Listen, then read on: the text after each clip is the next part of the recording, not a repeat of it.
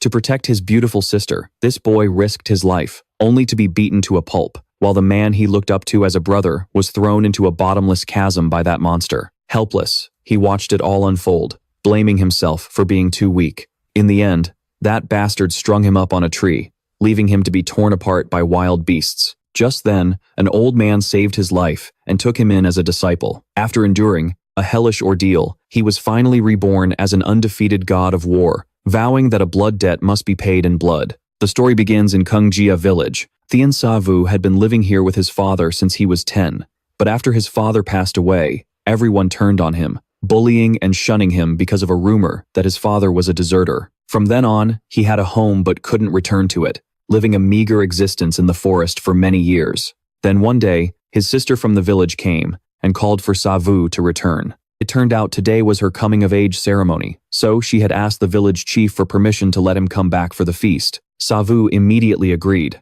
because ever since his father died, the two siblings had always cared for him like family. The two returned to Kungia village, where whispers and curses followed Sa Vu everywhere, but he couldn't care less, treating it all like dogs barking in the distance. They were suddenly blocked by someone who, relying on the fact that he was the village chief's grandson, arrogantly grabbed Sa Vu by the collar and started spewing insults. Just then, a large hand lifted him by the neck like a frog. The newcomer was the sister's younger brother, Kung Koi's son, who had just returned from a hunt. Seeing this, his sister told her brother to put him down, not wanting any trouble with the village chief. Koi's son casually tossed the guy aside, sending him tumbling. He lay flattened on the ground, wailing in pain. The old village chief saw the pathetic state of her grandson and flew into a rage, swinging her walking stick to strike Koi's son, but it was like a gentle scratch, having no effect at all. At that moment, Koi's son presented a letter from the district magistrate, then left with his sister and Sa Vu. As the village chief read the letter, her face changed color and she looked toward the three, but they were already long gone. Meanwhile, at Lu Ning Manor, on a plot of land called the Blood Tier Plains, an earth-shattering martial arts tournament was taking place. The Murang clan once dominated the north, but they suddenly went into seclusion for 10 years, leaving the northern martial world without a leader and in constant turmoil. Among the remaining powers, the Dailuk Fortress and the Long Tian Manor were the strongest, so the two sides decided to use a duel to determine who would be the new overlord. On the mountainside, an old beggar watched the state of the match while sipping wine. He was Hong Nu Kwai, an elder of the beggars' sect, who had traveled a long way just to watch. The two combatants on the stage quickly engaged with their sword and saber. The dragon elephant sword of the Long Tian Manor's master was famous for its flowing strikes, like a soaring dragon and a dancing phoenix, while the ferocious martial saber of the Dailuk Fortress's master possessed the beauty of an unparalleled tyrant's blade. Hong Nu Kwai watched and praised them inwardly. Their reputations were indeed well-deserved. Just as the two were locked in a fierce battle, an old man with his hands clasped behind his back descended. He stood next to a bronze statue on the mountain peak, quietly observing the duel, seemingly oblivious to Hong Nu Kwai, who was staring at him as if he'd just seen a ghost. At this moment, Hong Nu Kwai's heart was in turmoil. He considered himself a martial arts master with keen senses. Although he was captivated by the fight, he only noticed the old man's presence when he was already nearby. Suddenly, the old man's brow furrowed. He lightly pressed one palm against the bronze statue, while his other hand clutched his chest clearly. An old wound had reopened. He gritted his teeth, trying to suppress the pain in his body, as a powerful surge of chi flowed from his right palm into the statue. A moment later, the old man looked dejected, his eyes filled with regret, while Hong Nu Kwai was utterly astonished. The old man was standing right there, yet he couldn't sense a single shred of internal energy coming from him. Just then, the old man suddenly uttered a cryptic sentence. "My successor will return." With that said, the old man leaped into the air, covering over 100 feet in an instant before disappearing from sight. Hong Nu Kwai hurriedly called out to him, wanting to ask for an explanation, but the sight that met his eyes left him stunned. The once solid bronze statue was now twisted into a heap of scrap metal, a stream of blue chi still ravaging its surface. Witnessing this scene, Hong Nu Kwai's jaw dropped. He dared not imagine the consequences if that old man's palm strike had landed on a person. As for our young man, after returning home with the Kung siblings, Kung Koi's son unexpectedly asked his sister if she had anyone special in her heart. Hearing this, his sister's cheeks flushed, and she said it was a silk merchant she had only met a few times. The young man sighed upon hearing this. He knew that if he weren't such a burden, with his sister's stunning beauty, the line of suitors would have already broken down their door. That night, after the two siblings were fast asleep, the boy quietly got up, took his bow and arrows, and left the house alone, only to be stopped by Koi-sun as soon as he stepped outside. The boy said he wanted to go into the mountains to find ginseng and earn a little extra for his sister's dowry, but Koi-sun saw right through him, saying that whether his sister got married or not, this place would always be his home. The boy waved his hand, turned, and headed up the mountain, while his sister, inside the house, quietly opened her eyes. On Mount Trung Bak, the boy searched all day long, to no avail. What's this? Suddenly, his eyes lit up. He had found two ginseng roots growing side by side, one large and one small. Sa Vu shouted with joy, as if he'd struck gold. But in the blink of an eye, the sun had set, and a thick fog rolled in across the mountain, making it impossible to descend. The young man was about to find a place to rest for the night when he suddenly spotted a campfire nearby. He quietly approached it. He saw an old man sitting cross-legged under a tree. This was the same mysterious old man who had appeared at the Bloody Tear Plains. Seeing an old man appear in the middle of a desolate mountain forest, the boy couldn't help but be suspicious. The old man had already noticed him spying. He said, "If you don't come out, I'll drag you out myself." The young man hurriedly emerged from the bushes. He said he meant no harm, and asked the old man if he could stay the night. The old man glanced at him, seemingly in agreement. Beside the fire, the young man roasted some mushrooms he had picked, and offered a skewer to the old man as a gesture of gratitude. The old man accepted it, chewing each bite 36 times before swallowing. Seeing this, the young man asked if it wasn't to his liking. The old man explained that doing so allowed the body to fully absorb the food's nutrients, so that even a small amount of food could meet the body's needs. The old man and the young boy chatted by the fire like that. During their conversation, the old man asked the boy a question. "You're an outsider, so why do you live in Kung Ra village?" At this, the young man scratched his head in embarrassment. He said it was because he had promised his father he would never leave the village. The old man shrewdly noticed the young man was hiding something, but seeing the boy's discomfort, he didn't press the matter. The young man hesitantly gave a brief account of his situation, then asked the old man, "Why have you appeared in this desolate mountain forest?" Unexpectedly, the old man said he was seeking death. The young man was shocked and quickly tried to dissuade him. The old man said, "I suffer from an old illness. I don't have much longer to live, but before I die, I must personally kill the enemy who destroyed my family. So, boy, you don't need to try and change my mind. Death is my final destination." Hearing this, the young man was at a loss for words. After speaking, the old man closed his eyes. He said nothing more. Seeing this, the young man could only sigh, and they spent the rest of the night in silence. The next morning, the young man woke up and left quietly, only secretly leaving a ginseng root by the fire. He had no idea that a group of men had ridden all night to reach Kung Ra village. Their leader was a scar-faced envoy from the Yuan dynasty. Their purpose here was to select a consort. Before leaving, Thien Sa Vu glanced back at the old man.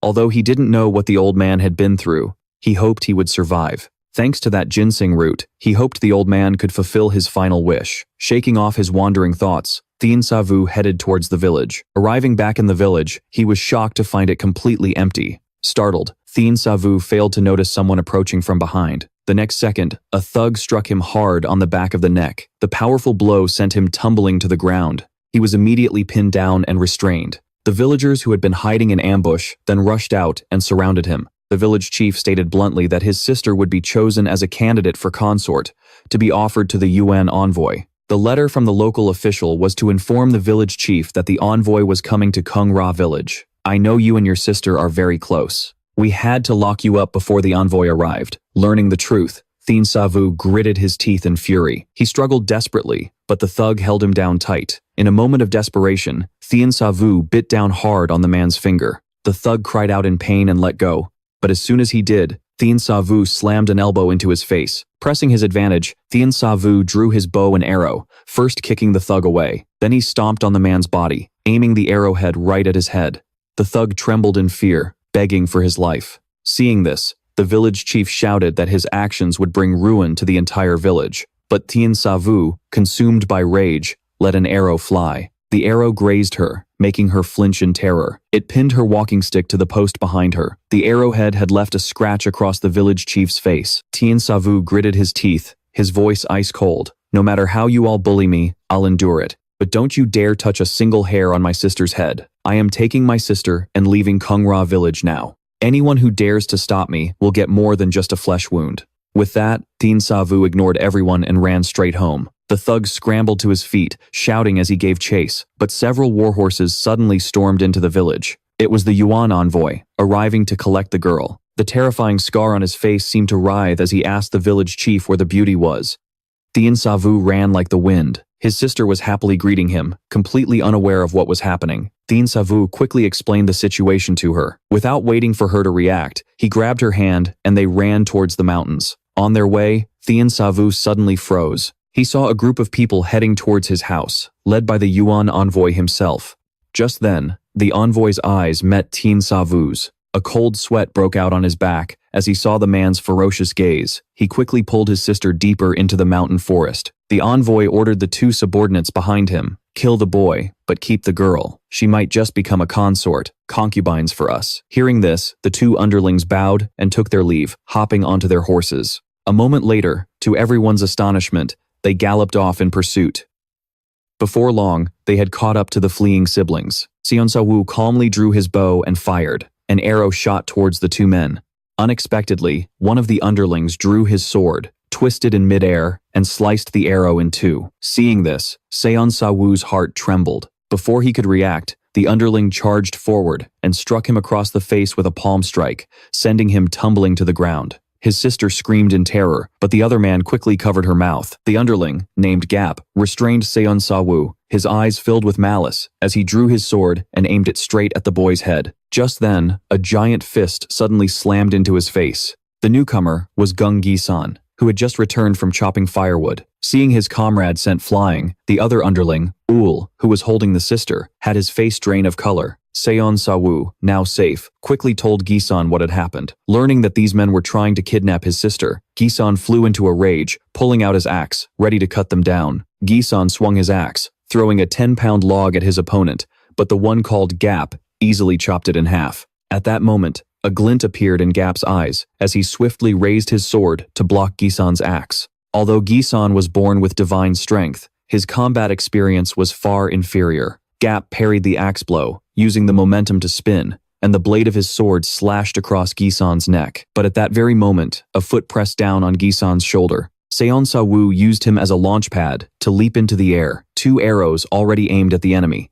Without a hint of hesitation, the boy fired both arrows in quick succession. Seeing this, Gap's face turned pale, and he hurriedly retracted his sword to block the arrows. But he hadn't expected Gisan's iron fist to be already upon him, landing a devastating punch right in his stomach. The punch was so powerful it twisted his face into a grimace. Immediately after, he flew backward like a kite with its string cut, only stopping when he crashed into a large tree. But before he could even recover his senses, an arrow was already aimed straight at his head. Gap managed to tilt his head, dodging the arrow, but he immediately felt a sharp pain in his right leg. It turned out the second arrow had pierced straight through it. Seeing his comrade injured, Will panicked. Just then, a cold voice rang out, "Useless fools, you can't even handle two children." The two brothers were startled by the voice. The person who had arrived was none other than the envoy from the Yuan dynasty. At that moment, his eyes narrowed, like a hungry tiger staring down its prey. He was the Yuan envoy, sent to select concubines, and he was also a rare martial arts master in the army. Seeing his two underlings accomplish nothing, the envoy shot them a look. One of them immediately broke out in a cold sweat. Without another word, the man strode forward.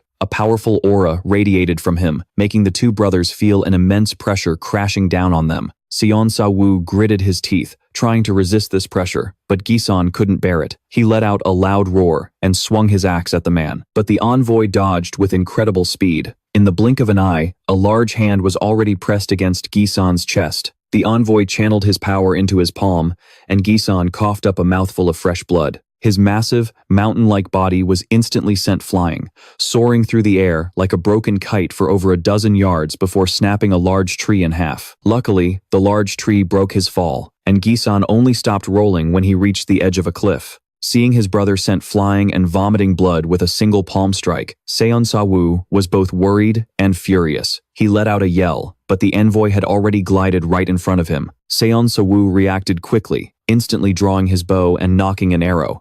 The sharp arrowhead aimed right at the man's head. The boy fired without hesitation, but his opponent's reaction was even faster. He ducked down, avoiding the shot. The arrow only pierced his hat. The envoy didn't stop. swinging his left arm and landing a palm strike on Thien Sa Vu's ribs. Caught off guard, he was sent flying, tumbling across the ground like a ball. The envoy, annoyed by the cumbersome fur cloak, sneered, then looked at Thien Sa Vu with murder in his eyes. Just as he was about to step forward and finish Thien Sa Vu off, a large hand suddenly clamped down on his ankle. The envoy turned his head and met the bloodshot eyes of Gisan. Gisan suddenly roared from behind him, "You son of a bitch! If you have the guts, kill me first." His large hand clenched with all its might, and he ripped a large tree from the ground, throwing it directly at the man. The man's expression didn't change. He was terrifyingly calm. He clenched his fist, and with a single punch, the tree shattered like an egg against a rock. He lunged forward as fast as lightning, driving his knee into Gisan and sending him flying. Not stopping there, the cruel man continued to torture him. Seeing this, Sa Vu immediately charged from behind, but he was completely powerless against the envoy. The man dodged to the side, then punched him straight in the face, beating him down mercilessly. Sa Vu flipped through the air before crashing hard onto the ground. Their sister watched her two brothers fall, her heart filled with worry, but there was nothing she could do while being held captive by the minion. As the man walked over to Sa Vu to kill him, he suddenly froze. Gisan's hand had clamped down on his leg. "You bastard. Even if I die, I won't let you kill my brother." "Fine.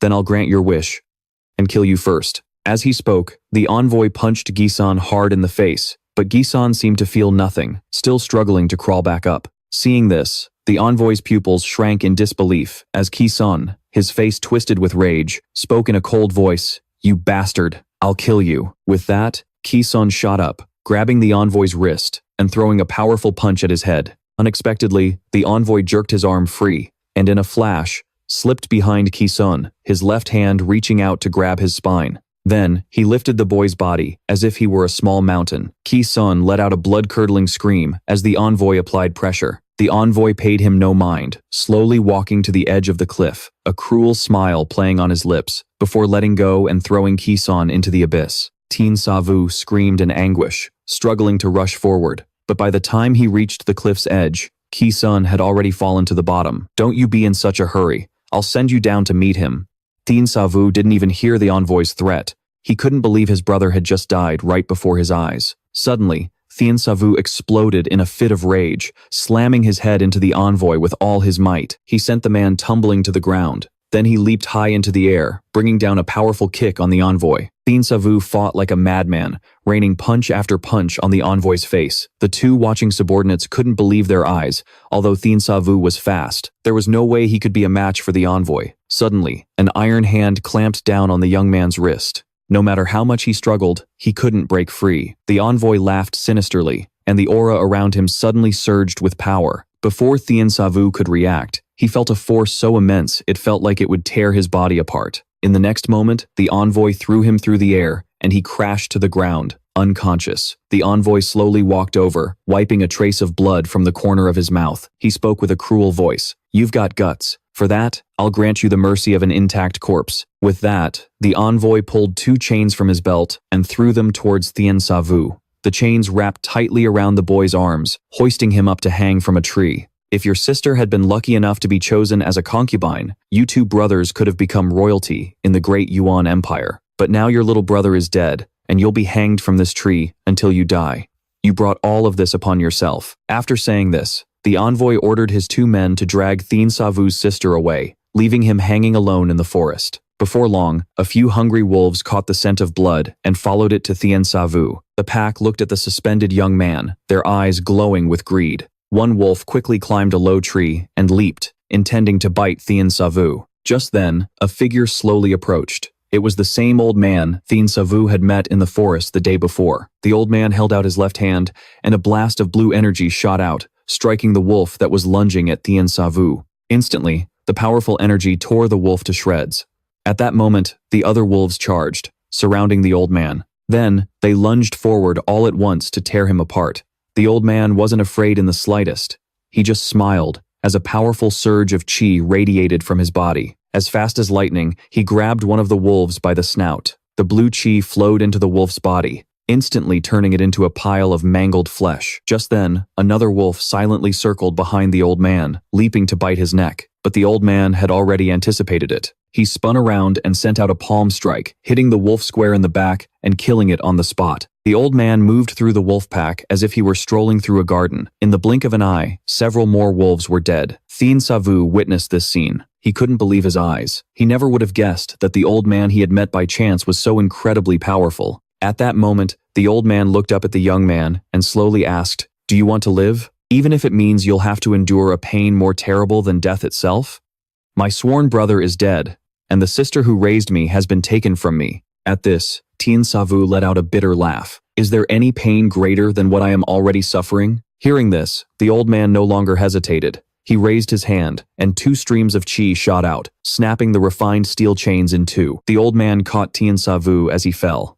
"You're a good kid, to be able to smile even after all this suffering. From this day forward, you are the successor of I, Han Wu Ba." The young man had 35 broken bones and 72 damaged muscle groups, but his new master said that his current condition was excellent.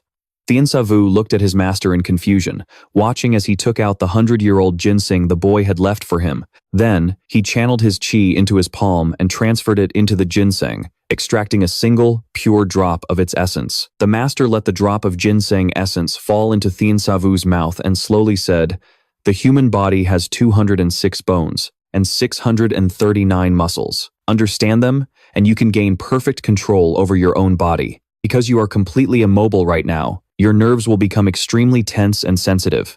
With that, Han Wu Ba extended 2 fingers and tapped various pressure points on Thien Sa Vu's body. A powerful chi immediately flooded the young man's body, merging with the ginseng essence and continuously cleansing his damaged meridians. Focus your mind. Use your consciousness to feel the flow of chi.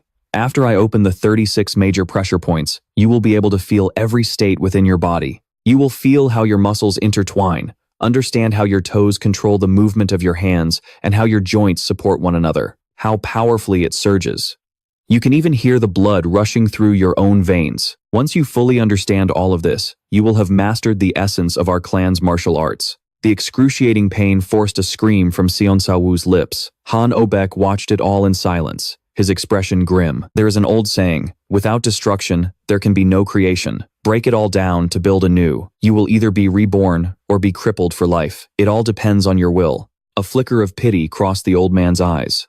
"My son, this is the only path for you to inherit the title of the heaven-shattering martial saint." 1 year later, at the cave of 10,000 immortals on Mount Myoyang, 2 gaunt old men sat cross-legged, waiting in silence. A moment later, a figure drifted in like a gentle breeze. It was Venerable Jia, the leader of the Northern Martial Alliance. It turned out, there was a group of people in the Northern Martial Alliance whose skills had reached a transcendent level, entering the wandering immortal realm. Among them, the 3 masters of the Cave of 10,000 Immortals, led by Venerable Jia, possessed the highest cultivation. At this moment, Venerable Jia began to speak slowly. "The reason I've invited you 2 here today should be clear to you both. Within the span of a year, 12 of our masters from the wandering immortal realm in the north have been killed, one after another. It seems that about a year ago, an old man, accompanied by a young man, went to find the 7 Lands Immortal at Iron Ridge. The 7 Lands Immortal unleashed his ultimate technique, rain summoning, sending a torrent of vital energy mixed with snow and rain toward the old man. But unexpectedly, the old man simply raised his left hand, and a storm of lightning seemed to swirl in his palm. With a single move, he shattered the rain summoning technique that the 7 Lands Immortal had always been so proud of. Then, without pausing, the old man was instantly in front of the 7 Lands Immortal, using his hand as a sword to effortlessly sever his meridians. Before the 7 Lands Immortal could even react, a palm strike pierced through his chest, and he died on the spot, blood pouring from all 7 of his orifices. What's more terrifying is that even after his death, that powerful stream of vital energy continued to ravage his corpse. 2 months later, the old man once again led the young man to find Cheol Sanja. Cheol Sanja unleashed his ultimate mountain sundering technique, the 7 Earths' divine art, but the old man seemed to be toying with him. Facing the supposedly unbreakable wall of infinity, the old man chose to confront it head-on. Again, with just a single move, he caused the wall of infinity to crumble. Then, his index finger, like a sharp blade, pierced through Cheol Sanja's palm, followed by an overwhelming surge of the old man's internal energy. Cheol Sanja, despite having reached the wandering, immortal realm, had every bone in his body crushed into a fine powder. In an instant, he exploded, leaving not a single bone fragment behind. As he said this, Venerable Jia's voice grew heavy. If all 12 of those masters died at the hands of that old man, then the situation is extremely dire. If this continues, forget about building a new nation. I fear even our current power will suffer devastating losses. Hearing this, the Haidong Sword Immortal was in disbelief. There has never been anyone in the north who could so easily kill a master of the wandering immortal realm. The Vajra master suspected the imperial family might have discovered their plans, but he immediately dismissed his own speculation. Not even the imperial family could so easily eliminate a master of the wandering immortal realm. Just then, Venerable Jia spoke slowly. Have you two forgotten about times him asterisk? 10 years ago, we gathered 30 masters of the wandering immortal realm to ambush him. Not only did we fail to kill him, but we lost half of our masters in the attempt. The hand of overwhelming force, Han Obek, that heaven-shattering martial saint, has returned with his disciple. At the same time, in a dense forest, Thien Sa Vu, wearing 2 iron gauntlets, stood ready for battle. Han Obek lunged forward. Seeing his master attack like a tiger descending a mountain, Thien Sa Vu fearlessly met the challenge. The master and disciple clashed in an instant. Both struck with lightning speed, and in a flash, they were locked in a stalemate. For the past year, Thien Sa Vu had worn 80-pound iron gauntlets every single day. The heaven-shattering divine art taught to him by Han Obek was beginning to show results. For 1,000 years, the heaven-shattering divine art has always been passed down to a single disciple per generation. The one who masters the heaven-shattering divine art will be known as the heaven-shattering martial saint. The heaven-shattering divine art is based on dislocating joints and tearing muscles, using one's own internal energy to attack the opponent's meridians and pressure points, thereby destroying their bones and muscles from within. Your movements are too slow. Faster. Stop thinking about the moves with your head. Let your body move naturally. The heaven-shattering divine art has no special forms. It just uses all its strength to break joints and destroy muscle.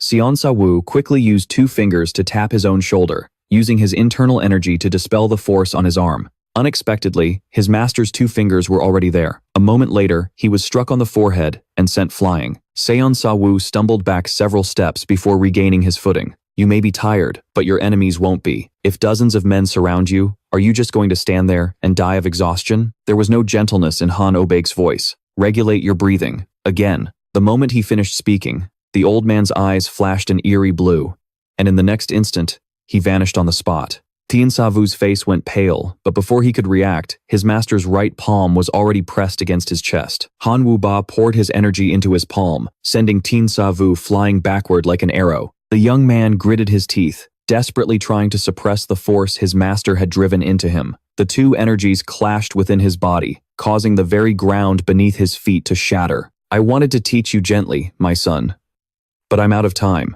You must feel it for yourself and reclaim everything you've lost. This mountain is a sacred ground for martial arts, a place not even the royal family dares to set foot in. And yet now, 2 people, one old and one young, had the audacity to barge in. The warrior monks guarding the mountain roared and charged out. The young man, however, showed no fear and met them head-on. Thien Sa Vu was like a tiger unleashed upon a pack of wolves. He dodged and weaved with incredible agility, and not a single warrior monk could withstand even one of his blows. Han Wuba watched his disciple with deep satisfaction, but just then, another group of warrior monks surrounded them from behind. The monks, armed with long staves, charged straight for the old man. Han Wuba simply clasped one hand behind his back and suddenly thrust his right hand out. A powerful wave of chi shot backward. The 1,000-year-old stone bridge behind them was instantly destroyed. The bridge, weighing thousands of pounds, was tossed into the air by the old man, easily blocking the pursuers behind them. Before long, the master and disciple had crossed the chasm, only to find another crowd of warrior monks blocking their path. The lead warrior monk shouted, Han Wuba, 10 years have passed. What more do you want? Han Wuba ignored him, whispering to his disciple, Sa Vu, this is my personal grudge. If you get involved, their hatred could become a burden you'll have to carry for the rest of your life. A master for a day is a father for life. If they are my master's enemies, then they must be killed. I live alone. What is there to fear? With that, Thien Sa Vu channeled all his internal energy into his palms. The immense force shattered his iron gauntlets. Seeing this, the lead warrior monk immediately gave the order. Dozens of monks leaped down from the stone platform, rushing toward the master and disciple. Thien Sa Vu circulated the chi in his body, letting it radiate outward. He took a single step forward. With his hands now free from the iron gauntlets, he unleashed 2 powerful palm strikes. In an instant, several warrior monks were sent flying. Seeing his men being torn apart by the young man, the lead warrior monk gritted his teeth, rage burning within him. He let out a great roar, suddenly leaping into the air, and using the momentum of his descent, brought his long staff crashing down on Thien Sa Vu. Thien Sa Vu dodged to the side, and the solid iron staff slammed into the ground, creating a massive crack. While still in midair, Thien Sa Vu threw a palm strike, sending a wave of chi straight at the lead monk's head. The man hastily leaned back to dodge. The powerful chi blast struck the ground, gouging a deep trench. The warrior monk twirled the staff behind his back, then gripped its end and suddenly lunged, the long staff striking like a venomous snake, aimed straight for Thien Sa Vu's chest. Seeing the staff approaching with the force of a thunderbolt, Thien Sa Vu just smiled faintly and held out his right hand. He actually caught the staff with his bare hand. The warrior monk's face filled with shock. Just then, Thien Sa Vu suddenly poured his strength into his hand. The long staff, made of refined iron, instantly buckled and twisted like a rope. The powerful twisting force ripped the staff from the warrior monk's grasp, but he was decisive. He immediately let go and charged forward to attack Thien Sa Vu. He leaped high, launching a kick at Thien Sa Vu's head, but Thien Sa Vu was faster, striking the monk's knee with his palm. His entire leg was instantly shattered by the blow. The warrior monk screamed in agony as he fell from the stone platform. In a daze, he looked up at the young man's eyes and realized they were a strange, unnatural blue. Han Wuba then looked down at the warrior monk and said slowly, "You just advised me to let go of a 10-year-old grudge. I wonder if, in 10 years, you'll be able to forgive my disciple for crippling your leg? You hypocrites are always preaching from your high horse. Today, I'll give you a taste of this feeling. Let's see just how compassionate you can be then." With that, Han Wuba led Thien Sa Vu straight into the 10,000 Immortals Cave. Sa Vu, the 10,000 Immortals Cave, is isolated from the outside world. It's the perfect place to train. There are jade bone pills stored here by 3 immortals, which you can eat for sustenance, and there are dozens of night luminescent pearls on the walls. You can use them for travel expenses later. But before Han Wuba could finish, the ground suddenly began to tremble. A stone gate weighing tens of thousands of pounds slammed down, sealing the cave entrance. Han Wuba laughed coldly. They always pull these same pathetic tricks. But this is good. Sa Vu, when you can break through this stone door, you will officially inherit the heavenly breaker martial form. After speaking, the master and disciple leaped deeper into the cave. Before long, they arrived at a large, open chamber. 3 old men were sitting cross-legged on 3 stone platforms. They were the 3 great masters of the 10,000 Immortals Cave, renowned throughout the north. Venerable Jia, the one in the lead, said slowly, "Mighty Fist. It's been 10 years, hasn't it?" Han Wuba stood tall and replied coldly, "Venerable Jia, I have longed for this day, every single day." Just then, the Vajra master sneered, "That brat and Gu Qingfeng must have been your disciples, right? It seems you don't care about them at all, the life of my own disciple. I summoned them here to teach him one final lesson." With that, Han Guba tore off his robe, revealing a muscular body covered in countless scars. The scar over his heart was especially gruesome. "Sa Vu, from this moment on, you must remember my every move. Even the attacks I take will be a precious experience for you." Thien Sa Vu frowned upon hearing this, understanding the hidden meaning in his master's words. The young man fell silent for a moment, then said in a slightly trembling voice, "Yes, master, I will remember." The moment Thien Sa Vu finished speaking, Haidong Kiem Tien made the first move. He gently flicked his left hand, and a 3-foot sword materialized. Propelled by his internal energy, the cold blade shot up and embedded itself in the rock of the cave ceiling. Instantly, countless rock fragments rained down upon Han Ningguba. The other 2 understood immediately and rose to their feet as all 3 top-tier masters attacked Han Nuba in unison. Venerable Jia swung his left hand, unleashing a powerful wave of force. The Diamond Arhat extended 2 fingers, tapping repeatedly into the air, using his famous ultimate technique, the Samsara Diamond Finger. In an instant, sword chi, palm wind, and finger force surrounded Han Noba. Despite being besieged, Han Noguba simply smiled. The old man extended his left hand, channeling all his internal energy into his palm, then slammed it into the ground before him. A powerful aura erupted from him as the epicenter, and the entire ground cracked under the force of that palm strike. Han Guba stood his ground, looking like a god descended to the mortal realm. Seeing this, Venerable Jia couldn't believe his eyes. Han Naguba then said coldly, "Even with my old ailment, killing the 3 of you is as easy as killing dogs. It turns out that 10 years ago, the three masters of the Myriad Immortals Cave plotted to overthrow the royal family. They tried to recruit Han Nguba, but he refused. Fearing Han Nguba would ruin their plans, Venerable Jia lured him into a trap, joining forces with 30 other masters of the free immortal realm to ambush and kill him. At the same time, Han Nguba's wife was assassinated, dying a horrible death in their home. His only daughter and her nanny vanished in the chaos. Han Nguba fought desperately and killed half of the masters who ambushed him, but he himself was critically injured in the battle. Although his heaven-shattering divine art was effective at healing his meridians, the wound to his heart could only be suppressed, not fully cured.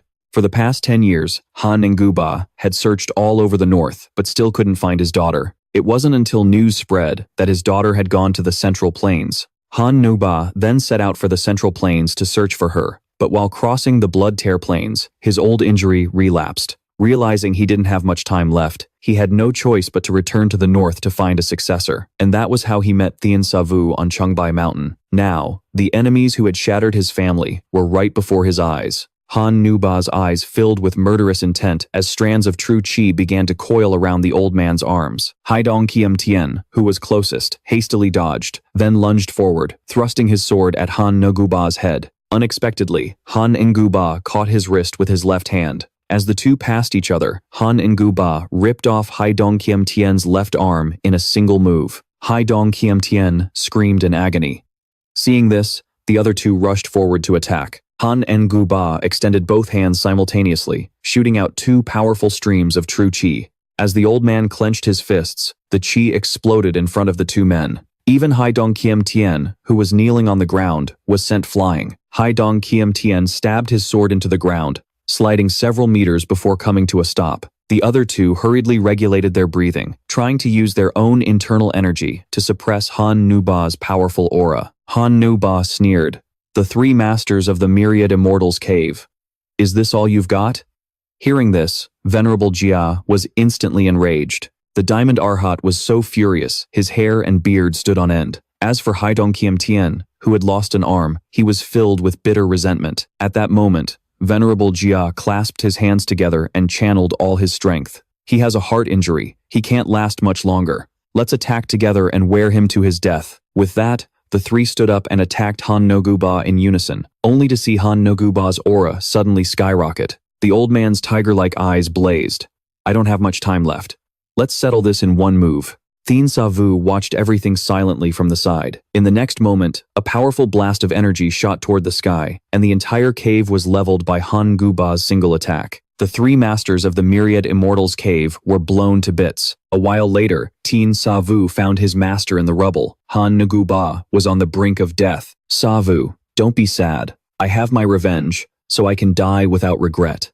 My only regret is that I couldn't find my daughter. If she's still alive, she'd be about your age. The year she went missing, she was carrying her mother's sword manual. In the future, if you have the chance to find her, if she is living well, just let her live in peace. If she is suffering, then you must help her, just once. Tears streamed down Thien Sa Vu's face uncontrollably as he nodded repeatedly, accepting his master's final wish. Thien Sa Vu leaned against the stone bed and sighed, his master's image and voice still echoing in his ears, ringing in his ears, as if it were only yesterday. A moment later, Thien Sa Vu knelt, kowtowing deeply 3 times, before the body of Han Nguba. Master, for giving me a new life, this disciple doesn't know how I can ever repay you. For the past 10 years, I have never dared to forget your teachings. As he spoke, the young man couldn't hold back his tears. After a moment, Thien Sa Vu slowly stood up. Master, I can now proudly say that I am your disciple. The young man's gaze hardened with resolve. From this day forward, I am the 35th successor of the heaven-shattering martial arts. At that exact moment, at the Fengma Temple on Duohuang Mountain, the alarm bells began to ring frantically. The temple's martial monks, wielding long staffs, rushed towards Vantian Cave. Before long, hundreds had gathered before the cave's entrance, ready for a fight. Suddenly, the stone door, which had been sealed for decades, let out a massive boom, like a giant sledgehammer, striking the hearts of the martial monks. Wasting no time, the monks quickly formed a battle formation. The sounds of impact from behind the stone door grew louder, and the ground shook so violently that some of the monks standing nearby were thrown off their feet. The one-legged monk in the lead shouted, "Everyone, be careful, Baluk Thu has been revived." No sooner had he spoken than a thunderous explosion erupted, and the stone door, weighing tens of thousands of pounds, shattered. The rock wall, several feet thick, was split in two, and a single bare foot stepped through. Then, a young man in tattered clothes emerged from the cave. The young man squinted, adjusting to the outside light. It was none other than Thien Sa Vu, who had spent 10 years in secluded cultivation inside Van Tien Cave. Seeing the young man, the one-legged monk froze in shock. 10 years ago, it was Thien Sa Vu who had severed his right leg. Painful memories flooded his mind. Meanwhile, Thien Sa Vu muttered to himself, "Since when was there a temple here?" Just then, a martial monk stepped forward. "Young man, this Fong Ma Temple was built to prevent your master from ever leaving." This was the abbot of Fong Ma Temple, Grandmaster Vian Chan. The old monk stared intently at Thien Sa Vu. "Do you also wish to bathe this place in blood, just like your master did?" Hearing this, Thien Sa Vu smiled. "My master's revenge has been served. I have no desire to take any more lives." Grandmaster Vian Chan was slightly taken aback. The young man's answer truly leaves this old monk at a loss for words. The monks insisted that the disciple of Ba Luk Thu couldn't be trusted, but the abbot remained silent, not giving the order to attack. Seeing that his protests were useless, the one-legged monk let out a loud laugh, then glared at Thien Sa Vu with pure hatred in his eyes. "For the past 10 years, I have trained day and night, waiting for this very day." The monk brandished the long staff in his hand, his voice cold as ice. "Don't think for a second I'll go easy on you because you're his disciple. Even if Ba Luk Thu himself were standing before me right now, I'd still fight him to the death." At this, Thien Sa Vu gave a knowing smile. 10 years have passed, and you still haven't let go of your hatred? Very well, I will grant your wish. But please, wait just a moment. With that, Thien Sa Vu turned and walked back towards Van Tien Cave. The young man looked up at the 3 statues of immortals at the cave's entrance, knowing without a doubt that they had been carved by these monks. As Thien Sa Vu looked at the statues, his expression darkened. He held out his pale right hand, and a torrent of blue energy began to swirl in his palm. Then, Thien Sa Vu gently placed his right hand on the cliff face.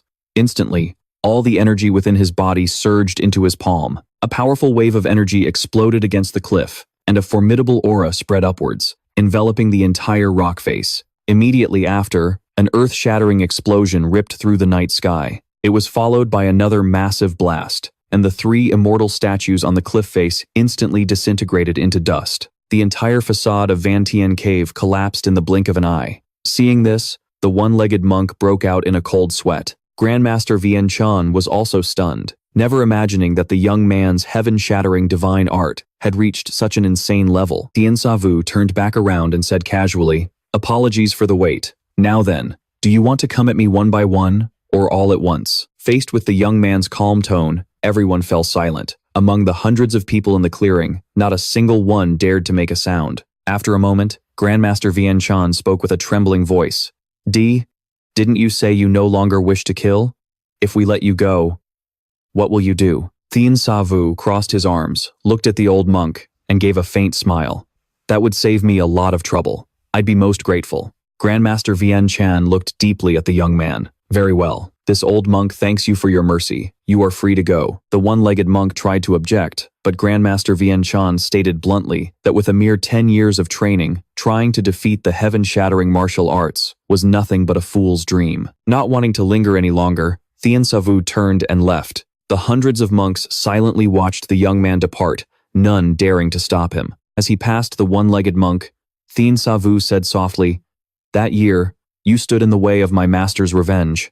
I had no choice but to take your leg, but I believe our fight was a fair one. If you still want your revenge, you know where to find me. I'll be waiting." Just then, Grandmaster Vian Chan asked, "Young man, after you leave this mountain, where do you plan to go?" Hearing this, the young man stopped in his tracks. "First, of course, I must fulfill my master's final wish.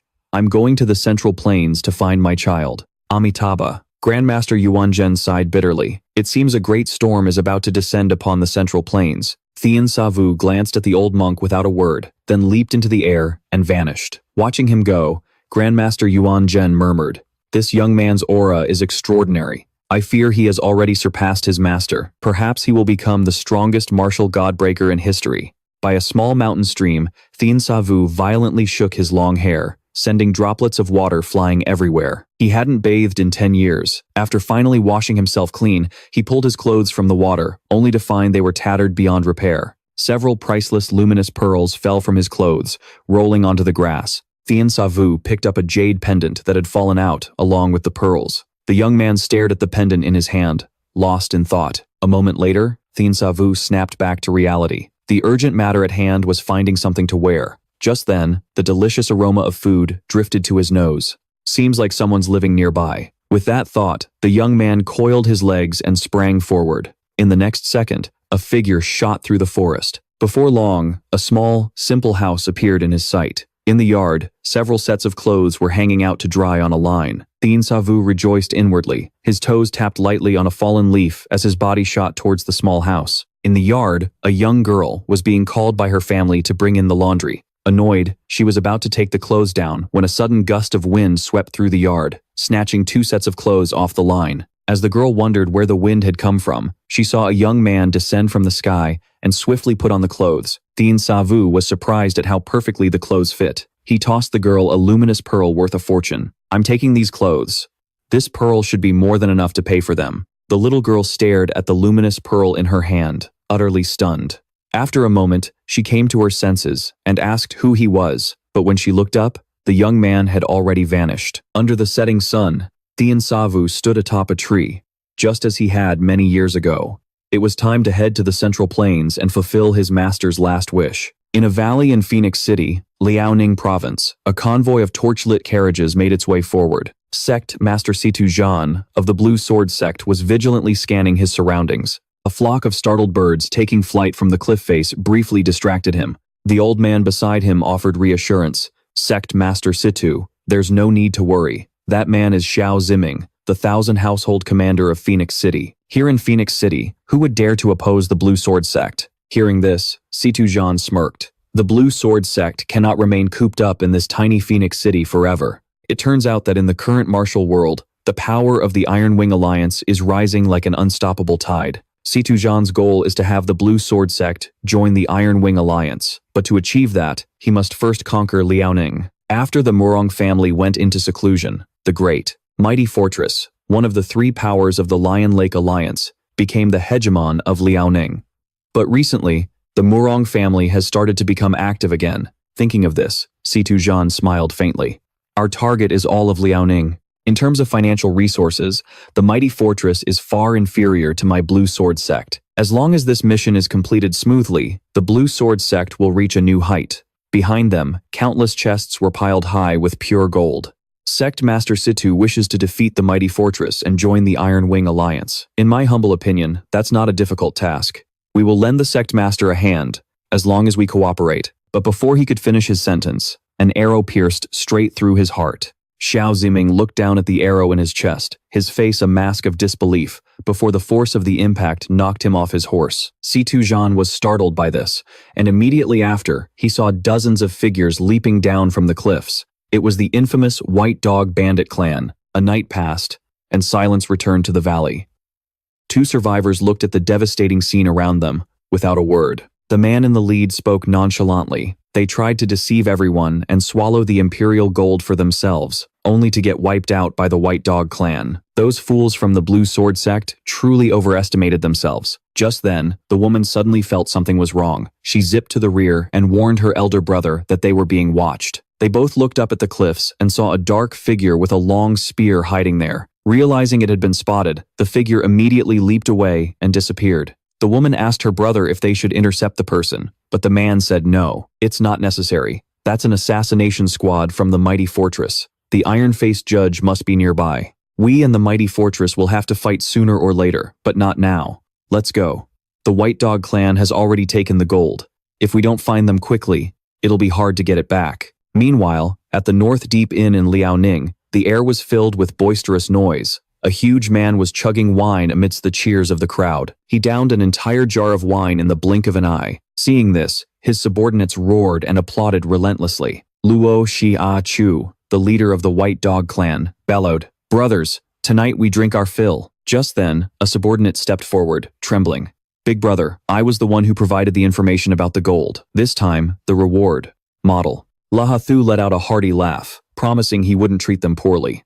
The innkeeper cowered behind the counter, trembling and occasionally peeking out, praying these bandits would just leave. Just then, a figure swaggered into the inn. The man seemed completely oblivious to the bandits causing a ruckus, but when Lahathu saw him, he froze. The notorious bandits, who killed without a second thought, cursed under their breath.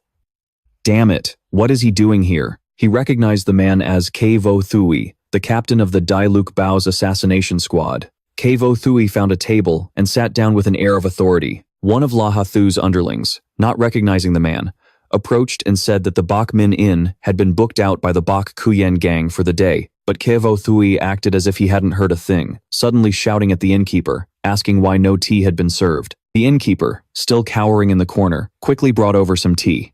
At that very moment, a voice echoed from the entrance. The great iron-faced adjudicator, losing his temper over a cup of tea. It seems the Dai Luk Bao clan is nothing special after all. The newcomers were the two siblings who had been tracking them. Seeing these two, Kevo Thui was slightly surprised. So, it's the Mak Dung duo. Don't tell me the Mak Dung family wants a piece of this action too? Lahathu broke out in a cold sweat. He never expected the Mak Dung family to get involved. At this, Mak Dung Kwang spoke calmly. This junior pays his respects to the senior iron-faced adjudicator of the Dai Luk Bao. Hearing this, the faces of the Bak Kuyen bandits turned pale, but Kevo Thui remained as cold as ever. The Dai Luk Bao has no wish to conflict with the Mak Dung family. Would the two of you please leave?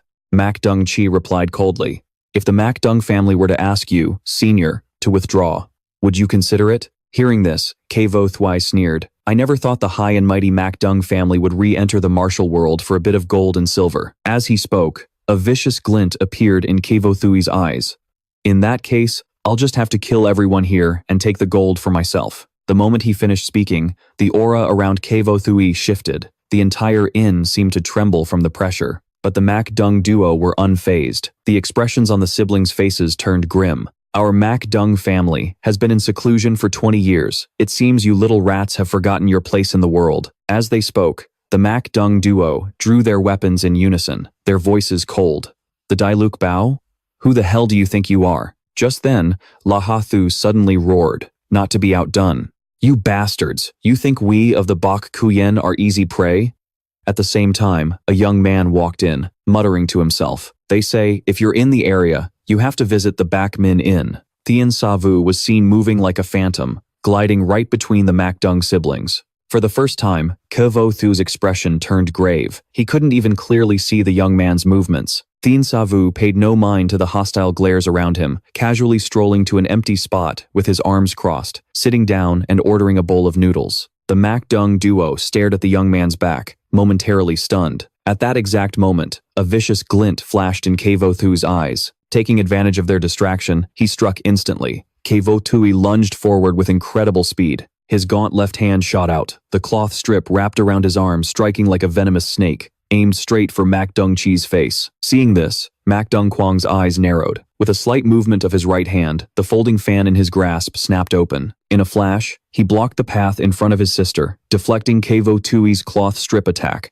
Kevo Thui hadn't expected such a quick reaction and was knocked back by the impact. Mak Dung Kwang channeled energy into his legs, stomped hard on the ground, and then lunged forward to attack Kevo Thui. Seeing this, Kevo Thui didn't dare underestimate him. Quickly infusing his inner energy into the cloth strip, the strip seemed to come alive, wrapping around Kevo Thui's hands to form fist wraps. Kevo Thui used both hands to block, absorbing Mak Dung Kwang's thunderous blow with his body. The two clashed and separated in an instant, then immediately re-engaged. In the blink of an eye, they exchanged several blows. Suddenly, Mak Dung Kwang swung his folding fan, and Kevo Thui hastily dodged. He then lightly tapped his toes on the fan, using the momentum to spring up and create distance from his opponent. Kevo Thui's 10 fingers gripped a pillar, his entire body hanging upside down on the wall like a giant spider. Mak Dung Kwang sneered, "Your escape techniques are truly one of a kind, senior." Instead of getting angry, Kevo Thui laughed back, his tone mocking. So this is all the Mak Dung family's martial arts amounts to. The moment he finished speaking, the hat on his head split in two and fell to the ground. Mak Dung Kwang's eyes went cold, radiating killing intent. And what makes the Dai Luk Bao so special? Just then, a snapping sound was heard from behind Kevo Thui, and the bandana on his head was sent flying by an unseen force.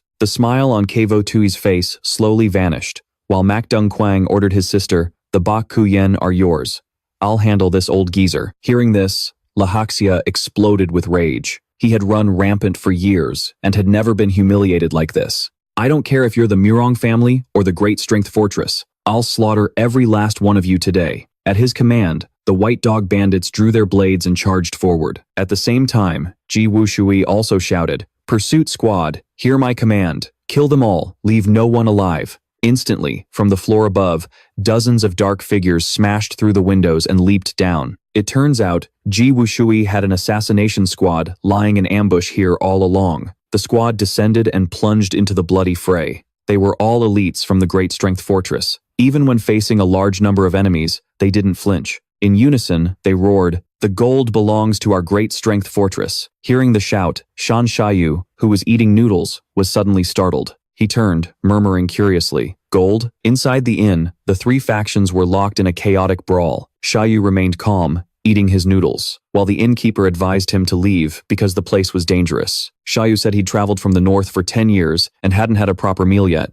"Innkeeper, why are they fighting? I just heard them mention gold. I'm not too sure. It seems the Great Strength Fortress and the Murang family are fighting over the gold that the White Dogs stole." Hearing this, Shayu understood. He had heard his master mention the Great Strength Fortress and the Murang family before. These two forces were vying for supremacy in Liaoning. Murang Ji kicked an assassination squad member, sending him crashing into the counter, unconscious. She turned to look at Shayu, eating his noodles, noticing his calm demeanor, completely devoid of fear. Murangza thought to herself, for him to remain so calm in the middle of this chaos, could he be a hidden master? Suddenly, she sensed danger from behind. It was an expert from the Great Strength Fortress charging at her with a spear. Murangja spun around. With a single slash of her sword, the Great Strength Fortress expert was cleaved in two. After dealing with the attacker, Murangji looked back at Shayu. She observed him for a moment, then dismissed the strange thought from her mind. That boy looked to be barely 20. How could he possibly have achieved such a level of restrained power? She gave him a cold warning. "If you don't want to die, get out of here now." "Thank you for the warning, miss. But I still have 2 bites left. I'll leave once I'm finished. Please, carry on. Don't mind me." Murangzhe was surprised by his response and stared at Shayu. "You've got some nerve. Suit yourself." With that, she threw herself back into the battle. Just then, the Great Strength Fortress expert, who had been knocked out earlier, woke up. Seeing Shayu sitting at the counter, he assumed Shayu was one of the White Dogs. He roared and swung at him. Seeing this, Shayu twirled the chopsticks in his hand, channeling his internal energy into them before striking the expert's fingers. The powerful surge of internal energy pierced through the man's fingers and entered his meridians. The expert immediately coughed up blood, collapsed to the ground, and died on the spot. Shayu sighed. It seemed the martial arts of the Great Strength Fortress weren't so impressive after all. He looked outside and saw Murang Guang and Ji Wushui locked in a fierce battle, neither able to gain the upper hand. Ji Wushui sneered. "Your Murang family has been aggressively collecting gold in Liaoning recently. What is your real purpose?" Murang Guang frowned and replied coldly, "Nothing to discuss with you." With that, he glided forward, attacking with his fan. But Ji Wushui dodged it. Lahaxia surveyed the battlefield and roared in anger. "Even though we White Dogs are fierce, we're no match for the elite troops of the Great Strength Fortress." At that moment, a subordinate reported, trembling, "Boss, 80% of our men are dead. What do we do now?" "These damn dogs. I'll take you all down with me," Lahaxia said, clenching both fists. He channeled his internal energy into his arms, dropped into a crouch, and slammed both fists into the ground. A powerful shockwave of energy erupted outwards, blasting everyone away. Even Murang Guang and Ji Wushui, who were in the middle of their duel, were staggered by the blast. Murangzi was shocked. She never expected this bandit to possess such power. Suddenly, her pupils constricted. Lahaxia was charging at her like a crazed bull. Before she could react, she was sent flying. "Iron-faced judge, Murang Duo, I'll remember you. I will have my revenge for this." Lahaxia screamed as he fled the inn. Murang Guang knew this was bad and immediately gave chase. Ji Wushui didn't want to get tied down either and yelled, "Pursuit squad, after him." Everyone left in the inn was stunned. They watched as a large group of people rushed out, chasing after Lahaxia. Murang Guang caught up to Lahaxia and said coldly, "Lahaxia, did you really think you could escape with just your lightness skill?" Ji Wushui also caught up and threatened, "Hand over the gold. The Great Strength Fortress will protect you." Back in the inn, Lahaxia's remaining men regained their senses and tried to take the opportunity to escape, but Murangji blocked their path. Without a moment's hesitation, she swung her sword, slashing a subordinate's throat. The man let out a horrible scream and fell to the ground. Murangji ignored the blood that splattered on her face, and through gritted teeth, she swore, "Lahaxia, I swear I will take your life with my own hands."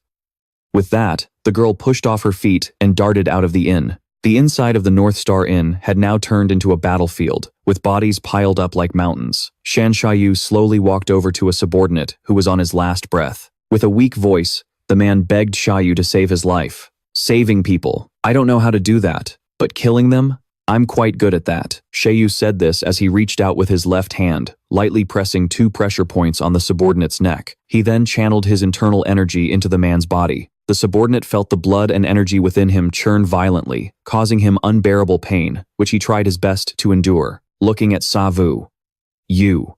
What do you want to do? Tell me where the gold is hidden, and I'll grant you a swift death.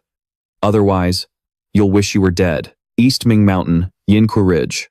In the valley, there's a cave covered by vines. With those words, the subordinate breathed his last. Thien Sa Vu released his hand, his expression unchanged, and said calmly, "Thank you. May your journey be peaceful." Saying this, he closed the man's eyes to let him rest in peace. An hour later, at Yinqua Ridge, on East Ming Mountain, 100 miles away, Thien Sa Vu looked around. He confirmed this was the place he was looking for. Sure enough, he found horse tracks and deep carriage ruts in the dirt. The wheel tracks were an inch deep, proving the carriage had been carrying something extremely heavy. Thien Sa Vu followed the tracks to a valley, and just as described, he saw a cave concealed by vines. Sa Vu pushed the vines aside and looked into the cave, seeing countless wooden chests piled high. Inside, they were all filled with gold. The entire cave was filled with gold, but Sa Vu didn't seem to care in the slightest. He only took a few gold ingots and put them in his pouch. Then he looked around the cave and began to think. He was sure he would need this gold in the future, but for now, how should he deal with it? After a moment's thought, Sa Vu walked out of the cave. Judging by the situation back at the inn, the Dali fortress was unlikely to win. In the end, the Murang clan would surely come here to claim the gold.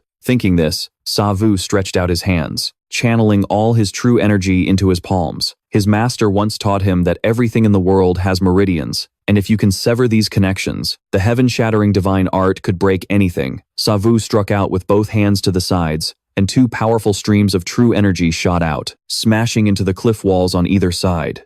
The cave shook violently as earth and rock collapsed, burying the entrance. Sa Vu leaped onto a tree branch, quietly observing his handiwork. When the dust settled, the cave entrance was completely blocked by a wall of rock. Sa Vu was calm. Now, no one would be able to easily get their hands on this gold. With the job done, Sa Vu began to plan his next move. Currently, the Dali fortress in Shun Prefecture was fighting for control of the Liaoning territory with the Murang clan from Shenyang. 10 years ago, when his master went searching for his daughter, he was stopped at the Blood Tier Plains. Shenyang was the most populated city in Liaoning. After some thought, Sa Vu decided to go to Shenyang first to investigate. Meanwhile, Ke Wushui poured all his strength into his fist, and Murang Guang channeled all his internal energy into his fan. The two launched their attacks at each other. The tiles on the roof shattered and flew everywhere. Luo Xiatu was terrified. The power of these two far surpassed his own. Senior Ke Wushui, we both know how our strengths compare. Must we really fight to the death? Ke Wushui's cheek was cut, and blood trickled down. You insolent brat, you're still far too weak. Pursuit team, capture Luo Xiatu now. The elite subordinates of the Dali fortress heard the command and charged towards Luo Xiatu. Murang Guang thought to himself, this is bad. Although his martial arts were slightly superior, he couldn't fight so many people alone. Just then, a figure flew in. It was Murang Ji, who had been in pursuit. Big brother, leave Luo Xiatu to me. Instantly, several flashes of sword light flickered. 4 of Dali Fortress's elite subordinates died on the spot. Murang Ji swung her sword a few times before sheathing it. She then rushed forward and seized Luo Xiatu by the throat. Before he could even react, he was subdued by the young woman. Seeing this, Ke Wushui hurriedly rushed over, but a powerful stream of true energy slammed into him, blocking his path. It was Murang Guang who had intervened. Ke Wushui hastily blocked the blow with both hands, but his arms were immediately injured and started bleeding. I advised you to stop earlier. You didn't listen, and now it's too late. Leave your life here. With Murang Ji's hand around his throat, Luo Xiatu still managed to gasp. The gold is mine. You'll never get it. Murang Ji laughed coldly. I'll make you spit it out yourself. With that, she channeled her internal energy, engulfing Luo Xiatu. The special technique she was using was the Murang clan's Phantom Soul Grand Technique. That night, the Dali fortress was brightly lit with torches. 7 corpses were laid out neatly in the courtyard. Wan Jiaxing, the master of the Dali fortress, looked at the bodies, his expression deep in thought. A pity. So many have died. There's no point in me just standing by any longer. That's right, they dared to kill our assassination squad, which proves they're not afraid of declaring war on the Dali fortress. At this moment, Ke Wushui spoke in a low voice. This failure was due to his incompetence. He asked Wan Jiaxing for punishment. You did your best. Punishing you would be useless. What I don't understand is why the Murang clan would re-emerge in the martial world for a bit of gold. But whatever their purpose is, the Dali fortress will not let them have their way. As he spoke, Wan Jiaxing's voice boomed like a great bell. Everyone, hear my command. From this day forward, the Dali fortress and the Murang clan are mortal enemies. All disciples are forbidden from leaving. Focus on preparing for battle with the Murang clan. The disciples of the Dali fortress roared in unison, their voices like thunder. Ke Wushui bowed his head in shame, about to say something. Wushui, if you were truly incompetent, wouldn't that mean my judgment was flawed? Don't overthink it. When the time comes for the decisive battle, you will be the vanguard and atone for your failure with great deeds. Hearing this, Ke Wushui immediately dropped to one knee, his face filled with gratitude. Wan Jiaxing nodded. Good, that's more like it. With that, he looked at one of the bodies on a mat, his eyes sharpened. This corpse has no sword wounds, meaning he didn't die from external injuries. His internal organs are also undamaged, so it clearly wasn't from an internal injury either.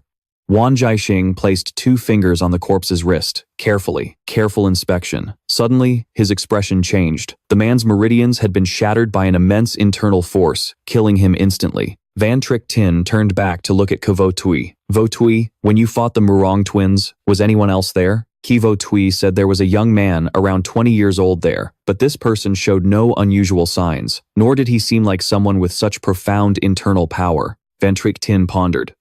Over 20 years old. It's indeed hard to possess such power. Then there must have been another master helping them. Thang Tian, you and Hui Shuang will go and welcome the North Wind Imperial Censor. You must guarantee his absolute safety. After instructing his son, Van Trick Tin was lost in thought. To be able to shatter someone's meridians so precisely, with internal energy, not even he could do that. Could the Murang family truly have such a grand master among them? Or did another expert interfere in this matter? Even with his mind as still as an old well, he couldn't help but feel uneasy at this moment. The existence of this person could very well become a new variable. At the same time, at the Murang estate in Shenyang, the Murang twins hesitated before a door. You're late. It seems things didn't go as smoothly as planned. Murang Quang, his face pale, said with resentment, I've disappointed you, brother. Disappointed? I had no expectations for you from the very beginning. Enough talk. Come in. Father is waiting. With that, Murang Quantan opened the door. Inside, an old man stood with his back to them, hands clasped behind him as he gazed into the distance. That was Murang Dongthien, the head of the Murang family. Murang Quantan respectfully reported, Father, Quanger and Ji Er have returned. Murang Dongthien turned around, his expression cold. I heard you two failed to retrieve the gold. We used the Shadow Soul Grand technique to find out where the gold was hidden. However, hearing this, Murang Dongthien's gaze sharpened. However, what? When we arrived, we found the mountain had collapsed. The entire mountain was completely destroyed. But please rest assured, Father, just give us time. Even if we have to move mountains and fill seas, we will find that gold. After hearing Murang Quang's full account, Murang Dongtien raised his left hand, curled his 5 fingers, and a powerful suction force emanated from his palm. Murang Quang felt his throat tighten, and Murang Zi screamed in terror. Murang Quang was pulled towards Murang Dongthien, suspended in midair, before his father seized him by the neck. Such incompetence. What use are you to me? Seeing this, Murang Ji was about to plead for mercy, but her older brother stopped her. Father is furious. Don't say a word. At that moment, Murang Dongthien was like a raging lion. Do you have any idea why our Murang family sealed itself off for 10 years? Was it to join the Iron Martial Alliance? To become a part of the 5 Dragon Alliance? Your vision is that shallow. It turns out that 20 years ago, the Murang family was growing too rapidly, which worried the 5 great families. who feared the Murang family would threaten their position. Thus, they relied on the Iron Martial Alliance to establish the Five Dragon Alliance to suppress the Murang family. Because of this, 20 years ago, a great upheaval occurred within the Murang family. The family head, Murang Dong Thien, suddenly announced he was sealing the clan and personally killed all the elders who opposed him. Do you think I did all of this just to join that damn Five Dragon Alliance? I want the Murang family to rule over the entire Iron Martial Alliance.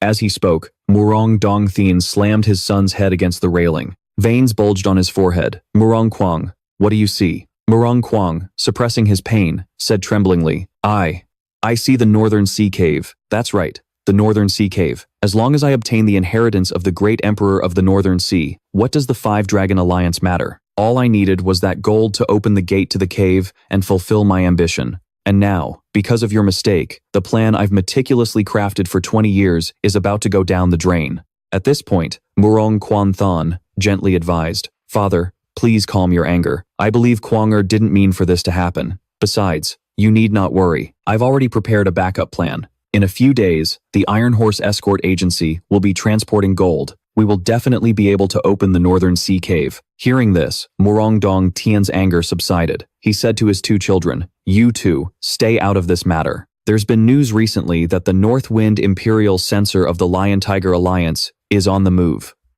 You two will be in charge of guarding the perimeter. There must be no mistakes. With that, Murang Dong Thien gazed towards the Northern Sea Cave, muttering, I've endured for 20 long years. Now, I'm just one step away. He clenched his fist, crushing the railing, a vicious look appearing on his wrinkled face. When that time comes, the entire world will lie at the feet of my Murang family. Thien Sa Vu was admiring the full moon in the night sky when he suddenly heard someone call his name. Sa Vu, I'm entrusting my big sister to you. Sa Vu rushed over, about to help his brother up. But then he heard someone call his name from behind. Sa Vu turned his head and saw a pale-faced Miss Nu Ai. Sa Vu, save me. I don't want to be taken away. Sa Vu tried to rush forward, but found himself bound tightly. The Yuan dynasty envoy stared at him like a hungry wolf and said coldly, You've got guts. I especially enjoy breaking the will of people like you. Sa Vu jolted awake, realizing it was all just a nightmare. He found himself drenched in sweat, his mind a complete blank, when suddenly he heard the soft sound of footsteps approaching. Sa Vu cautiously turned his head to look and saw several figures in conical hats walking over. Two of them stepped forward, and the one in the lead clasped his hands in greeting. It turned out they were from the Iron Horse Escort Agency. They were transporting goods and were looking for a place to rest, so they came to ask Sa Vu if they could take shelter for the night. Sa Vu followed the code of the martial world, introduced himself, and said that this was ownerless land, so there was no need for such formalities. The escort group rested by the fire, and Mo Buyu, a lively man, struck up a conversation with Sa Vu. During their chat, Sa Vu learned that they were transporting goods to Shenyang. This location was on high ground and open on all four sides, making it very advantageous for defense. That's why they always rested here every time they traveled to Shenyang. Hearing that Sa Vu was also on his way to Shenyang, Mo Buyu asked if he had any connection to the Murang family. Mo Buyu suddenly fell silent, his expression turning serious as he said, I cannot disclose information about my client. Sa Vu quickly apologized, saying he was also just heading to Shenyang and was only asking casually. Mo Jungshi, Mo Buyu's younger brother, quickly eased the tension, handing Sa Vu a plate of food. Sa Vu thanked him and changed the subject. I want to go to Shenyang to find out about a few things. I was wondering how you gentlemen usually gather information. Mo Buyu began to explain that the method of gathering information depends on the type of news you're after. Mo Jungsi added that in the Central Plains, the fastest news network belongs to the Beggars sect. Although their status is low, their numbers are vast, and their eyes and ears are everywhere. And as it happens, there's a branch of the Beggars sect in Shenyang. Hearing this, Sa Vu began to form a plan. Mo Buyu said, The situation in Shenyang is very complicated right now. The Dali Fortress and the Murang family are about to go to war. If you don't have urgent business, you should stay away. Sa Vu replied that there was something he absolutely had to do, a cryptic smile playing on his lips, as he said that he had to go to Shenyang no matter what. Seeing Sa Vu so calm, Mo Buyu thought to himself, It seems this young hero is no ordinary person. I've said too much. The night passed in silence. The next morning, Sa Vu set off with the escort group. Along the way, Mo Buyu told Sa Vu about the current state of the martial world. Young hero, the Iron Martial Alliance is at the peak of its power, like the midday sun. Can you believe that a martial arts faction has grown to the size of a city? It's truly unprecedented. Seeing that Sa Vu had no reaction, Mo Buyu was surprised. Don't tell me you've never heard of the Iron Martial Alliance? Sa Vu explained that he was from the north and didn't know much about the affairs of the Jianghu. Hearing this, Mo Buyu explained clearly that the Iron Martial Alliance was formed from the Nine-Layered Manor, the Five Dragon Alliance, and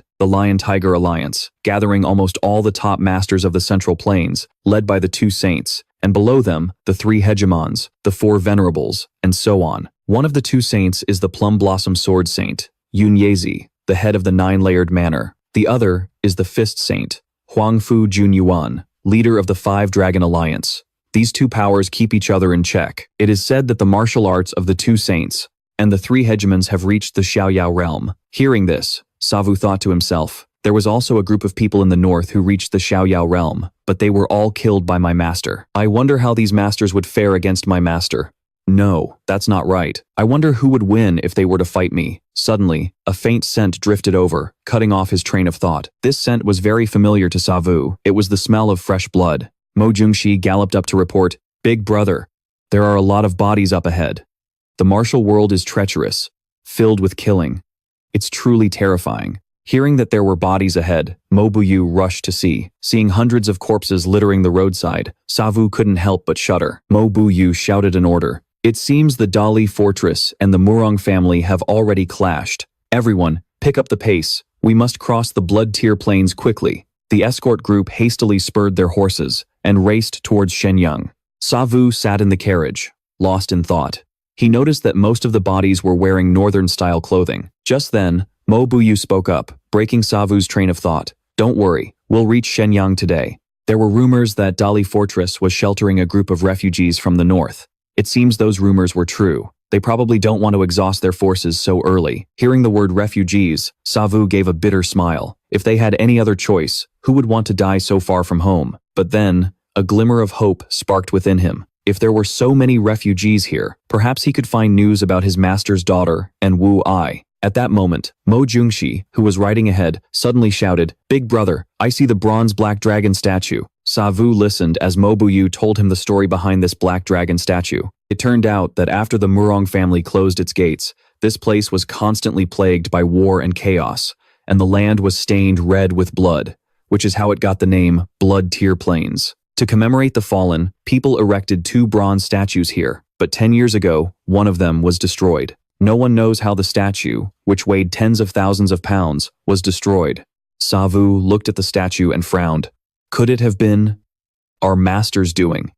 Before long, the city of Shenyang appeared before them. Upon entering the city, everyone from the escort agency bid farewell to Sa Vu. Mo Quantich cupped his fists and said, "The Beggar's Sect branch is on Dong Truk Street. Young hero Thien can go there to inquire." Sa Vu cupped his fists in return, saying, "Thank you." Mo Buyu put his arm around Sa Vu's shoulder and said, "We still have a mission, so we must part ways here. When you have time later, young hero, you must visit our Iron Horse escort agency. We'll drink until we're completely wasted. May your martial path be prosperous." Sa Vu smiled and nodded. "I will definitely visit when I have the chance." Seeing the escort masters group depart, Sa Vu turned to survey his surroundings.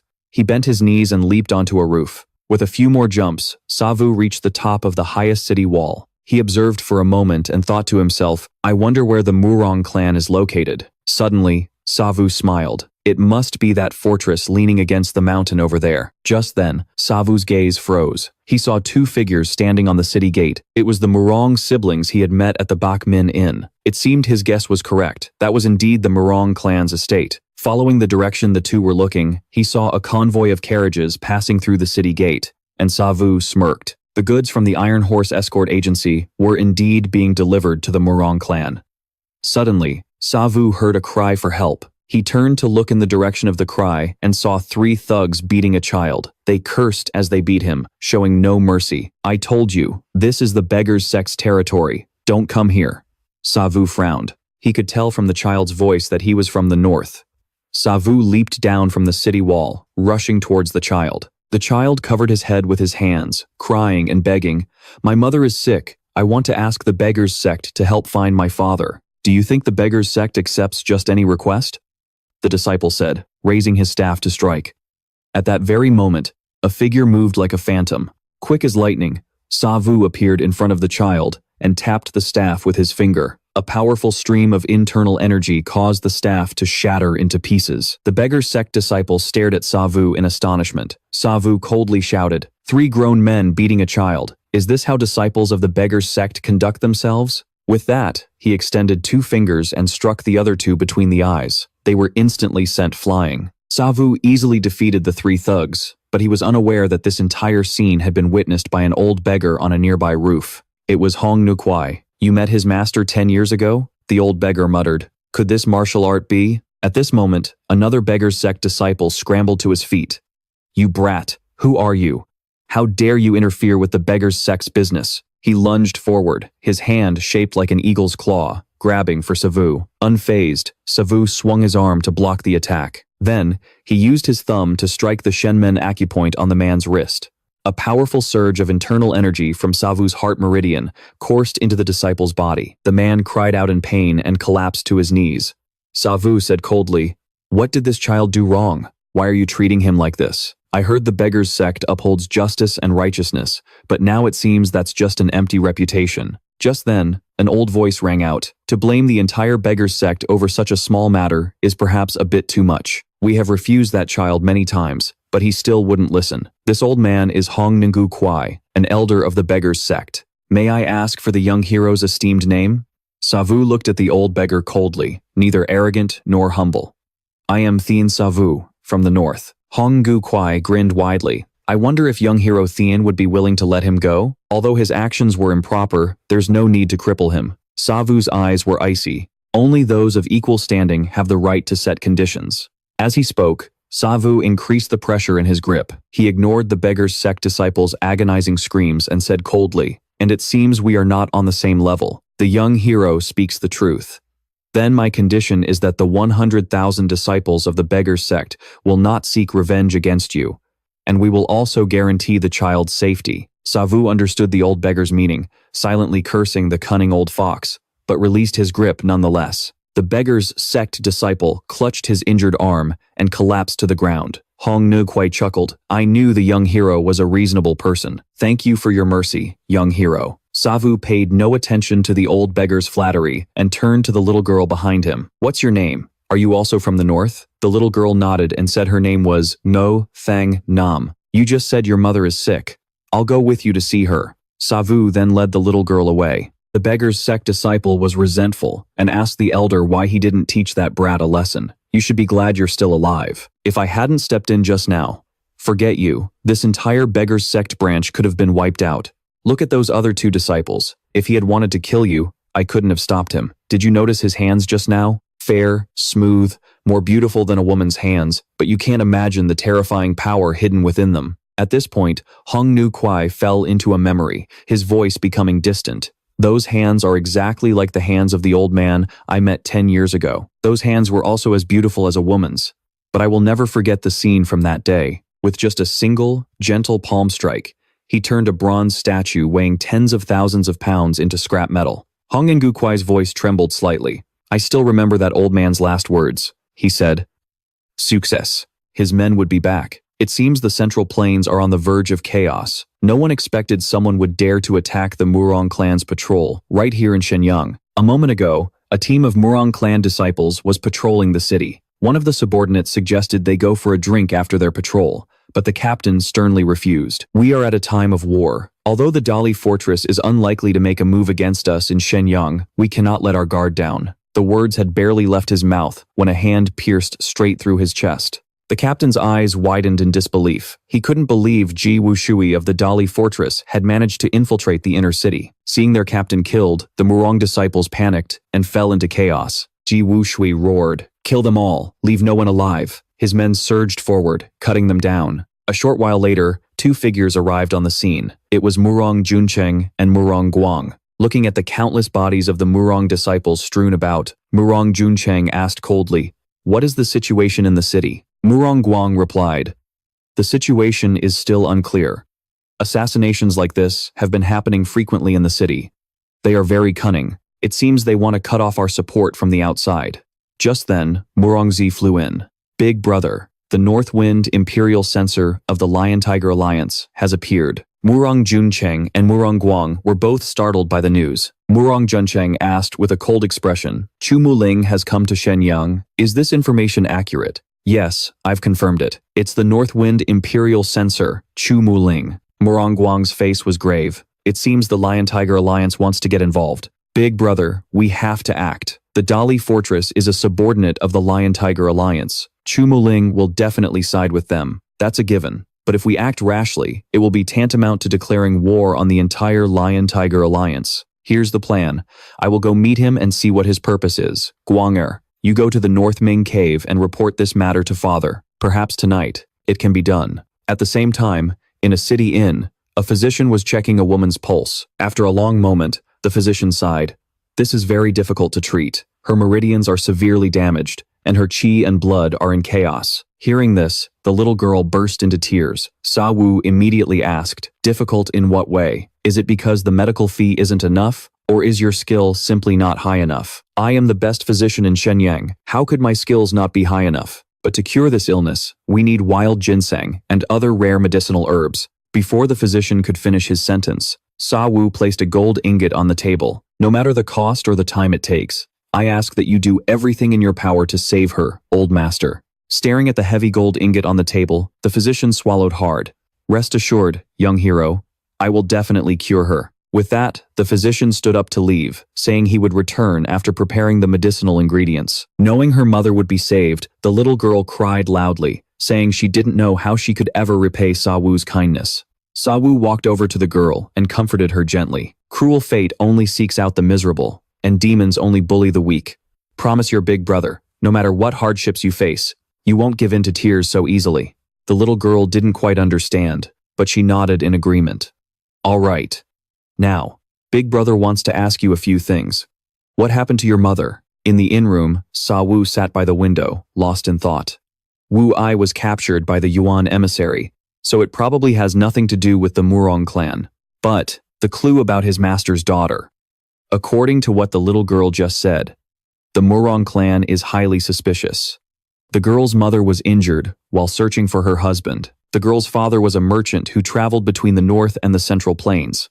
One day, his fellow countrymen started to go missing. Her father had some connections with the Murang clan and wanted to ask for their help in the search, but he was refused. That night, her father also disappeared. There were rumors that he was taken by the Murang clan to some mountain cave. It's said that many other northerners are also imprisoned there. Sa Vu thought for a moment, then suddenly spoke to the old beggar sleeping in the corner of the room. Old master, what are your thoughts on this matter? The old beggar grinned. How did you know I was here? I could smell you from half a mile away. Hong Wuguai paid no mind to Sa Wu's teasing. I know you've been listening from the roof this whole time. Tell me, what do you think about the continuous disappearance of the northerners? Hong Wuguai said that northerners disappearing was nothing new. 20 years ago in Shenyang, and even in all of Liaoning, this sort of thing happened all the time. The beggar's sect investigated back then but found nothing, only vaguely feeling that it was related to the Murong clan. But ever since the Murong clan closed its doors, all the leads went cold. I heard the beggar's sect has the fastest information network in the Central Plains. It seems that's just a rumor after all. Young people are so impatient. 20 years ago, we found nothing. But in recent years, we've learned quite a few things. For example, the location of the cave you're looking for. At this point, Hong Wuguai paused, implying that the free information ended there. Sa Vu turned to look at him. Are you trying to make a deal? Hong Wuguai said seriously, these are the rules of the beggar's sect. Just then, another figure appeared. A figure appeared at the door. The two of them looked up in unison to see a man dressed in black, carrying a longsword, slowly stepping inside. It was Chio Mok Ling, the man known as the North Wind Imperial Envoy. Unlike the two saints, 3 hegemons, and 4 venerables who had long been famous, the martial world also had 3 rising stars known as the 3 heroes. Cheo Mok Ling was one of them, a young prodigy from the Lion-Tiger Alliance. After explaining the newcomer's background, Hong Ogui whispered, for him to come here personally proves that the Lion-Tiger Alliance is taking this conflict very seriously. Hearing this, Sa Vu gave Cheo Mok Ling a few more glances. Just then, another person walked in. Murong Gunsung clasped his hands in a respectful salute, his attitude humble. It has been a long time. What an honor to have the North Wind Imperial Envoy grace us with his presence. The Murang clan is truly honored. Cheo Mok Ling replied indifferently, It has been a while, Murang Gunsung. Murang Gunsung invited him inside to talk, but Cheo Mokling refused, stating he already had an appointment. Hearing this, Murang Gunsung was slightly taken aback and began to speculate, while Cheo Mokling clasped his hands in greeting. This junior greets Elder Hong. Hong Ogui chuckled and asked, "You know of me? I've heard you've been in Shenyang for 10 years, senior, but this junior has not had the chance to pay his respects." Upon hearing this, Murang Gunsong's mind was in turmoil. An elder of the beggars sect had been in Shenyang for 10 years, and he knew nothing of it. Cheo Mokling noticed the shift in Murang Gunsong's aura. It seems the Murang clan was unaware of this. Murang Gunsong quickly composed himself and stepped forward to offer his greetings. "I am Murang Gunsong of the Murang clan. Please forgive my disrespect." Hong Ogui smirked victoriously, lowering his voice to gloat. "What do you think? Now you see how formidable this old man is, eh?" Just then, Sa Vu's attention was captured by Murang Gunsong's next words. "Since you have a prior engagement, I'll ask just one question and then leave. If the Murang clan and the Great Strength Fortress must fight, I wonder which side the North Wind Imperial Envoy will take." Faced with Murang Gunsong's direct question, Cheo Mokling remained impassive. The invincible Blade Tyrant does not wish for the Murang clan and the Great Strength Fortress to continue fighting. Furthermore, he suspects this entire affair has been orchestrated by someone. Murang Gunsong remained calm. "Are you implying that you suspect our Murang clan? You are overthinking it, Gunsong. The old master meant no such thing." Cheo Mokling looked directly at Murang Gunsong. "I too believe that is not the case." Hearing this, Murang Gunsong clasped his hands behind his back and took his leave. But after taking a few steps, he stopped and turned back, his tone laced with hidden meaning. "Brother Mokling, please be careful. Shenyang will not be peaceful tonight." Cheo Mokling's gaze was sharp. "You need not worry about me." Outside the inn, Murang Gunsong sneered. "The invincible Blade Tyrant doesn't want another war. Does he think the Murang clan is afraid of him?" His expression turned vicious, all traces of his earlier courtesy gone. "Tonight is the night you die." Inside the inn, Cheo Mokling and Hong Ogui were talking. Sa Vu was still pondering the recent conversation when Cheo Mokling interrupted his thoughts. "I am Cheo Mokling of the Lion-Tiger Alliance." Sa Vu, following the customs of the martial world, also introduced himself. At that moment, shockwaves went through Cheo Mokling's mind. He couldn't sense a single shred of aura from this young man. Hong Ogui took the opportunity to ask Cheo Mokling directly why he had sought him out. It's either to get intel on the Murang clan or to ask the beggars sect to stay neutral.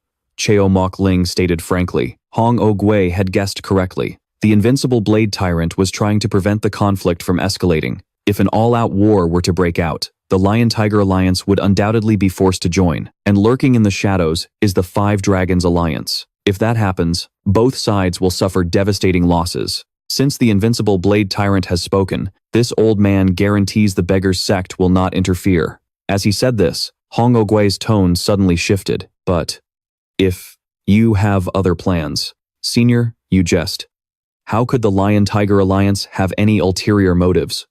After a few more pleasantries, Cheo Mokling took his leave. That night, outside the Great Strength Fortress, Man Chok Song, along with his son and daughter, came to the gate to welcome Cheo Mokling. Cheo Mokling recounted the day's events, and Man Sung Son immediately asked how the Great Strength Fortress should respond. Cheo Mokling sneered. "A battle with the Murang clan is inevitable anyway. We might as well strike first and end this quickly. Let's go. Tonight, we seize the inheritance of the great emperor of the Northern Darkness." Elsewhere, a master and his disciple stood on a cliff, looking down at the quiet city of Shenyang. Hong Ogui asked Sa Vu if he planned to make his move tonight. Sa Vu replied, "Tonight is the perfect opportunity to infiltrate." Sa Vu tapped his feet and launched himself into the air, hands clasped behind his back.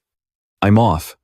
Don't you want to go watch the show?" In a secret chamber of the Murang clan, Murang Gunsong was reporting everything to his father. After listening, Murang Dongqian immediately said, "The Lion-Tiger Alliance came here under the pretext of mediation, but their true goal is to seize the inheritance of the great emperor of the Northern Darkness. The beggars sect elder, Hong Ogui, is also in Shenyang. Although he has promised the beggars sect will not get involved, we must still be on our guard. If the beggars sect dares to interfere, we'll wipe them out as well." Murang Dongchon gazed at the two golden wheels on the stone table, his eyes burning with greed. "After tonight, our Murang clan will. No more hiding. The Five Dragon Alliance, the Iron Fist Alliance, they are all beneath my notice." Murang Dongtian's tone turned maniacal. With the world-shattering golden wheels, this world will be at my feet. The city was already filled with corpses. Just then, Hong Wuguai's voice came from behind. What's so surprising? This is how it's always been in the martial world. The two walked past the scattered bodies. I'm not surprised. If they weren't like this, we wouldn't be able to move so freely. Hearing this, Hong Wuguai couldn't help but shudder. He never expected this young man to have such a ruthless mindset. Soon, the two arrived at a cave entrance on the back of the mountain. A gust of sixted, cold air hit their faces. This was the North Sea Grotto, guarded by the Murang clan for generations. At this moment, inside the North Sea Grotto, the Da Li fortress and the Murang clan were locked in a fierce battle. Shouts echoed throughout the cave. Ji Wushui charged forward, roaring, "Annihilate the Murang clan." On the other side, the disciples of the Murang clan drew their swords to fight back, chanting slogans to protect the North Sea Grotto. Wan Shengxian and his sister stuck close to Ji Wushui. In a flash, the two siblings had already killed several people. Chu Muling drew his saber, unleashing his signature lion saber technique. A blinding flash of saber light enveloped the area, felling several Murang disciples instantly. In less than an hour, the Dali fortress had wiped out all the Murang clan disciples. Wan Jiaxing frowned, a look of confusion on his face. The Murang clan spent 20 years hiding this place. How did we win so easily? The moment he finished speaking, a golden ray of light shot out from behind. Several of the Dali fortress's men were sliced in half at the waist, dying on the spot. Hearing the agonizing screams, Chu Muling was startled, a bad feeling rising in his heart. The golden light was like an unstoppable force, flying straight towards Wan Jiaxing. Ji Wushui yelled in panic, "Alliance leader, watch out!" Wan Jiaxing heard the scream and sensed the danger behind him. He used all his strength to dodge, but the golden ray still severed his left arm. Fresh blood spurted everywhere as Wan Jiaxing clutched his severed limb, breaking out in a cold sweat. Just then, the sound of heavy footsteps echoed from the distance. Wan Jiaxing gritted his teeth against the pain and glanced over. He saw a group of men in black slowly approaching, their faces hidden behind masks that radiated a murderous aura. A deep, elderly voice boomed, "Even the Northern Wind Emissary himself has come. It seems the legacy of the great North Sea Emperor is truly tempting." Chu Muling heard the voice and turned his head.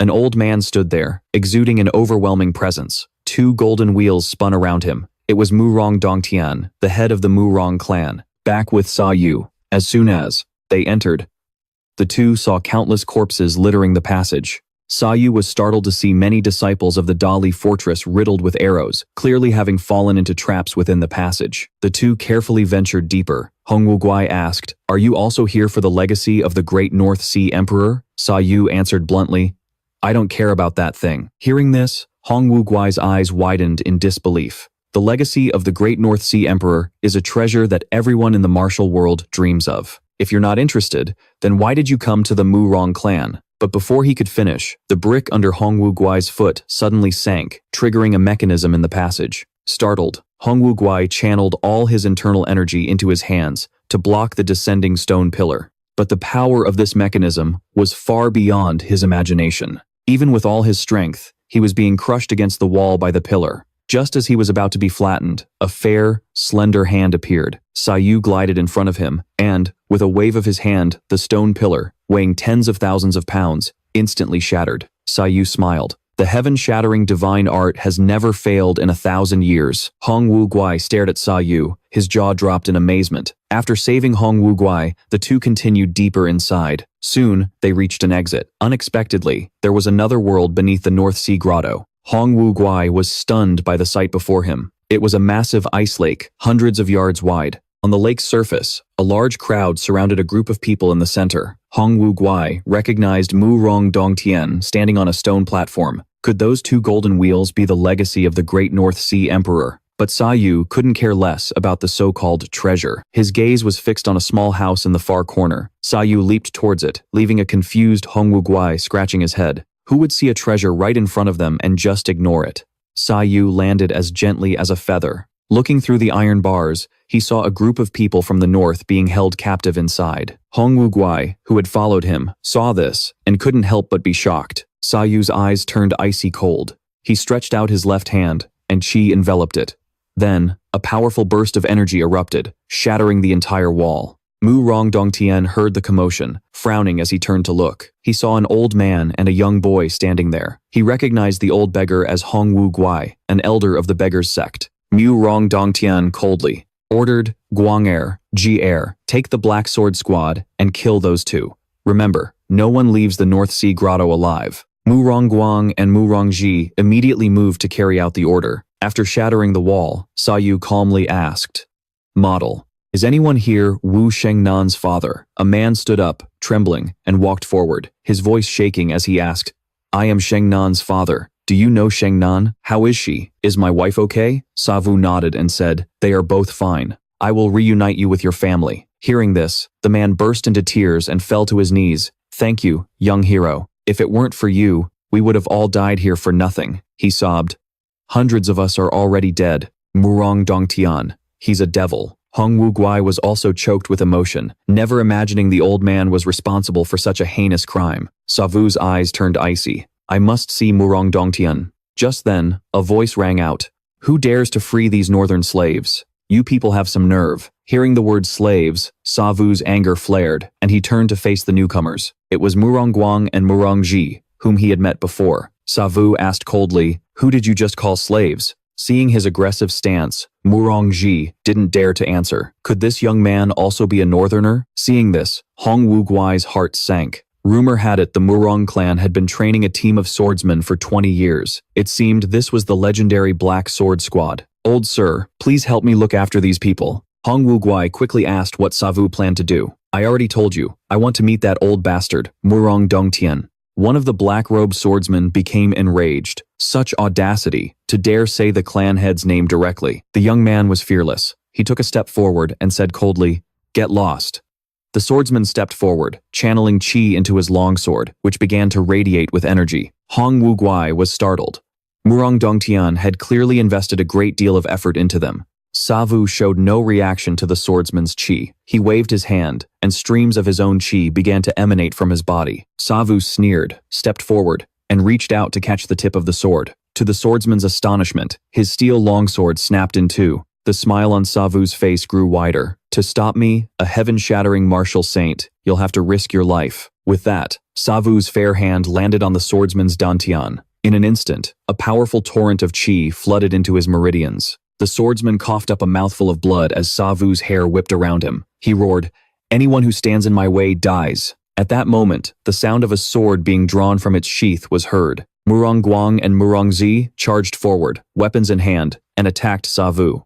Sa Vu glanced at them and said coldly, You two want to die as well? As he spoke, he channeled chi into his palms, and his aura surged dramatically. Then today, I will wipe out your entire Murang clan. Suddenly, a slipper flew through the air, blocking Murang Ji's sword path. It was Hongwu Guai, helping Sa Vu. The two Murang brothers attacked in unison, knocking the old beggar back. Hongwu Guai did a flip in midair, landing lightly on the ground. This old man isn't out of tricks yet. Let him go, and I'll fight you too. Hongwu Guai then glared at Sa Vu. What are you still standing there for? Go! Sa Vu smiled faintly, understanding without words. Just then, Murang Guang commanded, Black Sword Squad, stop him. Dozens of black-robed swordsmen charged forward on command. Sa Vu scoffed. If they wanted to die, he was more than happy to oblige. Sa Vu shattered a swordsman's arm with his elbow, then slammed a palm into his stomach. The swordsman flew backward like a broken kite. Sa Vu glided in front of another swordsman, broke his leg with a kick, raised his left hand, and struck him under the chin with a palm strike. The swordsman collapsed, his condition unknown. At that moment, another swordsman lunged, a murderous glint in his eyes, thrusting his sword straight for Sa Vu's heart. Sa Vu heard the whistle of wind behind him and sneered. In the next instant, the swordsman's vision blurred. The young man before him had vanished. Sa Vu appeared behind him, his left hand grabbing his neck, his right seizing his sword wrist. With a powerful twist, he wrenched the long sword free. Sa Vu struck the blade with his palm, sending the sword flying backward, piercing through three other swordsmen. The three men coughed up blood and died on the spot. The sword continued its flight, embedding itself deep into the cave wall. The remaining swordsmen were terrified. Sa Vu didn't stop, channeling his internal energy into his four pools acupoint. Sa Vu's eyes flashed. Have you ever heard of a heaven-shattering martial saint? Today, I'll open your eyes. Sa Vu roared and unleashed a palm strike. A swordsman who was turning his head was instantly killed. Powerful streams of qi rained down like a storm. Several swordsmen were hit and died instantly. Sa Vu was like a tiger descending a mountain, tearing through the crowd. No one could stop him. A swordsman roared and thrust his sword straight at Sa Vu's head. Sa Vu didn't dodge. He charged forward, catching the tip of the blade between two fingers with lightning speed. The swordsman's expression changed. Sa Vu's eyes were like ice. With a sudden exertion of force from his two fingers, the steel longsword was twisted into a spiral. The powerful qi traveled up the blade and into the swordsman's arm, shattering it completely. The immense torque launched him into the air before he crashed to the ground, his fate unknown. But model. More and more black-clad swordsmen charged forward, heedless of death. But facing this ant-like swarm, Sa Vu remained completely unfazed. A cold glint flashed in his eyes. He channeled his power into his legs and stomped hard on the ground, sending several small pebbles flying into the air. Sa Vu infused his hands with qi. As the pebbles fell before him, he swung his arms, launching the countless small stones like arrows. They shot straight into the mob. Each tiny stone carried terrifying power as they slammed into the horde of swordsmen. Many couldn't dodge in time. Some of the pebbles even exploded mid-air, releasing waves of swirling qi. Agonized screams echoed everywhere, but the Black Sword Squad was truly relentless. Many more of them continued to charge forward, showing no fear of death. Sa Vu placed one hand behind his back and raised his right. His clothes whipped around him in the wind. The black-clad swordsmen quickly closed in, but instead of attacking, they began to move like wraiths, circling Sa Vu. Sa Vu channeled qi into his right hand, his expression cold as he assessed the situation. A moment later, dozens of swordsmen moved in unison. They converged, forming a vortex of qi that completely enveloped Sa Vu.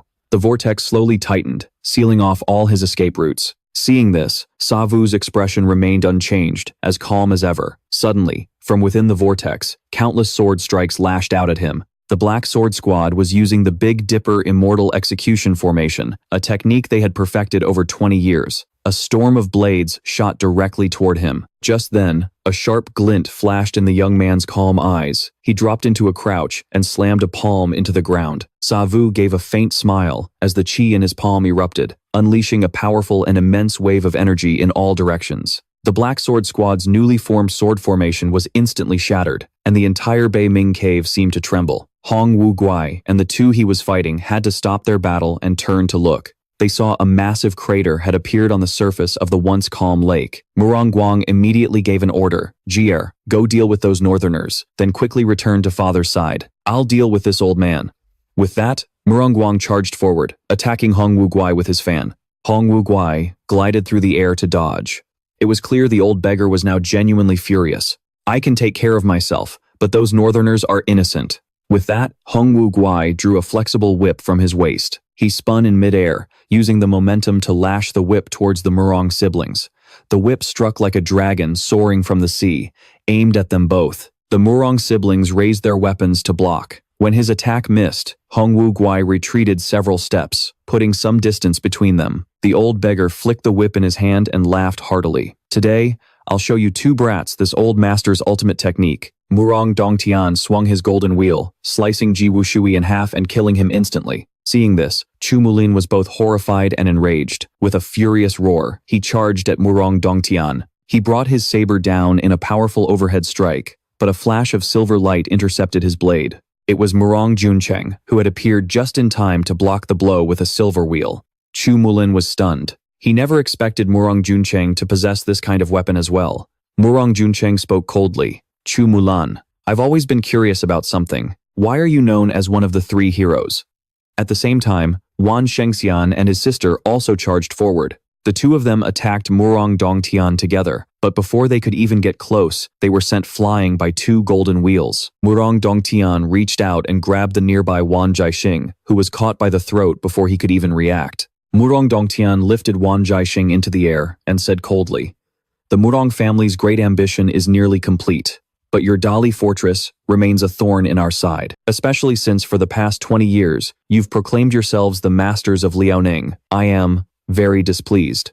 Just then, a massive explosion erupted. It shook the entire Bei Ming cave. Startled, Murang Dongtian quickly turned his head and saw countless black-clad swordsmen being blasted into the air. Horrified screams echoed all around. Murang Dongtian tossed Wan Jiaxing aside and stared in that direction. He saw the bodies of the black-clad swordsmen strewn everywhere. Murang Dongtian was utterly horrified. He couldn't believe it. The elite force he had spent 20 years painstakingly training had been wiped out in a single moment. Just then, a figure glided into view. A young man stood proudly, with his hands clasped behind his back. It was none other than Thien Sa Vu, the one who had just caused all the chaos. Thien Sa Vu stood below the stone platform, looking up at Murang Dongtian with eyes full of killing intent. "Old man, what right do you have to look down on the lives of the Northerners? The strong survive and the weak are eliminated. That is the law of nature. You may have some skill, but to think you'd defend those slaves, you truly don't know your place.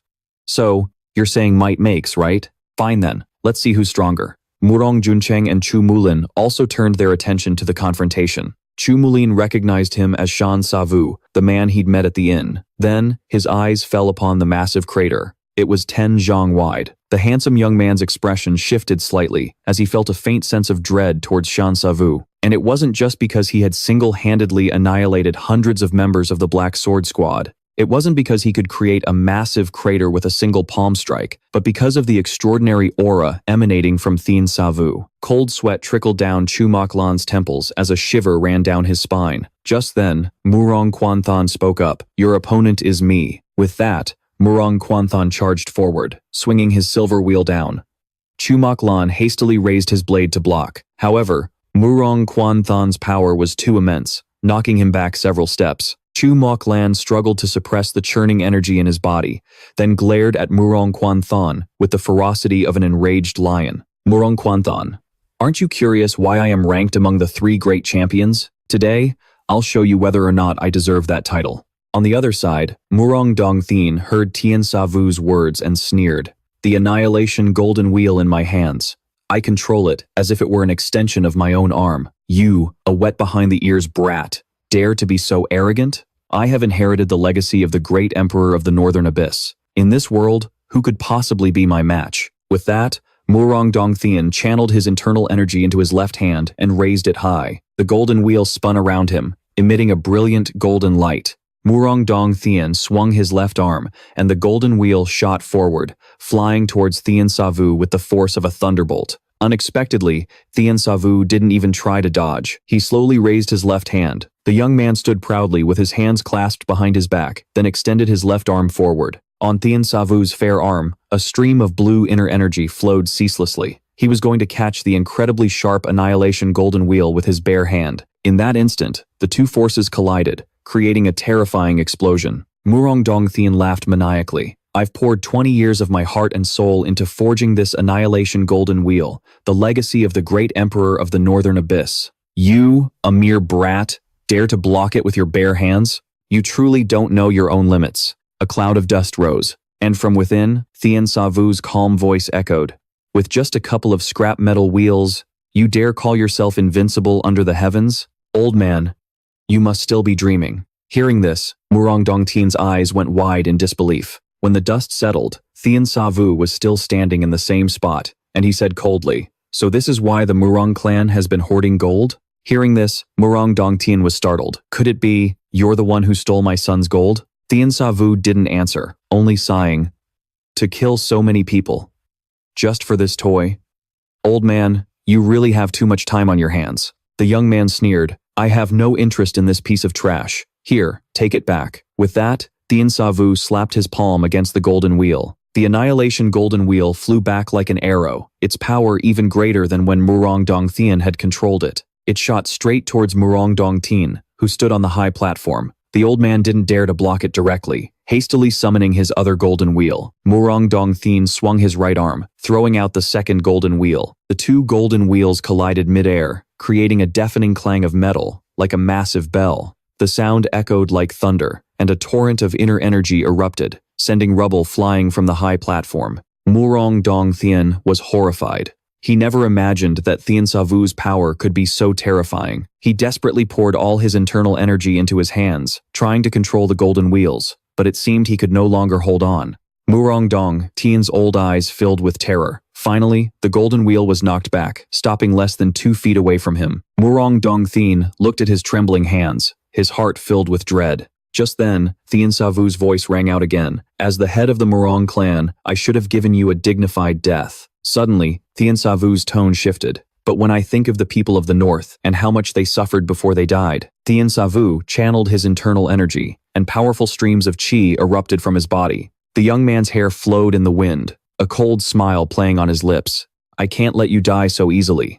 With that, Thien Sa Vu pushed off the ground, lunging forward like a tiger pouncing from a mountain. Murang Dong Thien hastily recalled his 2 annihilation golden wheels. The old clan head had never suffered such a humiliation. Murang Dong Thien swung both arms and roared. You dare act so arrogantly with just a few parlor tricks?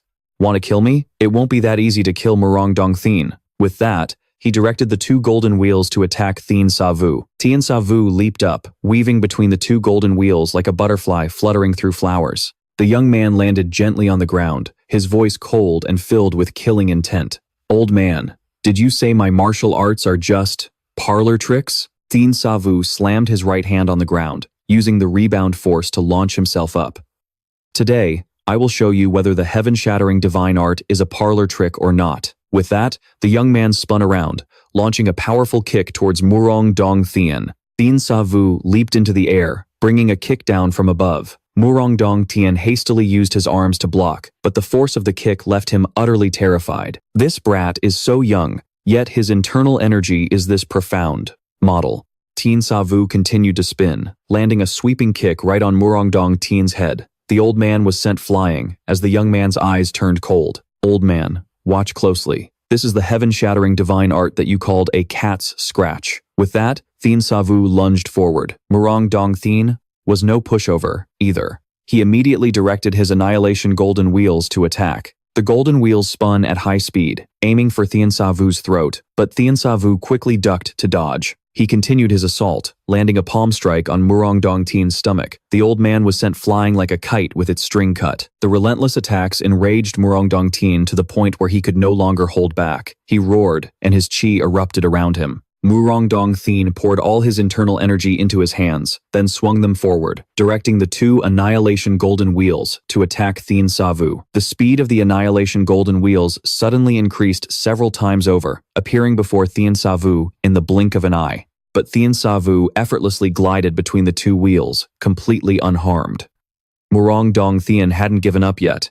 He clenched his fists and drew them back to his waist. The 2 golden wheels flew back under his control. Seeing the golden wheels continuously grazing past Thien Sa Vu, Murang Dong Thien was overjoyed. Brat, you're courting death. But before he could finish his sentence, his expression suddenly changed. Thien Sa Vu's body began to vanish. The golden wheels had only struck an afterimage. Thien Sa Vu had already leaped into the air. Murang Dong Thien looked up and saw Thien Sa Vu right in front of him. Thien Sa Vu raised his foot and stomped straight down on Murang Dong Thien's head. The old man hastily raised his hands to block. Thien Sa Vu didn't press the attack. He used the recoil to retreat a few steps, creating distance from Murang Dong Thien. Thien Sa Vu crossed his arms, and his qi began to gather. His voice was as cold as ice. Old man, this will be a pain you will never forget. With that, the young man charged, unleashing a 2-handed palm strike toward Murang Dong Thien. The old man swung his hands to counter, but Thien Sa Vu easily neutralized the attack. He grabbed Murang Dong Thien's arm with his right hand and struck his elbow with his left. A cracking sound echoed as his left hand struck an acupoint on his arm, invading his meridians. The surging qi sent the surrounding rubble flying. Murang Dong Thien felt a stream of qi rush straight to his head. A moment later, his right eye began to bleed. Thien Sa Vu sneered, "Old man, this is just the beginning." On another battlefield, Murang Quanthan and Trumoc Lan were locked in a fierce battle. Trumoc Lan swung his saber, forcing Murang Quanthan back, and asked coldly, "Do you still doubt why they call me one of the 3 heroes?" Murang Quanthan roared and charged forward again. But just then, a powerful blast of qi shot out, followed by a massive explosion nearby. The 2 fighters were both startled. Trumoc Lan hastily turned his head toward the source of the explosion. Murang Quanthan also had a bad feeling. He glanced over and saw, as the dust settled, an old man standing there stunned, covered in blood. It was Murang Dong Thien. Seeing his father's tragic state, Murang Quanthan cried out in alarm, but Murang Dong Thien was in no condition to answer. He was trying to endure the qi that was ravaging his body, looking at his right arm, planning to use his own internal energy to suppress Thien Sa Vu's. Thien Sa Vu seemed to see right through the old man's thoughts and said, If you want to live a little longer, you'd better not do that. The moment you circulate your qi, you will surely die. Hearing this, Murang Dongthien gritted his teeth, his face twisting into a ferocious snarl as he roared, "Insolent brat! This old master has roamed the martial world my entire life. You think you can scare me? You say I'll die if I circulate my qi? I refuse to believe such a curse." With that, Murang Dongthien channeled his qi into his right arm. He actually managed to suppress Thien Sa Vu's qi. Murang Dongthien laughed boisterously. "You think that little trick is enough to do anything to me?" Thien Sa Vu watched him quietly, his gaze like he was looking at a dead man. Just as expected, the moment the words left his mouth, the situation changed. The qi that Murang Dongthien had just suppressed suddenly exploded, wreaking havoc on the meridians in his right arm. Blood poured from Murang Dongthien's mouth and nose, his face a mask of terror. He realized the blood and qi in his body had begun to run wild. Murang Dongthien hastily brought out his left hand, using 2 fingers to press the acupoints on his right arm, trying to stop that stream of qi from spreading. But unexpectedly, when his own qi entered, Murang Dongthien's complexion grew even worse. Not only was the foreign qi not suppressed, but it grew even more violent. Murang Dongthien gritted his teeth and endured, but the qi raging in his right arm made him stagger. Thien Sa Vu crossed his arms and said slowly, "Sealing your meridians is a good idea, but with your current level of internal energy, it's impossible. This qi will spread from your right arm through all of your meridians. I told you, I won't let you die that easily." Hearing this, a vicious look appeared on Murang Dongthien's face, and then he, gritting his teeth through the pain, he reached out with his left hand, and the 2 annihilation golden wheels flew back under his control. Thien Sa Vu leaped up, dodging with ease. "It's useless. With your current strength, you can't even scratch me." The moment he finished speaking, Thien Sa Vu's pupils constricted. He watched as Murang Dongthien directed the golden wheels to slice off his own right arm. You can't imagine it. The head of a prestigious noble family, willing to sever his own arm just to survive. Seeing Murang Dongtian's decisive action, even Thien Sa Vu had to look at him in a new light. "Cutting off your arm to stop the flow of my true qi. I suppose I did underestimate you." Murang Dongtian paid no mind to Thien Sa Vu's taunt. He raised his left arm high above his head as a scorching true qi erupted from him, engulfing the golden wheels. Under his control, the 2 wheels blazed like twin suns, seemingly melting the very space around them. Murang Dongtian's aged eyes burned with venomous hatred. "You bastard! I swear I will flay you alive."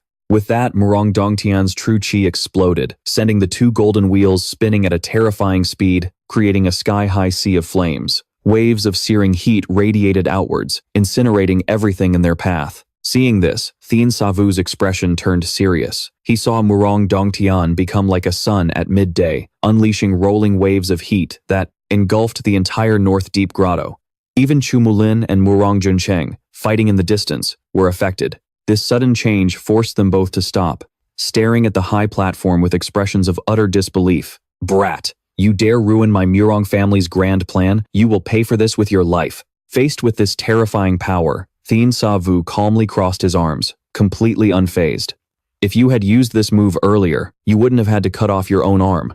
After speaking, he took a step back, channeling true qi into both hands. Thien Sa Vu crouched down, placing his hands in front of his stomach as a blue true qi swirled in his palms. The young man's eyes turned cold as he said, "Old man, I told you, I would be the one to take your life." With that, Thien Sa Vu thrust his hands forward, unleashing a powerful blast of true qi that collided with the sea of flames created by Murang Dongtian. The true qi within the young man's body surged like a great river flowing east, continuously gathering in his hands. The power of his true qi suddenly skyrocketed, shattering the sea of flames that enveloped the golden wheels. Thien Sa Vu clenched his fists, and the 2 annihilation golden wheels shattered. Then, a series of explosions thundered through the air like lightning from a clear sky.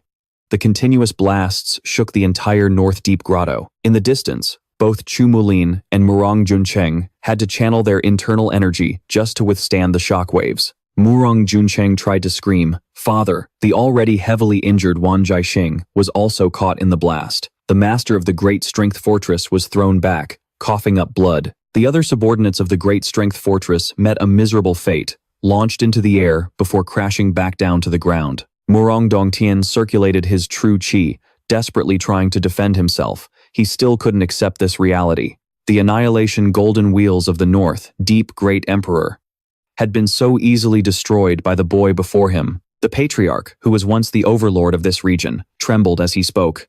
You. Who in the world are you? The young man gave a cold smile. I am Thien Sa Vu, the 35th generation of the sky-shattering martial sect. 20 years ago, after discovering the North Deep Grotto, I meticulously planned everything. I poured 20 years of my heart and soul into this. I even purged all the elders in my clan who opposed this plan, and today, all of it has been destroyed by a brat like you. What grudge could you possibly have with my Murang family? Thien Sa Vu didn't answer. He simply stepped forward. Terrified, Murang Dongtian scrambled backward. Don't come here. Stay away from me. In his panic, the old patriarch, once considered a hero of his generation, collapsed to the ground, watching as Thien Sa Vu approached with a murderous look on his face. Murang Dongtian, you've exhausted all your strength. Please, don't kill me. I want to live. Whatever you want, I can give it to you. When the people of the North begged you for mercy, did you grant it? They were nothing but ants.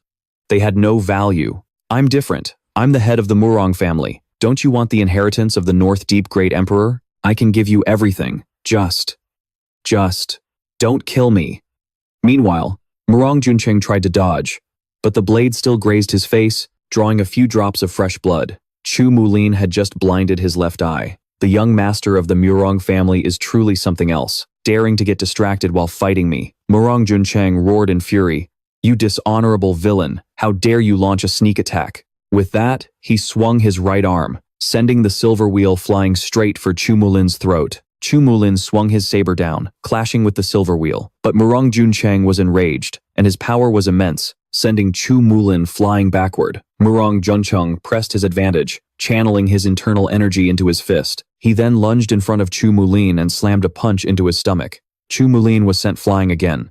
He felt a metallic taste fill his throat, and immediately bit down, but he still couldn't stop himself from spitting out a mouthful of fresh blood. Murang Quan Than forced Trumak Lan back and retrieved his silver wheel. Then, with a wave of his hand, he hurled the silver wheel forward. He leaped up, chasing after the wheel as it shot towards the high platform. The silver wheel spun through the air, heading straight for Thien Sa Vu's neck. Just as Thien Sa Vu was about to act, a glint suddenly appeared in his eyes. He raised his right hand and effortlessly parried the silver wheel's attack. It turned out that Murang Quanthan's target wasn't him at all. It was to save his father. Murang Quanthan hoisted his father onto his shoulder. I, Murang Quanthan, will remember what happened today. In the future, I will surely have my revenge. With that said, Murang Quanthan channeled energy into his legs and leaped. In the blink of an eye, he had covered a distance of 10 zong. He was escaping. Thien Sa Vu knew that if you don't pull out a weed by its roots, it will only grow back in the spring. He immediately raised his right hand. He was about to strike, but unexpectedly, Murang Quanthan acted first, controlling the silver wheel to attack Thien Sa Vu. You're as foolish as your father. This attack is useless. But at that exact moment, a glint flashed in Murang Quanthan's eyes. He used his left hand to control the silver wheel, causing it to change direction and fly behind Thien Sa Vu. Immediately after, a loud explosion rang out. Behind him, Thien Sa Vu was startled, muttering to himself that this was bad. He turned his head and saw that a stone pillar had been severed. It was collapsing. The stone pillar, weighing tens of thousands of pounds, came crashing down. Thien Sa Vu remained calm and said, "This, I didn't expect." In the next moment, the massive stone pillar collapsed, sending up a thick cloud of dust that completely obscured his vision. Meanwhile, the old beggar was still fighting. Despite fighting the Murang siblings alone, Hong Nu Kwai wasn't at a disadvantage in the slightest. He brandished the whip in his hand and laughed loudly. "Little brats, let this old man show you some real power." He hadn't even finished speaking. When Murang Kwang rushed forward, he used the momentum of his spin to strike with his fan, but Hong Nu Kwai immediately whipped out his own weapon to block. The fan and whip collided in midair with a deafening bang. The old beggar retreated to increase the distance between them. Murang Kwang pressed his advantage, wanting to close the gap for close quarters combat. Murang Ji also dashed forward, her movements incredibly swift. In an instant, she had overtaken Murang Kwang, appearing behind Hong Nu Kwai and cutting off his escape route. Murang Ji thrust her sword towards Hong Nu Kwai's throat, and he hastily dodged. At the same time, Murang Kwang's fan came crashing down. Hong Nu Kwai performed a flip in midair, avoiding both of their attacks. He landed on one hand. Then, he kicked out powerfully with both feet towards the Murang siblings. They were so focused on their attack that they were caught off guard and struck by Hong Nu Kwai's kick. The old beggar pressed his victory, cracking the whip in his hand.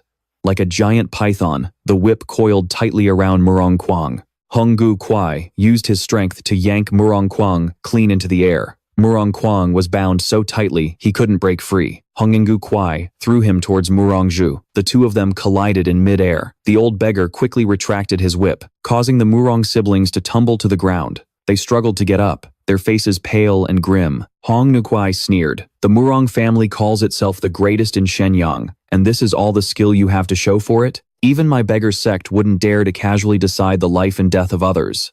What gives you the right to do so? But just then, a massive explosion echoed from the distance. Hearing the sound, Hongnu Kwai couldn't help but glance over. The entire North Deep Cave seemed to tremble, and the rescued northern people all had looks of terror on their faces. Seeing this, the old beggar couldn't help but worry about Thien Sa Vu. The Murang siblings looked over and saw Murang Kwanthan carrying their father and running towards them. Murang Kwanthan shouted, "Kwang, Ji, retreat now. I've activated the Great Annihilation Array." At that moment, another loud explosion erupted. A powerful surge of chi shot up into the sky, sending rubble flying everywhere. Amidst the cloud of dust, a single, fair finger twitched.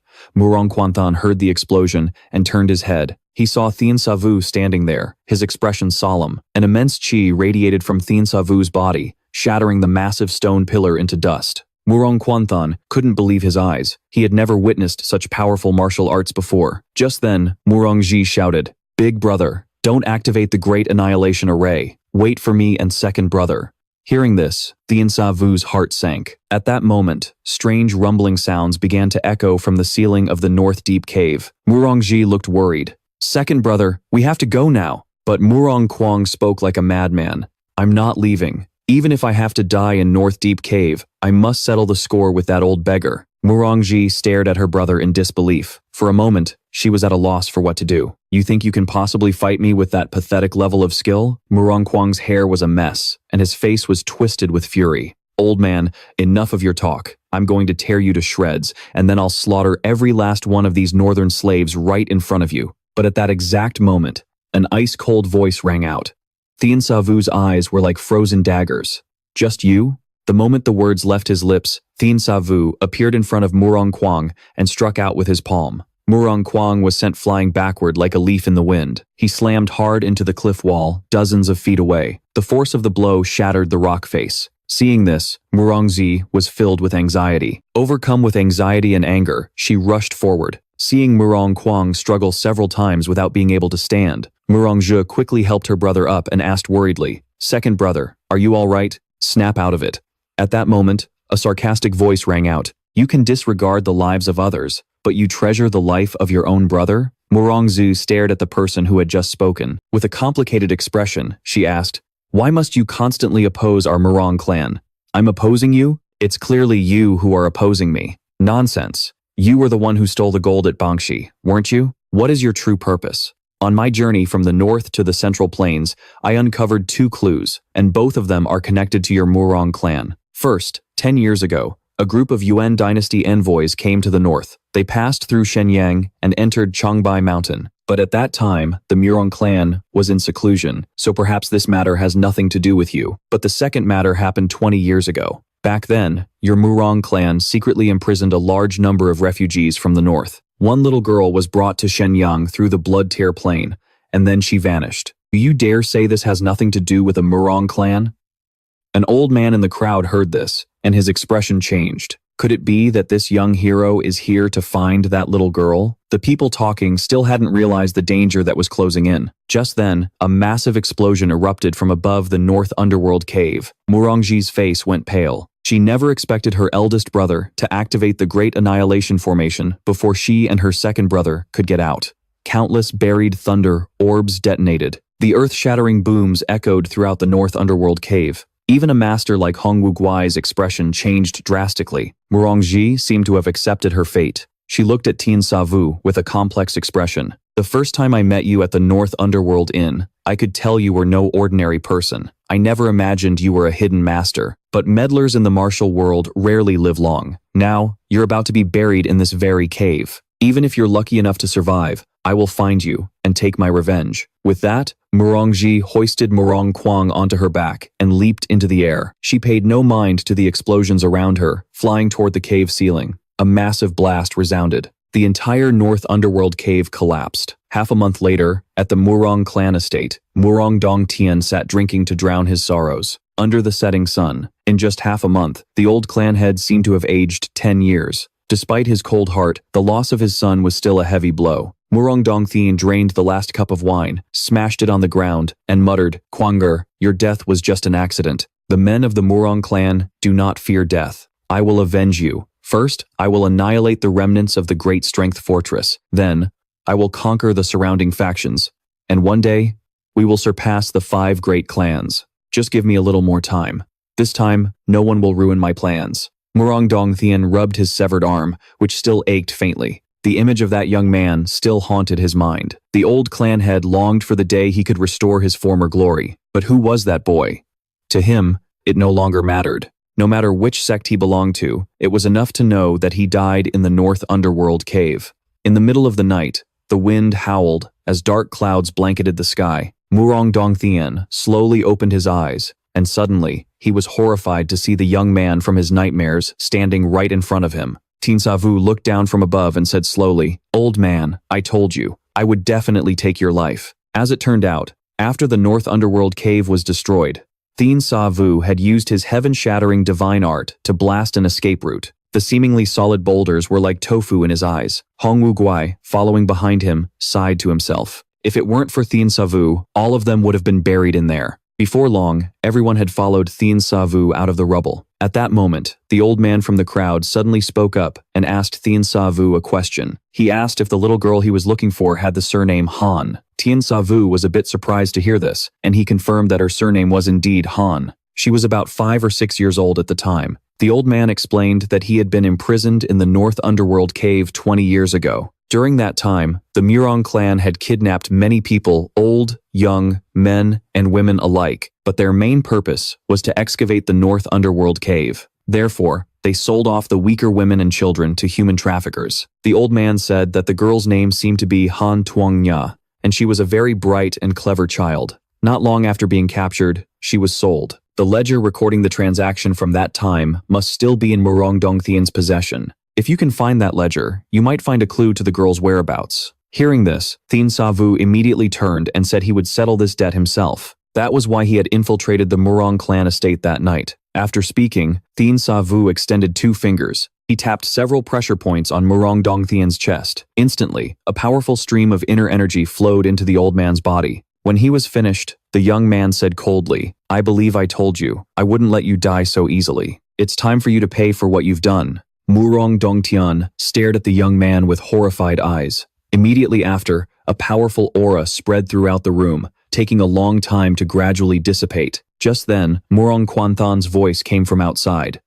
"Father, as you wished, we are preparing to leave for the Iron Martial Alliance. Jier and I will investigate thoroughly. We must find the one who framed Dali Bao to win the support of more martial arts factions. Tonight, we came to bid you farewell." Murang Quanthan waited for a long time, but received no answer from his father. He looked inside, and his expression changed drastically. He saw Murang Dongtian lying on a chair, unresponsive, as streams of true qi were still moving across the old master's body. Murang Quanthan panicked. "Father, what's wrong with you? Jier, quick, go get a physician." By this time, Thien Sa Vu had already left silently. The young man heard the shouts from the room and looked back, clutching the ledger in his hand.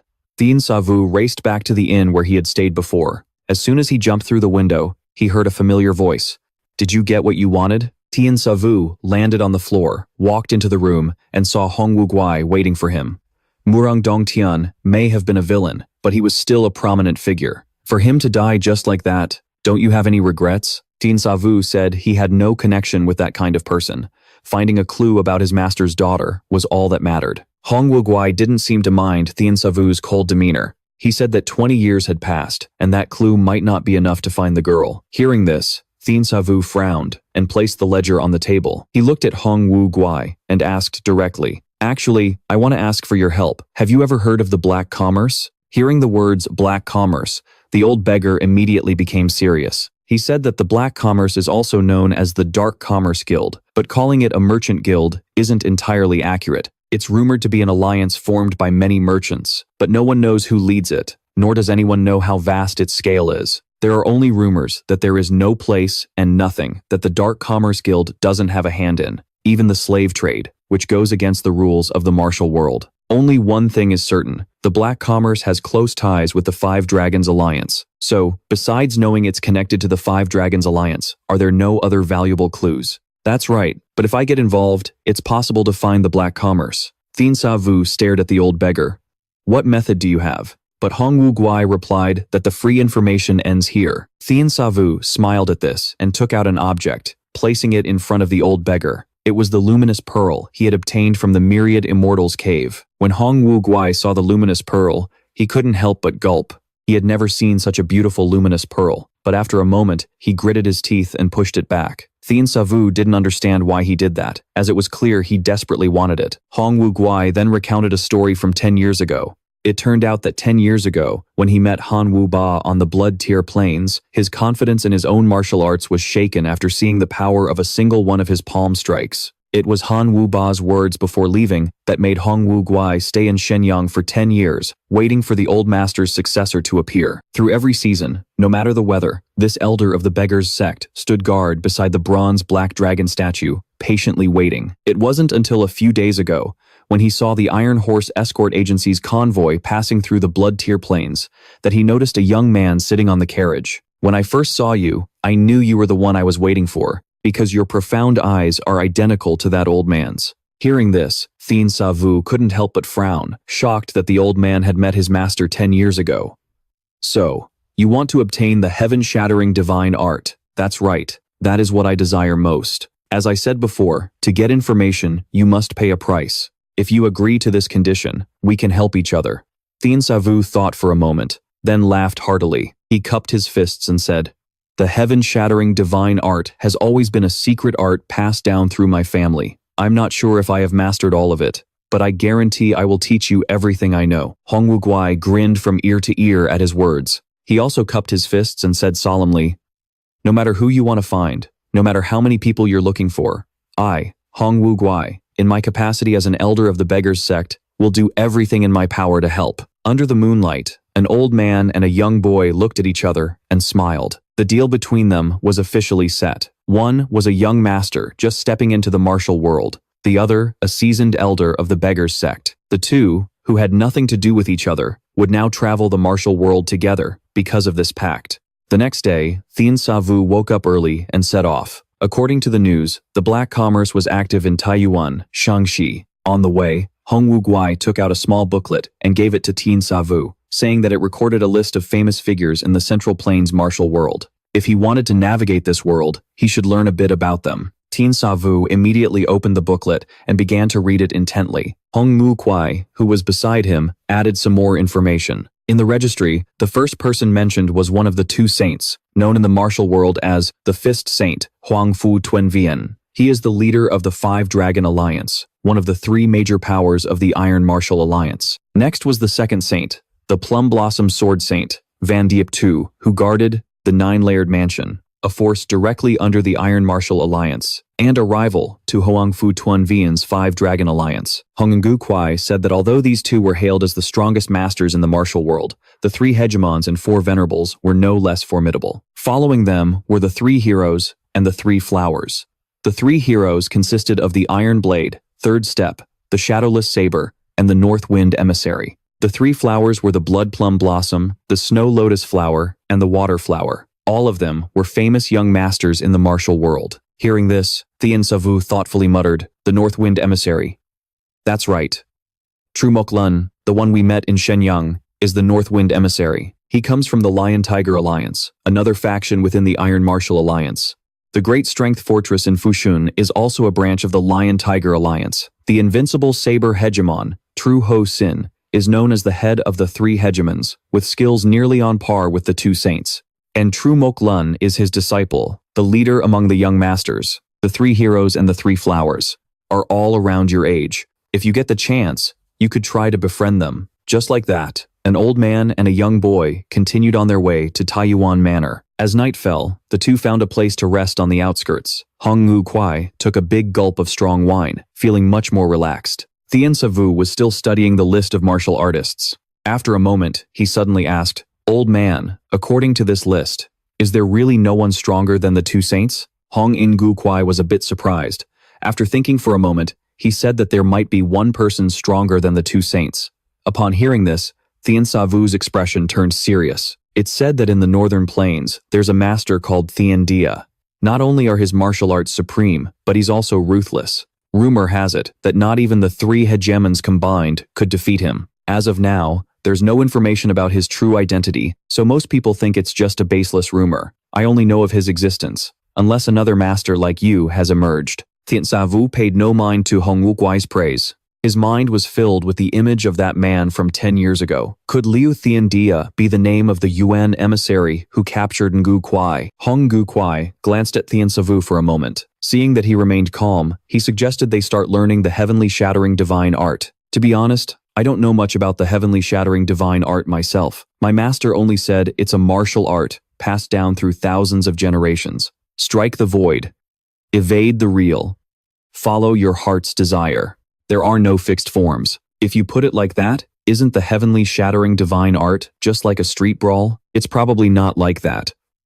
Of course it's not. To use the heavenly shattering divine art perfectly, you must understand the structure of the human body, its meridians, and its pressure points. Once you understand these, you can grasp how your opponent generates force and their path of attack, allowing you to strike their weak points, destroy muscle and bone, and stop the flow of their blood and qi. Master said that all things in this world have a flow. After speaking, Thien Sa Vu waved his hand, sending out a stream of true qi. The powerful energy struck a boulder. Seeing this, Hong Ngu Kwai's eyes widened.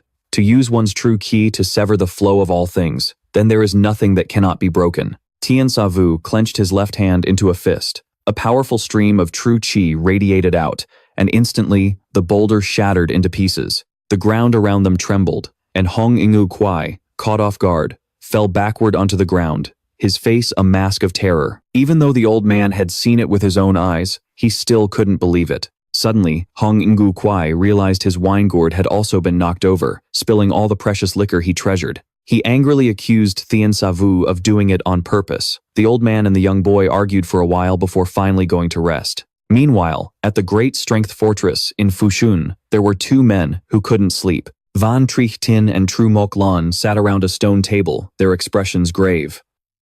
The Murang clan announced that Murang Dongtian died of a heart condition.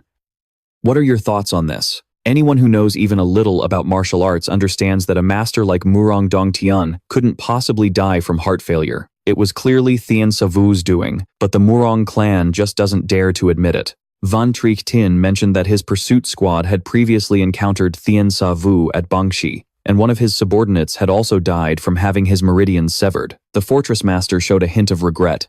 I should have recruited him back then. Even if you had tried to recruit him, he would have refused. Have you forgotten what he said when he saved us? If it weren't for the fact that you paid those northern refugees fair compensation, the mere act of ordering them to fight the Murang clan would have been enough for the Great Strength Fortress to suffer the same fate. It's a good thing Thien Sa Vu didn't join the Five Dragon Alliance. Otherwise, our Lion Tiger Alliance would have one more formidable opponent. Now that Murang Dongtian is dead, this is the perfect opportunity for the Great Strength Fortress to seize Shenyang. I have important matters to attend to and cannot stay long. I'll be waiting for your good news. With that said, Tru Mok Lan stood up and took his leave. This young hero was not nearly as calm as he appeared on the outside. Elsewhere, in the city of Shenyang, a man in a straw hat hurried into a tavern. He went straight to a table in a corner on the second floor, then cupped his fists to make a report, but was stopped by the man sitting at the table. Quindo Huan signaled for his subordinate to wait a moment. The storyteller was just getting to the important part. He then glanced over at another nearby table, where several people were gathered around a one-legged man. This man was vividly recounting the battle at the northern underworld cave. That boy had hands as soft as a girl's, but you can't imagine the terrifying power hidden within them. The moment he touched you, your muscles and bones would instantly be twisted out of shape.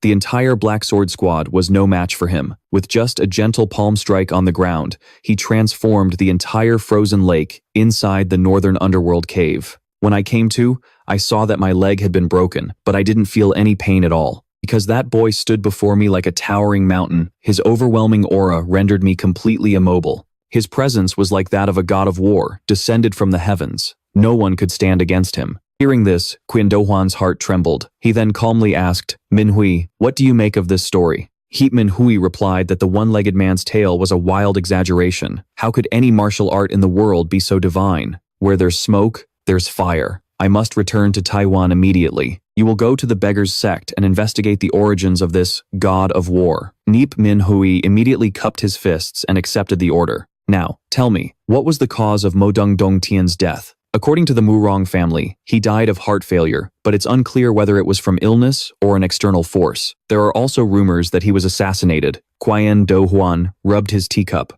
lost in thought. How interesting. They don't even dare to announce the cause of their own family head's death. I wonder what happened between the Murang family and that god of war. He then narrowed his eyes and said slowly, but isn't that moniker, God of War, a bit too arrogant? In just 3 days, an old man and a young boy traveled from Shenyang to Taiyuan. Hong Ngu Kwai was filled with regret for not agreeing to ride horses. He never expected that Thien Sa Vu could run non-stop for 3 whole days. The two entered the city of Taiyuan and found a tavern. During their meal, Hong Ngu Kwai told Thien Sa Vu about the Black Spear. It turns out that after the Yuan forces were defeated and retreated to the north, a large merchant guild called the Great Heaven Merchant Guild emerged in the Central Plains. The Great Heaven Merchant Guild grew very quickly, which worried the Black Spear. Therefore, wherever the Great Heaven Merchant Guild has a branch, the Black Spear will have one too. And the Great Heaven Merchant Guild has close ties with the Beggar's sect.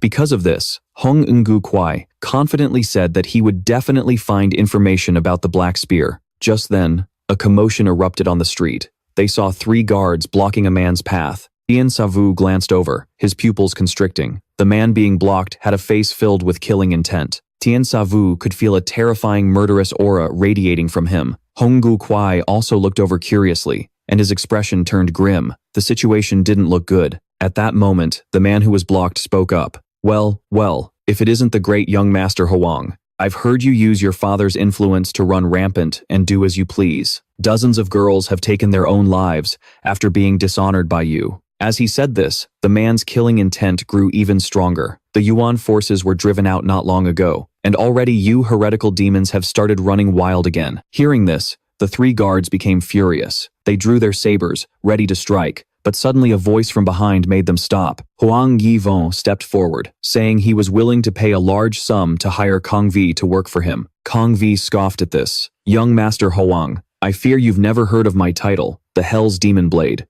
With that, Kong Vi lightly flicked the ring on his blade's hilt, and the short saber at his side flashed with light. My blade exists to punish demons. As he spoke, Kong Vi's entire demeanor suddenly changed. The 3 guards' faces paled when they heard the title Hell's Demon Blade, but in that instant, a few flashes of light burst forth. Before the guards could even react, Kong Vi had cut them down. Seeing this, Hoang Yivo trembled in fear, completely at a loss for what to do. At this, Hong Ngu Kwai stood up. You want to get involved in this? If what that executioner says is true, then Hoang Yivo isn't worth saving. Hong Ngu Kwai replied that although Hoang Yivo is a scoundrel, his father is the leader of a righteous sect. He couldn't just watch him die without doing anything. Thien Sa Vu said with contempt. So-called righteousness is just a label they give themselves. If you want to go, go by yourself. Meanwhile, Kong Vi had already rushed forward, swinging his blade down toward Hoang Yivo. Hong Yivo was terrified, his face drained of all color. Just then, Hong Ngu Kwai flew in, shouting, "Stop right there."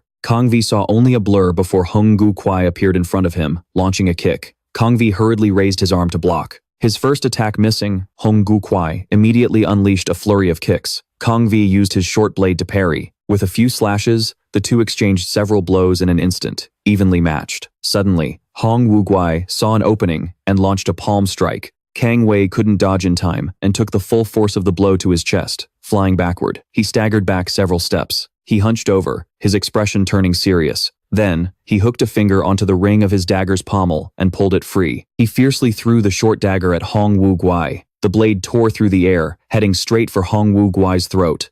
The old man quickly leaped up, kicking the blade with his foot. Seizing the opportunity, he shouted, "Young master, please stay your hand. This old man only asks that you spare his life." But he didn't realize that a silver thread was tied to the dagger's hilt. Kang Wei said nothing. He reached out and caught the dagger as it was kicked back, then flung his arms out. Silver threads, as fine as spider silk, silently enveloped Hong Wu Guai. By the time the old beggar realized what was happening, it was too late. Kang Wei sneered.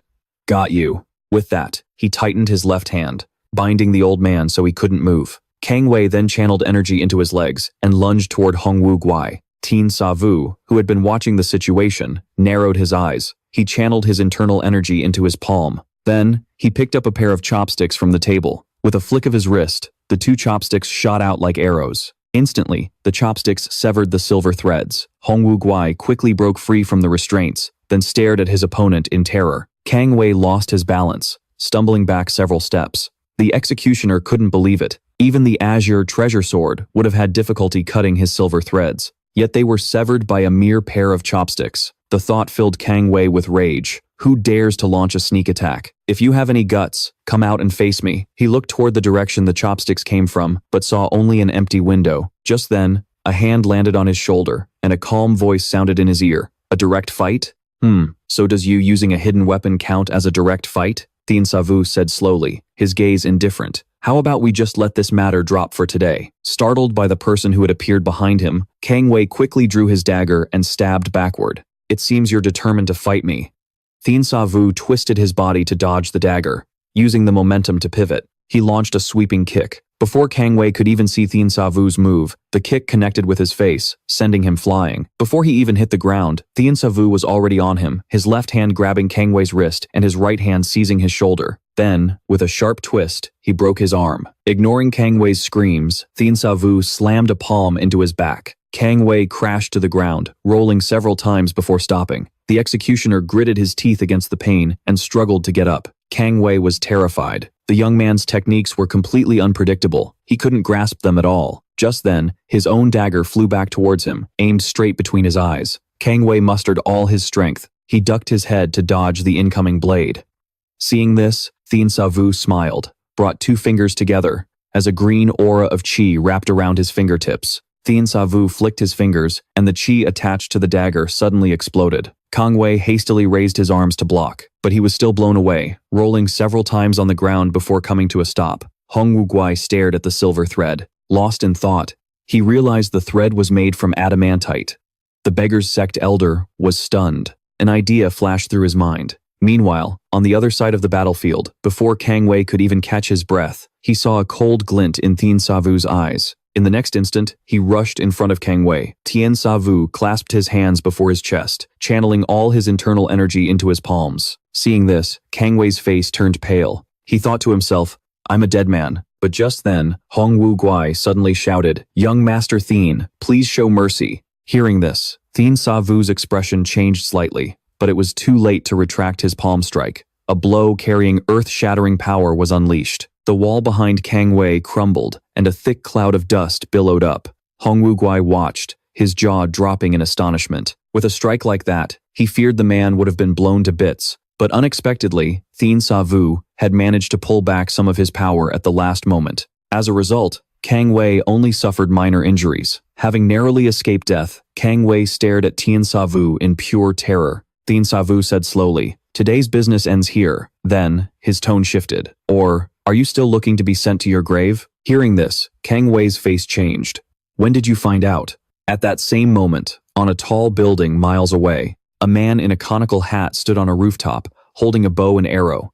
He looked down below and muttered, To have such profound internal energy at such a young age, truly rare. But before my divine art of 1,000 li, he's just another moving target. The man drew his bow, knocking an arrow and aiming at the young man in the distance. The new generation of martial artists is as common as carp in a river. You can rest in peace. After speaking, he slowly closed his eyes. A moment later, his eyes snapped open, a light flashing within them.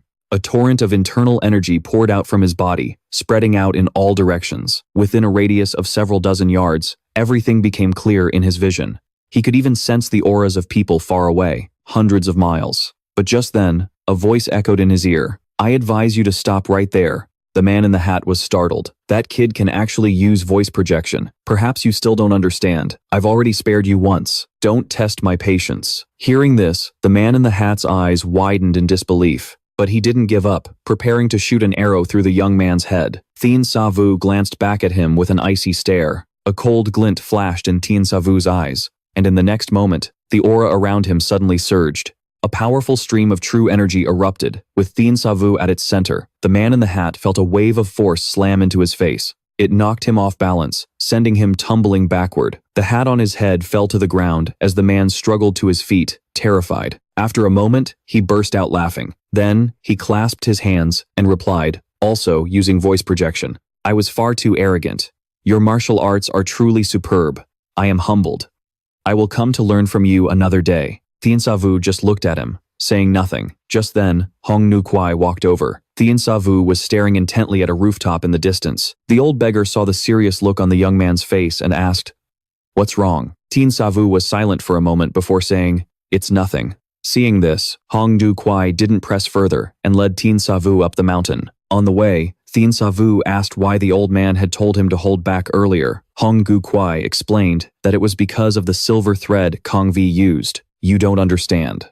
That thread is made from adamantine stone, the signature weapon of the Dark Merchant Guild. Just by seeing it, we can gather at least some information on the Dark Merchants." Thien Sa Vu said that if Kong Vi and his accomplice had teamed up, even he wasn't sure he could have won. Hong Nu Kwai was surprised to hear this. He had an accomplice? That's right. From the moment you made your move, he was watching. If he had attacked back then, you would have surely died. Hong Nu Kwai didn't seem too concerned by Thien Sa Vu's words. He said that with Thien Sa Vu around, he had nothing to worry about.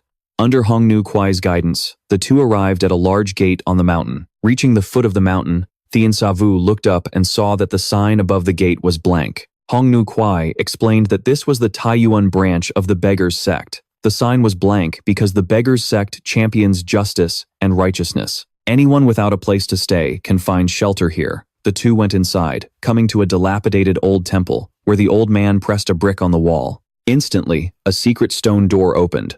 Thien Sa Vu followed Hong Nu Kwai inside. He heard the sound of bamboo staffs clashing together. A group of Beggars sect disciples clasped their hands in salute. "Greetings, Elder Hong." Hong Nu Kwai looked at the scene before him, his face filled with pride.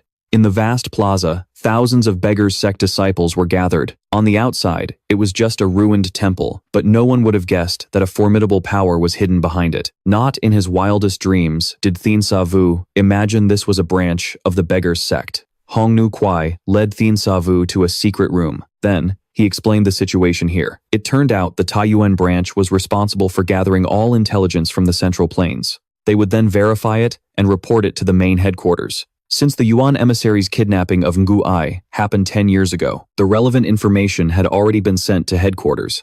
So, Hong Nu Kwai had dispatched someone to contact them. The old beggar then summoned the branch master, Truong Tanat, and asked him what information he had gathered on the Dark Merchants. Truong Tanat said that the head of the Dark Merchants' Taiyuan branch was named Lien Kungia, and he wasn't just a skilled merchant. He was also a top-tier martial arts master. The most difficult part was that he was extremely cautious, not even fully trusting his closest aides. So, no one knew his whereabouts. The disciples of the Beggars sect were working hard to find any trace of him. Do you really want to confront the Dark Merchants?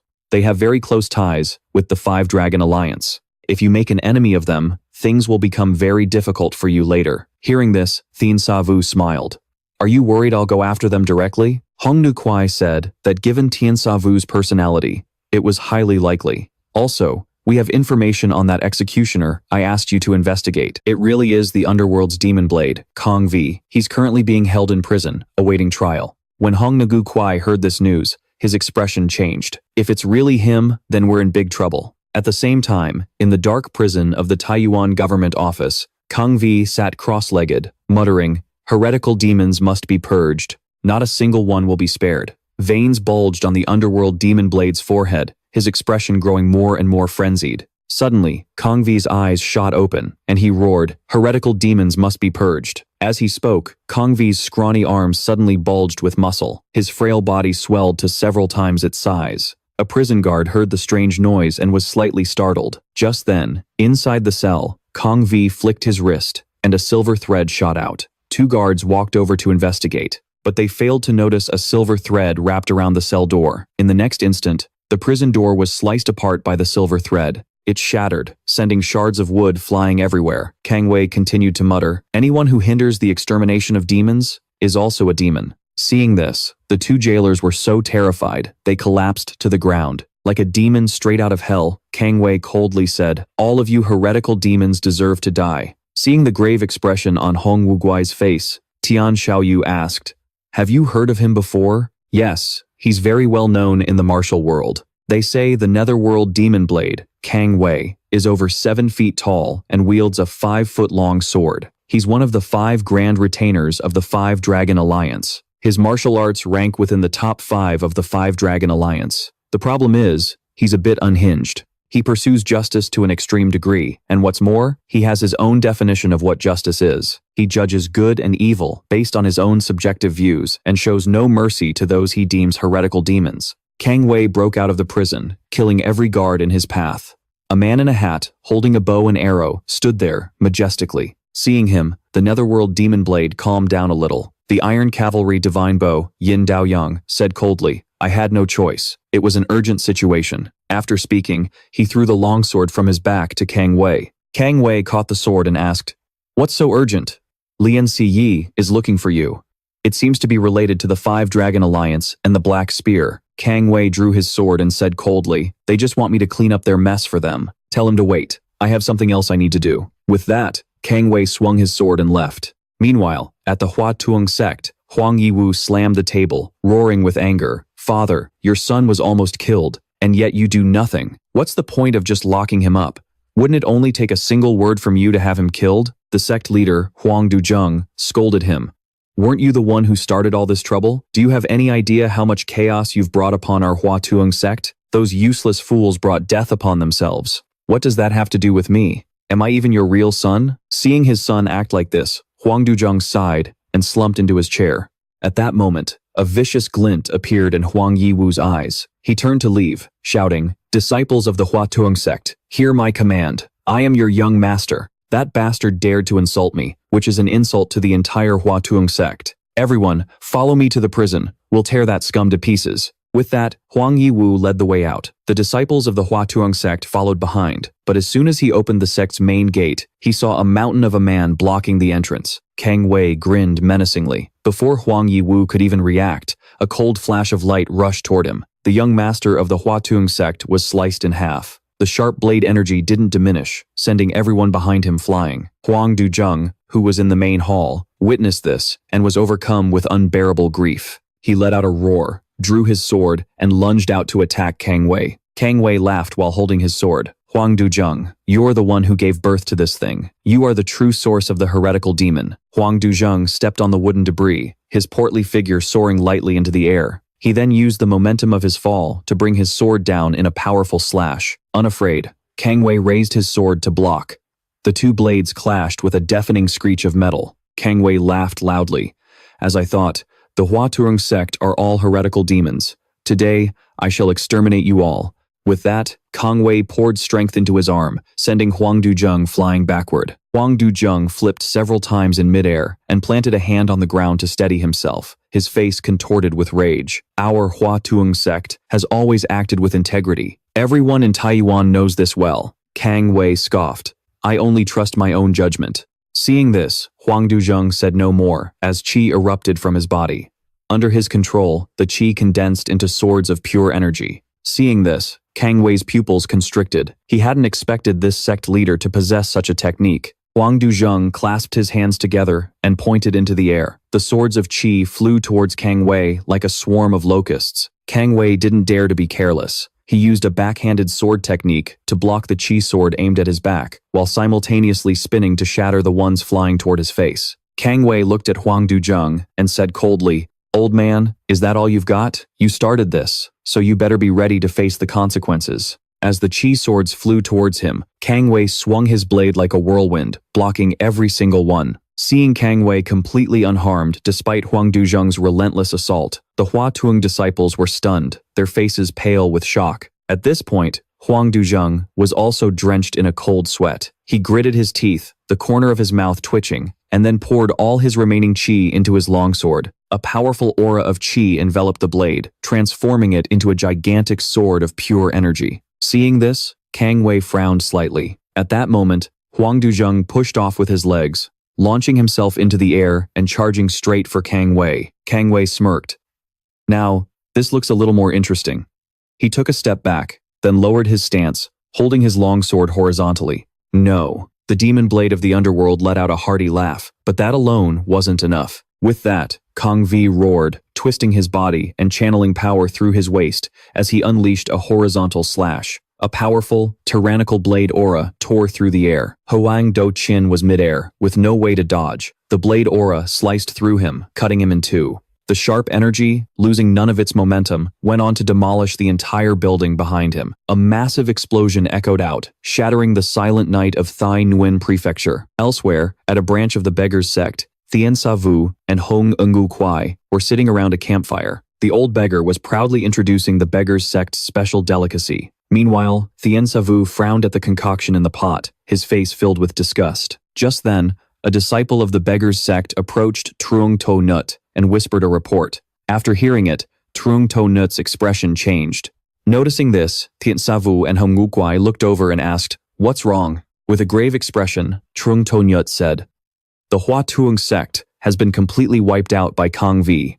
Hearing this, both of their faces turned serious. At the same time, in a casino in Thai Nguyen Prefecture, Kang Vi walked in, radiating a murderous aura. Reaching the second floor, he glanced down at the gamblers below, his eyes as cold as ice. Just then, a low voice spoke from behind him. An attendant bowed with his hands clasped. "Hero Kong, the guildmaster is waiting for you inside." With that, the attendant led Kang Vi deeper into the casino. They arrived at a secret room, where the attendant twisted a bronze statue on a table. A secret door appeared on the wall. The attendant bowed and said, "After you, Hero Kong." An old man was already seated inside. Seeing Kang Vi enter, he spoke slowly. "For the demon blade of the underworld to grace us with his presence. This is truly an honor for this humble one." Kang Vi glanced around and said softly, "The guildmaster certainly knows how to pick a spot." Then, his expression hardened. "Why have you summoned me here?" Seeing this, Lien Tungia didn't beat around the bush and said directly that he wanted to ask for Kang Vi's help. Kang Vi narrowed his eyes. "Is this an order from the Five Dragons Alliance?"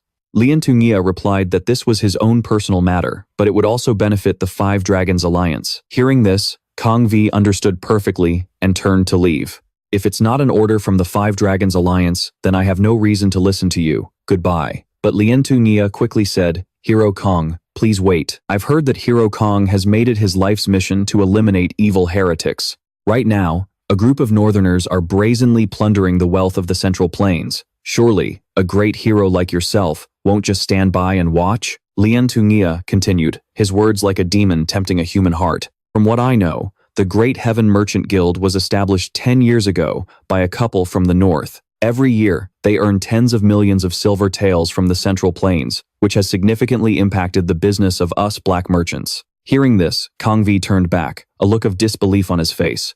"The Great Heaven Merchant Guild isn't a force of the Central Plains?" "That's right. What's more, I've heard the Five Dragons Alliance is negotiating with them. No matter how great the profits, should we really be doing business with outsiders?" At these words, Kang Vi could no longer contain his rage. He gripped his sword so tightly that his knuckles cracked. The demon blade of the underworld was clearly provoked. They are all vile heretics who deserve to die. With that, Kang Vi turned and left, his voice resolute. "Rest assured, the Great Heaven Merchant Guild will soon disappear from Thai Nguyen." Watching Kang Vi leave, radiating killing intent, a smile spread across Lien Tungia's face. A man in a wide-brimmed hat also emerged from the room. Mdao Duong spoke with an admiring tone. "Amazing. With just a few words, you can make him do your bidding." Lien Tungia glanced at him, a smug look on his face. "You flatter me. Kang Vi's parents were killed by the UN army. Ever since then, he has despised people from the north. I just gave him a little motivation. That's what makes you so terrifying. So, is the other plan still proceeding as scheduled?" "Of course. I was originally planning for you to join as well. Let's go to the Red Cliff Wall." Meanwhile, at a tavern in Thai Nguyen Prefecture, Thien Sa Vu still couldn't get used to the Beggars sect's unique cuisine. He ended up deciding to go for a drink by himself. Thien Sa Vu raised his cup, his mind a tangled mess of thoughts. He recalled the information he'd just heard at the Beggars sect branch, and a wave of melancholy washed over him. He wondered if he had made the right choice in sparing Kang Vi's life. "What? You're saying Kang Vi wiped out the entire Hua Tuong sect?"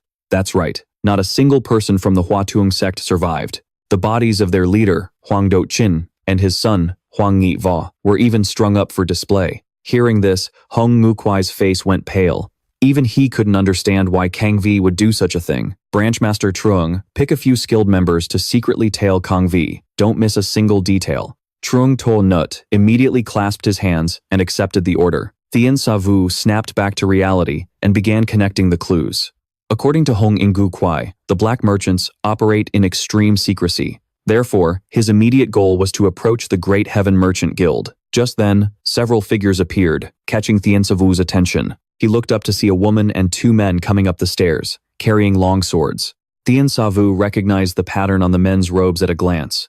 He'd seen it in a registry of the martial world. It was the emblem of the Mount Hua sect. The woman had a graceful figure and wore a red veil, her eyes shimmering like water. But when Thien Sa Vu saw the plum blossom pattern embroidered on her veil, he immediately understood. The Mount Hua sect, which follows Taoism, has never accepted female disciples, but they made an exception for one person, the blood plum blossom, one of the three flowers, Duan Mok Tung Yin. The three of them arrived at the tavern and saw that the second floor was already full. Duan Mok Tung Yin's eyes scanned the room and landed on Thien Sa Vu, who was sitting alone by the window. She observed the young man, noting his deep eyes and calm demeanor. Duan Mok Tung Yin approached, saying the tavern was full, and asked Thien Sa Vu if they could share his table. Thien Sa Vu smiled and agreed. The three sat down and ordered food from a waiter. While they ate, Duan Mok Tung Yin introduced herself and her sect to Thien Sa Vu. The other two also introduced themselves. One was named Ha Tong Nan, and the other was Tang Mok Hop. Both were second-generation disciples of the Mount Hua sect. So, you are esteemed disciples of the Mount Hua sect. It's an honor to meet you. I am Thien Sa Vu, from the north. May I ask which sect you belong to, young hero? Thien Sa Vu replied that he wasn't from the Central Plains martial world, and that his skills were merely for self-defense, not worth mentioning. Hearing this, Duan Mok Tung Yen grew wary, but before she could say more, Thien Sa Vu stood up to leave. It's getting late. I'll be taking my leave now. Seeing this, Ha Tong Nan said, most people aren't so calm when they hear the title Blood Plum Blossom. Duan Mok Tung Yen remained composed and said, the martial world is vast. It's normal for him to have never heard of my name. In the current situation, we should still be cautious. What if he's connected to the netherworld demon blade? But Duan Mok Tung Yen was certain, believing the young man had nothing to do with the annihilation of the Hua Tuong sect. He clearly knows martial arts, but I couldn't sense his aura at all. Especially those quiet eyes.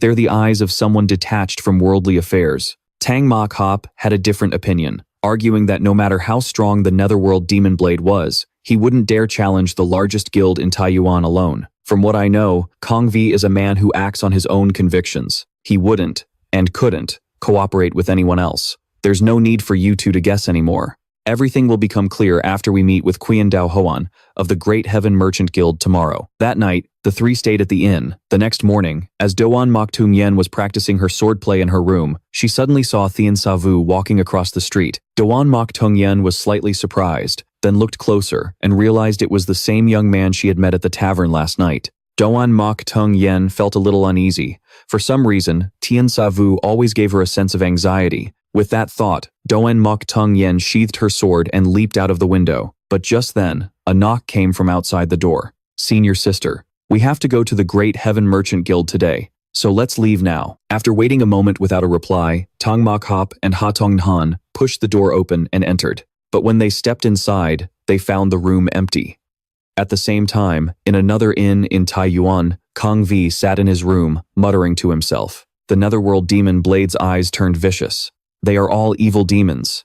They must be eliminated. After speaking, Kang Vi stood up and grabbed his longsword. Great Heaven Merchant Guild, I, Kang Vi, swear to destroy you. Meanwhile, at the Taiyuan branch of the Great Heaven Merchant Guild, manager Trin Fong was meticulously recording his ledgers. Upon hearing that the Taiyuan magistrate's office was being established today, this branch head's eyes gleamed with cunning, and he ordered Trin Fong to prepare money from the treasury. The city wall collapsed last night.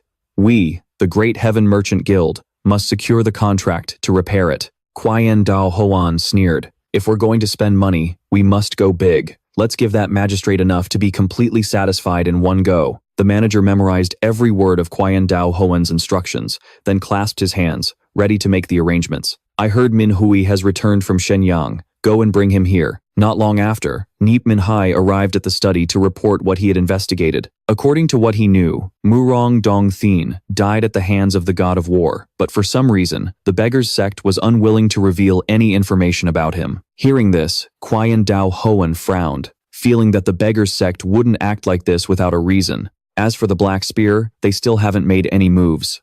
Quian Dao Hoan couldn't help but be surprised by this news. The Great Heaven Merchant Guild and the Black Spear had always been in covert competition with each other. Yet for the past 3 months, their rivals had been completely silent. This made Quian Dao Hoan feel uneasy. The Lian Kungia, he knew, was never one to sit still. According to the information my subordinates have gathered, Kong Vi, one of the 5 guest elders of the 5 Dragons Alliance, has appeared, is currently in Tai Nguyen. Furthermore, last night, this netherworld demon blade committed a crime in public. It's said that he killed the young master of the Hoa Tuong sect, then killed its leader, Hoang Do Chin, before single-handedly slaughtering all the sect's disciples, completely wiping them out. As for why he did it, the reason is still unclear. But your subordinate guesses, his purpose in coming to Tai Nguyen is definitely related to the 5 Dragon Alliance, and the 5 Dragon Alliance has close ties with the Black Spear. It's very likely the Black Spear will make a move soon. Quian Dao Hoan agreed with his subordinate's speculation,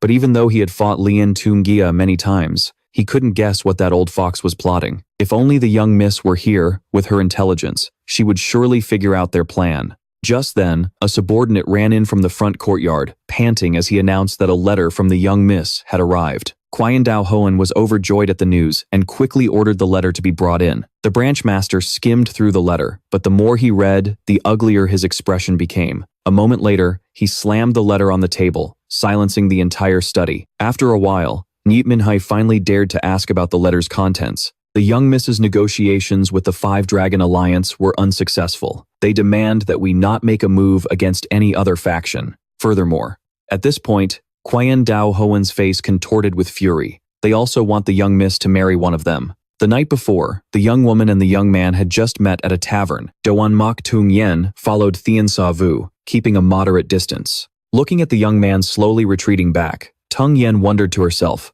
what is this mysterious young man's true purpose? Suddenly, Thien Sa Vu turned his head. The girl on the roof had vanished. The young man looked toward the rooftop, sighed, and muttered, "If you want to follow me, just say so. Why do you have to be so sneaky?" Doen Mok Tung Yen, hidden in a corner, held her breath. The heart of this heroine from the Hua Sun sect was in turmoil. She had completely concealed her presence, but she was still discovered. Just then, her beautiful eyes suddenly widened. She saw a tall man with a longsword blocking Thien Sa Vu's path. Thien Sa Vu looked at him with a cold gaze and said nonchalantly, "You just wiped out the Hoa Tuong sect last night, and today you dare to walk the streets like this. Netherworld Demon Blade. You truly have nerves of steel. Kid, we meet again. Perfect. Let's settle our score right now." Duan Mok Tung Yen couldn't help but be shocked. It seemed these two already knew each other. Could it be, as Tang Mok Hop said, that Thien Sa Vu was also involved in the annihilation of the Hoa Tuong sect? At this thought, Duan Mok Tung Yen tightened her grip on her longsword. Thien Sa Vu was not at all intimidated by Kong Vi's threat. He was curious how the man's broken arm could have healed completely in a single day. Moreover, he had already lost to him once, yet he still dared to seek him out. It seems the title Netherworld Demon Blade isn't just for show. Kong Vi was also thinking. He knew the young man before him was highly skilled, but since he had stopped him from killing Hoang Nivo, he must be some kind of evil heretic. With that thought, Kong Vi let out a cold laugh, tightening his grip on his longsword. "Kid, I know your martial arts are decent." Kong Vi channeled his internal energy, and a powerful aura radiated from his body. "But you're still an evil heretic, and I must eliminate you." But just then, a figure flew through the air, and a woman in red landed between the two of them. Doen Mok Tung Yen, longsword in hand, spoke with a clear voice. "Young Master Thien, we meet again." The girl's eyes were filled with solemnity. "We'll talk later. Right now, I must resolve your issue with the Netherworld Demon Blade." With that, Doen Mok Tung Yen walked towards Kong Vi. Thien Sa Vu frowned, thinking that the Blood Plum Blossom must have misunderstood something. Doen Mok Tung Yen spoke up. "Senior Kong, it has been a long time. This junior, Tung Yen, pays her respects." Seeing this, Kong Vi lowered his longsword and cupped his fist in return, but suspicion arose in his heart. Why would the Blood Plum Blossom, Don Mok Tung Yen, appear in Tai Nguyen? Could she have been sent by the Ninth Heaven Manor? With this thought, Kong Vi asked directly, May I ask what business heroine Doan has here? Of course. I came for you, senior. I heard that you caused a massacre in Tai, Nguyen, so this junior came to investigate. You mean the Hoa Tuong sect? They were all vile demons. They deserve to die. Hearing this, Doan Mok Tung Yen said angrily, Senior, I urge you to reconsider. Do you have any idea how many innocent people those beasts harmed? Can the victims accept what you're saying, Senior? The young master of a so-called righteous sect was openly committing atrocities, and his father indulged him, never reining him in. 1,000-mile dike can be ruined by a single anthill. 100-foot mansion can be burned down by a tiny spark. Kong Vi laughed loudly, his face full of pride. If you don't eradicate evil heretics from the root, they will only cause greater disasters later on. Therefore, even if I have to kill 10 people, 100 people, or even wipe out an entire sect, I will not hesitate. As he said this, the netherworld demon blade's gaze turned razor sharp. He raised his long sword. Even if he's from the Iron Martial Alliance, I'm not afraid. Thien Sa Vu sighed at the sight. He didn't know what to make of the situation. Duan Muk Tong Yen said, We of the Mount Hua sect are subordinates of the Nine Heavens Manor. Senior Kong, you are a member of the Five Dragons Alliance. As she spoke, the swordswoman drew her blade. Her beautiful eyes stared down Kong Vi, showing no signs of backing down. If Senior Kang refuses to listen to reason and insists on this path, then a clash between us would mean a declaration of war between our two factions. The atmosphere on the street grew tense, thick with killing intent. Thien Sa Vu's expression also turned serious, as he noticed a large crowd gathering around them, their whispers filling the air. Isn't that the blood plum blossom of the Mount Hua sect? And that other man must be Kong Vi, the one who wiped out the Hoa Tuong sect. Why in the world are those two fighting? Thien Sa Vu thought to himself, these people are so clueless. If a real fight breaks out, they'll definitely get hurt. Just then, Tang Mok Hop and Ha Tong Nan passed by, looking for their senior sister. Seeing the crowd up ahead, Ha Tong Nan curiously peeked over and saw his senior sister facing off against a man. Taking a closer look at the man, he froze. Isn't that the demon blade of the underworld, Kong Vi? Without a second thought, the two of them leaped through the crowd, shouting, Senior sister, we're here to help. Hearing their voices, Doan Muk Tung Yen was slightly distracted. In that instant, a cold glint flashed in Kong Vi's eyes. He lunged with his sword. Doan Muk Tung Yen drew her own blade, but she was a step too slow. She twisted her body, moving as gracefully as a butterfly. Just as the two swords were about to collide, a figure blurred between them. Thien Sa Vu reached out with both hands, stopping the two longswords in their tracks. His voice was as calm as still water. Please, both of you, stop. One is the famed swordswoman of the Mount Hua sect, and the other is one of the 5 great guests of the Five Dragons Alliance. If you two fight here, innocent people will be caught in the crossfire. Why not stop for today and schedule a duel for another time? Kong Vi pressed his lips together. He knew that if Thien Sa Vu talked him down today, he might never get another chance to face him. With that thought, the demon blade of the underworld roared, In the name of punishing evil, I fear nothing. As he spoke, Kong Vi poured all his strength into his arm. Seeing this, a cold light flashed in Thien Sa Vu's eyes. In the next moment, a powerful surge of chi erupted from his body. The torrential wave of chi slammed into Kong Vi's sword arm. He felt the blood and energy in his body roil, and he cried out in pain. This was the second time Kong Vi had felt the cold breath of death so near. But just as quickly, that immense wave of chi vanished. Kong Vi stared in disbelief at the young man before him. Thien Sa Vu released his grip and gave Kong Vi a gentle push. He staggered back 2 steps. No matter how arrogant the demon blade of the underworld was, he couldn't help but feel terrified in that moment. The 2 Mount Hua disciples, who were rushing forward, froze in their tracks. They never imagined the young man they met last night was this powerful. I have no desire to harm the innocent either. With that, he grabbed Doan Muk Tung Yen's hand and pulled her away. Startled, Doan Muk Tung Yen cried out, Young hero Thien. Thien Sa Vu ignored her and continued to lead her straight through the crowd. But just then, Kong Vi's voice called out from behind. Young hero, please wait. I have yet to learn your esteemed name. Thien Sa Vu turned his head and said casually, My name is Thien Sa Vu. After saying that, he pulled Doan Muk Tung Yen out of the crowd. Tong Mok Hop and Ha Tong Nan quickly followed, leaving Kong Vi standing there in a daze. The demon blade of the underworld felt utterly crushed. He didn't want to abandon his convictions, but his opponent was just too strong. It seemed he would have to find some help. Meanwhile, as Thien Sa Vu left the crowd, he ran into 2 people. 2 disciples of the beggar's sect cupped their fists in greeting, explaining they had been sent by their elder to tail Kong Vi. Thien Sa Vu glanced back at Kong Vi and said, "Now is not a good time to follow him. His mind is in turmoil. If he spots you, you'll be in grave danger." Seeing how respectfully the beggar's sect disciples treated Thien Sa Vu, Doan Mook Tung Yen became even more certain of her judgment. This young man was truly no ordinary person. The two beggar's sect disciples bowed their heads, thanking Thien Sa Vu and promising to be more careful. Tung Mok Hop and Ha Tung Nhan followed behind Thien Sa Vu, their faces filled with confusion. After a moment, Ha Tung Nhan finally spoke up. "Young hero Thien, please, let go of her hand." Only then did Thien Sa Vu realize he was still holding Doan Mook Tung Yen's hand. He quickly let go. "My apologies." Tong Mok Hop quickly interjected, "We should get to the Great Heaven Commerce Guild." Hearing this, Thien Sa Vu's interest was piqued. He asked if he could accompany them. Tang Mok Hop happily agreed. Doan Mook Tung Yen, however, recalled her master's words before she left on her mission. "Tung Yen, this mission will be difficult, but you must succeed. Not just for the Nine Heavens Manor, but for yourself. You must know what to do and what not to do. You must know who to befriend and who to avoid. Rest assured, Master, I will remember your words." She was now certain that Thien Sa Vu and Kong Vi were connected, and that their relationship was a deeply important one, with the beggar's sect. From the words of those two disciples just now, she guessed that he might even know the sect's elders. This meant he was exactly the kind of person she needed to befriend, and perhaps she could even recruit him into the Nine Layers mansion in the future. Before long, the group arrived at the Taiyuan branch of the Great Heaven Merchant Guild. Standing before the gate, Thien Sa Vu looked up at the magnificent and splendid architecture, with its bright vermilion doors.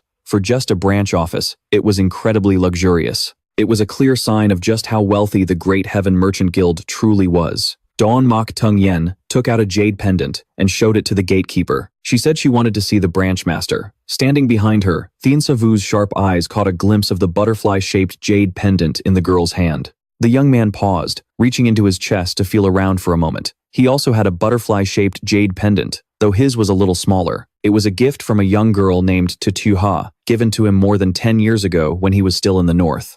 "This is my most precious possession. I'm giving it to you. In the future, I will definitely become the richest merchant in the world. When that time comes, bring this to find me." Recalling the past, Thien Sa Vu smiled, wondering how that little girl was faring now that she was in the Central Plains. With that thought, a plan began to form in Thien Sa Vu's mind. This time, at the Great Heaven Merchant Guild, besides finding information on the Black Spear Guild, he might also find some news about Tutu Ha. After reporting, the gatekeeper led the group inside.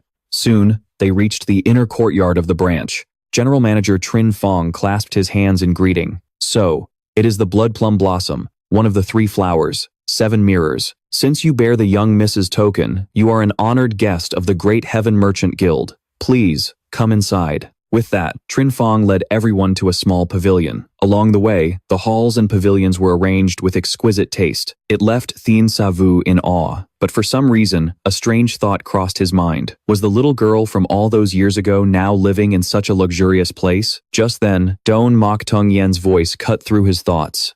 "Young hero Thien, I got to know a friend from the Iron Martial Alliance a few days ago. That person is very close with the Great Heaven Merchant Guild. As it happens, the Great Heaven Merchant Guild has a branch in Taiyuan, so I decided to stop by. So, young hero Thien, if you want to make your way in the martial world, it's wise to make many friends." Thien Sa Vu didn't quite understand, but he simply nodded and followed everyone. A short while later, they arrived at the reception hall. Inside the room, Branch Master Quian Dao Hoen was already waiting. Everyone took their seats. Quian Dao Hoen asked directly, "Heroine Doan Mok, are you here because of the Netherworld Demon Blade?" Kong Vi? Doan Mok Tung Yen didn't beat around the bush either, stating directly that yes, she wanted to find information on him. "We've been tracking Kong Vi for a long time. Recently, he's been in very close contact with Lien Tungia of the Black Spear Guild." Hearing this, Thien Sa Vu thought to himself, so it's true.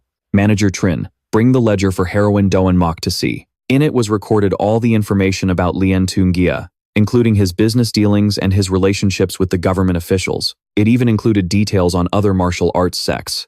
The only thing is, we still haven't found his whereabouts. This information is not normally disclosed, but since heroine Doan Mok has the young Mrs. Token, we'll make an exception. We still don't know Kong Vi's purpose in coming to Taiyuan, but we suspect it's related to the Black Spear Guild. Furthermore, it's highly likely he's acting on the orders of the 5 Dragon Alliance. Doan Mok Tung Yen took the ledger and read it carefully. When she reached a certain entry, she couldn't help but read it aloud. 20 years ago, he collaborated with the Murang family in human trafficking. Her voice, though quiet, was like a clap of thunder in Thien Sa Vu's ears. Qian Dao Hoan keenly noticed the young man's change in demeanor. He had been silent ever since entering the room, so why did he have such a strong reaction to the mention of the Murang family? Although Thien Sa Vu quickly regained his composure, his gaze still put the branchmaster on high alert. At that moment, Doan Mok Tong Yen said, "Information is never free. I wonder, what does Branchmaster Qian desire?" Qian Dao Hoan stated plainly that he wanted the protection of the 9 Layers mansion to minimize any potential losses for the Great Heaven Merchant Guild.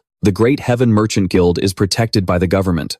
I doubt you need the help of my 9 Layers mansion. Heroine Doan Mok, the annihilation of the Hoa Tuong sect was a martial world affair, so it's natural for the government not to intervene. But yesterday, dozens of city guards were killed, and yet the officials have remained silent. I suspect the prefect of Taiyuan has colluded with the Five Dragon Alliance. I'm afraid from now on, the government won't interfere with any of Kong V's actions. Duan Mok Tung Yen said she didn't have the authority to mobilize the entire 9 Layers mansion, but Qian Dao Hoan replied that just mobilizing the martial sects around Taiyuan Prefecture would be enough. After weighing the pros and cons, Doan Mok Tung Yen agreed. Thien Sa Vu watched the two of them haggle over every last bit of advantage. He thought to himself that these two were truly no ordinary people. Just then, Qian Dao Hoan turned to Thien Sa Vu, and I still have not had the pleasure of learning this young brother's esteemed name. For such a secret meeting, Heroine Duanmu, to bring this young brother along, he must be no ordinary person. Before Thien Sa Vu could answer, Doan Mok Tung Yen spoke up.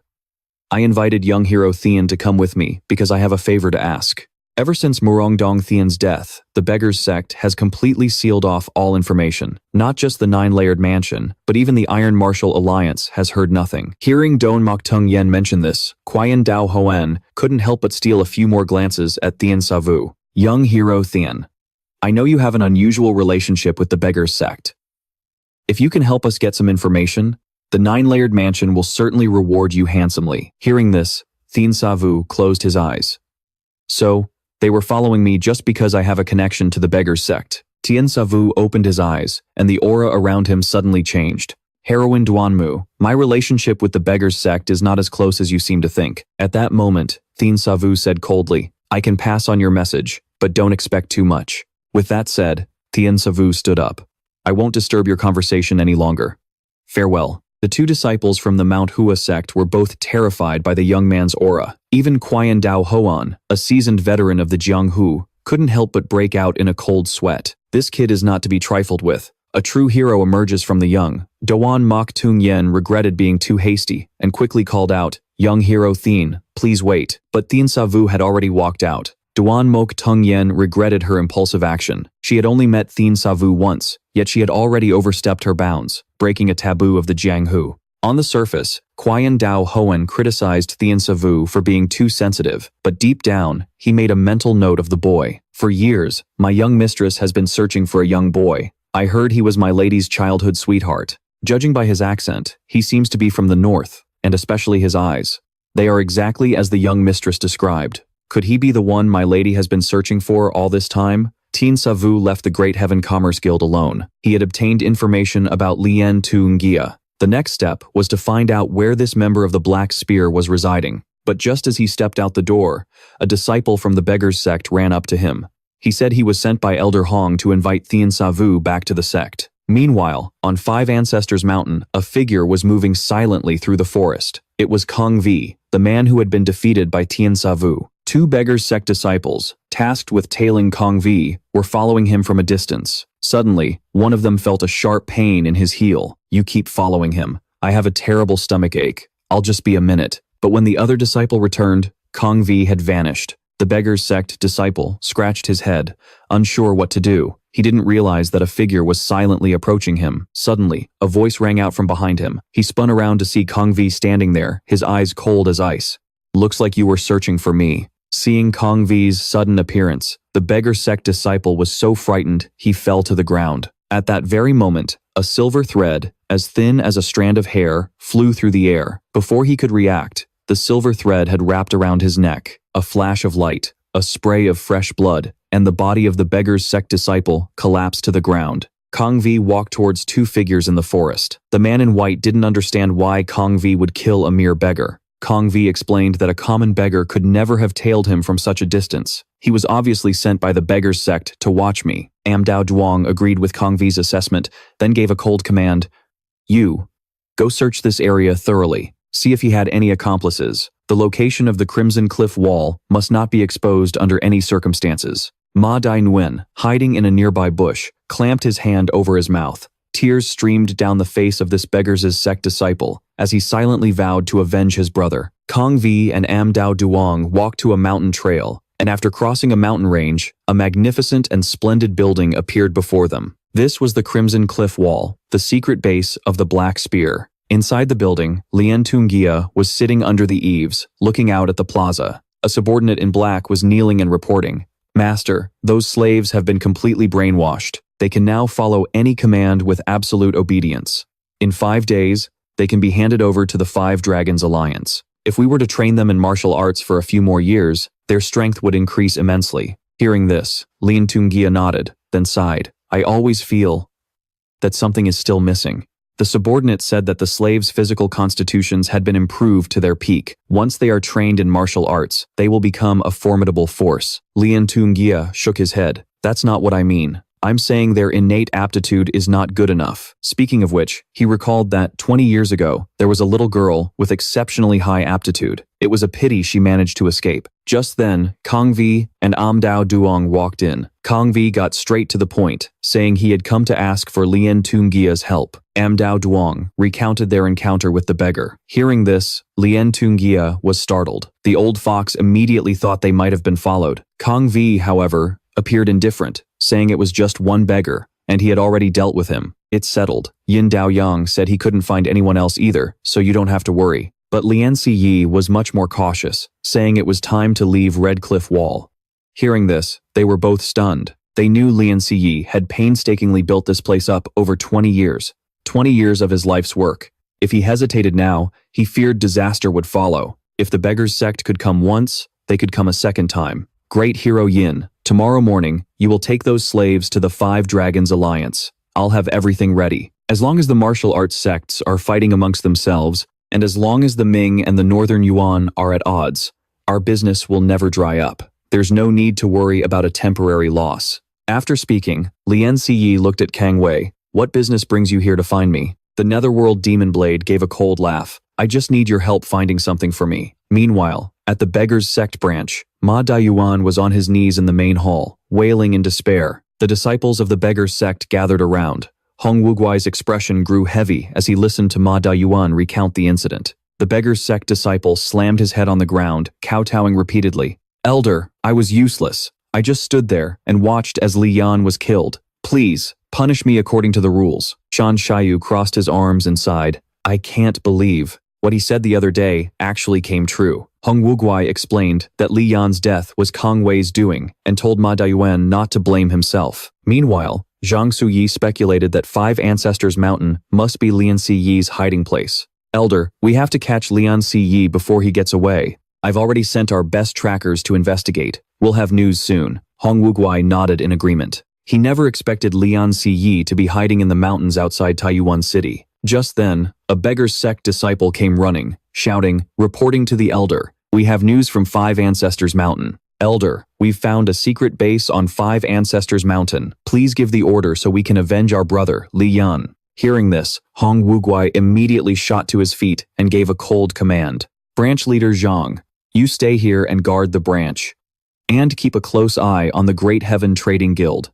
I have a feeling something big is about to happen over there." Then, Hong Wuguai turned to the crowd, his voice booming like thunder. "All disciples, listen up. Anyone ranked below a 6-sash disciple, stay here with branch leader Zhang. All those ranked 6-sash and above, follow me to eliminate that bastard Kang Wei." The disciples of the beggar's sect roared as one, their voices echoing like thunder. After speaking, Hong Wuguai glanced over at Shan Shayu, who was about to leave, and asked, "Are you planning on going alone?" But facing an expert like Kang Wei, casualties would be unavoidable. That's why you want to go ahead and deal with him yourself. Shan Shayu's silence was a tacit admission. "Kid, you look down on our beggar sect too much. We go together." Shan Shayu smiled, but said nothing. This secret base had existed in the mountains for 20 years without being discovered.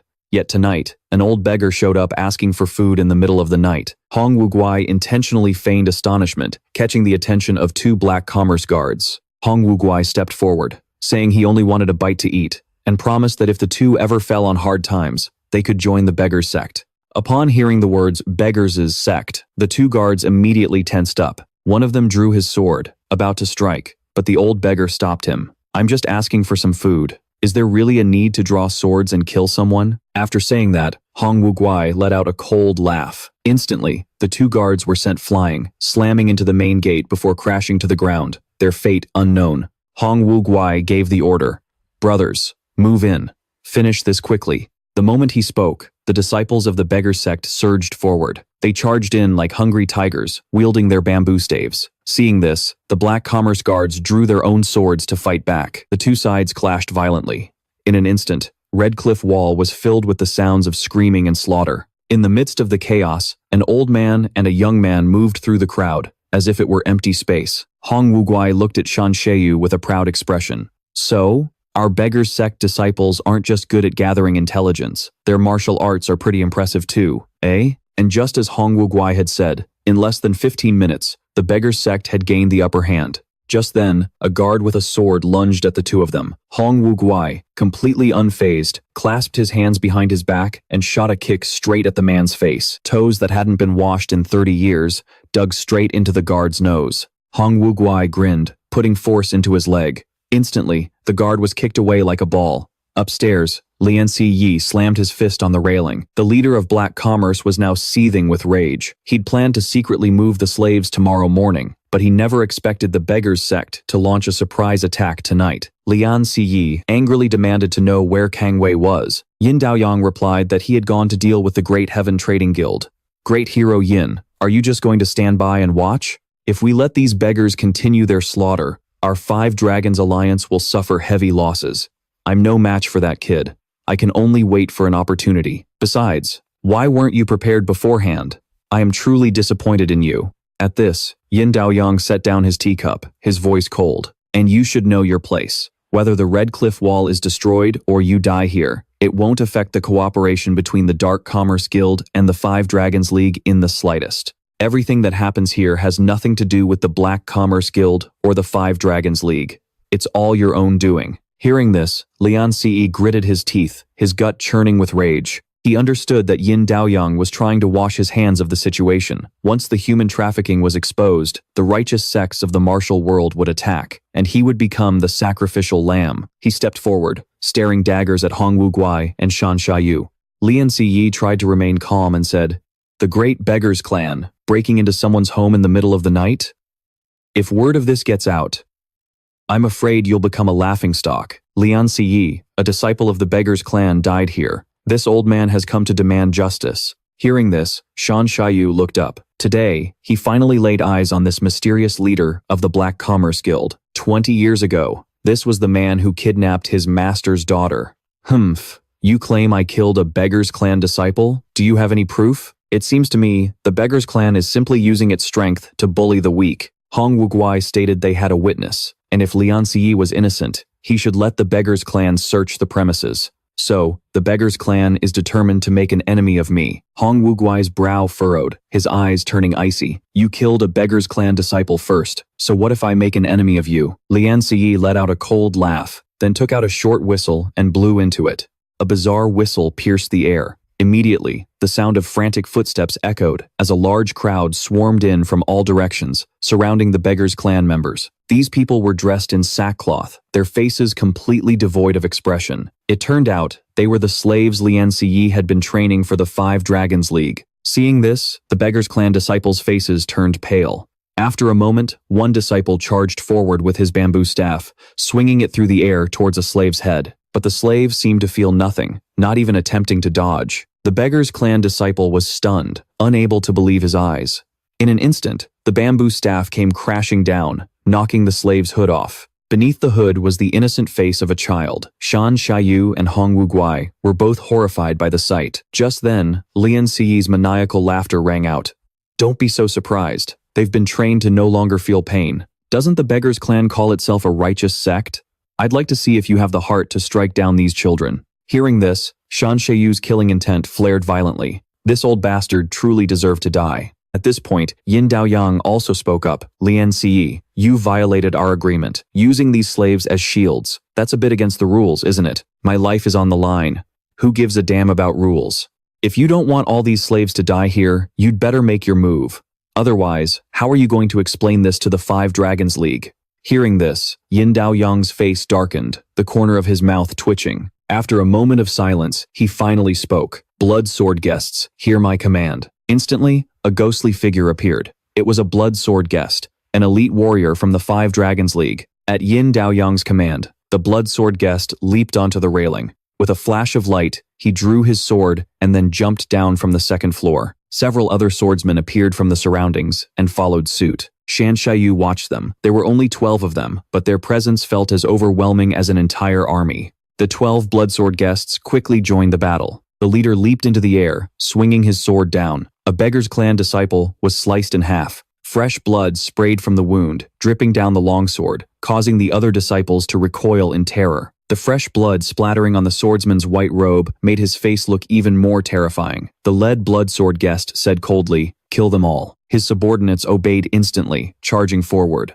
The tide of battle, which had been in the Beggar's Clan's favor, suddenly shifted. A moment later, Shan Shaiyu noticed something unusual. Although these children were young, their physiques were identical to those of adults. It was clear that some special method had been used to unnaturally accelerate the growth of their muscles and bones. Not only that, but a secret art had been used to control their minds. No matter how scared they were now, they wouldn't dare move a muscle without an order. Moreover, it was obvious this condition was irreversible. If this continued, these children probably wouldn't live past the age of 20. Thinking of this, Shan Shaiyu's heart filled with rage. He wondered if his master's daughter had been subjected to the same cruel fate. Hong Wuguai saw the killing intent rising in Shan Shaiyu's eyes and quickly placed a hand on his shoulder. The old beggar's voice was extremely grave. "Shaiyu, calm down. Those men in white are from the Five Dragons League. If you attack them, I'm afraid there will be no turning back." Shan Shaiyu said coldly, "You are an elder of the Beggar's Clan, yet you're just going to stand by and watch our disciples get slaughtered?" Hong Wuguai sighed and said, "Right now, the Beggar's Clan and the Five Dragons League are in a delicate state of balance. The Northern Plains haven't been completely wiped out, so all of us sects in the martial world have a tacit understanding.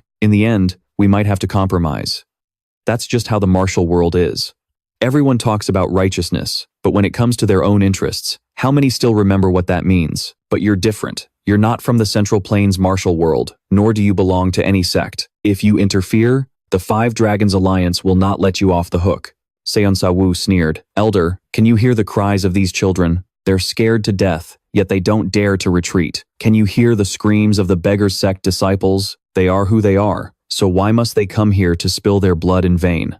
I started practicing martial arts at 14, and it's only been 12 years. You've surely been practicing for much longer than me, haven't you?" At this, Thien Sa Vu roared in anger. "If you practice martial arts but don't dare to act on your convictions, then, may I ask, Elder, what did you even practice the heaven-shattering divine art for?" These words from Thien Sa Vu sent a shock through Hong Ogui. Ever since becoming an elder of the Beggar's sect, he had always been cautious, weighing the pros and cons. But now, he felt his state of mind was inferior to that of a mere teenager. The disciples were fighting for their lives, yet here he was, still hesitating. With that thought, Hong Ogui drew his whip. The Beggar's sect elder laughed heartily. "All right, kid. You've got guts. You go and capture Yon Sa Yui. I'll deal with these blood sword bastards." After speaking, Hong Ogui channeled his internal energy, and the whip in his hand shot forward like a dragon diving into the sea. Instantly, the whip coiled tightly around the arm of a blood sword swordsman. Hong Ogui put his strength into his arms and yanked hard. His entire body flew forward, using the momentum to kick the blood sword swordsman straight in the face. The man let out a blood-curdling scream as the longsword in his hand clattered to the ground. A cold glint flashed in the beggar's sect elder's eyes. He kicked the hilt of the sword, and the 3-foot-long blade shot through the air, piercing the blood sword swordsman's chest. The force of the kick sent the man flying back over 10 zhang. The longsword continued on its path, pinning him firmly to a pillar. The blood sword swordsman was nailed to the pillar, dead on the spot. Seeing this, the leader of the swordsman's face changed drastically. He loudly warned his subordinates to be more careful. Hong Ogui stood with his hands on his hips and laughed boisterously. Brothers, today, we fight to our heart's content. Our beggars sect has been quiet for far too long. It's about time we showed them the strength of us beggars. As soon as he finished speaking, the beggar sect disciples roared and charged, surrounding the remaining blood sword swordsmen. Hong Ogwei rushed to the front, lashing out with his whip. The whip carried the force of a thunderclap, forcing the blood sword swordsman to dodge, not daring to block it directly. Hong Ogwei shattered the enemy's formation with a single move, then ordered them to form the dog-beating formation. Hearing this, the leader of the blood sword swordsman was startled and quickly told his men to fall back into a defensive circle. But the moment his attention was divided, a beggar's sect disciple struck him from behind. The blood sword swordsman clutched his back and turned to counterattack, only to be struck in the face by that same disciple. He suppressed the pain and retreated to create distance, but the beggar's sect disciple pursued him relentlessly. The blood sword swordsman leaped up, kicked off the tip of his opponent's staff, and used the recoil to fly out, intending to attack the other disciples on the outer ring. He no longer wanted to fight. He just wanted to escape the encirclement, but it was clearly too late. A beggar's sect disciple leaped onto his comrade's shoulder and then shot down like an arrow loosed from a bow. He swung his staff, striking the leader of the blood sword swordsman on the back of the neck. The other blood sword swordsmen were also defeated. By now, the beggar sect's dog-beating formation was fully established. Thien Sa Vu watched this scene with silent admiration before looking up to the upper floor where Yeon Sa Yui was standing. The leader of the Black Mountain clan was currently grinding his teeth, his anger flaring uncontrollably. He couldn't believe that the elites of the Five Dragons Alliance were being completely overwhelmed by the beggars of the Beggars sect. Just then, Thien Sa Vu's gaze sharpened. He bent his knees and leaped. Thien Sa Vu shot towards the upper floor, launching an attack on Yeon Sa Ei. Yeon Sa Ei was busy cursing and was caught completely off guard when he suddenly felt a powerful gust of wind rush towards him. In the next moment, Thien Sa Vu had appeared right in front of him. Terrified, Yeon Sa Ei collapsed to the floor. Thien Sa Vu reached out with his left hand, which was now enveloped in chi. The young man's voice was as cold as ice. Yeon Sa Ei, 20 years ago, how many children did you buy from the Murang family, and where did you take them? I don't have much patience. Where is he now? For the first time, the leader of the Black Mountain clan felt the breath of death so close. He wanted to speak, but not a single sound would come out. At that exact moment, a voice rang out.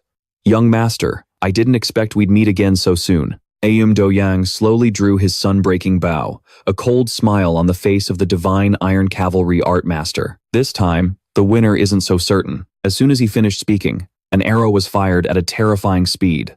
A golden aura of chi condensed at its tip. From 10 zong away, the arrow arrived in an instant. Though he was on guard, Thien Sa Vu never expected his opponent to be so fast. He only saw a flash of golden light as it shot straight for his chest. The young man was immediately sent flying by the powerful force. Thien Sa Vu landed gracefully, the arrow still embedded in his chest. He frowned and let out a sharp breath of foul air. Am Dao Duong had poured all his strength into that single arrow. Now, he simply leaned against the wooden railing and watched. Lien Tuwai thought Am Dao Duong had succeeded and began to cheer, but after a closer look, Am Dao Duong himself frowned. Thien Sa Vu was slowly getting back on his feet, his right hand clenched tightly around the arrow. Less than 3 inches of the shaft protruded from his palm. It was clear the young man had caught the fatal arrow at the very last second. Thien Sa Vu stared at the arrow in his hand, a cold fear still lingering in his heart. If he hadn't jumped back to create that little bit of distance, that arrow would have gone straight through his chest. The young man tossed the arrow aside and said coldly, "You're good at seizing opportunities. It's a shame you couldn't grasp the only one you had to kill me." Having failed with his first move, Am Dao Duong immediately activated his golden eye heavenly sight technique to observe more closely. In an instant, the entire flow of true chi around Thien Sa Vu's body became visible to him. He saw a powerful, dense stream of energy hidden within the young man's dantian. Faint wisps of true chi rose from the crown of his head, reaching for the sky. Am Dao Duong swallowed hard, unable to believe that a boy so young could possess such incredibly pure internal energy. After a moment, he steadied himself, drew another arrow, then kicked off the railing and leaped down. Am Dao Duong sailed through the air, drawing his bow and firing.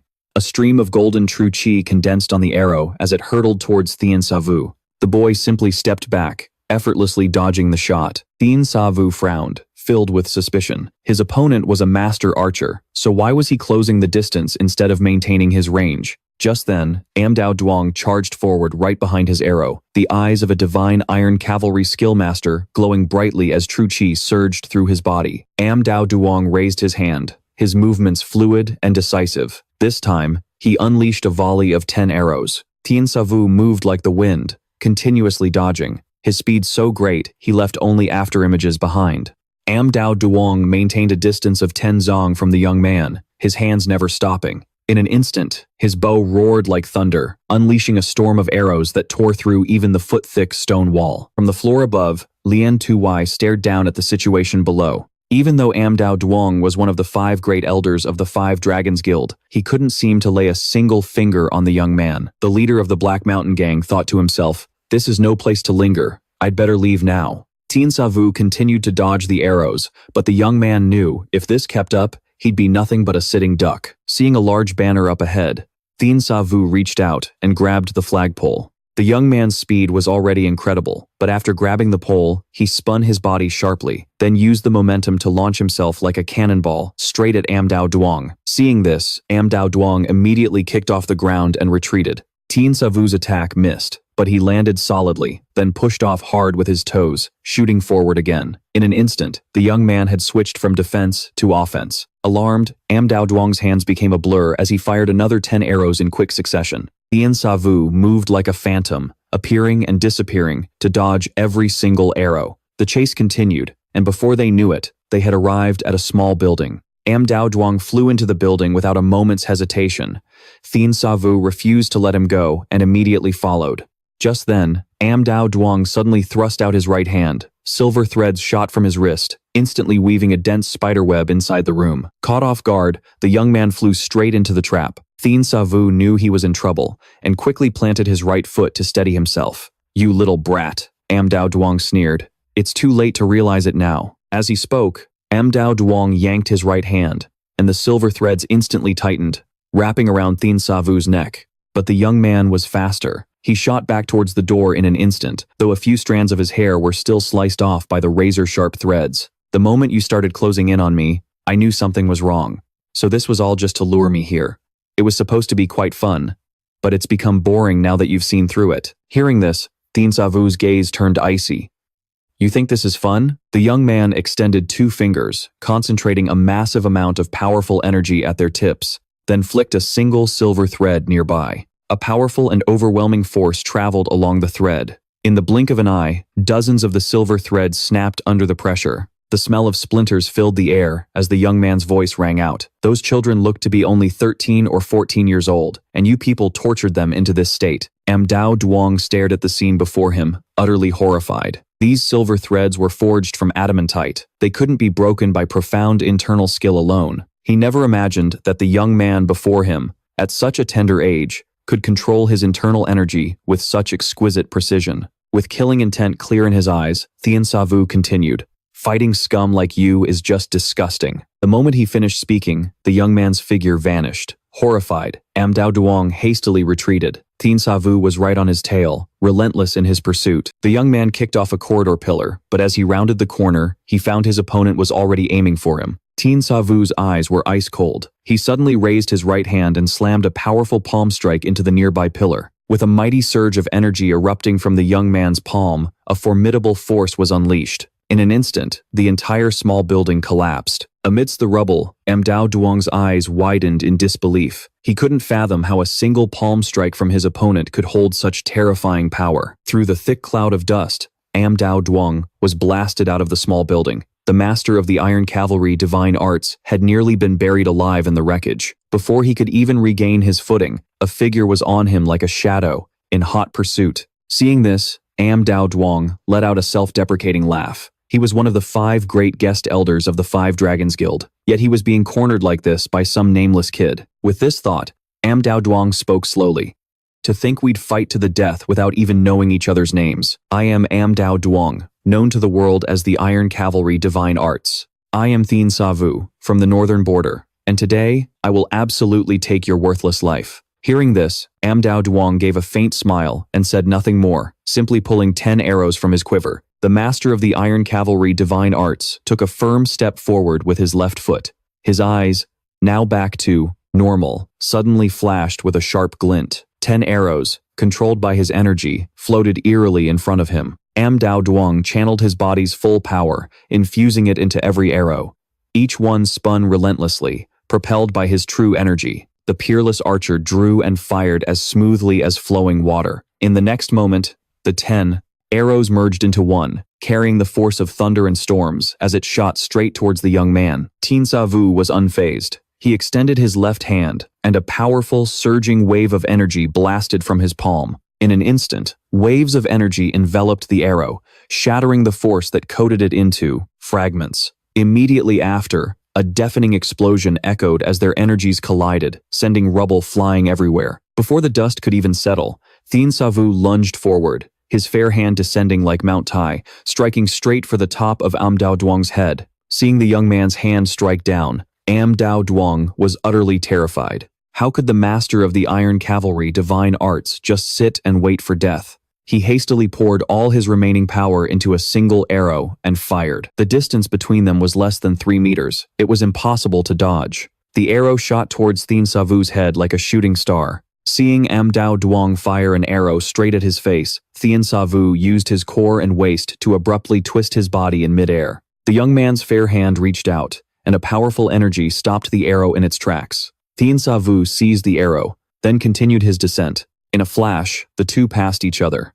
The next moment, the arrow was lodged squarely in the middle of Dao Duong's forehead. Thien Sa Vu landed and said coldly, "I told you I'd take your worthless life today. You can go in peace now." The moment he finished speaking, Dao Duong collapsed, dead on the spot. Hong Gu Kuai couldn't believe his eyes when he saw this, but he quickly composed himself. This battle would surely cause a huge storm within the Five Dragons Guild. With this thought, he glanced around, intending to capture Lian Tu Wai first, but he discovered that the leader of the Black Mountain Gang had vanished at some point. Unbeknownst to anyone, a horse was currently galloping at full speed toward the Taiyuan prefecture. On horseback, Lian Tu Wai was as frightened as a stray dog.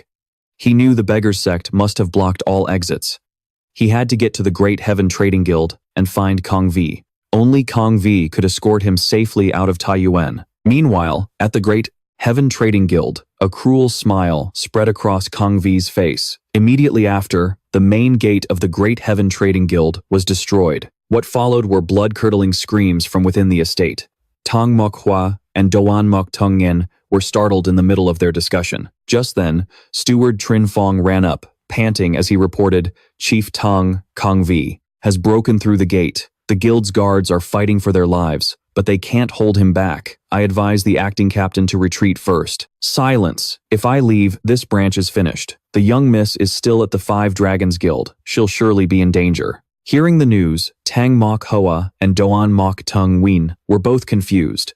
Even if Kang Vi was a powerful martial artist, why would he suddenly attack the Great Heaven Trading Guild? Doan Mok Tung Nguyen suddenly understood. The Five Dragons Guild must have guessed that our guest fine cooperation failed. That's why they're resorting to this despicable tactic, to prevent the Great Heaven Trading Guild from allying with other powers. Everyone rushed to the front courtyard, only to see a group of guards confronting Kong Vi in the plaza. One of the guards let out a loud cry and charged straight at Kong Vi. Kong Vi didn't flinch, meeting the attack with his long sword in hand. His figure moved like a butterfly, flitting through flowers, appearing and disappearing in flashes. Moments later, under the moonlight, severed limbs and splattering blood filled the air as the guards were massacred. The demon blade of the underworld laughed heartily. "All of you heretical demons deserve to die." Just then, another guard attacked him from behind. Kong Vi glanced back and sneered. Then, with a slight flick of his wrist, his long sword instantly pierced through the guard's chest. Seeing their comrade brutally slain, 2 more guards charged at him, but before they could even get close, Kong Vi cut them down with a single stroke. Even though the guards fought to the death, the gap in their power was simply too vast. Every slash from Kong Vi's blade claimed a guard's life. This demon blade of the underworld was like the Grim Reaper himself. None of the guards could withstand even a single one of his blows. Seeing this, the guard captain, Neep Min Hue, ground his teeth in fury. The captain channeled all his strength into his legs, launching himself into the air and flying straight towards Kong Vi. "You lunatic, I will kill you today." Kong Vi laughed coldly, his voice dripping with sarcasm. With pathetic skills like that? With those words, he also charged forward, aiming straight for Neep Min Hu. Neep Min Hai used his downward momentum to bring his sword crashing down, but Kong Vi parried the blow with his scorching heavens flame technique. The two immediately clashed, countless afterimages of their blades flashing in the air.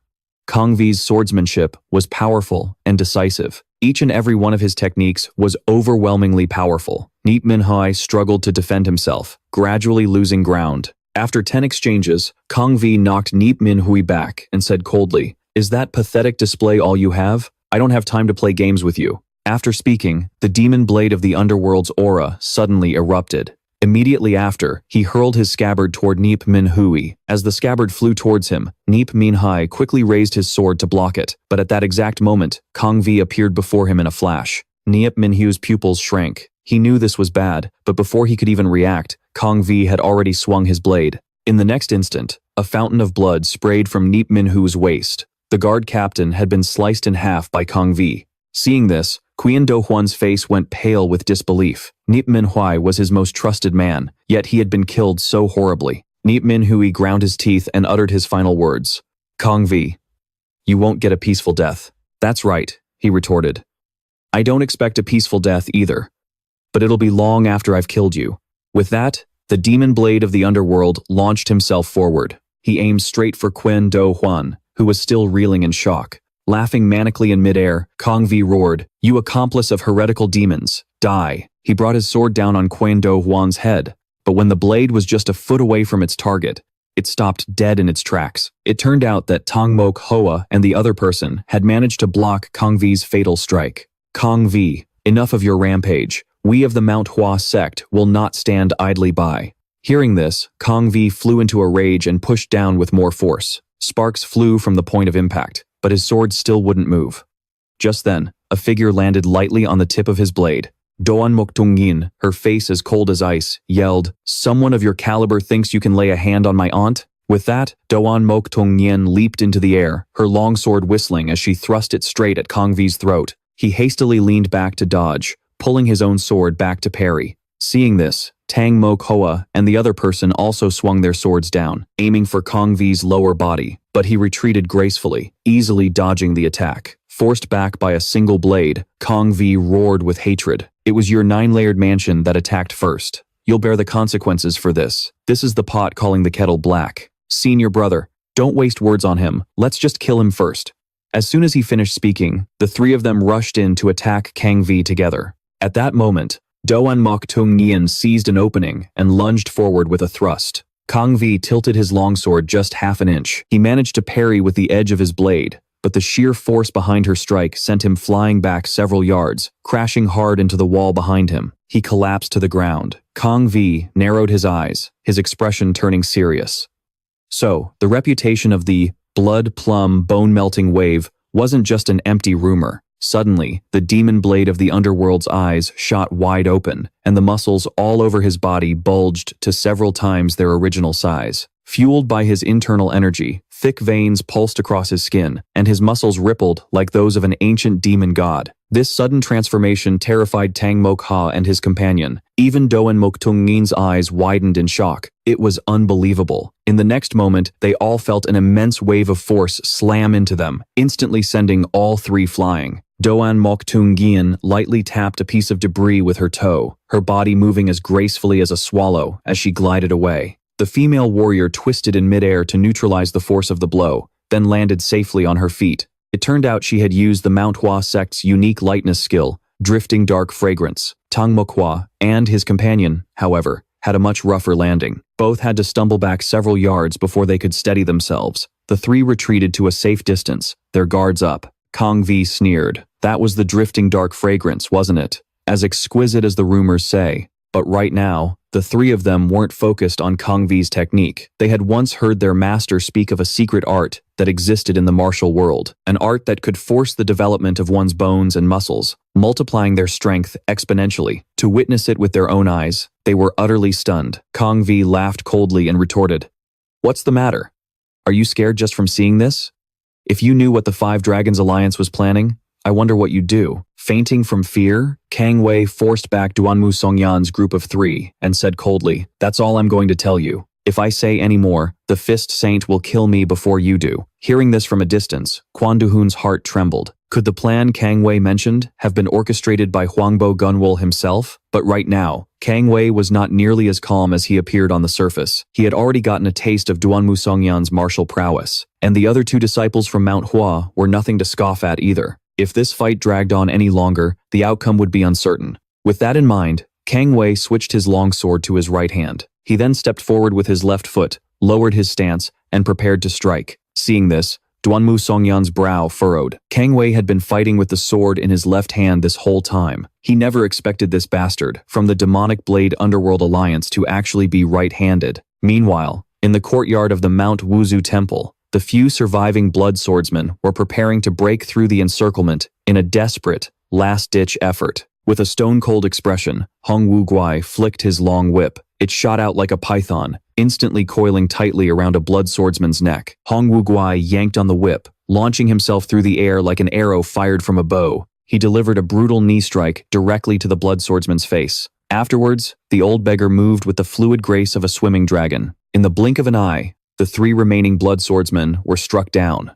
One of them was still twitching on the ground. Without a hint of hesitation, Hong Wu-guai brought his foot down with crushing force. The blood swordsman's head instantly shattered, killing him on the spot. At that moment, having dealt with his opponents, Thien Sa Vu approached. Hong Wu-guai informed him that Lian Ziyi had escaped. Thien Sa Vu didn't seem overly concerned. "We still have these blood swordsmen, don't we? We'll just interrogate them and find out where Lian Ziyi is hiding." Hong Wu-guai warned that the blood swordsmen are the elites of the 5 Dragons Alliance, and they've undergone harsh training. Even if we use every trick in the book, we might not get the information we want out of them. With a grim expression, Thien Sa Vu replied nonchalantly, "Don't worry, they will tell me everything."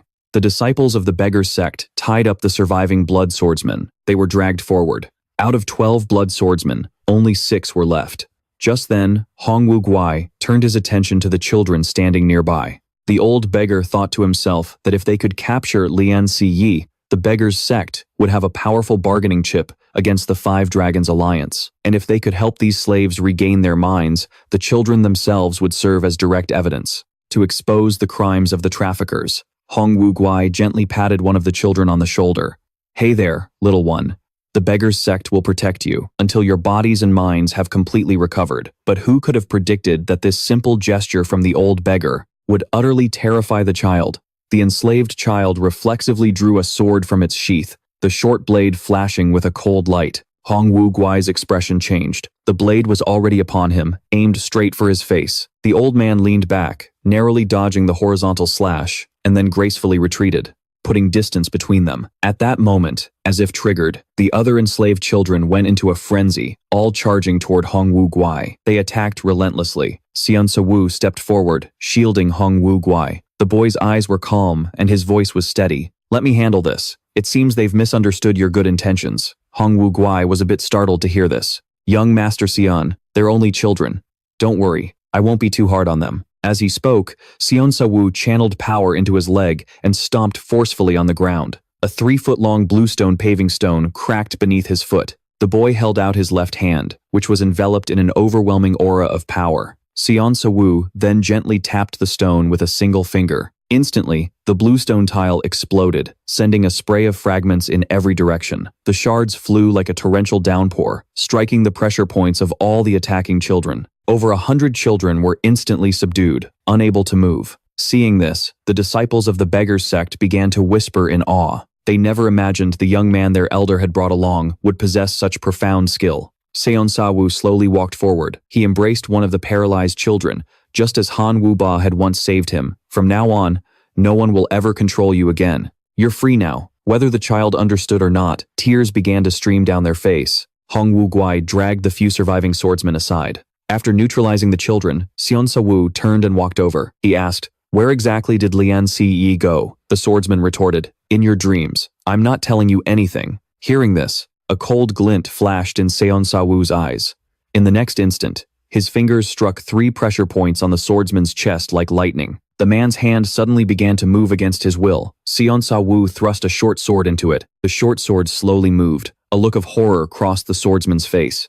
Thien Sa Vu asked, "A blood swordsman would rather die than betray his comrades. Is that right?" Hearing this, a thought seemed to cross Thien Sa Vu's mind. "Fine. If you want to be a hero, I will gladly oblige. The boy slightly curled 2 fingers. The swordsman's arm changed direction once more, stabbing straight into the comrade beside him. The swordsman being stabbed looked on in absolute terror, while the one holding the blade tried desperately to stop his own wrist, but it was as if his hand no longer belonged to him. The sword he was forced to hold plunged deeper and deeper into his comrade's throat. The swordsman's eyes widened in terror as he screamed, "Stop!" Thien Sa Vu smirked, ignoring the man's desperate plea. "Didn't you say your comrades' lives were more important to you than your own? Then I'll let you kill every last one of them with your own hands." Watching this unfold, Hong Vu Koi couldn't help but let a smirk cross his face. The blood sword warriors are trained to have an iron will. Never betray a comrade is a creed that's been drilled into their minds since they were children. Thien Sa Vu's method, while cruel, was the perfect way to instantly shatter the psychological defenses of these elite swordsmen. And sure enough, seeing his comrade about to die a gruesome death by his own hand, the swordsman finally broke under the pressure and screamed, "Stop! I'll talk." Lien Tu Wai. He definitely fled to the Great Heaven Trading Guild. Thien Sa Vu's expression didn't change a bit as he asked, "Are you sure?" "I swear, I'm not lying." He asked Kong Ui to annihilate the Great Heaven Trading Guild for him before, and Kong Ui agreed to his request. Hong Vu Koi spoke up, "Young man, what are you going to do?" With a grave expression, Thien Sa Vu said, "I have to get to the Great Heaven Trading Guild. I absolutely must capture Lien Tu Wai. I'm leaving this place in your hands, Elder." With that, Thien Sa Vu channeled energy into his legs, stomped hard on the ground, and launched himself into the air, disappearing from sight. In the next instant, the stone ground shattered, sending shards flying everywhere. The sheer force of his departure kicked up a violent wind, forcing everyone to shield their eyes. In a flash, Thien Sa Vu was already hundreds of meters away. He knew that, even with 3 disciples from the Mount Hua sect guarding the place, the Great Heaven Trading Guild would struggle to hold off Kong Ui. If he arrived too late, Lien Tu Wai would surely escape, and the trail leading to his master's daughter would go cold once more. At that thought, Thien Sa Vu pushed his lightness technique to its absolute limit. Under the moonlight, a lone figure could be seen streaking toward Taiyuan City. This place had once been the most extravagant manor in all of Taiyuan, but now, thanks to the arrival of one man, it was nothing but a desolate ruin. Qian Dao Hoan surveyed the scene, thinking to himself that his very life now rested on the shoulders of the 3 Mount Hua disciples. Even if the Great Heaven Trading Guild had a device that could obliterate the entire manor, he wouldn't hesitate to sacrifice his own life. But he couldn't bear the thought of the young mistress coming to any harm. Manager Tran Fong urged his master to use this opportunity to flee, but Qian Dao Hoan ignored his subordinate's advice. Watching the 3 disciples of Mount Hua locked in a life-or-death battle with Kong Ui, the weak guildmaster spoke slowly. "I made a pact with Doan Mok Tung Nam. Whether I live or die, I cannot betray my allies. It's true that a merchant values profit, but we value our integrity even more." As he spoke, Qian Dao Hoan clenched his fists tightly. He muttered, "Young mistress, please forgive me. I fear I can no longer serve you, but I will never, ever break my blood oath." Just then, Kong Ui let out a mighty roar and leaped into the air. Duan Mok Tung Nam hastily warned her 2 junior brothers to be careful. The blade fiend circulated chi throughout his body, focusing all his power into his sword. Then, with a downward slash, he unleashed several beams of sword energy. Seeing this, Duan Mok Tung Nam's expression grew serious. The heroine of Mount Hua pushed off her toes and retreated a step. At the same time, she poured all of her internal energy into her blade. Doan Mok Tung Nam flew into the air, looking like a lone plum blossom in the winter snow. In a flash, an incredibly powerful sword aura surged around her. Then, Doan Mok Tung Nam focused all of that energy into a single point. With a slash of her sword, it was as if a plum blossom had burst into full bloom. The 2 longsword wielders clashed violently in the blink of an eye. Seeing this, Ha Tong Nan and the other disciple quickly leaped to the sides. The 2 waves of sword light crashed into each other. A powerful shockwave of energy erupted, blasting outwards. Kong Ui sneered, "The snowy plum blossom technique. It certainly lives up to its reputation." Then, a vicious light flashed in the blade fiend's eyes.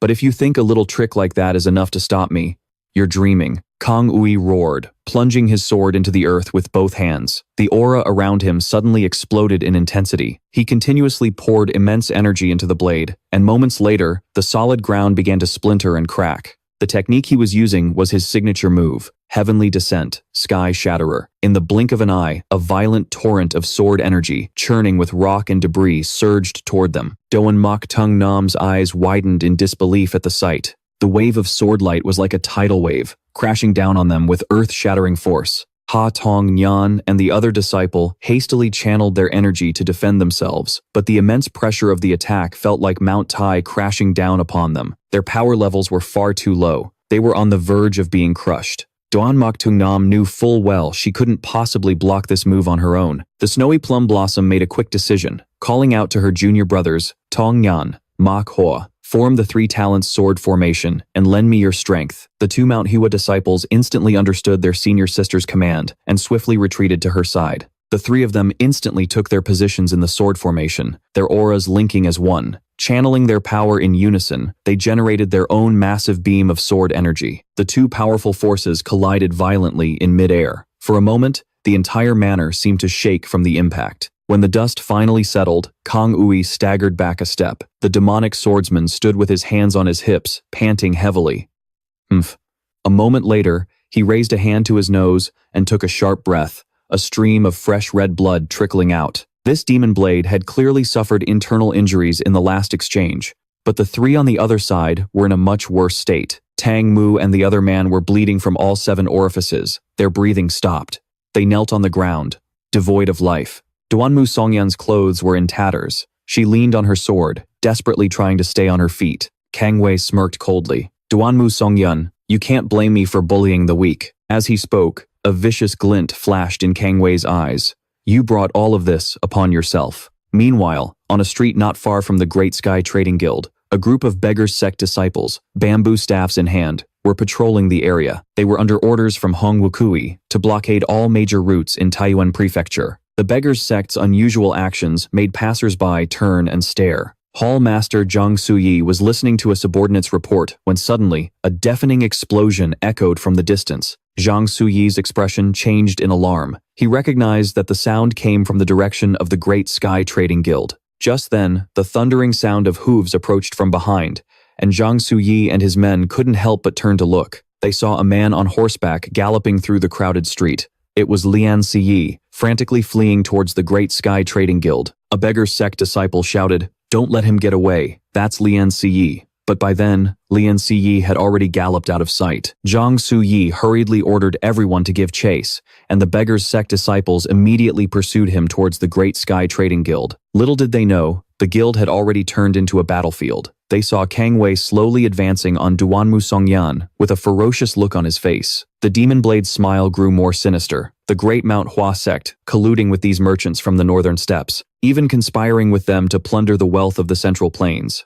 Duanmu Songyan, your Mount Hua sect has fallen and become just another heretical cult. Hearing this, Duanmu Songyan gritted her teeth. Don't you dare insult my sect. With that, she let out a cry, pushed herself to her feet, and prepared to strike. But Kang Wei was faster, swinging his blade. She could only barely manage to parry with her sword. Already completely exhausted, she was immediately sent flying by the blow. She tumbled to the ground, and a butterfly-shaped jade pendant fell from her robes, landing beside her. Kang Wei slung his blade over his shoulder, walked up to her, and spoke coldly. You foolish girl, you really don't know your own limits. So what if I insult your sect today? In the martial world, strength is all that matters. Whoever has the sharper sword holds justice. Seeing Duanmu Songyan lying on the ground with no strength left to fight, Kang Wei narrowed his eyes and glanced behind her. His mission was to destroy the Great Sky Trading Guild. Killing Quan Dohuan first was the urgent matter. With that thought, he turned and walked towards the master and servant, not far away. Duanmu Songyan tried to get up to stop him, but she had no strength left. Steward Chen Feng threw himself in front of his master, refusing to move no matter how much his master pulled at him. The steward wouldn't budge an inch. Kang Wei raised his sword and said coldly, "Stop struggling. You master and servant can go on your way together." Just then, a frantic voice called out from behind him. Lian Siyi rode up, his voice trembling. "Great hero Kang, we have to get out of here, now." Hearing this, Kang Wei paused and asked him what had happened. The beggar's sect brought a young man and attacked the Red Thunder Hall. Great hero Yin is holding them off for now, but I fear he won't last much longer. We're out of time. We must retreat immediately. After hearing the report, Kang Wei's gaze darkened as he said slowly, "It's too late to leave now. He's already here." Seeing Kang Wei's grim expression as he stared behind him, Lian Ziyi couldn't help but turn to look, his face filled with horror. A figure had appeared out of nowhere, standing silently atop a pile of rubble. In the moonlight, all they could see was a young man with long flowing hair, standing tall and proud. Lian Ziyi looked as if he'd seen a ghost, letting out a scream before collapsing to the ground. He racked his brain but couldn't understand how this god of death had arrived so quickly. Shan Xiaoyu looked at the bodies in the distance, recognizing two of them as Tong Mu and the other man. These were the people who had been laughing and talking with him just that day, but now they were breathless, completely lifeless. At this thought, the young man let out a sigh. In the end, he was still a step too late. Suddenly, his eyes swept over the butterfly-shaped jade pendant on the ground. The young man immediately leaped down, gliding into the courtyard. In 2 bounds, he was in front of Duanmu Songyan. Shan Xiaoyu bent down and picked up the jade pendant from the ground. Looking closely, he saw 2 characters carved on it, Xiao Hu. A small smile touched the corner of the young man's lips. Just as he'd guessed, this jade pendant truly belonged to Xiao Hu. Shan Xiaoyu slowly walked over to Duanmu Songyan. He took her hand, placed the jade pendant in her palm, then took off his own long coat and draped it over her, covering her body. The young man's tone was slightly scolding. "Your clothes are too torn. Kang Wei is no pushover. You really took a beating this time. You're done for, right?" Saying this, Thien Sa Vu moved closer, his voice gentle, but still. "Thank you for risking your life to keep your promise." If the owner of the jade pendant knew, they would surely be very grateful. His masculine breath on her face made Duanmu Songyan blush. The famous snow plum blossom of the martial world stammered for a moment, not knowing how to respond. Just then, the young man in front of her stood up. "You should rest and regulate your breathing.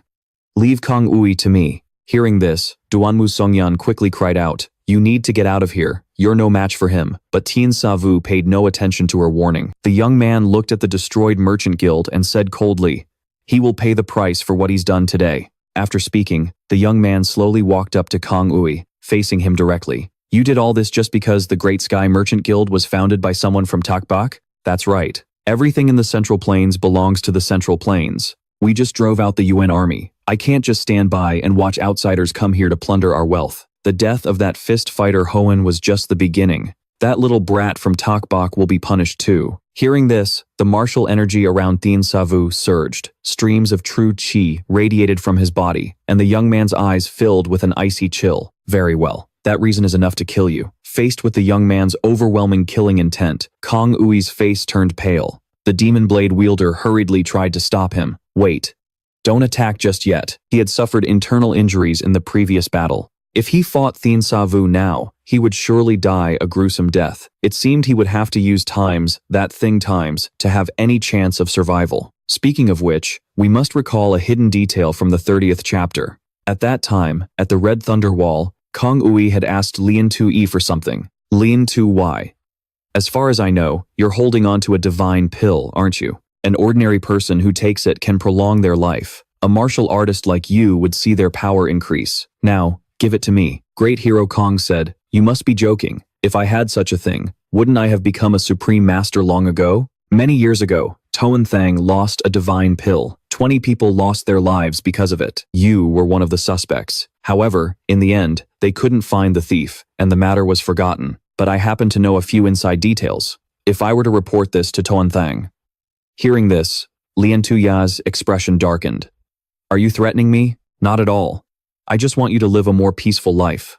Lian Tu-yi stared at Kang Ui for a moment, then said, "Follow me." The latter smirked, implicitly agreeing, showing that he would keep the secret. Unexpectedly, at that very moment, Doan Dao Duong spoke up to warn him. The divine iron cavalrymen stated bluntly that Kang Ui was playing with fire, and he feared it would cost him his life. But Kang Ui just laughed coldly, not in the least concerned. "If the matter of the divine pill is exposed, I might die. But if I face that boy with my current strength, I will definitely die. Between two evils, I choose the lesser. I have no other choice." A short while later, Lian Tu-yi led Kang Ui to a secret room. There, a pill lay quietly in a brocade box, the very divine pill that Tan Thang had lost all those years ago. "I'm giving it to you now. From this moment on, this has nothing to do with me. But let me warn you, this divine pill was one of the early prototypes. Its medicinal effects are not very stable." Kang Ui snatched the pill from Lian Tu-yi's hand. "Don't worry, I'll handle your matter properly. I'm heading to the Great Sky Merchant Guild immediately."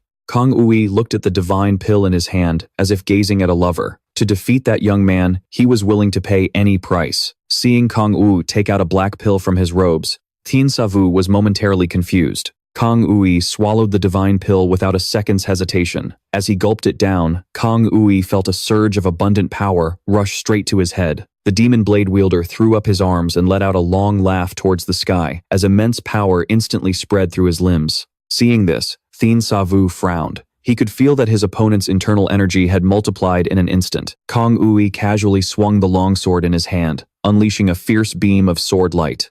Thien Sa Vu, if I can't kill you today, I will regret it for the rest of my life. Faced with this sudden change, the young man remained unfazed, saying, "Enough talk, just make your move." Kang Ui sneered, then let out a roar, using the momentum to spin and swing his sword horizontally. The powerful energy on the longsword surged, sending rubble flying everywhere it passed. Thien Sa Vu took a small step back, perfectly dodging the powerful strike. Kang Ui pressed forward, executing a powerful mountain-cleaving strike. In an instant, a massive beam of sword light slashed straight down towards the young man. Unexpectedly, that beam of sword light was stopped dead in its tracks, like a raging river crashing against a great mountain, forced to split into two smaller streams. Kang Ui's eyes widened in disbelief. He saw a single, fair hand blocking the blade of his sword. The young man's cold voice rang in his ear. "Kang Ui, today, you will die." With that, Thien Sa Vu rushed forward, attacking straight down the middle. The youth threw a palm strike, hitting Kang Ui's sword arm as a tyrannical, surging force erupted. It pierced through him, and he let out a blood-curdling scream as the powerful internal energy traveled from his arm into the sword itself. The 5-foot-long sword began to crack, piece by piece. Thien Sa Vu ignored Kang Ui's agonized cries. He struck again, this time hitting his elbow. With a sickening crunch of breaking bone, a vicious glint appeared in Thien Sa Vu's eyes.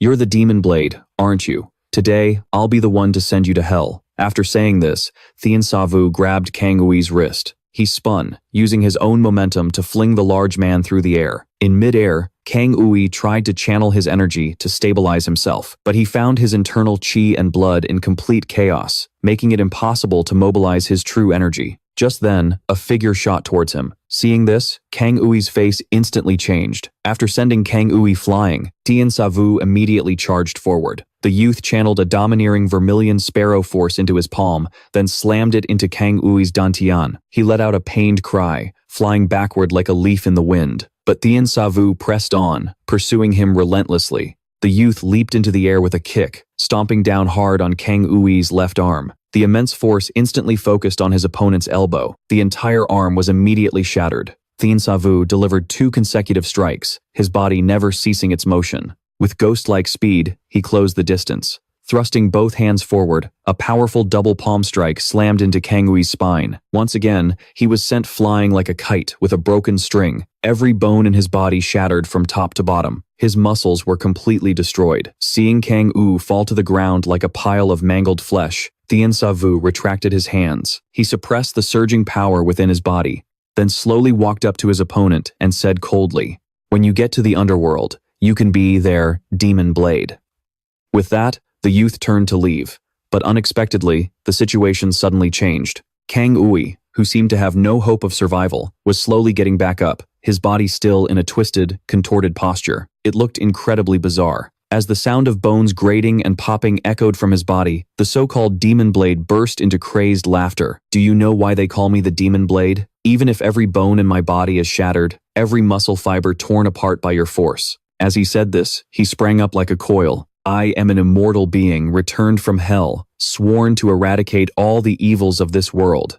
As he finished speaking, streams of true chi began to rise, and his broken arms regenerated in an instant. Thien Sa Vu stood a short distance away, watching all of this with a cold expression. The youth's eyes were calm, his face unchanging. The heaven-shattering divine art is based on the principle of separating muscles and displacing bones. In essence, it channels my own destructive force into the opponent's body. Its purpose is to sever the enemy's muscles, bones, and the flow of their chi and blood. At this, Thien Sa Vu gave a cold smile and raised his right hand. He curled his 5 fingers. "I was originally going to grant you a clean death, but it seems I was overthinking things." As he spoke, the force in Thien Sa Vu's palm suddenly erupted. The hidden energy planted inside Kang Ui's body was triggered, exploding instantly. If you truly have an immortal body, then I'll just have to make sure you don't have a body left to be immortal in. As the powerful force surged, Kang Ui's agonizing screams grew fainter and fainter until he finally dissolved into a cloud of green smoke, leaving not even a bone behind. Lien Tu-Yai's eyes went wide, unable to believe what he was seeing. The renowned demon blade had been utterly annihilated by the young man before him. Seeing Thien Sa Vu looking at him with those cold eyes, the human trafficker couldn't help but tremble all over. Lien Tu-Yai, now we have time to talk. Just then, the sound of rushing footsteps approached. It was the disciples of the Beggars sect, arriving late. By now, the Great Heaven Trading Group had returned to a state of calm. 2 days later, inside Qian Dao Hoan's study, Chief Steward Tran Fong was reporting the Great Heaven Trading Group's losses to Qian Dao Hoan. The latter instructed him to take good care of the wives and children of the guards who had fallen in battle, then asked about Doan Mok Tung Nam's condition. Tran Fong reported that Lady Doan Mok hadn't eaten or drunk anything for 2 days, staying silently in the small pavilion next to the bodies of her 2 junior brothers. Hearing this, Qian Dao Hoan held his forehead, feeling a headache coming on. After this battle, the Great Heaven Trading Group now owed the 9-layered palace a massive favor. Although the 2 sides had reached an agreement, he was still worried that the 9-layered palace would use this opportunity to make more demands. Thinking of this, Qian Dao Hoan leaned his head back against his chair and let out a long sigh, feeling he had failed the young Miss's expectations. After a long moment, he slowly spoke. "Where is young Master Thien now?" Tran Fong replied directly that Thien Sa Vu had taken Lien Tu-Yai down to the dungeon and forbidden anyone from approaching. At the same time, in the dungeon of the Great Heaven Trading Group, Lien Tu-Yai was screaming in a panic. "Is anyone there? What are you people planning to do?" Just then, a voice came from the dungeon entrance. "Lien Tu-Yai, you'd better pray you can remember what happened 20 years ago." Seeing Thien Sa Vu drag a chair and slowly approach, Lien Tu-Yai scrambled backward frantically. Ever since witnessing Thien Sa Vu's cruel methods that night, this human trafficker had been scared out of his wits. Thien Sa Vu sat down comfortably on the chair, his voice cold. 20 years ago, how many children did you buy from the Murang family, and where did you send those children? As he spoke, Thien Sa Vu curled his lip into a sneer. "I don't have much patience." A moment later, agonizing screams began to echo through the dungeon. One day, at the Beggars Sect branch in Taiyuan, a few disciples gathered together, whispering amongst themselves. "Did you hear? Kang Wei was beaten so badly his soul scattered, and not even his bones were left." "I heard. They say it was done by the one they call the God of War." "For real? Then what's he doing here today, looking for Elder Hong?" "I have no idea. I heard he's torturing Lien Tu-Yai." The screams went on all night long. "Shh. Keep it down. Elder Hong is here." Hong Yu-Kui walked along, overhearing the strange gossip, until he reached a pavilion, only to see Thien Sa Vu inside, staring into the distance with a cold expression. The rescued children had been brought back to the Beggars Sect branch. At that moment, several disciples were trying to help them recover and practice. The old man and the young boy stood there silently, watching the scene unfold without a word for a long time. After a moment, Thien Sa Vu spoke up. "Elder, do you think they can recover and be normal? Who knows? No one can say for sure. It could take a year, or it could take 10 years. Right now, they can't even remember their own names, only the numbers that represent them. This is an extremely unique form of brainwashing. I'm afraid it will take a very long time for them to recover. I've ordered my subordinates to lock down all information, but I don't know if we can keep it hidden from the 5 Dragon Alliance." Thien Sa Vu nodded slightly, then asked about the matter he had entrusted to Hong Yu-Kui. "Gathering the materials you wanted was quite difficult, but thankfully, I managed it." After speaking, Hong Yu-Kui pulled a book from his robes. This is Lien Tu-Yai's ledger of child trafficking. His methods of procurement, his training regimen, it's all recorded in great detail. But we still couldn't find out where the children were sent after their training was complete. Thien Sa Vu carefully flipped through it for a moment, then said casually, "It doesn't matter. We'll find out when we attack the 5 Dragon Alliance. Thank you, Elder, for your righteous aid." At first, Hong Yu-Kui laughed heartily, saying, "Don't be so formal." But after the first half of Thien Sa Vu's sentence sank in, the old beggar immediately broke out in a cold sweat. The beggar's sect elder stared into the young man's eyes, seeing his solemn expression. And he instantly understood that Thien Sa Vu's talk of attacking the 5 Dragon Alliance was definitely not a joke. Hong Yu-Kui hesitated for a moment, then made his decision.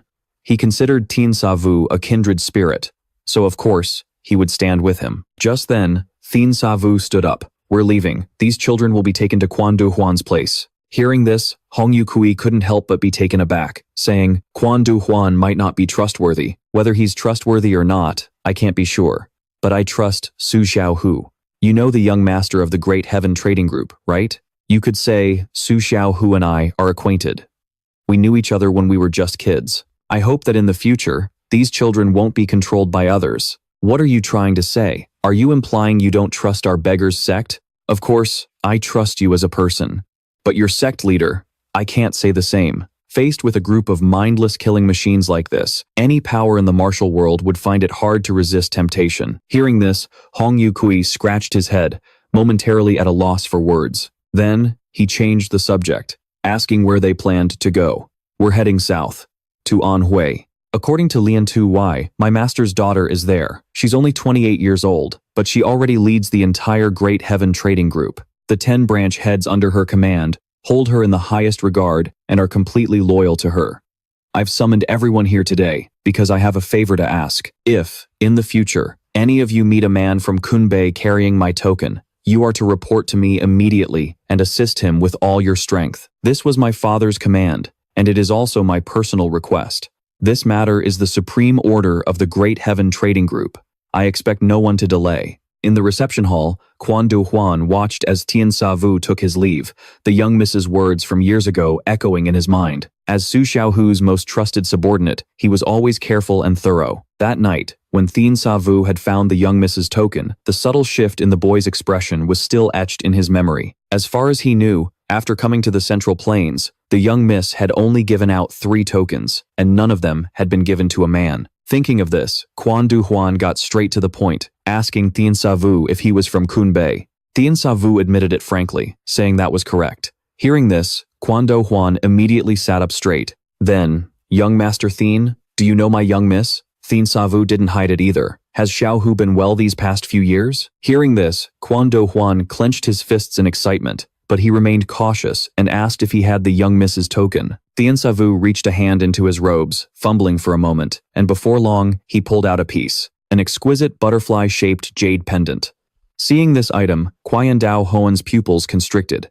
This smaller pendant was the very first one the young lady ever made. This normally calm branchmaster rushed forward excitedly, gripping Thien Sa Vu's hands tightly, his voice filled with emotion. Young hero Thien, I've finally found you. The young lady has been searching for you all these years. We must leave at once. I'll take you to see her. She's at the Iron Feather Alliance right now, and she'll be overjoyed to hear this news. Actually, the young lady has been very sad these past few years. Thien Sa Vu watched the man's emotional outburst, momentarily unsure how to react. What's happened with little Tiger all these years? Hearing this question, Qian Dao Hoan let out a long sigh and composed himself. He then recounted the entire story. It turned out that in recent years, the Great Heaven Merchant Guild had grown rapidly, causing many factions in the martial world to want to bring it under their control. In particular, the Five Dragon Alliance, a subordinate of the Iron Feather Alliance, has always coveted the Great Heaven Merchant Guild. Recently, they even tried to use a political marriage to control the Great Heaven Merchant Guild. When the marriage proposal failed, they dispatched 5 Great Masters and the Black Spear, intending to annihilate all of our branch forces. Thanks to you, young hero Thien, our Shanxi branch was able to escape disaster, but who knows what other cruel tactics they'll use in the future. In any case, the young lady will be thrilled to know that you've come to the Central Plains. Hearing this, a plan was already forming in Thien Sa Vu's mind. I miss her dearly too, but right now,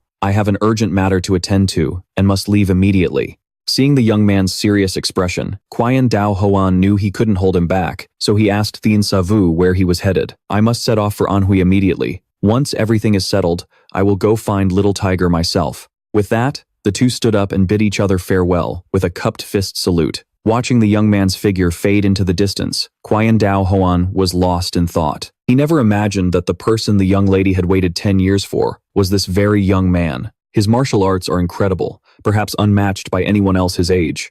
Suddenly, an idea flashed in his mind. Thien Sa Vu came from the north. This means that to reach Shanxi, he must have passed through Liaoning. Working backward from the time he appeared in Shanxi, Thien Sa Vu would have been in Liaoning at the exact same time that the God of War appeared. Furthermore, he has close ties with Elder Hong Wu Kui of the Beggars sect. and the Beggars sect has been completely suppressing all information about what happened to the Murang family during that time. In Liaoning, the one who could overwhelm both the Dali Bao and the Murang family, despite being a newcomer to the martial world, was hailed as the god of war. A mysterious young man. So many clues linking together. Qian Dao Hoan tapped his fingers lightly on the table, his mind racing. He keenly sensed the calm before the storm. It seemed the martial world of the Central Plains was on the brink of a great upheaval. He just didn't know if this would be a blessing or a curse for the Great Heaven Merchant Guild. After a moment, he clenched his fist, his resolve hardening. No matter what, he had to get this news to the young lady immediately.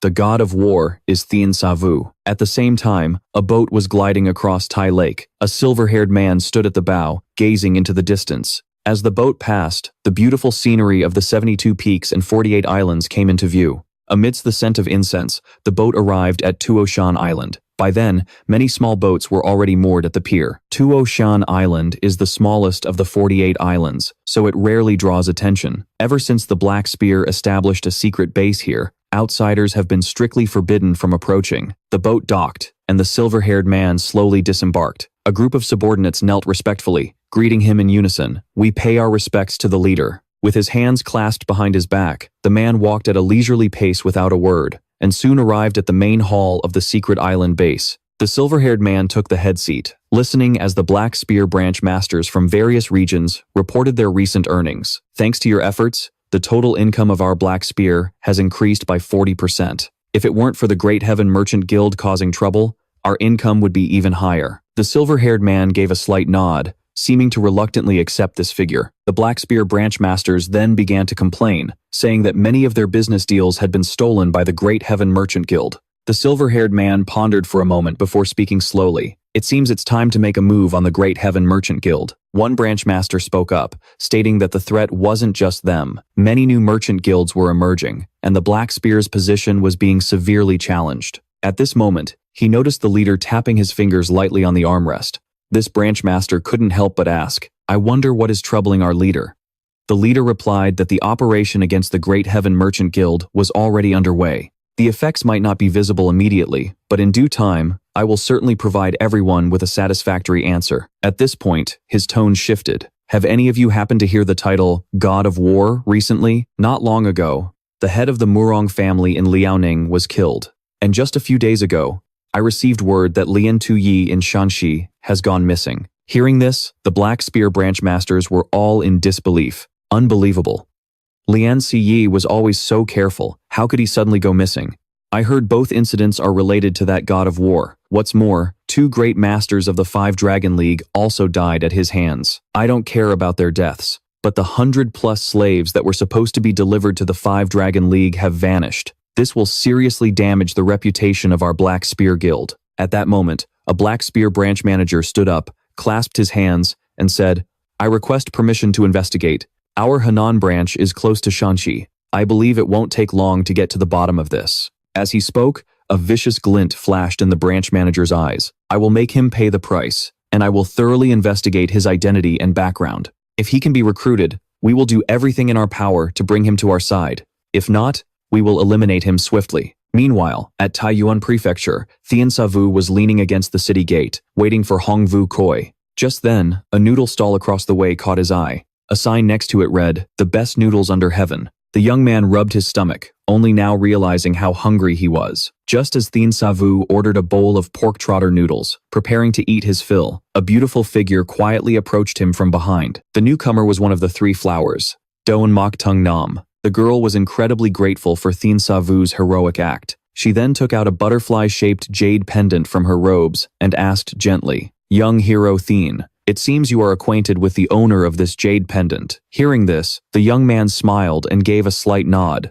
Seeing this, Doan Mok Tung Nam's heart stirred. "Young hero Thien, how did you come to know Miss Su? That was more than 10 years ago. She probably doesn't even remember me anymore." Doan Mok Tung Nam stated plainly that Miss Su had not forgotten. The acting guildmaster also said, "Tu Tiu Ho had been searching for me this whole time. After all, she kept her promise to build a powerful merchant guild in the Central Plains. Now, it was his turn to fulfill his end of the bargain." One was a heaven-breaking martial general, hailed as a god of war the moment he stepped into the martial world. The other was a young business prodigy who had already amassed a great fortune. No one could have guessed that these two shared a bond of fate forged in their childhood. It turned out that 10 years ago, Thien Sa Vu was following his master, Han Ngu Ba, on their way to Mount Miaoxiang. As they neared the mountain, the two stopped to rest at an inn at its base. We'll rest here for today.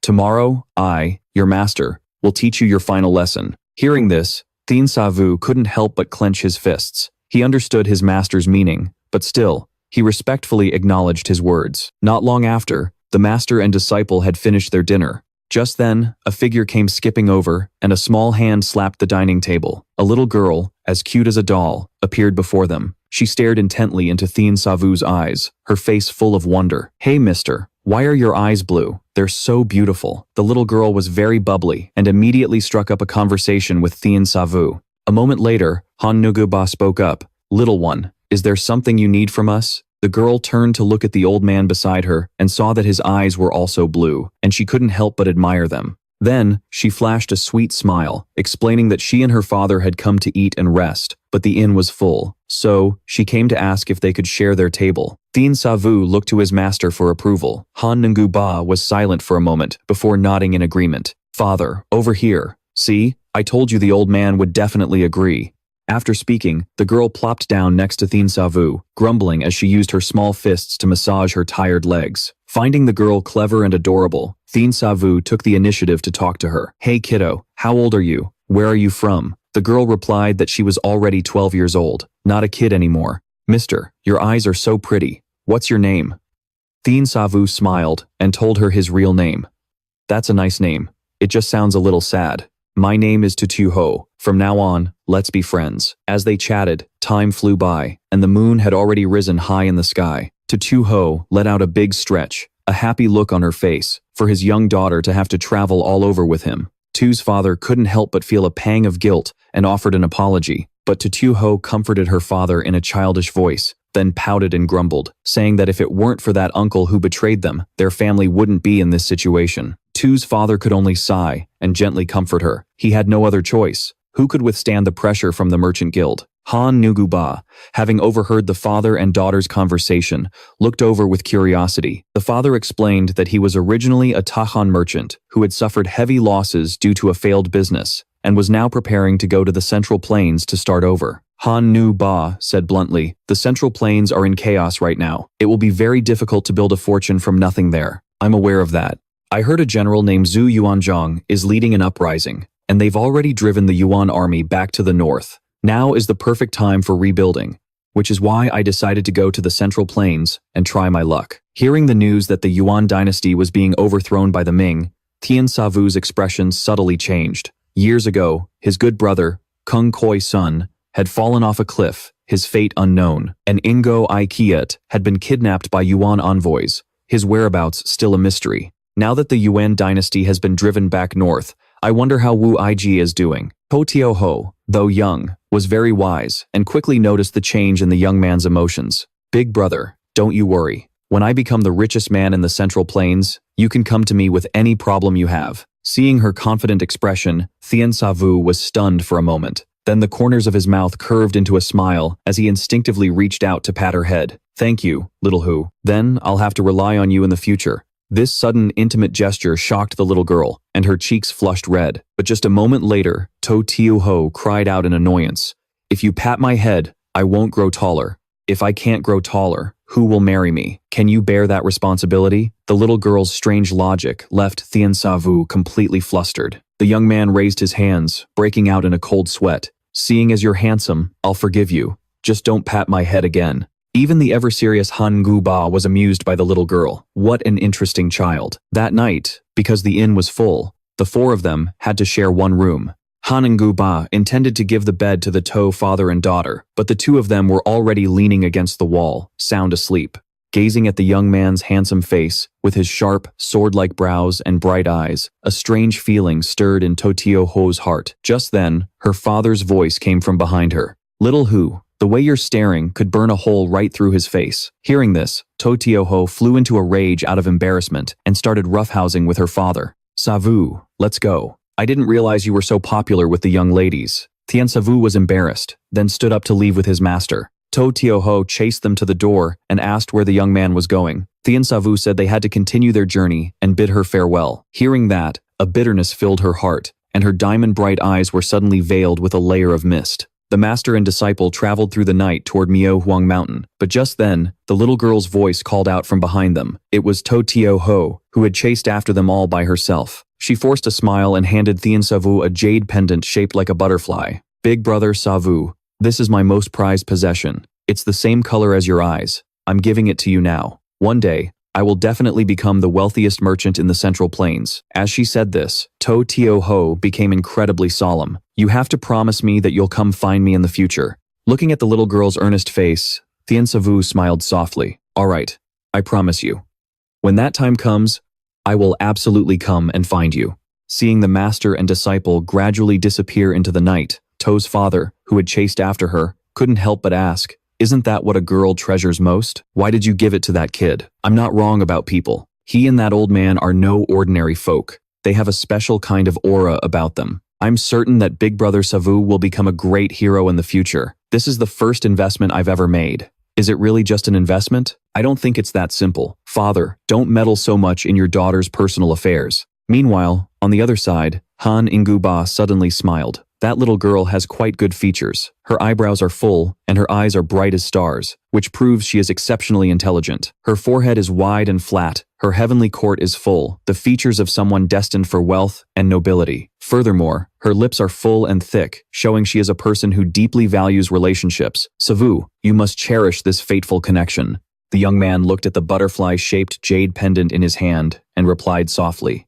Thien Sa Vu snapped back from his memories, murmuring, Little Hu, just wait a little longer. I will definitely come and find you. At the same time, at the Iron Feather Alliance, To Tioho was walking towards her room, a subordinate trailing behind her, nagging, My lady, you were too rash. Rejecting the Five Dragons Alliance so directly was truly unwise. Then what do you consider wise? Did you really want me to marry over there? The subordinate was momentarily speechless. Just as he was trying to rephrase his words to persuade her again, To Tioho walked straight into her room and instructed Bihngok not to let anyone disturb her. The subordinate stood at the door, wanting to say more, but Bihngok had already closed it. To Tioho leaned against the window, a sad expression on her face. After a moment, she asked softly, Is there any news from Uncle Quan? Bihngok respectfully replied that Guildmaster Quan had not yet sent a letter.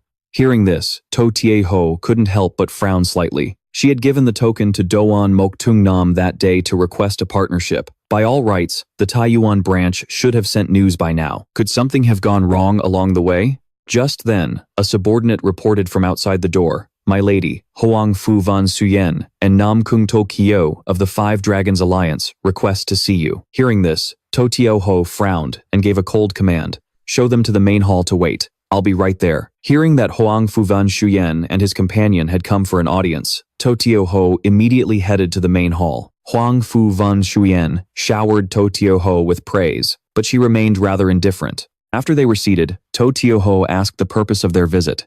Nam Kung To Kyo said bluntly, We are here to borrow 100,000 taels of gold from the Great Heaven Trading Guild. Hearing this, To Tioho's brow furrowed slightly. She then sat up straight, her beautiful face turning serious. Lady Nam Kung, you asked to borrow 100,000 taels of gold the moment you open your mouth. 10,000 taels of gold. You could at least tell me what it's for. That's just basic courtesy in a partnership. Hearing this, Nam Kung Kyo couldn't help but cover her mouth and let out a soft chuckle. Every word from this top swordswoman of the Three Flowers dripped with arrogance. All I can tell you is that this money will be used to establish a new organization within the Iron Feather Alliance. At this, Nam Kung Kyo's gaze turned sharp. And besides, what gave you the idea that we're partners? No matter how big your Great Heaven Trading Group is, it's still just a merchant guild. To put it bluntly, whether your trading group provides this money or not is completely irrelevant to us. Have some self-respect. I hope Miss Su isn't flattering herself. The other party's sarcastic words made Su Xiaohu tremble slightly with anger. Beside her, Biu looked at her lady with a pained expression.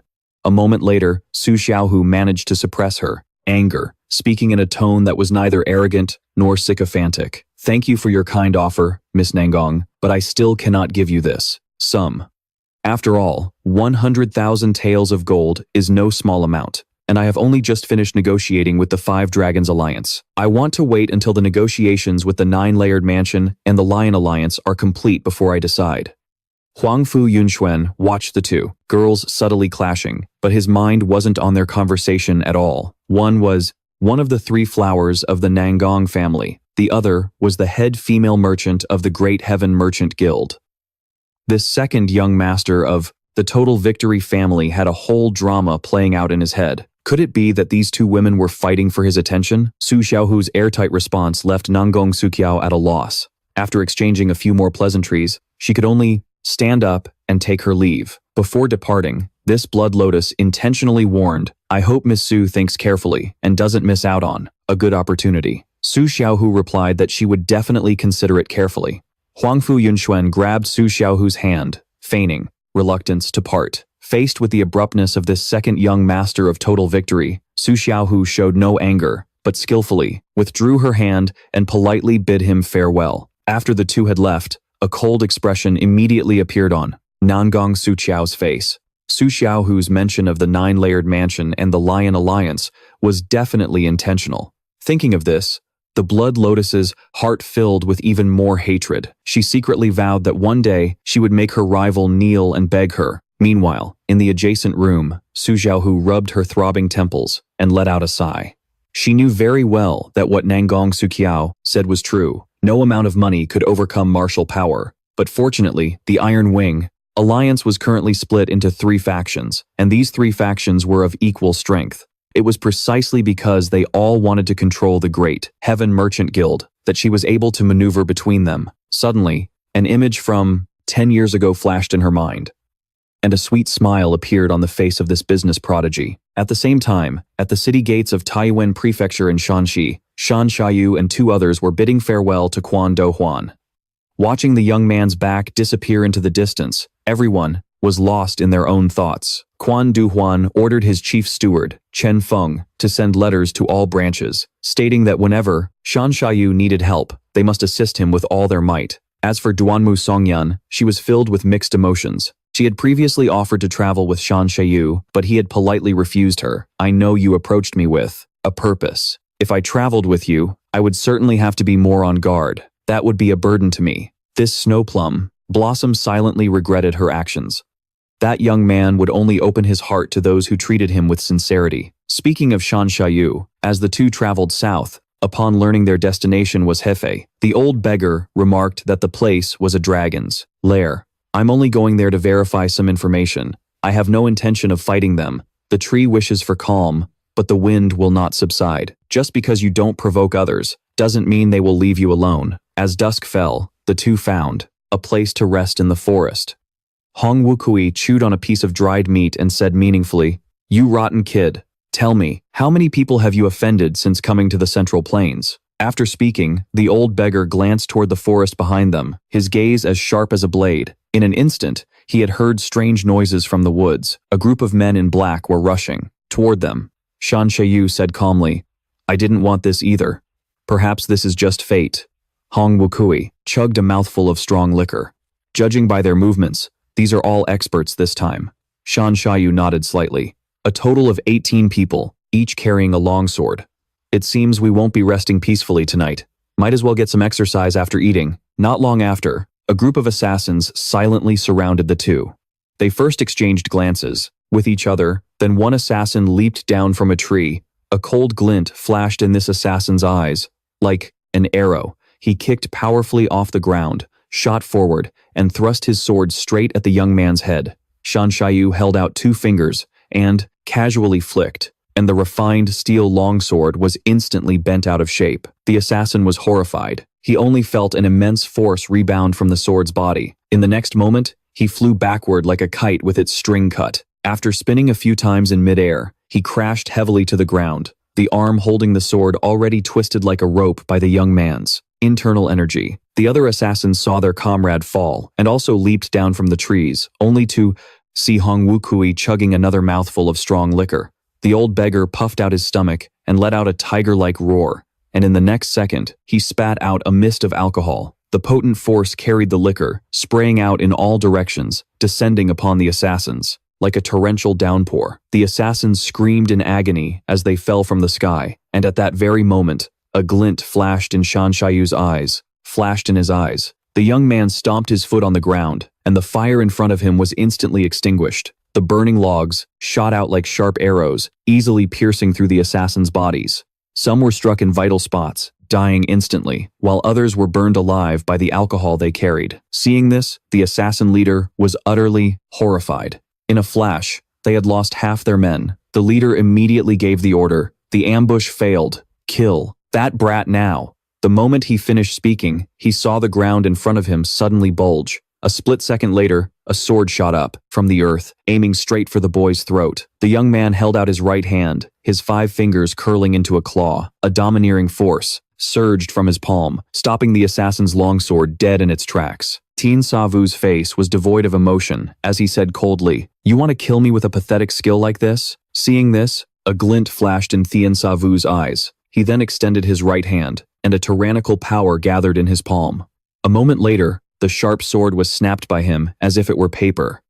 Thien Sa Vu struck the assassin with his palm, and the force of the blow didn't diminish in the slightest. The ground for several meters around him cracked open, sending rubble flying everywhere. That assassin died on the spot. Not even his bones remained. But just then, several more assassins charged forward. Faced with the group attack, the young man didn't flinch. He threw a palm strike, hitting one assassin squarely in the head. In the next moment, Thien Sa Vu's body moved as swiftly as a dragon, flashing through the group of assassins. With every palm strike he delivered, another assassin fell dead on the spot.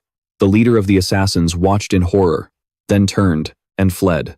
Thien Sa Vu raised his left hand, channeling his formidable internal energy into his palm, and then unleashed a strike. A powerful wave of force shot out, hitting the man squarely in the back. The man screamed, feeling as if he'd been struck by a sledgehammer, before falling to the ground and tumbling several meters away. The leader felt the blood in his veins boil. A sweet taste filled his throat, and he spat out a mouthful of fresh blood. But he gritted his teeth, forced himself to his feet, and ran into the forest. Hong Vu Koi was about to give chase, but Thien Sa Vu stopped him. "Just let him go. They're just a bunch of hired assassins. Even if we caught him, we wouldn't get any information. Who do you think sent them? I'm not sure. I suspect they're from the Black Cliff Merchant Guild." After a night's rest, the old man and the young boy continued their journey. The assassins who died last night left no clues behind. The ones who were lucky enough to survive all committed suicide with poison. The Murang family can barely fend for themselves right now, and the 5 Dragons Alliance won't be paying you any mind for the time being. If they really were sent by the Black Merchant Guild as you suspect, it means their higher-ups have already taken notice of you. As he said this, Hong Vu Koi's expression turned grim. They've probably figured out that you are the god of war. A few days later, the two arrived in Yuan, Henan. Jiwan is famous as the source of the Ji River, with the Taihang Mountains to the north and the Yellow River to the south, known as the Northwest Gateway to Henan. Upon entering the city, Hong Vu Koi said he had an errand to run, leaving Thien Sa Vu to wait alone in a tavern. The young man sat by the window, gazing into the distance, when he saw 3 people, 1 master and 2 servants, slowly enter the tavern. It was noon, and the tavern was packed. The 3 went up to the 2nd floor, looked around, and then walked over to Thien Sa Vu. The man in the lead introduced himself as Trin Hu, the owner of the Hong Yip escort agency. "Little brother, you seem to be alone. I wonder if you'd mind if we share your table." An older guard also introduced himself, saying his name was Tiet Kiu. Just as the other guard was about to introduce himself, he suddenly clutched his chest, a pained expression on his face. Cold sweat beaded on the guard's forehead as he tried his best to stifle any sounds of pain. Thien Sa Vu glanced over and saw a faint, light green true energy flickering over the man's chest.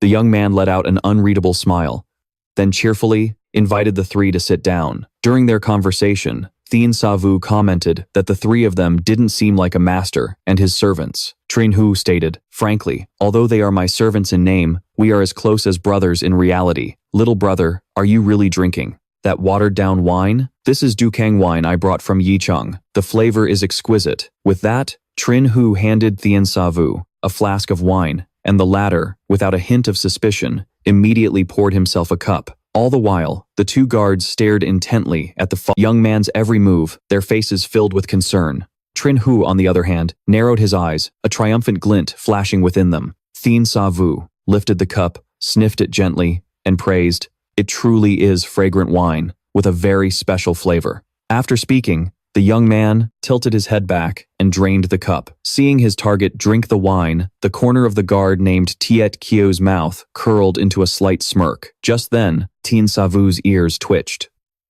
The faint sound of a footstep on a roof tile reached his ears. On the roof of the tavern, several assassins had been lying in ambush, dressed identically to the group that had attacked him a few days prior. Thien Sa Vu finished his cup of wine and looked at them calmly. "Now then, you three can tell me why you're really here. Right. The three of you came upstairs, pretending to look around, but your eyes were always glued to my table. Now, I've already given you the seat, and I've already drunk the wine, so why don't you just get straight to the point?" Hearing this, Trin Hu's expression darkened. He knew something was wrong, yet the boy still dared to drink that wine. "I can't tell if you have a death wish or if you're just a fool. Well, since it's come to this, I might as well tell you. That wine was indeed poisoned. It's called 100 Dawn Powder. Once ingested, it will dissolve all the internal energy in your body. A person afflicted by this poison can't even use lightness skills. Without the antidote, you'll die from cultivation deviation in 3 days." Hearing this, Thien Sa Vu swayed as he stood up. "So those assassins from before, you sent them too, didn't you?" Trin Hu stood up, walked around behind the boy, and said with a sigh, "A master so skilled that only one of you survived. We had no choice but to resort to poison. Now, I'll give you 2 choices. Either you answer my questions, or you die from the poison in 3 days." Thien Sa Vu gritted his teeth and glared at the man. "You're from the 5 Dragons League." Trin Hu's face was ice cold. "I'm the one asking the questions here. All you have to do is answer." After speaking, he lightly patted the boy on the shoulder. "If I'm not mistaken, you're that so-called war god, aren't you?" Hearing this, Thien Sa Vu already had a few theories of his own. He then asked if they were from the Black Spear. The moment he finished speaking, the other guard suddenly drew his sword. He roared, wanting to avenge his comrades, and swung his blade at Thien Sa Vu, but Trin Hu shouted and stopped him. "Stand down, I still have questions for him. Now tell me, where did you hide those kids? I suggest you answer honestly. Otherwise, I'll make you wish you were dead." Hearing this, Thien Sa Vu became even more certain of his suspicions. The aura around the boy suddenly changed. He said coldly, "With your pathetic skills, you think you can make me wish I was dead?" As soon as he finished speaking, the sword-wielding guard's expression changed dramatically as a powerful surge of internal energy erupted from within his body. The other 2 were frozen in shock. They had no idea what was happening. It turns out, this guard was the very assassin Thien Sa Vu had let go that day. When Thien Sa Vu struck him on the back, his own internal energy had entered the man's body. That's why when the man clutched his chest earlier, he had already noticed something was wrong. He was only playing along to figure out their true identities. As for the so-called 100 Dawn Powder, it was instantly neutralized by his heaven-shattering divine art the moment he drank it. At that moment, the guard named Tu Kia shouted coldly, "What are you waiting for? Get him!" Immediately after, a loud shout came from the ceiling, and a group of black-clad assassins leaped down into the tavern from the roof. They charged at Thien Sa Vu with longswords in hand. A cold glint flashed in the boy's eyes. He pushed his hands forward, striking 2 of the assassins in the chest. The 2 men let out a single cry before breathing their last. Seeing that the situation had turned against them, the guard named Tu Kyo immediately fled. Thien Sa Vu sneered at the sight. "Close as brothers, you say? How pathetic." An assassin roared, "How audacious! You dare disrespect the branch leader." With that, he thrust his sword straight at Thien Sa Vu's head, but the boy dodged it with ease. Thien Sa Vu used the momentum to twist his waist and deliver a powerful kick. The assassin had no time to react and was kicked square in the head. Seeing this, the final assassin's face turned pale. Just then, Thien Sa Vu rushed forward, his right hand reaching out and grabbing the man's head. Thien Sa Vu channeled his energy into his palm, smashing the assassin's head into a pillar, sending stone fragments flying everywhere. He had dealt with all the assassins in the blink of an eye. Thien Sa Vu turned his head and gave the man a cold stare. "That Tu Kyo fellow, he's your leader, isn't he?" Watching the boy slowly approach, Trin Hu said fearfully, "Don't even think about it. I won't tell you anything." Thien Sa Vu scoffed. Lian Tu-Y was just as stubborn at first, but the human body doesn't know how to lie. Immediately after, blood-curdling screams echoed throughout the tavern. It was the middle of a summer afternoon, with the sun blazing brightly. but this man felt as if he had been plunged into an ice pit, his entire body trembling. Thien Sa Vu placed a hand on him, sending a stream of internal energy into Trin Hu's body. Ignoring the man's screams, the boy said coldly, "I have sealed the flow of qi and blood in the 12 meridians of your body. When qi and blood can't flow, yang energy can't reach its destination. In another minute, your limbs will probably freeze solid." As he spoke, a chilling look appeared in Thien Sa Vu's eyes as he said, "Now, who exactly is that Tu Kia who ran away?" Trin Hu finally couldn't bear the bone-chilling cold and cried out, "I'm just a manager. He's the master of the Hongjiep escort agency. He's also the branch leader of the Black Spear in Henan. Please, I beg you, spare me." Hearing this, Thien Sa Vu frowned, finally understanding the whole picture. As for Tu Kyo, he ran all the way back to the Hongjiep escort agency.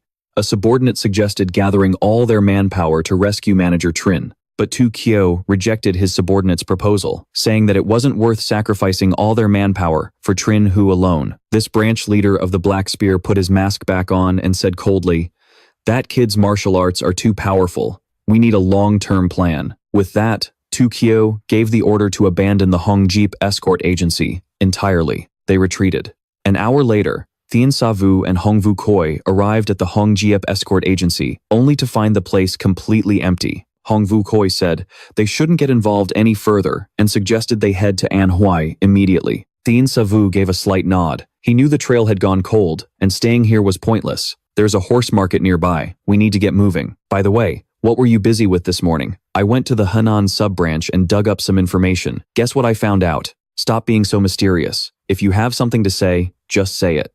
"Is it news about the Yuan dynasty envoy from 10 years ago?" Hearing this, Thien Sa Vu froze for a moment. Immediately after, an overwhelming killing intent erupted from the young man's body. "Don't get agitated. The information hasn't been confirmed yet. The beggar's sect disciples are working hard to find them. I believe we'll have solid news soon." Thien Sa Vu slowly closed his eyes, trying to calm himself. A moment later, the young man regained his composure and said softly, "Thank you." Meanwhile, at a ferry dock by the Yellow River, a crowd of people had gathered, sighing. A heavy rain was pouring down, causing the river to swell. The Yellow River raged like an angry lion, roaring furiously. Just then, a ferryman looked out at the river's surface with an expression of utter disbelief. He couldn't imagine anyone daring to cross the river in this weather, yet he saw a small boat drifting freely on the turbulent waters. On the small boat, a man stood with his arms crossed, a majestic figure against the elements. A vast aura of inner energy enveloped him, preventing even a single drop of rain from touching him.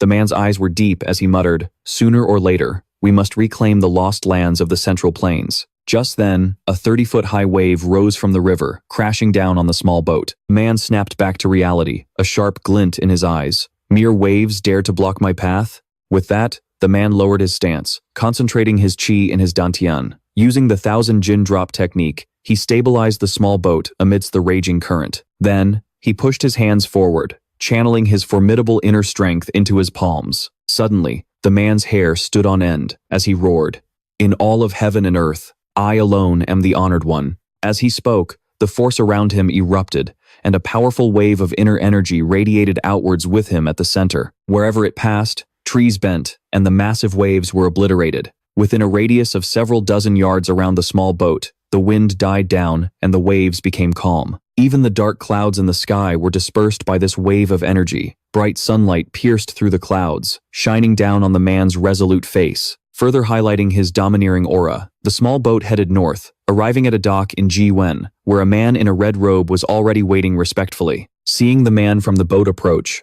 Ma Tongdao bowed respectfully. "Greetings, City Lord." He Lien Dai Kuk nodded slightly. "Rise, Tongdao, it's been a long time." The two of them walked towards the nearby horse market together. Along the way, He Lien Dai Kuk asked about the situation in Black Blood City over the past 2 years. While the city lord has been away, the young master's martial arts have improved by leaps and bounds these past 2 years. The 7 great demonic heads all praise the young master's strength. I'm afraid he has already surpassed the city lord. Hearing this, He Lien Dai Kuk just gave a faint smile and said nothing. Then, his expression turned serious as he asked, "How is that little girl?" "She's been the same for the past 2 years, though she has grown a little closer to the young master." He Lien Dai Kuk fell silent for a moment upon hearing this. A short while later, he quickened his pace towards the horse market. "Let's go. It's time to return." Meanwhile, At the horse market not far away, Hongvu Koi was selecting 2 horses. The old beggar was sharing his experience in choosing horses with Thien Sa Vu, but when he received no reply, he couldn't help but turn his head, only to see the young man buying something at a small stall. A moment later, Thien Sa Vu walked over, holding a rusty, butterfly-shaped bronze item. The young man said that he and Tutuoho hadn't seen each other in many years, and he should prepare a gift for their reunion. Hongvu Koi scoffed at Thien Sa Vu's foolish gesture, bluntly stating that not even a beggar would give a girl such a rusty piece of bronze. But then he saw Thien Sa Vu channel inner energy into his palm, and the layer of rust on the bronze item began to peel off. The young man's display left the beggar's sect elder marveling in admiration. But just at that moment, Thien Sa Vu felt an immense pressure suddenly bear down on him from behind. The young man quickly stopped what he was doing and turned his head, only to see 2 figures standing silently a short distance behind him. One of them was a man in a black cloak, whose aura soared to the heavens. He keenly sensed that the opponent's strength was comparable to his master's, perhaps even greater. At this thought, the young man couldn't help but clench his fists as his own imposing aura flared up, vying for dominance against the man in black. Lien Dai Kuch was inwardly startled by this, but then he laughed heartily and asked Ma Tong Dao, who was standing behind him, "Tong Dao, are there still such masters in the Central Plains martial world these days?" Ma Tong Dao was also being suppressed by Lien Dai Kuch's aura to the point of finding it hard to breathe. He stared intently at the young man opposite them, but saw that he stared back at them without a trace of fear. This invincible blood demon reached out with his left hand, his 5 fingers curling like an eagle's talons. That young man was clearly a dangerous figure. Just as he was about to strike first to gain the upper hand, Lien Dai Kuch suddenly spoke up and stopped him. "Tong Dao, you are no match for him. Do not act rashly." Ma Tong Dao, flustered, bowed his head in apology, while Hongvu Koi was utterly astonished. The old beggar gulped, his throat dry. The strength the young man displayed surpassed even that of Hoang Fu Quan Nuyet, of Toanthang. It was truly the martial arts realm of the unity of heaven and man, a state only heard of in legends. Seeing Lien Dai Kuch display the realm of the unity of heaven and man, Hongvu Koi's legs gave out, and he collapsed to the ground. Lien Dai Kuch stared intently at the young man before him and took a step forward, his immense pressure radiating outwards. Thien Sa Vu remained fearless, his expression calm, as he also took a step forward to face him. The drizzling rain seemed to recede, pushed back by the sheer force of their auras. Suddenly, the energy around Thien Sa Vu erupted, and Lien Dai Kuch immediately channeled all of his internal power. The young man focused his tyrannical energy into his fist, while the man gathered powerful true ki into his palm. Both of them unleashed their full power, striking at one another. Suddenly, Thien Sa Vu's pupils constricted, his mind reeling. His all-out punch hit nothing but empty air. Stunned, Thien Sa Vu looked around, confused, as if he had been plunged into a dark abyss. He was surrounded by endless darkness. At that very moment, a wave of energy suddenly ambushed him. Thien Sa Vu instinctively tilted his head to dodge. The energy grazed his cheek and surged forward, leveling the entire street. Thien Sa Vu's mind snapped back to reality. He realized their clash had taken place in a mere instant. A drop of cold sweat uncontrollably rolled down the young man's face. Just then, the man's deep, powerful voice rang out. "You have a fine item in your possession." Hearing this, Thien Sa Vu couldn't help but look down. He saw that the layer of rust on his butterfly-shaped jade pendant had been chipped away by his own energy, revealing its original form. Even more miraculously, after Thien Sa Vu infused his true chi into it, 6 small characters appeared on the pendant's wings. This was the item left behind by Trin Han Tu. He had used a secret technique to carve those 6 characters onto the wings. It's a pity that few people in this world would recognize this item. I have traveled the Central Plains for 2 years and have never met a master such as yourself. At this, Lien Dai Kuch chuckled lightly. "May I ask for the young hero's esteemed name? I am Thien Sa Vu, and I too have only recently arrived in the Central Plains." Hearing this, Lien Dai Kuch was slightly stunned at first, then threw his head back and laughed heartily. His laughter was like rolling thunder, sending sound waves like an avalanche spreading in all directions. Hongvu Koi quickly covered his ears, struggling to withstand it. Even Ma Tong Dao had to circulate his energy just to keep his balance. A moment later, Lien Dai Kuch calmed down. He said slowly, "Truly, heroes emerge from the young. It seems this old man's knowledge is shallow. I am Lien Dai Kuch. To meet the young hero today is truly an honor that spans 3 lifetimes." Thien Sa Vu simply smiled, showing no reaction to Lien Dai Kuch's praise. Just then, Ma Tong Dao led over a magnificent horse, black as ink. Hach Lian Dai Kuch stroked the horse's mane, praising it endlessly. A moment later, he offered the reins to Thien Sa Vu. Our meeting is fate. I gift this horse to you. But Thien Sa Vu said he was unworthy of such a gift, politely refusing the other's kind gesture. Hach Lian Dai Kuch didn't insist. He turned, mounted his horse, and said that he had to continue his journey north. Thien Sa Vu mentioned that he too would be heading north soon. Excellent. In that case, when young hero Thien arrives in the north, you can find me in Flying Snow City. At this, Hach Lian Dai Kuch gave the young man a profound look. If the young hero comes to Black Blood City, we will most certainly treat you as our most honored guest. Farewell. With that, Hach Lian Dai Kuch spurred his horse. The magnificent steed let out a long neigh and galloped forward. Ma Tongdao hurriedly followed, but this invincible blood demon was thinking to himself, letting this kid go, he'll definitely become a huge threat in the future. But it was as if Hach Lian Dai Kuch could read his mind. Tongdao, don't do anything foolish. I have no desire to lose my capable right-hand man just yet. Ma Tongdao was startled. City Lord? Is he truly that strong? From the very first glance, I knew he was the only one in the martial world who can currently fight me on equal footing. We clashed for only an instant just now, and you cannot imagine how terrifying his power truly is. I was confident I could block his full-powered punch, but I am certain that if it had landed, I would have lost an arm. It was an unbelievably powerful and domineering energy. In that young man's eyes, it seems there is nothing that cannot be broken. Saying this, Hach Lian Dai Kuch rubbed his shoulder. The city lord was incredibly fortunate that his arm was still intact. If we wish to dominate the Central Plains in the future, that young man will likely be our greatest obstacle. Hach Lian Dai Kuch smirked, a part of him actually looking forward to that day. The two said no more and galloped north. Meanwhile, on the other side, Hong Vu Koi let out a long sigh.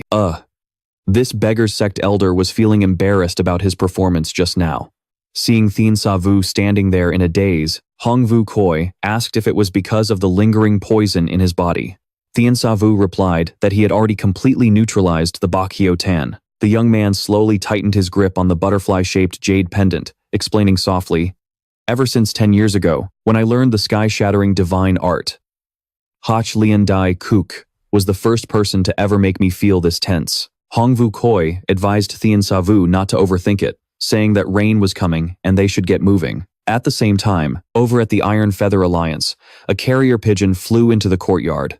A man in green robes opened the scroll and hurried towards the main hall, soon arriving before Tu Tu Ho. Seeing her subordinate's urgent expression, Tu Tu Ho asked, "What happened?" "My lady, this is a secret message from the Sun Tae branch." Tu Tu Ho opened the scroll and quickly scanned the contents. As the young lady's beautiful face hardened, her maidservant asked worriedly what was wrong, but Tu Tu Ho just smiled, her voice as clear as a nightingale's, full of joy. "Brother Sa Vu has come to the Central Plains." Meanwhile, Nam Kung Tu Kyu, who had just finished reading the secret report in her hand, had an extremely ugly expression on her face.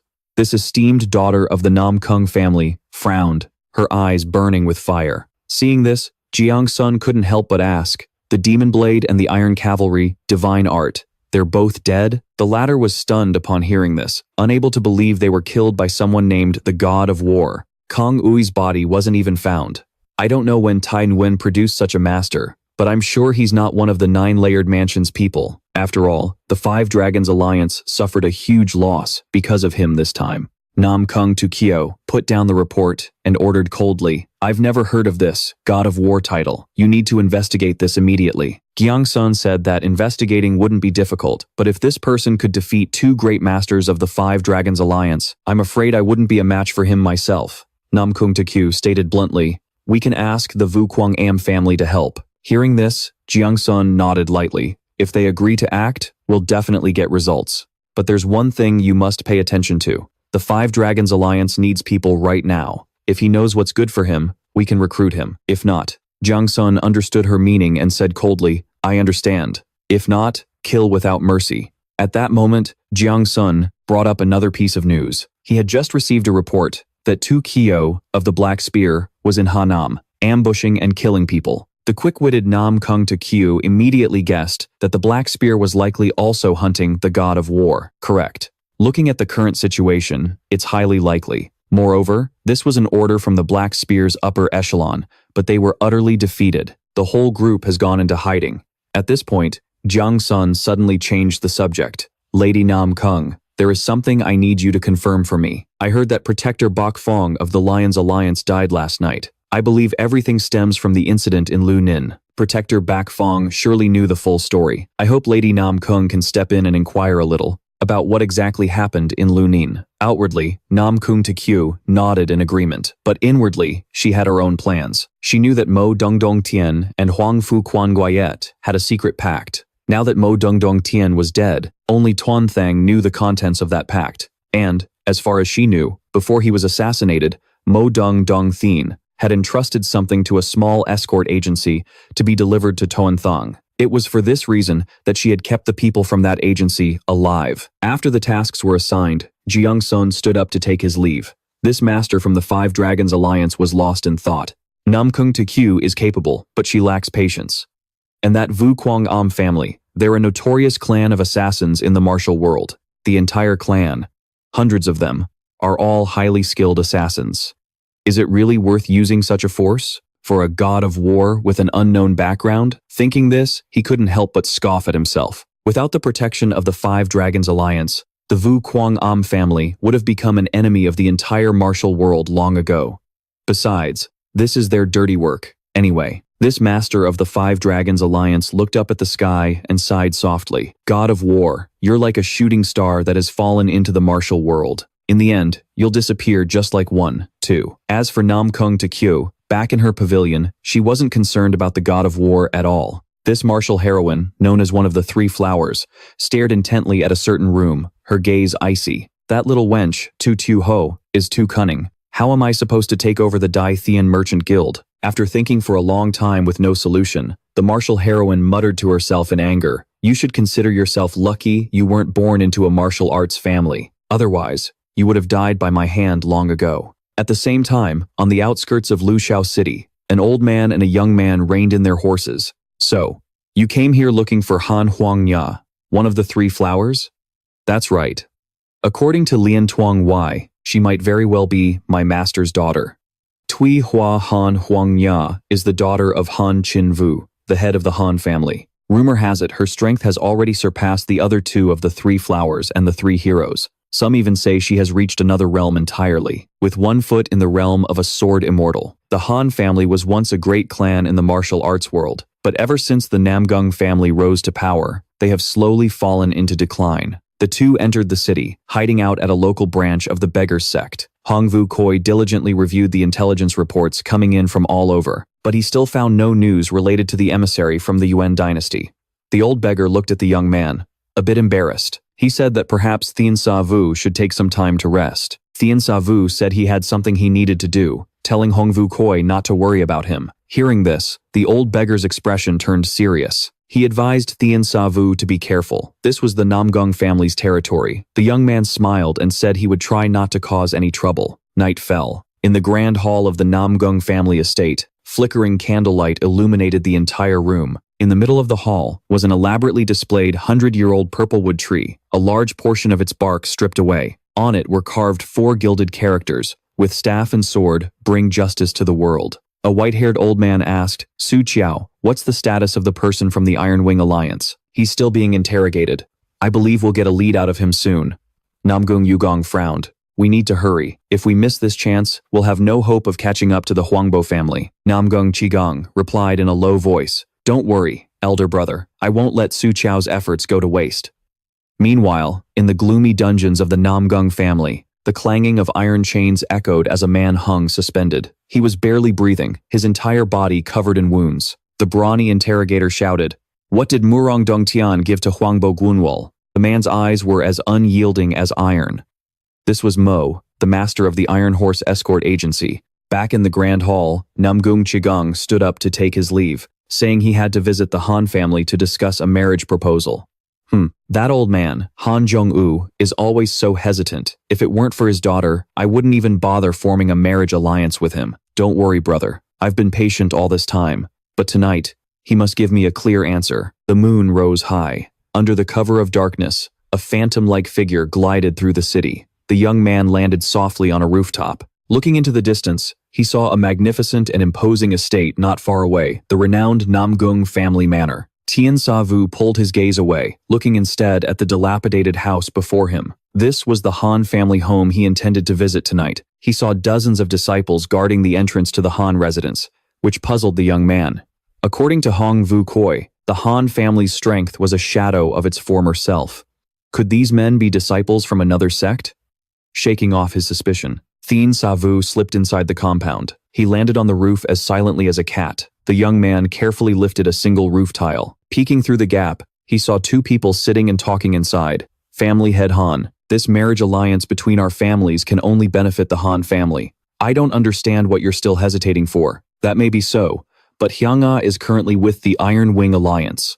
A matter as important as marriage. How can I decide on her behalf? Are you suggesting my eldest son isn't good enough for your daughter? Of course not. The young master is a man many families wish to align with. It is our Han family that is too lowly to deserve him. Namgung Chigang seemed to have lost all his patience. Just say it plainly. Family head Han, are you looking down on the Namgung family? Han Jong-woo tried to suppress a cough, his voice trembling as he explained, of course not. If that's not it, then let's consider this marriage settled. It's late, so I won't disturb you any longer. I'll take my leave. With that, Namgung Chigang stood up and walked out of the Han residence. Han Jong-woo hurried after him, saying, we can't decide this so hastily. If this marriage alliance between our families succeeds, the Namgung family will throw its full support behind the Han family to restore its reputation. Han Jong-woo appeared to be somewhat swayed, but he still insisted he had to wait for his daughter to decide for herself. A child's fate is decided by their parents. Since when do children make these decisions for themselves? It's settled. I will come tomorrow to discuss the wedding details.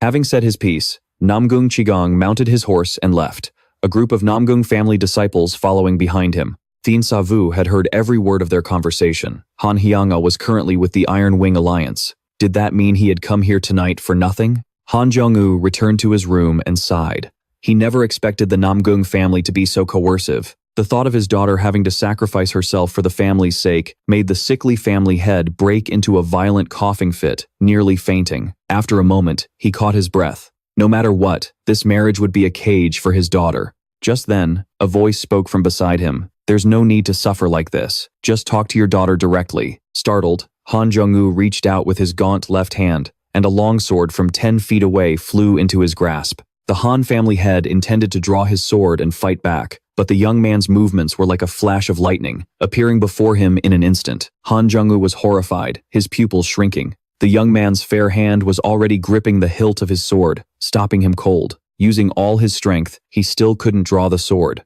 A moment later, he realized the vast difference in power between them. He let go, helplessly asking who his opponent was. Thien Sa Vu gently apologized, stated his identity, and said he had come for Han Huangya. Han Chin-vu sat back down on the bed, asking Thien Sa Vu what his relationship was with his daughter. Thien Sa Vu walked to the portrait on the wall and said slowly, from what I understand, Miss Han isn't your biological daughter, is she? 20 years ago, you met Han Huangya in Sante and took her in as your adopted daughter. Hearing this, Han Chin-vu was thunderstruck, his voice trembling. He asked how the man knew this. I came from Takbok to the Central Plains because her biological father asked me to find her. At these words, Han Chin-vu was stunned. Her real father is still alive? Recalling his master's dying words, Thien Sa Vu continued, my master has passed away, but before he died, the old man instructed me that if I found his daughter and she was not living well, I was to help her. Therefore, I hope you can tell me Miss Han's current situation.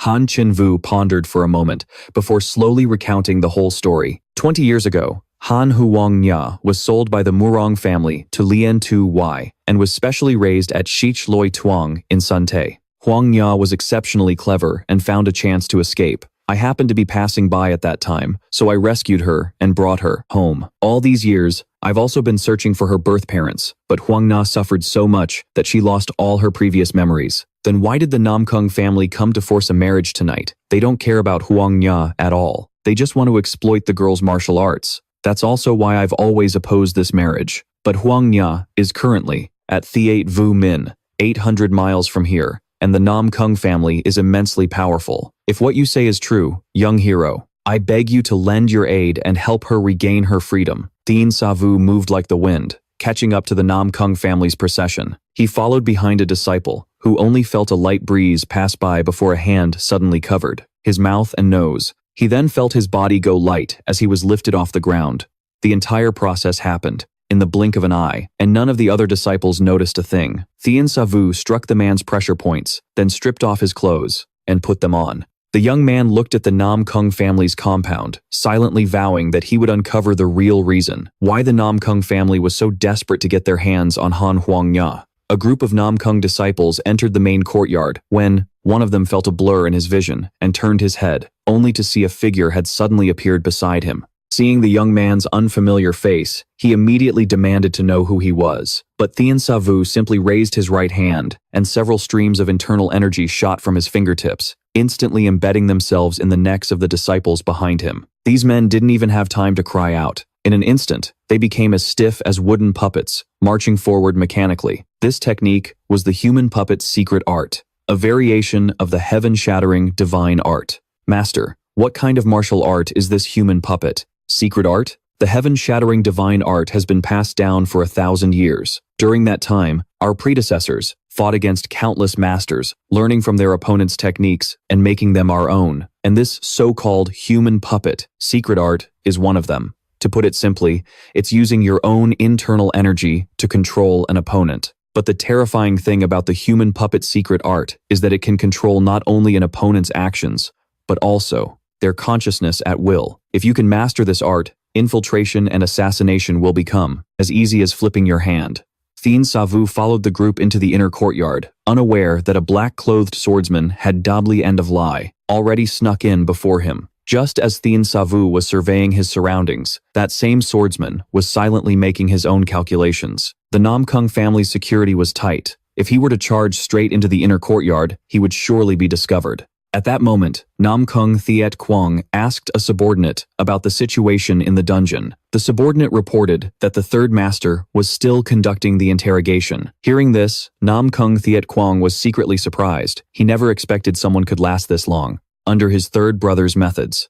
With that thought, Nam Kung Thiet Quang gave the order to head to the dungeon. The group passed through a rock garden and soon reached the rear courtyard, descending through an entrance into the dungeon. The smell of damp mold and stale blood in the air made Thien Sa Vu frown slightly. He quietly followed behind Nam Kung Thiet Quang through the dark tunnel, watching as the man headed straight for a cell at the very end. Nam Kung Thiet Quang asked his younger brother how things were going. Nam Kung Duke Quang said that he had already used 2 types of torture, but the man still refused to talk. Hearing this, Nam Kung Thiet Quang furrowed his brow. He stepped forward, grabbing Mak Batengu's face, and said coldly, "If you don't want to die, then spit it out." What did Murang Dong Thien give to Hoang Fu Quan Nguyet? Mak Batengu was gagged and bound, unable to utter a sound. If he spoke, his entire family would be slaughtered. Therefore, he would rather die than say a single word. Hearing this, he angrily snatched the longsword from his younger brother's hand, then plunged it into Mak Batengu's shoulder. The man immediately screamed in agony, "I'm running out of patience. You think I don't dare to kill you? If you don't talk, I'll slaughter your entire family." When Thien Sa Vu heard the words Iron Horse Escort Agency, he couldn't help but be startled. He looked at the man in the cell and recognized him as Mak Bat Nugu. He had traveled with him once. Thien Sa Vu no longer bothered hiding and stepped into the prison. The young man's powerful aura stunned the other 2 on the spot. Nam Kung Thiet Quang was shocked, a silent fury building within him. Ever since leaving the Han family not long ago, he'd felt like someone was following him. At the time, he thought he was just imagining things, so he didn't check carefully. But now, Thien Sa Vu flicked 2 fingers, sending out 2 streams of energy, striking the 2 iron chains. The chains, as thick as a child's arm, snapped instantly. Mak Batengu's body went limp and he collapsed to the ground. Thien Sa Vu took off his outer robe and draped it over Mak Batengu. At that moment, the Nam Kung brothers finally snapped back to their senses. Nam Kung Duk Quang blocked the young man's path, demanding to know who he was. Thien Sa Vu said coldly, "Move." Under the young man's icy gaze, the third master of the Nam Kung family was momentarily flustered, but Thien Sa Vu suddenly unleashed a burst of power. "I told you to move." In the next instant, the 2 Nam Kung brothers were sent flying, slamming into a wall several yards away. Meanwhile, in the main hall, Nam Kung Vu Quang was reading a secret report sent by Nam Kung to Q. The head of the Nam Kung family had a grim expression. The report stated that the so-called war god had gone south. Just as Nam Kung Vu Kwang was about to order his subordinates to track down the war god, a loud explosion reached his ears. He rushed to the window and looked out, only to see two figures flying out of the dungeon like kites, with their strings cut. Seeing his two younger brothers sent flying like broken kites, Nam Kung Vu Kwang was utterly horrified. After being thrown over 10 yards, the two Nam Kung brothers barely managed to regain their footing. Both were terrified. They never imagined the young man's martial arts would be so incredibly powerful. Seeing their opponent carrying Makbat Nugu, slowly approaching them, Nam Kung Thiet Kwang angrily shouted, demanding to know who he was. Thien Sa Vu took one step at a time, the true chi around him, surging, each step carrying an immense pressure. I am Thien Sa Vu, from the Northern Wastes. This name might be unfamiliar to you, but someone once gave me a title, a name you might be more familiar. As he spoke, a glint flashed in the young man's eyes. They call me the War God. As soon as the words were spoken, the entire hall fell silent. Nam Kung Vu Kwang looked coldly at the young man and said, "So, it is the great War God who has graced us with his presence. If there is some misunderstanding, why don't we discuss it in the main hall?" He then whispered to a subordinate, "Go and make preparations. We must entertain this esteemed guest properly." A short while later, Thien Sa Vu was invited into the main hall of the Nam Kung family. Looking at the four gilded words, justice with the sword, salvation for the world, the young man's lips curled into a slight sneer. Nam Kung Vu Kwang sat in the master's seat, his voice filled with arrogance. Those four words, justice with the sword, salvation for the world, represent the 100-year glory of our Nam Kung family. Then the family head changed his tone. "I have heard of your reputation. Murang Dong Thien died at your hands, and Black Spear of Shanxi also tasted defeat against you." At this point, Nam Kung Vu Kwang's eyes grew sharp. "What is your true purpose for coming to our Nam Kung family? Is it merely to save the man on your back?" Thien Sa Vu said that he and Makbat Nu were old acquaintances. Seeing him in trouble, it was only natural to lend a hand. Hearing this, Nam Kung Vu Kwang stood up, the family head stroking the longsword in his hand. He spoke coldly. "This sword is named the Emperor's Sword. I have used it to take many lives." Nam Kung Vu Kwang looked at Thien Sa Vu with an icy gaze. But in this world, there is no such thing as chivalry. The ones who survive are the ones who define justice. The Nam Kung patriarch pointed his sword at Thien Sa Vu and continued, "Since you already know what we did to Makbat Ngu, for the honor of the Nam Kung family, I can only keep you here." Following Nam Kung Vu Kwang's order, 11 black-clothed swordsmen swarmed out from all directions, charging at Thien Sa Vu with long swords in hand. The young man leaned to the side and kicked one of the swordsmen in the face. The man screamed in pain, his longsword flying out of his hand, before he spun in the air and crashed heavily to the ground. After landing one hit, Thien Sa Vu's entire demeanor changed. The young man sneered, his voice as cold as thousand-year-old ice. "You think the likes of you can keep me here?" With that, Thien Sa Vu lunged forward, taking the initiative to attack.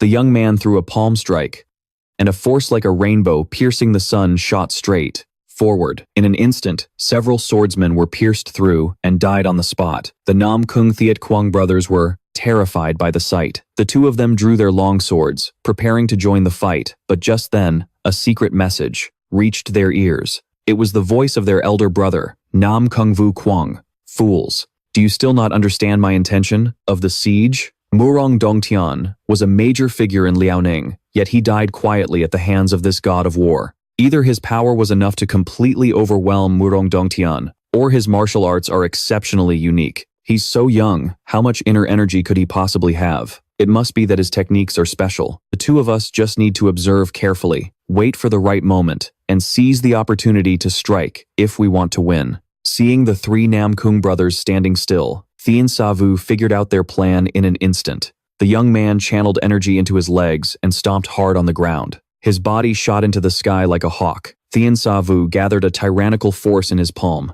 "If you want to see, then I'll show you." With that, the young man unleashed a palm strike. A powerful force crashed down on the black-clothed swordsman below like a waterfall. In an instant, the group of black-clothed swordsmen was engulfed by the energy. Suddenly, a cold glint flashed in Nam Kung Vu Kwang's eyes. He had seized the perfect moment when Thien Sa Vu's old energy was spent, and his new energy had yet to be generated. The head of the Nam Kung family shouted, "Now's our chance, strike." Nam Kung Thiet Quang charged forward, executing the boundless sky sword art. Nam Kung Du Quang also rushed out, using the 13 Thunder Swords technique. The three brothers attacked the airborne youth simultaneously from 3 different directions. Nam Kung Vu Quang's sword shot forward like a meteor, aiming straight for Thien Sa Vu's back, but it was as if the young man had eyes in the back of his head. His fair hand moved with gentle speed, grabbing Nam Kung Vu Quang's wrist. His sword, which had been aimed for a decisive blow, suddenly changed direction, stabbing straight into the chest of the approaching Nam Kung Thiet Quang.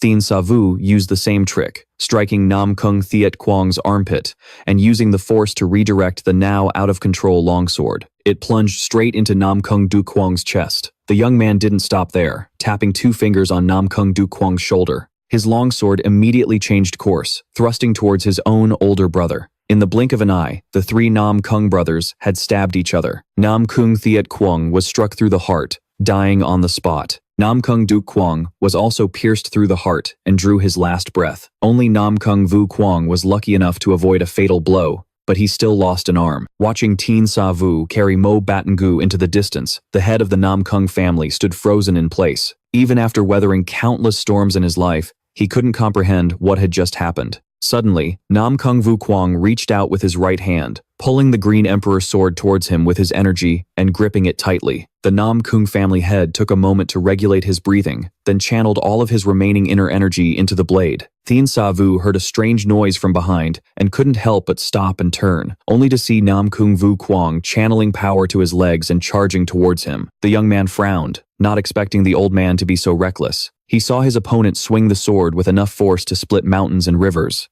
Thien Sa Vu quickly dodged. Nam Kung Vu Quang roared in fury, "You little brat, I will kill you today." With that, he leaped up, thrusting his sword straight at the young man.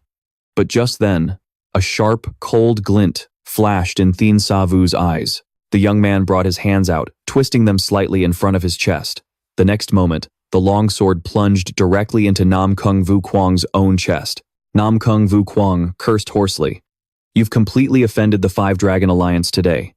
You will surely die a horrible death in the future." Thien Sa Vu said nonchalantly, "That's not for you to worry about." With that, the young man placed his right hand on the hilt and pushed with force, sending the long sword shooting out. It pinned Nam Kung Vu Quang to the ground. The sword plunged more than 2 meters deep, and the force was so powerful that the surrounding earth caved in. Debris flew everywhere. The current head of the Nam Kung family was thus nailed to the spot. Thien Sa Vu looked up at the 4 gilded characters in the main hall. The young man raised his left hand, gathering a tyrannical force in his palm. Then he unleashed a palm strike, and a powerful blast of energy shot out. Thien Sa Vu clenched his fist and punched forward. The great wooden sign, which had stood for hundreds of years, suddenly exploded. Thien Sa Vu's eyes were as cold as ice as he spoke nonchalantly. These 4 words: "Your Nam Kung family is not worthy of them."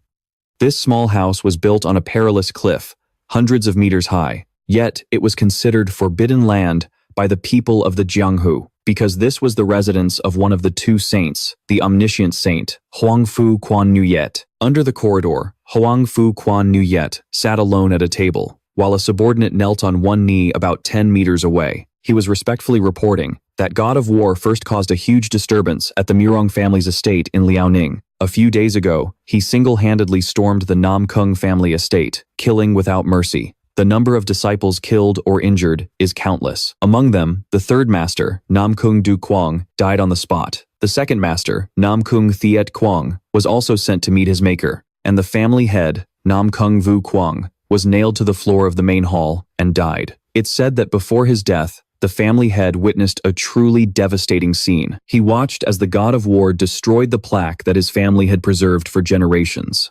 Currently, the God of War's reputation in the Jianghu is soaring like a kite in the wind, and many from the younger generation. Many admired his sudden appearance, but just as many masters in the martial arts world worried that he would threaten their positions. Furthermore, there were reports that the Black Spear had also made a move against the war god. Hearing this, Huang Fu Junyue's movements couldn't help but freeze. The voice of this supreme leader remained as calm as still water. "So, the Black Spear has gotten involved as well?" "Yes.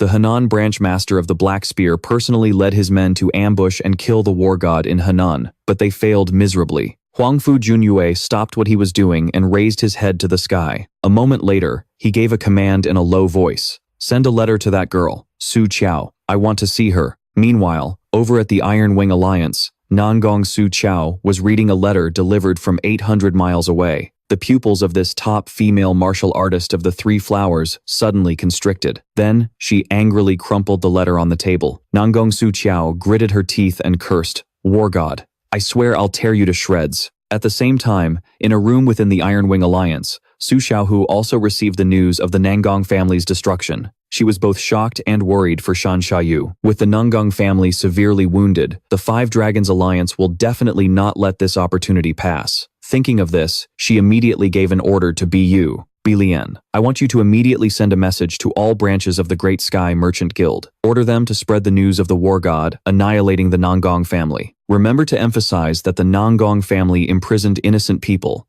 and that the war god was acting as a righteous hero. This is to prevent Brother Xia Yu from becoming an enemy of the martial arts world, while also showcasing his supreme martial prowess. Make everyone in the martial world fear him. Also, immediately send letters to the Nine-Layered Mansion and the Lion Alliance. Tell them I wish to meet, to discuss an important matter. Although the three powers of the Iron Wing Alliance are rivals in secret, on the surface, we are still allies. I absolutely cannot let them join forces to deal with my dear Xia Yu. After giving a series of orders, Su Xiaohu thought for a moment, before adding, also, send people to keep an eye on Nangong Su Qiao. That woman will definitely try everything to eliminate Brother Xia Yu. As she said this, Su Xiaohu's expression turned cold.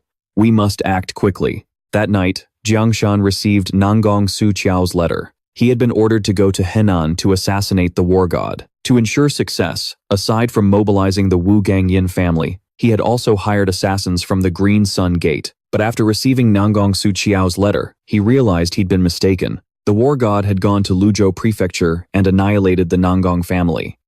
Nangong Su Qiao had explained everything clearly in the letter. To keep his secret, Huangfu Junyue had imprisoned Mo Buyu's family. If this matter were exposed, it would surely damage his reputation, and the Nangong family had secretly rescued Mo Buyu. If Quansheng found out, he would undoubtedly be furious with the Nangong family. Therefore, the most critical mission now is to kill Mo Buyu and silence him for good.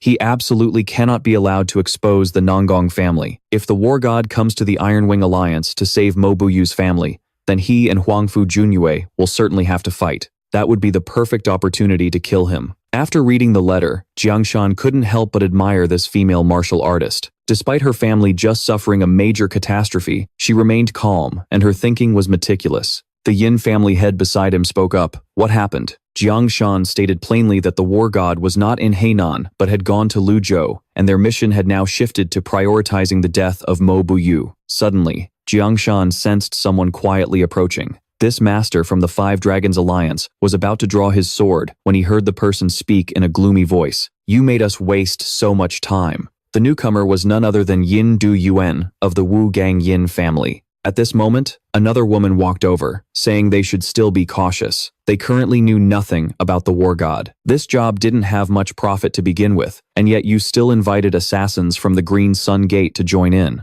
At this point, Yin Muzhen suddenly sneered.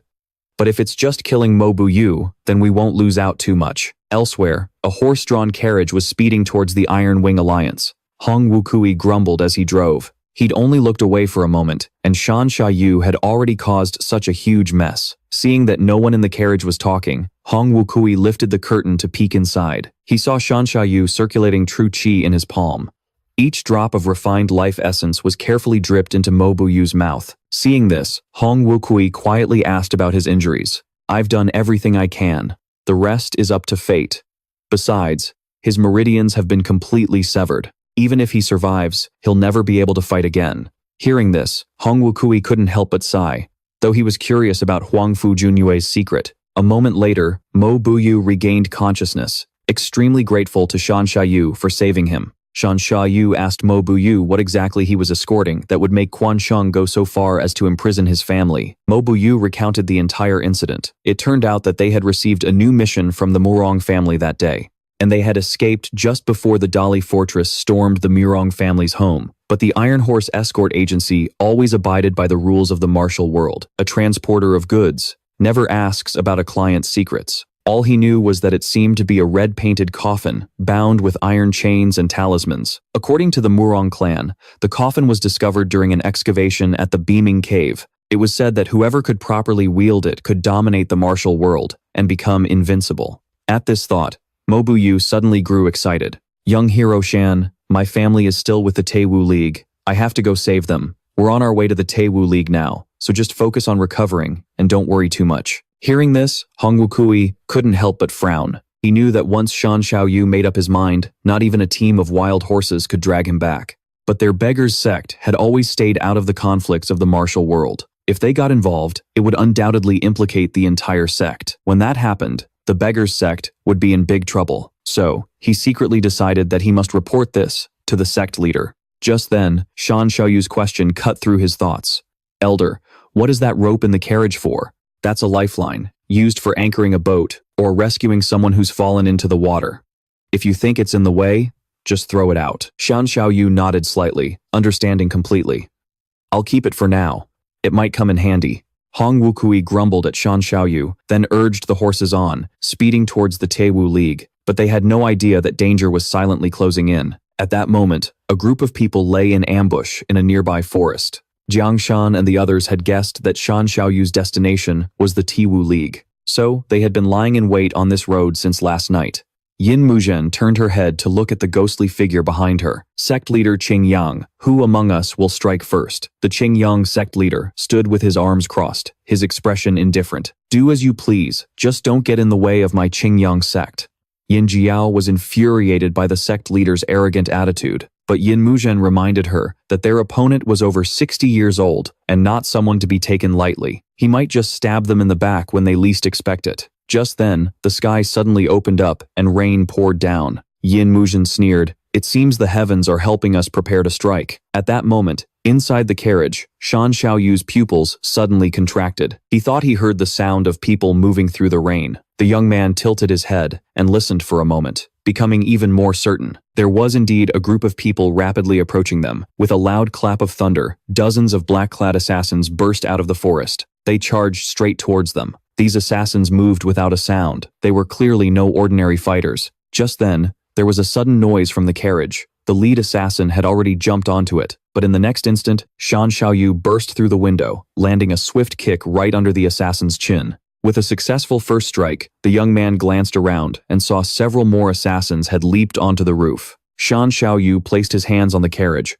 powerfully twisting his body. In an instant, he spun like a top, his legs kicking out repeatedly. Several assassins were immediately struck in the head, their bones shattering. After this exchange, Shan Xiaoyu was even more surprised. These assassins coordinated with each other flawlessly, moving in perfect sync, a far cry from any he had faced before. At this point, Hong Wukui recognized the identity of these assassins. They all used daggers strapped to their forearms. It was the unique hidden weapon of the Yin clan of Wugang, a family of assassins. Hong Wukui whipped the horses furiously, and the carriage shot forward like an arrow. The assassins remained in hot pursuit. The young man channeled immense power into his hands, remaining unshaken even as he was surrounded. Shan Xiaoyu's hands moved like a whirlwind, protecting his entire body. With every palm strike he unleashed, an assassin was sent flying from the carriage. Those who took a light hit suffered internal injuries and broken bones. Those hit hard had their meridians severed, dying on the spot. But just then, two figures suddenly appeared in front of the carriage. Hong Wukui was startled when he saw them. These two were dressed in green, and a murderous aura radiated from their entire bodies. The old beggar quickly shouted, "Xiaoyu, be careful. The Qingyang sect is here too. Two assassin clans are working together." Hearing this, the young man's eyes remained as calm as still water. Shan Xiaoyu slowly opened his eyes and pointed a single finger. A domineering force shot out, striking the two men squarely in the chest. The two assassins were hit as if by a sledgehammer and sent flying backward. Unexpectedly, at that very moment, another figure dropped from the sky. An assassin stepped on his comrade's corpse, using the rebound to launch himself at Shan Xiaoyu. The latter remained calm, his left hand lashing out like lightning, precisely grabbing his opponent's neck. Shan Xiaoyu lifted the assassin with one hand, his voice as calm as an ancient well. "Whether you're from the Five Dragons Alliance or the Namgung clan, tell your masters to come here themselves." But unexpectedly, at that moment, the eyes of the captured assassin suddenly began to burn, and an enormous power surged within his body. Seeing this, Shan Xiaoyu's pupils constricted. In the next instant, the Qingyang sect assassin suddenly exploded. A massive shockwave shot up into the sky, so powerful that even people in Jiyuan, half a mile away, could feel it. The terrifying power was palpable. Yin Muzhen crossed his arms and laughed loudly. The ultimate technique of the Qingyang sect, the Hell's Explosion art, truly lives up to its reputation. But the Qingyang sect master paid no mind to the praise of Yin Muzhen. In a flash, the assassin vanished on the spot. Yin Tuyuan asked if they should proceed with the plan. Tuyuan, you're with me. Ji Jiao, you stay here with Mr. Jiang. Mo Bu Yu must be killed, but if we can, kill the god of war as well, all the better.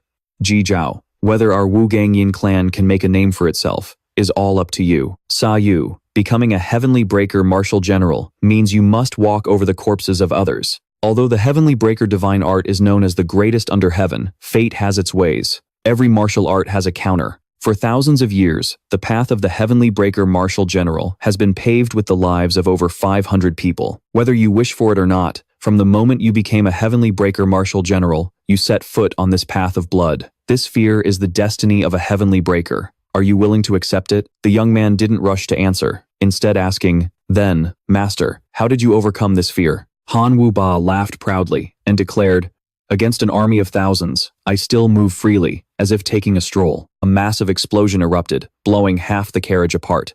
Inside, Mo Bu Yu gritted his teeth, ignoring the wooden splinters raining down on him. Hong Wu Kui desperately held the reins, trying to keep the horse carriage moving. The old beggar looked back worriedly, shouting, God of War, are you all right? Once the dust settled, Shan Xiaoyu was revealed with his clothes in tatters, a shard of bone, piercing straight through his shoulder. Yet, the young man's face remained calm. Don't worry, I'm fine. With those words, Shan Xiaoyu pulled the bone fragment out, then circulated his energy to control his muscles, forcing the wound to rapidly close. Shan Xiaoyu grabbed the lifeline rope from the carriage. The youth leaped into the air, pouring his immense internal energy into the rope. In an instant, it shot out like a dragon, bursting from the sea, striking like lightning towards the pursuing assassins. The tyrannical internal energy pierced their bodies, and several assassins died instantly on the spot. With a flick of his wrist, Shan Xiaoyu wrapped the rope around another assassin's neck. The youth gave a powerful tug, and the man's head was torn clean off. At the same time, an assassin from the Qingyang sect tried to use the same old trick, attempting to strike Shan Xiaoyu with the Hell's Explosion art. But the latter masterfully wielded the rope, making it impossible for the assassins to get close. Nevertheless, the assassins still charged forward recklessly. The young man simply swung the rope in his hand, and in an instant, it shot out like a long spear, piercing through the assassins' chests. 3 assassins were left dangling in the air like kites with their strings cut. But just then, 4 more assassins leaped forward. These 4 didn't attack Shan Xiaoyu, but instead grabbed onto the rope. They all bent down in unison, channeling their strength into their legs, pulling the rope taut.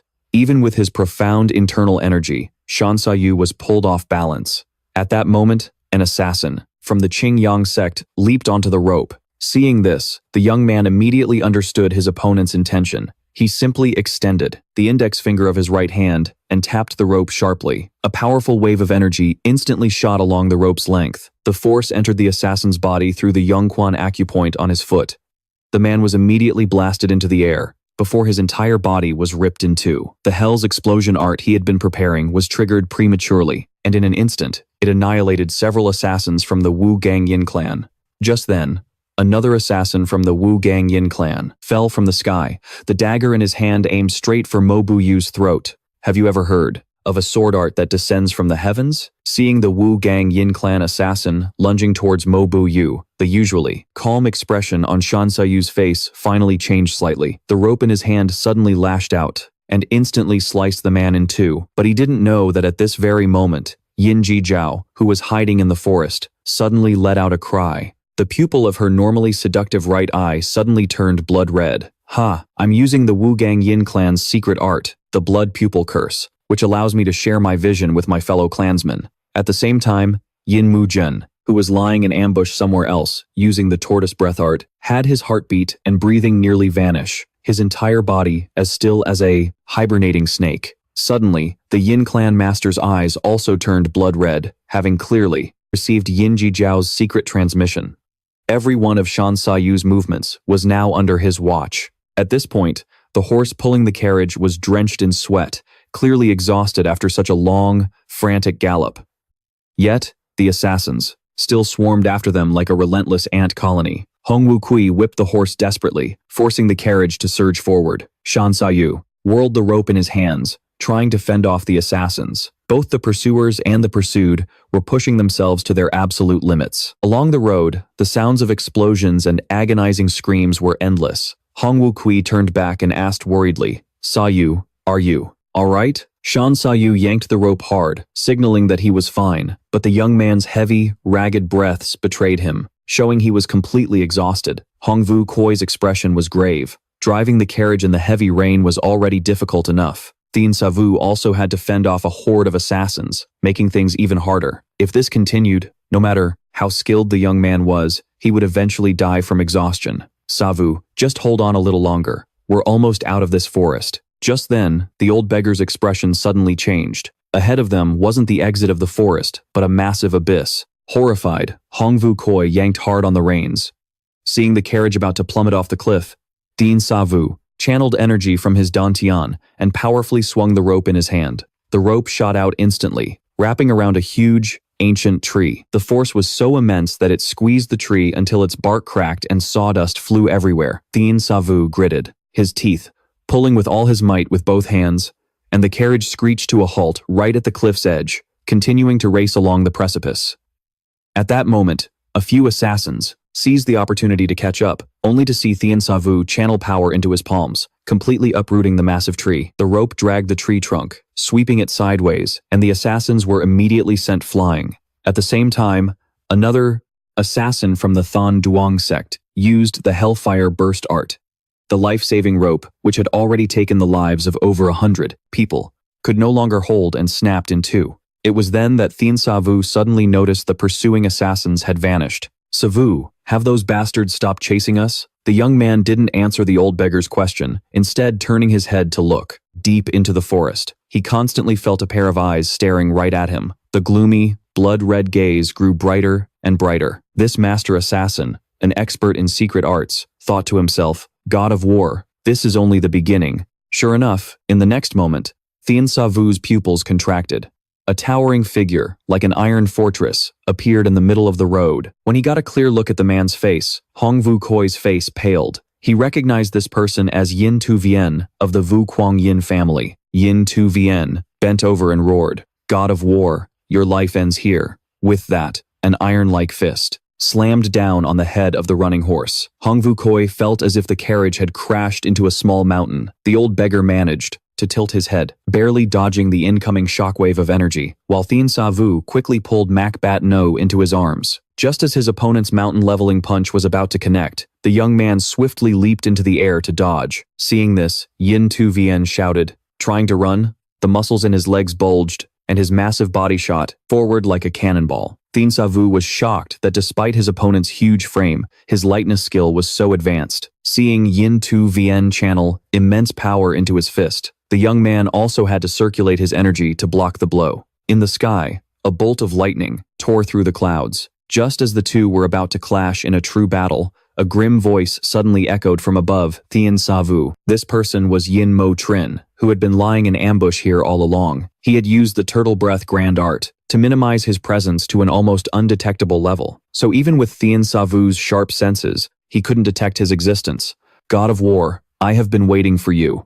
As he spoke, strands of energy shot out from his sleeves, converging under the control of his internal energy into a sword of qi. The qi sword aimed straight for Thien Sa Vu's back. Thien Sa Vu spun around and threw a palm strike, just in time to block the pincer attack from both the front and back. Yin Tu Vien's fist struck a steel wire. Yin Mo Trin had already set up countless threads here. Thien Sa Vu could only rely on the rebound force, combined with his lightness skill, to barely maintain his balance. Seeing that they had cornered their opponent, Yin Tu Vien and Yin Mo Trin both laughed sinisterly and charged straight at Thien Sa Vu to attack. In the blink of an eye, the two sides exchanged several blows in midair.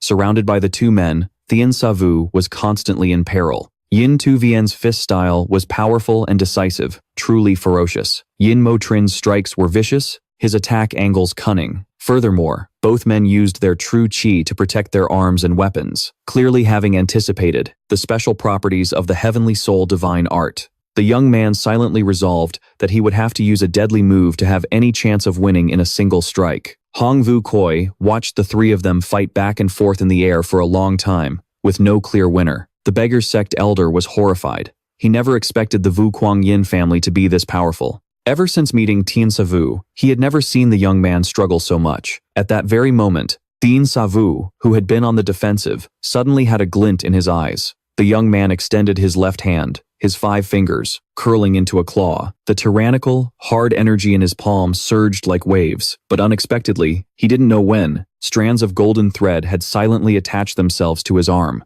Thien Sa Vu turned his head to look, and was startled. The moment he was distracted, more golden threads wrapped around him. Countless threads suddenly tightened, instantly, binding Thien Sa Vu, rendering him completely immobile. In the air, Yin Mo Trin stepped onto the golden threads, standing upright. This is a common ailment among those new to the martial arts world. They always think their superior skills are enough to conquer the world. As he said this, Yin Muchen burst out laughing, his words filled with pride, oblivious to the fact that in the martial arts world, there's no high or low, only life and death. With that, the head of the Yin family lunged forward, the golden threads in his hand multiplying into 9 strands, all stabbing towards Zhan Xiaoyu. But unexpectedly, at that very moment, a faint smile appeared on the young man's lips. A powerful aura erupted from Zhan Xiaoyu's body, and the golden threads, capable of withstanding tens of thousands of pounds of force, snapped one by one. Yin Muchen's eyes widened in sheer horror, unable to believe what he was seeing, as a vast aura billowed around the young man. It condensed into a majestic green dragon, regal and powerful, looking down upon the world. The great dragon, carrying the power of thunder and wind, instantly shot towards the head of the Yin family. Seeing this, Yin Tu Yuan let out a loud shout and rushed forward, intending to save his elder brother with his powerful fists. But how can a mere firefly compare to the full moon? The moment Yin Tu Yuan got close, he was swept up by the tyrannical aura. A deafening, heaven-shattering explosion ripped through the sky. Both brothers were sent flying by the immense force. Yin Tu Yuan flew back over 100 feet, his fate unknown. As for Yin Muchen, who was blasted into the air, his eyes were glazed over. While falling, he looked towards Zhan Xiaoyu. He was standing on the threads, and an absurd thought flashed through Yin Muchen's mind. The martial cultivation of the young man before him might already be on par with the 2 saints. At this moment, Zhan Xiaoyu, standing on the threads, bent his knees slightly. It turned out he had reached out and caught the falling Yin Muchen. Zhan Xiaoyu grabbed his opponent by the neck with one hand and said coldly, "Perhaps you still don't know this, but for 1,000 years, the Heavenly Soul Martial General has never known defeat." But before he could finish his sentence, he felt a cold sensation in his chest. A longsword had silently pierced through his body. It was the Qingyang sect master, who had appeared like a ghost behind Yin Muchen. The sword had pierced through Yin Muchen's body and then stabbed into Zhan Xiaoyu's chest. Yin Muchen struggled, looking back, wanting to curse, but unable to make a sound. "Yin Muchen, you once said I was the type to stab people in the back. How could I possibly miss such a perfect opportunity? Go on your final journey with the war god in peace. And of course, take that puppet he's carrying with you." With that, the Qingyang sect master gripped the sword with both hands and pushed. But the longsword, already embedded in the young man's body, wouldn't move another inch. It was clearly clamped tight by his opponent's muscles. Yin Muchen used the last of his strength to utter a single sentence. "You fool. Why didn't you just go for the head from the start?" Just then, Zhan Xiaoyu's brows twitched slightly and a cold smile formed on the young man's lips. "Going for the head. That's actually a great idea." As soon as the words left his mouth, the Qingyang sect master's face changed drastically as a powerful surge of aura erupted from Zhan Xiaoyu's palm. In the next moment, Yin Muchen's head flew into the sky, while Zhan Xiaoyu's right hand remained in the exact same neck-grabbing position. Yin Muchen's headless body fell, and falling along with it was the head of the Qingyang sect master. After killing the 2 men, the young man's figure flickered and vanished, shooting towards the ground like an arrow released from a bow. Zhan Xiaoyu landed softly in front of Hong Wugui and said gently, "Elder, please take care of Hero Mo for me." The old beggar's sect member asked about the young man's injuries with concern, but Zhan Xiaoyu said he was fine. Immediately after, he abruptly turned his head towards the deep forest. "Elder, wait a moment, I'll be right back." In the forest, Jiang Shan and Yin Jiao saw the young man's cold gaze, and a shiver ran down their spines. They could only watch as Zhan Xiaoyu stomped his foot on the ground and shot off like a ferocious tiger descending a mountain, charging straight towards their hiding spot. Jiang Shan tried to suppress the fear in his heart. This guest elder of the Five Dragons Alliance raised his hand and threw out several thunderfire bombs, but they were stopped mid-air by Zhan Xiaoyu's qi. The young man's movement was as fast as lightning. In an instant, he was right in front of them. Seeing this, Yin Jiao's face paled, and she immediately turned to flee. Jiang Shan didn't dare to fight back either, choosing to escape. Both of them glanced back to see Zhan Xiaoyu suddenly raise his right hand. He then struck the massive tree where they had just been standing. The tree, so large it would take 3 people to wrap their arms around, was shattered by the young man's single palm strike. Jiang Shan chose to flee in the opposite direction of Yin Jiao. Zhan Xiaoyu's terrifying power had completely destroyed his will to fight. The top 2 masters of the 2 assassin families were both dead at his hands. All Jiang Shan could do was pray that his opponent would chase Yin Jiao, not him. But at that moment, the footsteps from behind grew closer and closer. The soft sounds rang in his ears like a great bell, striking fear into Jiang Shan's heart. He could even feel his opponent's murderous gaze locked onto his back. Beads of sweat formed on Jiang Shan's forehead as he desperately pushed his movement technique to its limit. But no matter how he circulated the qi in his body, those footsteps, like a death knell, only got closer. On the verge of life and death, he suddenly came up with a plan. Poison. A brown ceramic vial slipped from his sleeve into his palm. What it held was called the Demon King's Ash. This stuff is harvested from the place with the most potent solar energy in the desert. Sprinkling it on someone can suck every last drop of water from their body. It doesn't matter who you are. You'll be turned into a desiccated corpse. Jiang Sun silently counted the footsteps closing in on him. Suddenly, he roared, stopped dead in his tracks, and spun around to attack.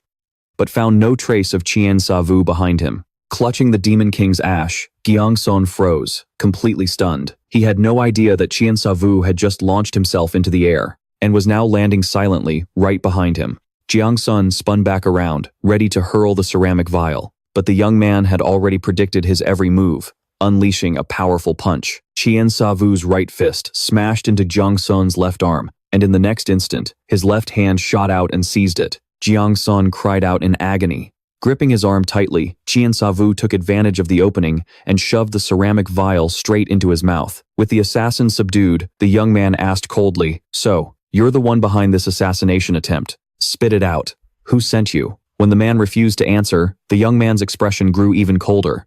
"If you refuse to talk, then don't blame me for what comes next." Meanwhile, at the headquarters of the Lion Guild, under the Iron Wing Alliance, Su Tioho had come to seek an audience with the invincible blade tyrant, Triet Hao Sin. The young woman did her best to remain composed as she made her request. She wanted to request that the Lion Guild take action to punish the Five Dragons Guild. Triet Hao Sin sized up Su Tio for a moment before sitting down and booming. A mere girl, the young head of some trading guild, dares to make such a demand? Do you even realize what you're asking? Of course I do. In fact, my late-night visit is for the good of the Lion Guild. Hearing this, Triet Hao Sin's hand, which was raising a cup of tea, froze mid-air. "Little girl, you can't fool me. You're actually here because of that man they call the War God, aren't you?" As he spoke, a glint appeared in Triet Hao Sin's eyes. "Humph, the War God. Now, that's a rather arrogant title. Since you know of the War God, Guildmaster, you must have also heard of his many accomplishments. He's currently at the very center of the storm brewing in the martial world. There's no harm in allying with such a young and talented individual. Just because he defeated the 2 great clans, the Murang and the Nam Kung, you think our Lion Guild should befriend him? Little girl, are you underestimating me? I've dominated the martial world for decades. In this world, not even the 2 sages could touch me. And you want me to suck up to some wet behind the ears punk? Don't make me laugh. Everyone knows the martial prowess of the invincible blade tyrant is second to none. Allying with the War God would naturally bring nothing but benefits to the Lion Guild. Our 3 factions and the Iron Wing Alliance are all interconnected. Attacking the Five Dragons Guild would undoubtedly lead to an all-out war. So how can I say it brings only benefits and no harm? Because as I know, Senior, your martial arts have reached a divine level, and your mind is impossible to predict. And this year, you are over 70. The moment she uttered these words, Triet Hao Sin's expression instantly darkened. But Su Tu Ho acted as if she didn't notice, continuing, "No one lives forever. If one day, after you pass on, senior, what will become of the Lion Guild?" Hearing this, Triet Hao Sin's hair practically stood on end. "You audacious little girl, you have a lot of nerve." Hearing Su Tu Ho's outrageously disrespectful words, the entire atmosphere around Triet Hao Sin began to shift. A wave of cold, immense pressure radiated out, crashing directly towards Su Tu Ho. Facing the fiery glare of the invincible blade tyrant, she secretly clenched the fabric of her skirt, but on the surface, she struggled to maintain her composure. The clever young woman knew her words had struck a nerve. She immediately bowed low and said softly, "Please, Guildmaster, calm your anger. I am merely speaking the truth, whether you choose to admit it now or not. Guildmaster, our factions, the Five Dragons Guild, and the Lion Guild, are all on a collision course. Everyone has seen the War God's true power. If you help him now, Guildmaster, the Lion Guild will surely reap the rewards later on." At this point, Su Tu Ho's every word was firm and resolute. "If you are willing to offer your assistance, Guildmaster, the Grand Sky Trading Guild will support the Lion Guild with all of our resources." Hearing the young woman's sharp analysis, Triet Hao Sin suddenly broke into a wide grin. "So, you believe he's quite valuable, is that it?" As he spoke, she felt his oppressive aura vanish in an instant. Su Tu Ho was slightly taken aback. Up until now, the Grand Sky Trading Guild had never taken a loss in any of its business dealings. And yet, you're willing to make such a huge concession for the War God. It seems you think very highly of him. "I am a merchant, Guildmaster, and merchants do not invest in worthless ventures. The War God's value is far greater than you can possibly imagine." As her words echoed, a sudden silence fell upon the hall. After a long pause, Triet Hao Sin finally spoke again, slowly. "According to the rules of the Iron Wing Alliance, as long as the Five Dragons Guild doesn't threaten the Lion Guild, we are not to take action." Here, the invincible blade tyrant's tone shifted. "However, we also have no obligation to help the Five Dragons Guild deal with the War God. Do you understand what I'm saying?" For Su Tu Ho, that was more than enough. With that, the young lady stood up to take her leave, but unexpectedly, Che Haosheng's voice rang out from behind her. "Young lady, I wonder, are you married yet? If not, this old man has a suitable person I'd like to introduce you to." "I appreciate your kind intentions, Alliance Leader, but I have no desire to discuss marriage at this time, let alone a political one." After speaking, Su Xiaohu walked straight out of the main hall to depart. Hearing the footsteps behind him in the hall, the invincible blade master let out a sigh and said slowly, "Mu Ling, that young lady is truly impressive, but it seems her heart is already taken." Che Muling neither denied nor confirmed his father's teasing remark, but instead expressed his gratitude that his father had agreed to his request. "Actually, even if you hadn't advised me, Father, I had no intention of making a move against the War God.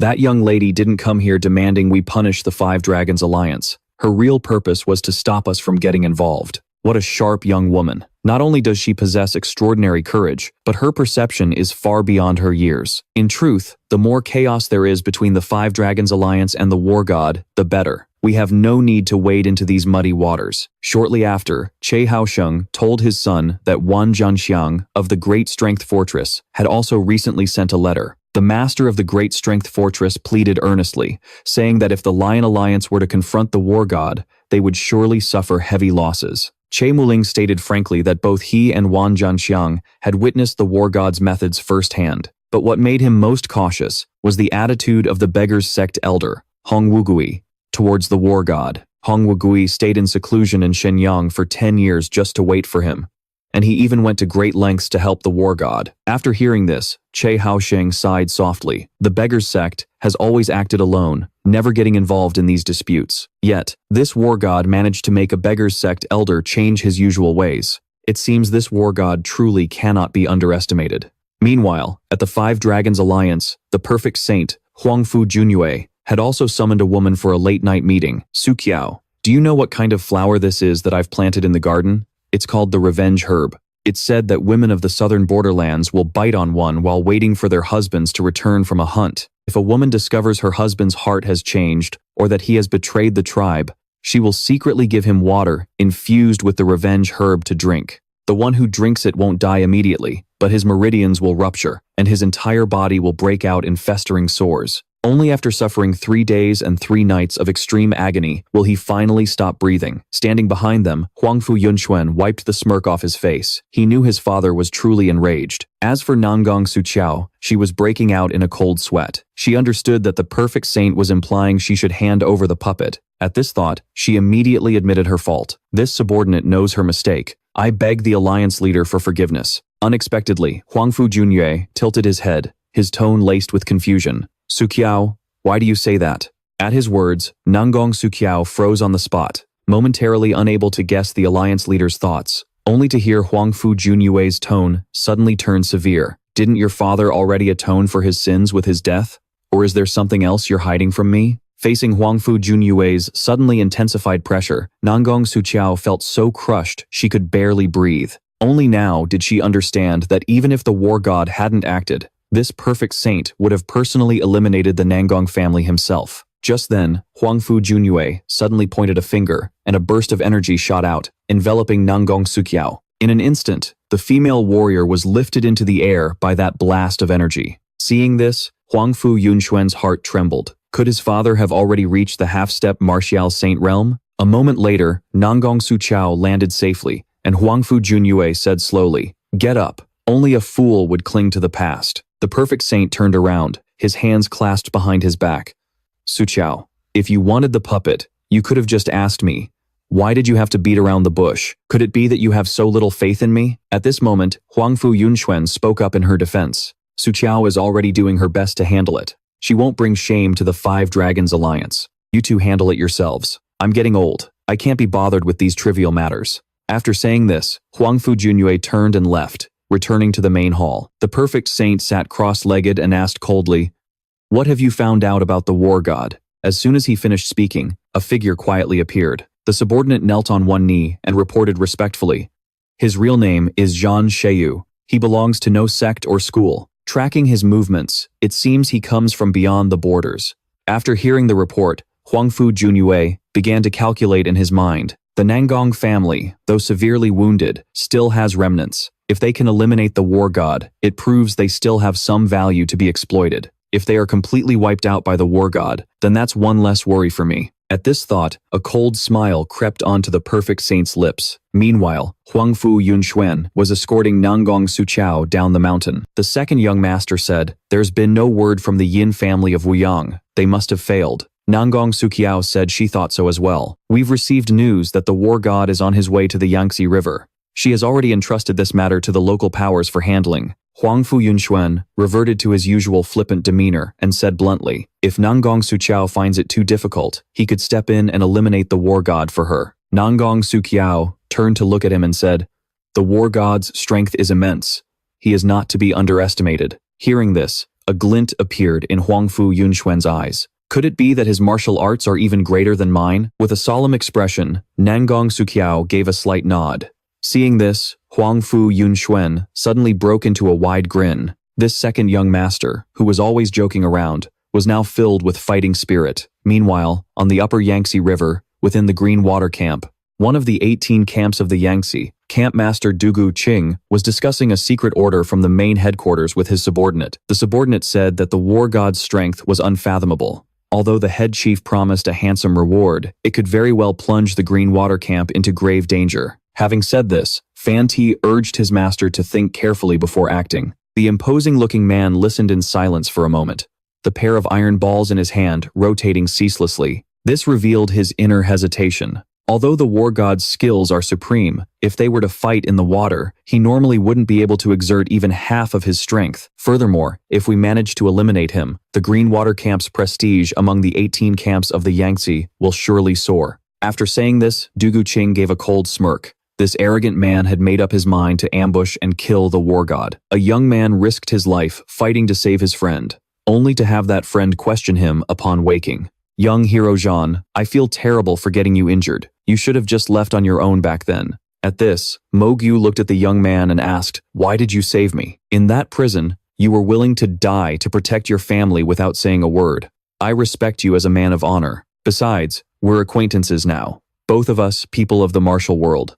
There's no need for such formalities." Hearing this, Mo Guyu smiled. and the guilt in his heart eased somewhat. Zhang Xiaoyu advised him to rest well, then stood up and went outside. The young man left the cabin and went up to the deck. That day, after escaping their pursuers, they had found a branch of the Great Heaven Merchant Guild. The following day, they boarded one of the guild's passenger ships, heading to the Iron Feather Alliance. Zhang Xiaoyu leaned against the railing, gazing into the distance. He saw only the vast, rolling waters of the Yangtze, and, far away, the overlapping mountain ranges, truly a picturesque landscape. Suddenly, Zhang Xiaoyu's eyes narrowed slightly. A figure on the deck had caught his attention. Looking closer, he saw it was a young man cradling a longsword. Zhang Xiaoyu observed for a moment and was slightly taken aback. He noticed that although the youth held a sword, he exuded no killing intent whatsoever. The young man also hadn't realized he was being watched. At that moment, he was still lost in memories from before he descended the mountain.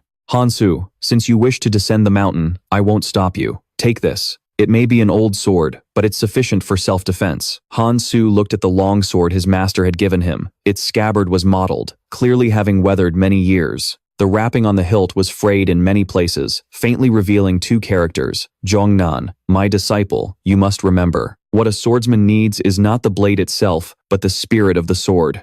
Hansu snapped out of his thoughts, looked up at the sky, and let out a sigh. Compared to the vast martial world, Zhongnan Mountain seemed far too small to him. Suddenly, he felt a pair of eyes sizing him up. Turning his head, he saw a young man watching him from a distance. Hansu was a bit stunned. He noticed the person had a pair of blue eyes. Just then, Hong Wugui walked up behind Zhang Xiaoyu and asked the young man why he was staring at the other guy. Zhang Xiaoyu said he was just curious. Hong Wugui threw an arm around the young man's shoulders, pulling him back toward the cabin. He said that Shipmaster Ma of the Great Heaven Merchant Guild had prepared a banquet and invited him for a drink. Hansu saw an old man from the beggars sect pull the other youth away. He didn't think much of it and stood up to stretch his limbs. He suddenly spotted a fishing boat casting its nets nearby. Hansu couldn't help but watch it with suspicion. This area had heavy ship traffic. It was completely unsuitable for fishing. Looking closely, he saw that the so-called fishermen had bulging muscles. Their bodies radiated a fierce aura. When his eyes met those of one particularly aggressive fisherman, Hansu became even more certain. These men were not fishermen, but martial artists. Not long after, the two boats passed each other, moving further and further apart, as if it were just a chance encounter on the river, causing no ripples.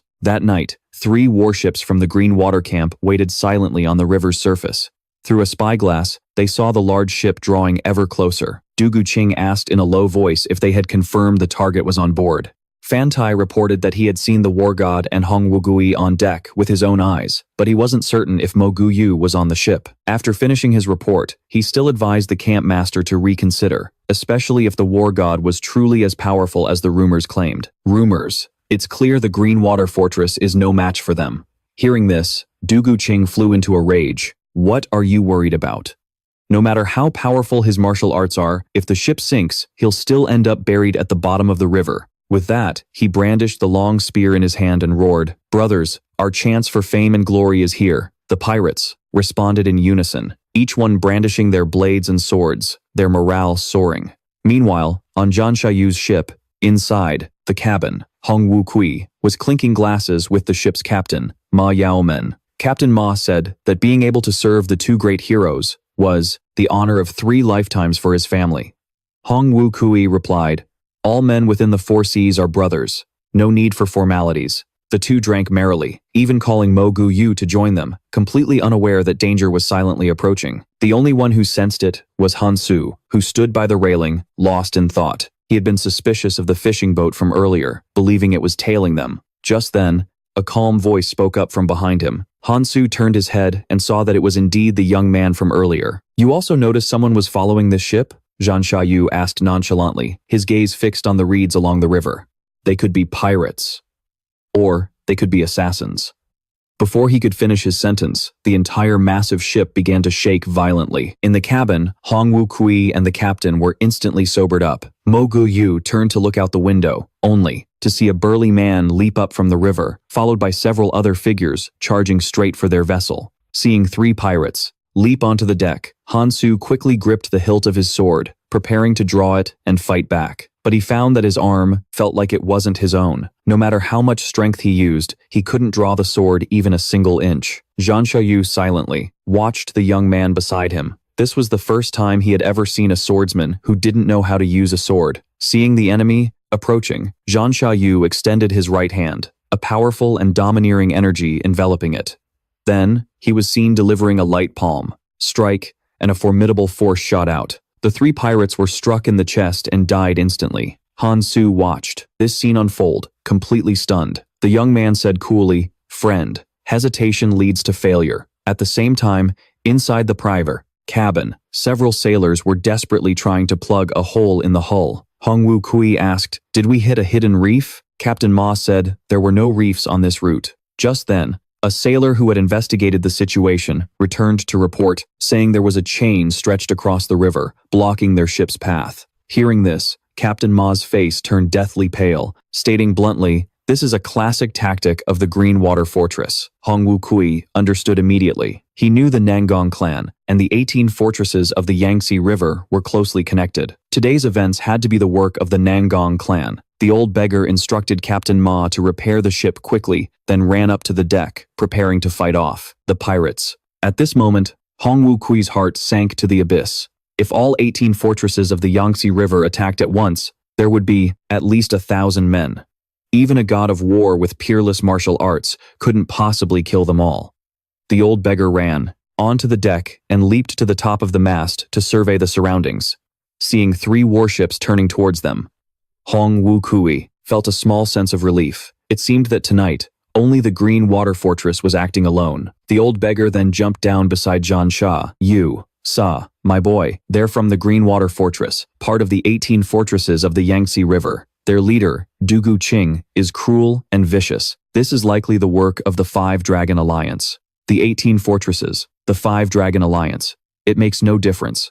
Killing any of them is all the same to me. As soon as these words were spoken, a chill ran down Han Su's spine. Just who in the heavens was this young man before him? At that moment, the pirates swarmed onto the deck. Seeing them screaming and charging towards him, Zhang Xiaoyu reached out, his right hand, his 5 fingers curling into a claw. A powerful energy swirled in his palm as the young man, his eyes ice cold, continued, "I'll kill as many as they send." With a single palm strike from his right hand, Zhang Xiaoyu instantly killed the first pirate who charged forward. His comrades behind him saw this, and their expressions changed drastically. They quickly shouted warnings to their allies to be careful. As for Han Su, his eyes went wide at the sight. He never expected the young man to be so utterly ruthless. Hong Wu Kui, seeing the young man trembling in fear, seemed to understand something, and began to speak to him. "First time out in the martial world? Never seen a bloodbath like this before, have you? In truth, don't be fooled by how decisively and ruthlessly that kid fights.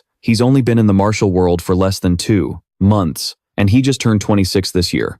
But whenever he has to fight, this kid never hesitates to protect the things that are important to him. He's even willing to take on the entire martial world." As he said this, Hong Wu Kui gave the young man, beside him, a meaningful glance. "I can sense your aura is strong. Your aptitude must be quite good. You shouldn't let your talent go to waste." Han Su gripped the longsword in his hand so tightly it creaked. For a moment, he was lost in an intense internal struggle. "Senior, I once swore an oath to only draw my sword to save all living beings in this world." Bullshit. A battle of conscience. "Senior, I once swore to only draw my sword to save the people of this world." Yeah, right. How can I even think about saving the world when I can't even save myself? As soon as he thought this, Han Tuk felt as if he'd been struck by lightning. Today, he finally realized how ridiculous the beliefs he'd clung to for so long truly were. Just then, a loud roar shattered his thoughts. In the distance, Dugu Qing yelled, "Fire!" Instantly, the water pirates drew their bows in unison and let loose a volley. Countless flaming arrows flew toward the large ship like a swarm of locusts. The sails were hit and immediately burst into ferocious flames. Several sailors were pierced by the arrows, dying on the spot. The wooden deck also began to catch fire. Seeing this, Hong Wu Kui's face turned pale. The Green Water Fortress was clearly trying to burn them alive. Meanwhile, Han Tuk dodged left and right, but the dense barrage of flaming arrows couldn't seem to touch him. At that exact moment, the corner of Zhang Xiaoyu's mouth curved into a cold smirk. The young man channeled his overwhelmingly powerful energy to its absolute peak, then threw a punch toward the surface of the water. The once calm river suddenly erupted into a 30-foot-high wave, forming a wall of water between the 2 massive ships. The incoming flaming arrows were swept away by the wall of water and instantly extinguished, losing all their momentum and falling from the sky. Then, the water wall crashed down like a massive waterfall, dousing the flames that had just begun to engulf their ship. The pirates on the enemy deck didn't even have time to react before they were swept into the river. Hong Wu-gui was stunned, speechless by the young man's thunderous display of power. It was Zhan Xiaoyu's voice that brought him back to his senses. "Elder, lend me a hand. Get me onto the Green Water Fortress's ship." Hong Wu-gui immediately understood and drew the long whip from his waist. Zhan Xiaoyu then leaped and landed on the whip's tip. "Senior, just wait here for a moment. I'll be right back." Hong Wu-gui swung his arm, forcefully throwing the long whip forward. Zhan Xiaoyu shot out like a cannonball, hurtling toward the Green Water Fortress's warship over 100 feet away. Seeing the young man descending like a meteor, the men of the Green Water Fortress roared, preparing to meet him in battle. But to their surprise, Zhan Xiaoyu stomped his foot hard on the deck. The pirates were instantly sent flying into the air by the immense force. The young man smiled, raised his hands, and channeled his overwhelming power into his palms. Then, he pressed them both down onto the deck. In the next moment, the sturdy wooden deck exploded, and all the pirates on board were blown away by that single palm strike. The massive warship was split in two by the young man's attack. Zhan Xiaoyu landed gracefully on a piece of broken wood. After destroying one warship, the young man glanced around, then kicked off the wooden fragment, launching himself forward again. In the blink of an eye, the other two warships were cleaved in half, and countless pirates screamed as they fell into the river. Zhan Xiaoyu paid no mind to the desperate screams around him, his gaze fixed on the final warship in the distance. A smirk played on his lips as he muttered softly, "Just one left." With that, he began to walk across the water's surface towards it. On the other side, Han Tuk was completely dumbfounded. If he hadn't seen it with his own eyes, he would never have believed this was the power of a human. Hong Wu-gui, while fighting off pirates, shouted, "Don't just stand there gawking. Get over here and help me." But unexpectedly, Han Tuk seemed like a completely different person. "Senior, if you would, please get me onto that ship." Hearing this, Hong Wu-gui was a bit surprised, but he swung his long whip once again. Han Tuk followed his lead, leaping onto the whip's tip. With all his might, Hong Wu-gui flung him forward, and the young man shot off like an arrow from a bow. The old vagrant shielded his eyes and looked into the distance.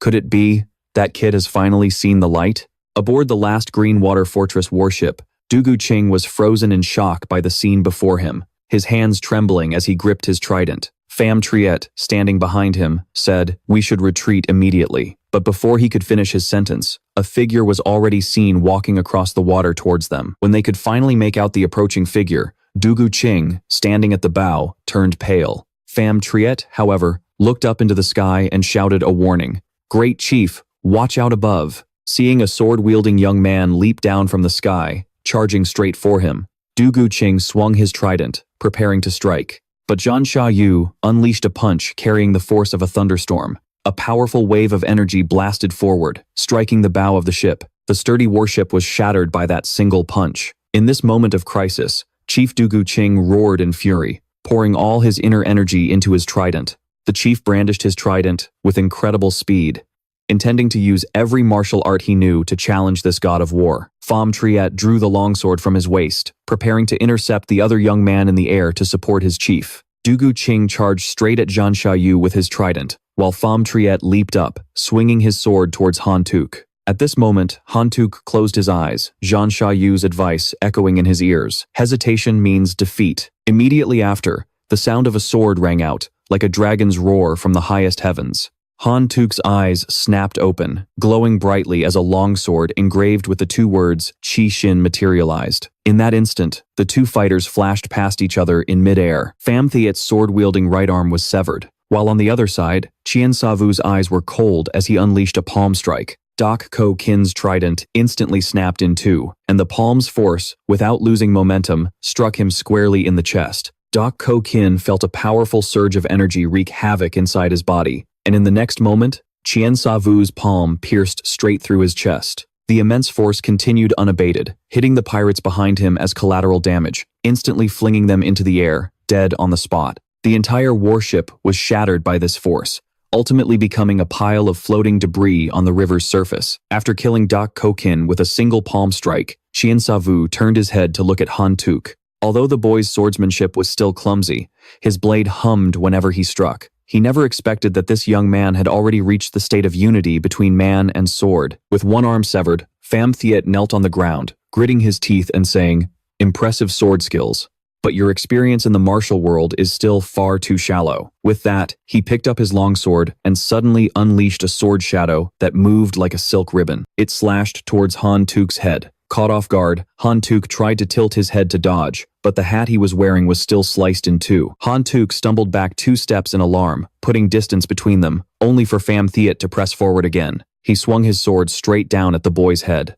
In that critical moment, a stream of true chi shot out from Thien Sa Vu's fingertips. In a flash, it pierced through Pham Thiet's body, taking control of him. This was the human puppet secret art, a technique developed from the divine soul skill. Pham Thiet wanted to look behind him, only to find he couldn't even perform the simple act of turning his head. In the next moment, he felt his nape tighten as a hand clamped down on his throat. Pham Thiet was lifted into the air by Thien Sa Vu with a single hand, screaming, "Let me go, just kill me. The 18 forts of the Yangtze River won't let you get away with this." Thien Sa Vu just scoffed coldly and said, "Against your fortress masters? We'll see who doesn't let who get away." After speaking, the young man sent a stream of true chi into the back of Pham Thiet's neck. Then he casually tossed him aside like a dead dog. Thien Sa Vu asked Han Tuk if he was all right. After receiving a firm confirmation that he was fine, he looked towards Pham Thiet. "I have embedded a blast of kinetic energy into your dantian. If your fortress masters can dissipate it,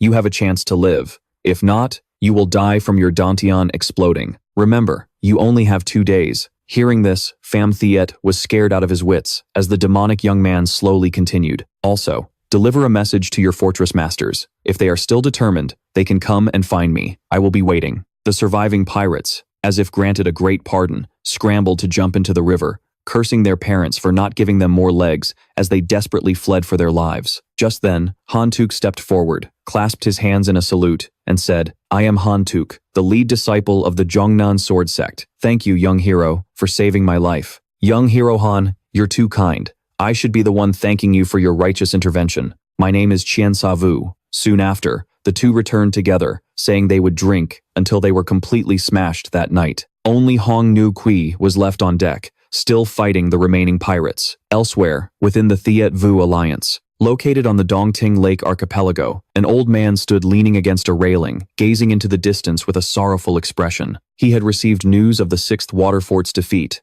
but what he hadn't expected was that since that night, none of the 18 forts of the Yangtze River had dared to make a single move. Nam Kung Thuong Nguyen believed they should have handled the god of war themselves, instead of entrusting the task to the Vu Duong Am clan and the 18 forts of the Yangtze River. Both the Vu Duong Am clan and the Qing Yang sect had been defeated by the god of war, and Huang Sun had been turned into a desiccated corpse. He even had the Demon King's curse in his mouth, most likely forced on him by the god of war. After a moment of silence, Nam Kung So Kim sighed and said, "Just who in the heavens is this god of war?" Kyo mentioned that she had devised a new plan, hoping for a good outcome this time. "I hope so. For a mere kid who's new to the martial world to be this hard to deal with is a real headache." At the same time, at a pier by Dongting Lake, many martial arts masters had heard that the god of war was heading there. They immediately rushed over, wanting to witness his true appearance with their own eyes. Hoang Fu Van Suyen advised against it. "Such a petty trick is fundamentally incapable of killing the god of war. I advise you to reconsider carefully." Nam Kung Tu stubbornly insisted on her plan, saying that even if she couldn't kill the god of war, she had to make the people around him suffer. Hoang Fu Van Suyen gave her a deep look and said no more. On the vast surface of Dongting Lake, a large ship with its sails unfurled cut through the waves. It glided with the wind. After the previous night's battle, the crew had already repaired the vessel. Hong Vu Koi pushed Mak Kok Nu in a wheelchair out of the cabin. A gentle river breeze blew, and the warm sunlight shone down. The old man plopped down on the deck, looking quite relaxed, while Mak Kok Nu's face was grim, his brow constantly furrowed. Along their journey, although the 18 forts of the Yangtze River no longer took action, he knew very well that the Ngu Long alliance would not let them off so easily. Hong Vu Koi advised him not to worry too much, saying that if the Ngu Long alliance refused to follow the rules of the martial world, he'll order the 100,000 disciples of the beggar sect to go beg at the 5 Dragons alliance. I can't believe the old beggar's advice had no effect. I owe young Master Shin too much. If it wasn't for me and my family, he wouldn't have had to face the 5 Dragons alliance. Don't overthink it. He caused chaos for the Murang family and destroyed the black merchant's business. Even without you, he would have ended up fighting the Five Dragons Alliance. That kid only does what he believes is right, so you don't need to feel so guilty." Just then, a hesitant Han Suk approached Shin Sa Vu from behind. The young man stared at his back, a storm of emotions swirling within him. He already knew of the incredible feats of the war god before him. First, he crushed the Murang family in Liaoning, defeating their founding patriarch, Murang Dongchon. Then he took down the black merchants in Shangxi, cutting down the divine rider of the Iron Cavalry and the demonic blade of the underworld. To save Mogok Eo, he unleashed hell upon the Namgung family, killing their patriarch, Namgung Wugiam, on the spot. Han Suk was filled with admiration, what he wouldn't give, to fight side by side with a man like that. Seeing him standing, silently behind him, Shin Sa Vu took the initiative to break the silence. It seems young Master Han is still excited. After his first real battle, unexpectedly, Han Suk suddenly clasped his hands and bowed. "I am indeed excited, but only because I witnessed your exquisite martial arts firsthand, big brother." Hearing this, Shin Sa Vu turned his head, confused. He looked back to see Han Suk bowing respectfully. This unworthy Han wishes to swear an oath of brotherhood with young Master Shin, and serve by your side from now on. At these words, both Hong Wukui and Mogok Eo were stunned, but Han Suk was completely serious, insisting he was sincere. Shin Sa Vu turned back with a helpless smile. "You and I can just call each other brothers. There's no need for such formalities." Seeing this, Hong Wukui burst out laughing. "Hey Sa Vu, how about I call you big brother too?" As he finished speaking, even the ever-melancholy Mogok Eo cracked a smile, with a large banner appearing in their sight. Shin Sa Vu and his group finally arrived safely at the Iron Martial Alliance. Meanwhile, in another quiet room, the Fist Saint, Huangbo Gyunwol, was admiring a strange potted flower. It had 5 blossoms growing from a single stem, each a different color. The leader of the Five Dragons Alliance asked the subordinate behind him, "A single diseased flower will cause the entire root to rot. If I cut it off, this strange pot of flowers will no longer be strange. But if I keep it, all 5 blossoms will die. So, what should I do?" Seeing his subordinate didn't dare to answer, Huangbo Gyunwol didn't press him. "Come, walk with me for a bit. I'm feeling a little restless." Soon after, the two of them left the small courtyard, one following the other. As they walked, the Fist Saint spoke again. "I heard that War God has entered Hunan territory." "Yes. His ship is approaching the Iron Martial Alliance and is about to dock. Should we make our move?" Huangbo Gyunwol stated that the Five Dragons Alliance's reputation had already been severely damaged. "If we didn't use force to eliminate him from the start, acting now will only bring us more shame." As he said this, a cold glint flashed in the Fist Saint's eyes. "It's all because I trusted that girl, Sokyo, too much. In the end, she's just too young and naive." Huangbo Gyunwol stood on a mountaintop overlooking the river, watching as a large ship cut through the waves, sailing closer from the distance. The Fist Saint narrowed his eyes, his voice low. "So, you're finally here." The most powerful force in the martial world, the Iron Martial Alliance, had put on a massive display, all to welcome a single young man who had just entered the scene. The man in charge was an old man with a contemptuous smirk playing on his lips. This was Ga Jung-hak, the one responsible for the Iron Martial Alliance's dock affairs. He couldn't understand why they were making such a big deal over some upstart kid. Seeing the large ship gradually approach the dock, Ga Jung-hak shouted, "We've come to welcome you. We invite the war god to disembark and speak with us." Shin Sa Vu slowly walked down the gangplank. Ga Jung-hak, who had been looking down on him, suddenly paled. He saw the war god's eyes were half closed, with streams of true energy swirling around his body. An air of handsome intensity radiated from between his brows, carrying with it a naturally imposing aura. Suddenly, Shin Sa Vu opened his eyes and glanced around. The once bustling dock fell deathly silent. Hong Wukui and the others hadn't expected the Iron Martial Alliance to put on such a display, and were momentarily bewildered. But Shin Sa Vu calmly reassured them. "These people are nothing to worry about. Right now, we only need to pay attention to one person." After speaking, the young man looked towards the distant cliff, where he saw Huangbo Gyunwol staring back with equally sharp eyes. The two of them, separated by hundreds of feet, locked gazes, speaking softly. "War God, Fist Saint, a pleasure." At that moment, Huangbo Wunqion was sizing up, the war god, with great interest, while Namgung Sokyo gritted her teeth in hatred at the sight of her father's killer. Seeing a man in a purple robe approach, Huangbo Wunqian asked in a low voice. Dogui, what do you see? On the surface, this kid relaxed, but inside, he was on high alert. His internal energy flowed throughout his body, allowing him to remain motionless even when surrounded. This war god is undoubtedly a top-tier master. At this, Kim Gok Ok scoffed and continued, Lady Nam Gung, though I don't know what you're plotting, I advise you to be cautious. He's not someone who can be dealt with by just one or two assassins. Huangbo Wun Chan chimed in. Did you hear that, Sogyo? Be careful. Back at the pier, as Thien Sa Vu stepped off the boat, Kat Jung-hak came forward to introduce himself, stating that he was the Division Master of the Iron Wing Alliance's outer branch. A pleasure to meet you, Master Kat. I am Thien Sa Vu. At first, I thought that, after getting off the boat, there would be a fierce battle. It seems I worried for nothing. Young hero, the past grudges with the Five Dragon Alliance do not involve the entire Iron Wing Alliance. We are not as petty as you might think. As long as you, young hero Shan, don't break our rules, no one here will give you trouble. However, I must remind you that aside from the public areas, the Iron Wing Alliance has 3 independent zones, each managed by a different faction. Whatever happens in one zone, the other 2 will not interfere. For instance, I manage this pier. If I weren't a member of the Lion Alliance, but a subordinate of the Five Dragon Alliance, you and I would likely be fighting right now. As he said this, the Division Master's gaze sharpened. Let me offer you one last piece of advice. Here, the one who survives is the one who is just. If Mak Gok Eo was truly wronged, he must survive to have a chance to prove it. Hearing this, Thien Sa Vu laughed coldly. So the criminals can run rampant, while the victims must tread carefully. It seems the Iron Wing Alliance is no different from any other place. Just then, a voice as clear as a nightingale rang out from behind the crowd. Brother Sa Vu, I'm here to help you.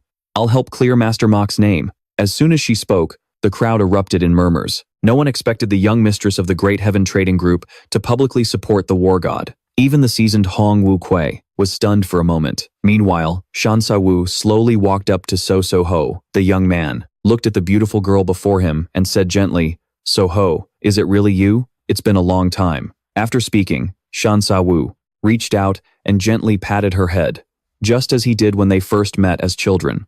Huangbo Wunqian, who was watching the scene, was suddenly dumbfounded. Could it be that Lady So rejected me because of this war god? At that thought, the Fist Saint's second son gritted his teeth and said, Sogyo, I don't care what your plan is, as long as it makes that war god wish he were dead. Do it now. Rest assured, young Master Huangbo, I will make him wish he were dead. After saying that, she glanced at a man in black hidden in the crowd. This man, Yan Ryonhua, gave a silent nod. The man in black saw this, and a cold glint flashed in his eyes. Meanwhile, So Ho, being patted on the head by Thien Sa Vu, this beautiful girl was momentarily flustered. A moment later, she dropped her dignified image and pouted, Brother Sa Vu, why are you patting my head again? I won't grow any taller. Hong Wu Kuei smiled contentedly at the scene. This was the first time he'd seen Thien Sa Vu so relaxed. But no one noticed a man in black in the crowd, silently gripping the hilt of his sword. Just then, the assassin suddenly lunged forward. With the ringing sound of a drawn sword, he leaped into the air, sword in hand, rushing straight towards Thien Sa Vu and So Ho. The handmaiden saw this, and terrified, quickly warned her lady. Hong Wu Kuei and Han Suk were too far away to intervene in time. By the time he realized the assassin's target was So Ho, Huangbo Wunqian was also horrified. Wait, why Lady So? But the assassin had no intention of stopping. Just then, Thien Sa Vu suddenly lifted his right leg. A single white horse kick struck the assassin right in the throat. The force was so immense that it sent the assassin's head flying. In an instant, a fountain of blood erupted from the assassin's neck. Thien Sa Vu quickly shielded So Ho, taking the full spray of blood. The young man and woman locked eyes, their feelings overflowing. So Ho, I promised you, I wouldn't let you get hurt, not even a little. But unexpectedly, Kat Jung-hak shouted loudly, Young hero Shan, how dare you kill a man from the Five Dragon Alliance? In broad daylight? Isn't that a bit much? This is the Iron Wing Alliance, not a place for you to run wild. Everyone saw it. He attacked first. I was only defending myself. If the Five Dragon Alliance wants to seek justice for him, I can personally go see the Fist Saint to explain. But before that, the Fist Saint must give me an explanation. As he spoke, Thien Sa Vu looked up towards Huangbo Gunwul in the distance. Why would a member of the Five Dragon Alliance try to assassinate the young mistress of the Great Heaven Trading Group? And you, the so-called Fist Saint, why are you holding Mak Gok-eo's family hostage? Faced with the young man's loud accusations, Huangbo Gunwol was so furious he actually laughed, muttering, "What an insolent little brat." The martial artists on the pier who heard this all began to buzz with conversation. Someone said in shock, "Thien Sa Vu has no idea of his own limits. To openly challenge the Fist Saint, he must be." Some said that if the man's words were true, then Hoang Fu Quan Nu's actions were indeed unacceptable. Mak Kok Nu was utterly astonished. He never expected Thien Sa Vu to dare question the Fist Saint on his behalf, while Han Tux looked worriedly towards Hong Vu Koi. "Elder, isn't what Big Brother is doing basically declaring war on the Five Dragons League?" The old beggar fell silent for a long time upon hearing this. The situation had escalated beyond his control. Hoang Fu Quan Guyet would certainly never admit to what Thien Sa Vu said, but if he didn't admit it, he'd be accused of having a guilty conscience. No matter what, a battle between the two of them was now unavoidable. Meanwhile, Hoang Fu Van Shuyen wasn't thinking about any of that. The Fist Saint's second son was simply seething with rage. He couldn't believe Nam Kung Tukyo had tried to kill Tutuho. At that thought, Hoang Fu Van Shuyen's eyes darted to the side. In the next instant, he lunged forward, grabbing Nam Kung Tukyo by the throat and pinning her against a pillar. Nam Kung Tukyo had never seen Hoang Fu Van Shuyen so furious and hastily tried to explain. "Young Master Hoang Fu, you agreed to this. I thought you wanted to kill that beggar's sect elder. You knew damn well I liked Tutuho, yet you still tried to kill her." Nam Kung Tukyo, just how many lives do you have to spare? At that moment, a hand gently rested on Hoang Fu Van Suyen's shoulder. Kim Kok Ingok spoke in a low voice. "Van Suyen, stop this. Now is not the time to deal with this matter. The God of War's words have pushed the Five Dragons League into a corner. If we don't handle this properly, there will be endless trouble in the future." Hoang Fu Van Suyen finally calmed down. "Nam Kung Tukyo, I will remember this." The second young master released Nam Kung Tukyo and turned to ask Kim Kok Nok if he had a plan. The God of War clearly wants to drag the Five Dragons League into this. What we need to do is turn this into a personal matter. With that said, Kim Kok Nok channeled energy into his legs, leaping from the building and landing in front of Thien Sa Vu in just a few breaths. To meet the God of War today is truly a blessing. I am Kim Kok Nok, known in the martial world as the Bean Devil. Seeing the Bean Devil, Kim Kok Nok, jump into the arena, everyone hastily tried to dissuade him. "Great hero Kim, if your Five Dragons League continues to cause trouble, there will be no turning back. I simply see that the God of War's martial arts are superb, and my hands are itching for a fight. I came here only to exchange pointers with the God of War. This has nothing to do with the Five Dragons League." Thien Sa Vu chuckled softly at his words, watching as Kim Kok Nok raised his left hand in front of him, then placed his right hand on his hip. The so-called Bean Devil stepped forward with his left foot, the ball of his foot touching the ground lightly as he lowered his body into a ready stance. He said coldly, "You and I are both martial artists. How could we pass up the chance to face a true master? Enough talk. Let our techniques decide the victor." Seeing this, Tutuho looked worried. But Thien Sa Vu reassured her, "Don't worry, little sister Tuho, please step back a bit. We'll talk later." After speaking, Thien Sa Vu tucked up the hem of his robe. The young man took half a step back, also assuming a ready stance. "You're right. Enough talk. Make your move." Both men were brimming with fighting spirit, and for a moment, a murderous aura filled the entire arena. At this time, Kim Kok Nok began to speak slowly. "For the past few years, I've been like a loyal dog protecting Hoang Fu Van Suyen." As he said this, his gaze suddenly sharpened. "Today, let us have a truly satisfying duel." Before his words even faded, Kim Kok Nok dashed towards Thien Sa Vu. A straight punch aimed directly at the young man's chest. Thien Sa Vu quickly raised his arms to block, but the immense force still sent him flying backward. Kim Kok Nok pressed his advantage, lunging forward and throwing another punch at Thien Sa Vu's chest. The young man blocked the blow, and Kim Kok Ngok immediately unleashed a flurry of consecutive attacks, each move powerful and swift as lightning. Thien Sa Vu calmly neutralized each technique, his body moving with fluid agility, parrying every single one of his opponent's strikes. Suddenly, a cold glint flashed in the young man's eyes as he launched a kick straight at Kim Kok Ngok's head. His opponent hurriedly raised his arms to block the heavy blow. Thien Sa Vu seized this opportunity to switch from defense to offense. Pouring all his internal energy into his left fist, he slammed a powerful punch into Kim Kok Ngok's lower abdomen. His opponent felt as if he'd been struck by a sledgehammer. The blood and qi in his body churned violently, and his body flew backward like a kite with a broken string. He staggered back several meters before regaining his footing. The turbulent internal energy inside Kim Kok Nok made him extremely uncomfortable. He frowned and said, "The god of war's reputation is truly well-deserved. I have lost. I only came here to seek justice, not to create more killing karma." Before he could finish, Kim Kok Ngok suddenly let out a massive roar, unleashing all the internal energy in his body. "But this level is still not enough to defeat me. Let's continue." Seeing this, Thien Sa Vu's fighting spirit surged as well. "That's exactly what I was thinking." With that, the two men regulated their breathing and resumed their fight. Meanwhile, on another mountaintop, an old man and a young man were quietly observing the battle's development. Van Diep too wore a grave expression and spoke softly. "Never before has anyone dared to openly criticize Hoang Fu Quan Nu yet like this. At first, I thought he was just some reckless fool trying to make a name for himself. But seeing him now, his martial arts are formidable as well. Tang Ngon, he is the god of war who has been causing such a stir." "The recent gathering?" "Yes, master. His name is Thien Sa Vu, from the northern frontier. I never imagined that desolate land could produce such a young hero. 10 years ago, I heard of a master there, whose martial arts were said to be unparalleled. It's a shame that constant warfare at the time prevented me from paying a visit. I wonder if this war god is related to that master in any way." Upstairs in the Lion's Roar Guild, a father and son were also watching this match. Chiet Hao Sam gripped 2 iron balls in his hand and said in a low voice, "If this is the full extent of the war god's strength, then this old man is truly a bit disappointed. And to think that girl from the Great Sky Trading Guild desperately begged me for help." As he said this, Chiet Hao Sam seemed to feel he was being too harsh, but his opponent is Dao Kwai, so this old man shouldn't expect too much from him. Chiet Muklan at his side respectfully asked, "Then, father, do you think the war god will lose? The winner has yet to be decided.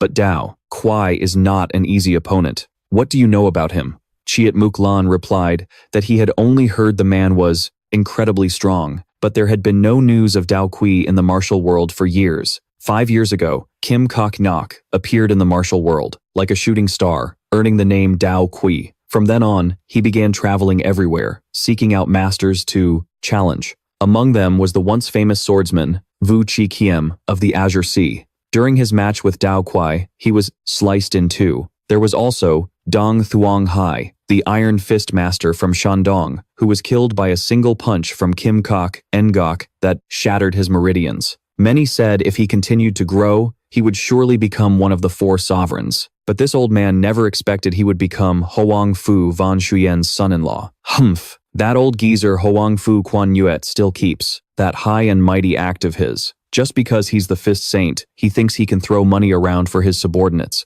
I can't believe he can't even control that girl, Nam Kum Tukyo.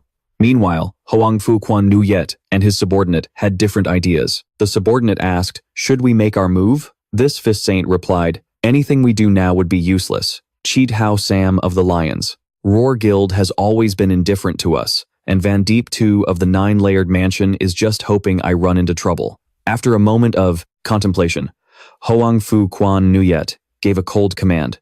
"Go hide the people from the Iron Horse Escort Agency. And remember, leave no trace whatsoever." The subordinate respectfully accepted the order, then his figure flickered and vanished. The Fist Saint's face was grim, as he muttered, "Nam Kung to Kyo, what am I supposed to do with you?" At that moment, Thien Sa Vu and Kim Kok Njuk were locked in a fierce battle. The two poured all their strength into a single palm strike. The powerful internal energy cracked the ground and sent rubble flying. Thien Sa Vu clutched his chest with both hands and retreated several steps, steadying his breath. Compared to Thien Sa Vu, Kim Kok Ngok seemed to be struggling more. He was blasted back a good 30 feet before he could regain his footing. Hong Vu Koi asked worriedly, "War God, are you all right? I've never seen you struggle so much in a fight." Thien Sa Vu sighed softly. "You flatter me, elder. It seems my adamant chi has no effect on him. Big brother, I once heard Master say that Dao Kui is the disciple of the Sky Vault Taoist, the leader of the 4 sovereigns. Master said Dao Kuai's strength isn't his martial arts, but the fact that he's completely reckless and fearless when he fights. That's why so many martial arts masters have died at his hands. Also, you must remember, in a fight between masters, the first thing you attack is their nerve. Break their nerve, and you've already lost half the battle." Hearing this, Hong Vu Koi looked at Thien Sa Vu with a teasing expression. When it comes to courage, our war god is certainly no less than him. Thien Sa Vu smiled faintly. Of course, you all just relax and watch. By now, Kim Kok Nok had regulated the blood and chi in his body. That monster, Dao Kui sneered. Interesting. Again. With that, Kim Kok Nok swung his arms wide, and an iron chain shot out from his loose robes. Seeing this, Thien Sa Vu frowned. Dodging the chain would be as easy as flipping his hand, but to Tu Ho, who was standing behind him, would surely be killed by it. With this in mind, Thien Sa Vu gathered his internal energy into his palms, preparing to block the attack. But unexpectedly, Kim Kok Nok suddenly shot out another chain. However, he had buried this one underground, and in an instant, it erupted from beneath Thien Sa Vu's feet. The young man hurriedly flipped backward to dodge, but the two iron chains, under Kim Kok Ngok's control, stuck to him like a shadow. Kim Kok Nok seized this opportunity to close in, quickly wrapping the chains around Thien Sa Vu's arms and legs. Instantly, Thien Sa Vu was uncontrollably dragged forward. That fiend then leaped into the air, pouring all his internal energy into his right leg and delivering a kick straight at Thien Sa Vu's head. The young man quickly raised his arms to block, but the force of the kick was much stronger than he had imagined. Despite his best efforts, he was still sent flying, crashing heavily to the ground in a cloud of dust. When the dust settled, Kim Kok Nogak was standing firmly on the ground, while Thien Sa Vu was sprawled out, his breathing chaotic. Seeing Thien Sa Vu lying on the ground, breathing weakly, the surrounding crowd gasped in disbelief. At that moment, Kim Kok Nok spoke slowly. The Fist Saint once saved my master's life. Therefore, my master ordered me to protect Huang Fu Yun Chuan. War God, I have you to thank. It's been many years since I've felt this invigorated. The words had barely left his lips when the situation on the field suddenly changed. The young man slammed both hands onto the ground, using the rebound force to launch himself into the air. Thank you for answering my first question. Now, I just need to figure out why my protective aura has no effect on you. Thien Sa Vu's gaze sharpened. It's clear your muscles and lifeblood are different from an ordinary person's. After speaking, the young man extended 2 fingers, and thin wisps of aura could be seen dancing around them. Immediately after, Kim Kok Nok felt a jolt throughout his body. The internal energy he had hidden within himself during their earlier exchange had just been activated by Thien Sa Vu. His loose purple robe was torn apart, revealing layers of chains wrapped around his body. So, that's it. Chains made from 1,000-year-old profound iron. I was wondering where you got them from. It turns out you've wrapped them around your body. No wonder my aura couldn't harm you. Kim Kok Ngok frowned. He hadn't expected his opponent to figure out the key so quickly, but a moment later, he raised his left arm high and roared. So what if you know? After speaking, the damned fighter poured his surging internal power into the iron chains. Instantly, the profound iron chains burst into violent flames. Kim Kok Nok lowered his stance, concentrating his energy into his dantian. In a flash, countless chains danced frantically, like fiery serpents. He swung both arms forward with great force. A barrage of chains shot straight towards Thien Sa Vu, but the young man was as calm as still water. He spoke softly. Everything in this world has a flow. Sever that flow, and nothing is unbreakable. As he spoke, Thien Sa Vu swung his hands repeatedly, and the profound iron chains instantly snapped apart. In just a few seconds, Thien Sa Vu switched from defense to offense, his body moving with agility as he severed the chains one by one. 1,000-year-old profound iron, something that even the sharpest weapons couldn't destroy, was like tofu in the young man's hands. Thien Sa Vu suddenly channeled his strength into the balls of his feet, his body shooting towards Kim Kok Nok like an arrow. His opponent was in the middle of a swing. It was too late to pull back and defend. Thien Sa Vu launched a kick with his right foot. Then, he twisted his body, using the momentum from his waist and hips to deliver a powerful elbow strike to his opponent's chest. The blow was as mighty as an army of 10,000, his overwhelming aura piercing straight into Kim Kok Nok's heart. The chains on his opponent's body shattered from the impact.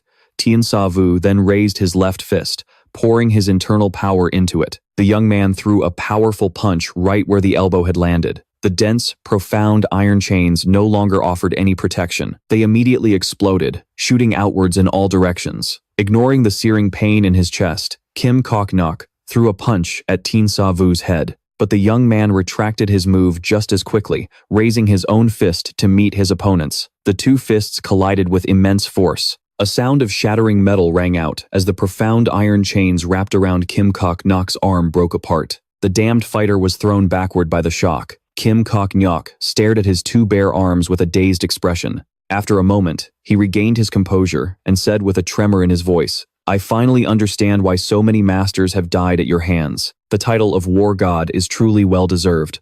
At this, he suddenly burst out laughing. This feeling of being on the brink of death, it really brings back memories. Suddenly, the fighter's gaze turned sharp. "War God, be careful. This is my final move." After speaking, Kim Kok Nok raised his left hand to the sky. The chains under his control spiraled upwards. In the blink of an eye, they formed a gigantic vortex of iron chains, its power enough to shake the heavens and the earth. This was his ultimate technique, the blood wheel of 8 desolations. Seeing this, Thien Sa Vu's expression also grew serious. He realized his opponent had poured every last bit of his power into this attack. At that very moment, the vortex of chains descended, carrying a terrifying force. It rushed straight towards the young man, but Thien Sa Vu calmly extended his right hand. He struck the vortex of chains with a single palm strike. A powerful aura erupted from the young man's body, enveloping the vortex. Thien Sa Vu controlled the aura to spin in the opposite direction, and the vortex of chains immediately began to crack and break apart.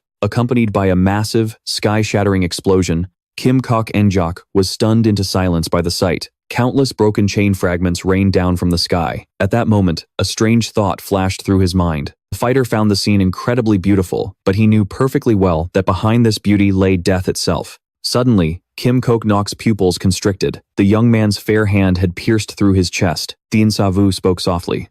"You are the first warrior to acknowledge me since I set foot in the Central Plains. For that reason, I also gave it my all. Is that so? Then I am truly honored. Fighting you was exhilarating. It's just a shame I won't have another chance for a rematch. In truth, there is no deep-seated hatred between us. It's just that this affair is not something you can resolve. It's all that bastard Hoang Fu Quan Nguyet's fault. That old geezer is the mastermind, yet he pushes all the blame onto his subordinates while he just watches from above. If I don't punch him right now, I'll never be able to swallow this anger." As he spoke, Thien Sa Vu clenched his fist, and a powerful blast of chi shot out, heading straight for Hoang Fu Quan Nguyet. Standing 100 zhang away, Hoang Fu Quan Nguyet never expected his opponent to attack so directly. The Fist Saint hastily circulated his chi and unleashed his own aura. To think the Five Dragons Alliance has fallen so low that some snot-nosed brat dares to attack this old man. Hoang Fu Quan Nguyet clenched his right fist as the powerful chi blast closed in. The Fist Saint widened his stance, channeling power through his waist and hips, and threw a punch to meet the incoming attack.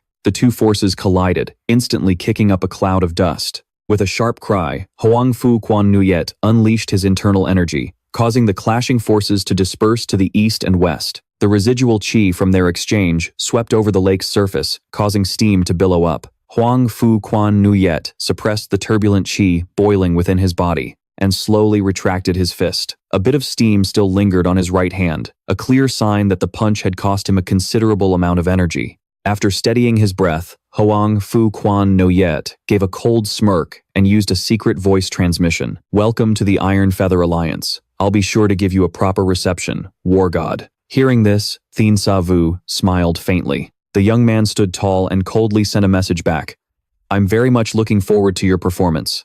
Fist Saint Hoang Fu Quan Nguyet." Hoang Fu Quan Nguyet flicked his sleeve and left, returning to his private courtyard. The Fist Saint sat under the eaves, staring at his right hand. Just then, a figure flew in.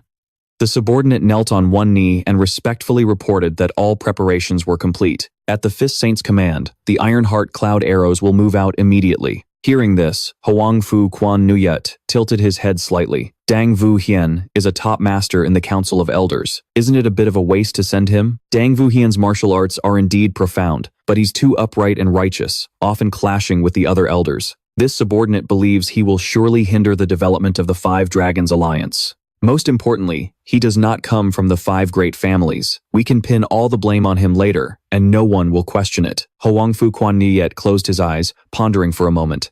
Very well, proceed with the plan tonight. A cruel glint flashed in the subordinate's eyes as he replied respectfully, "Yes, sir."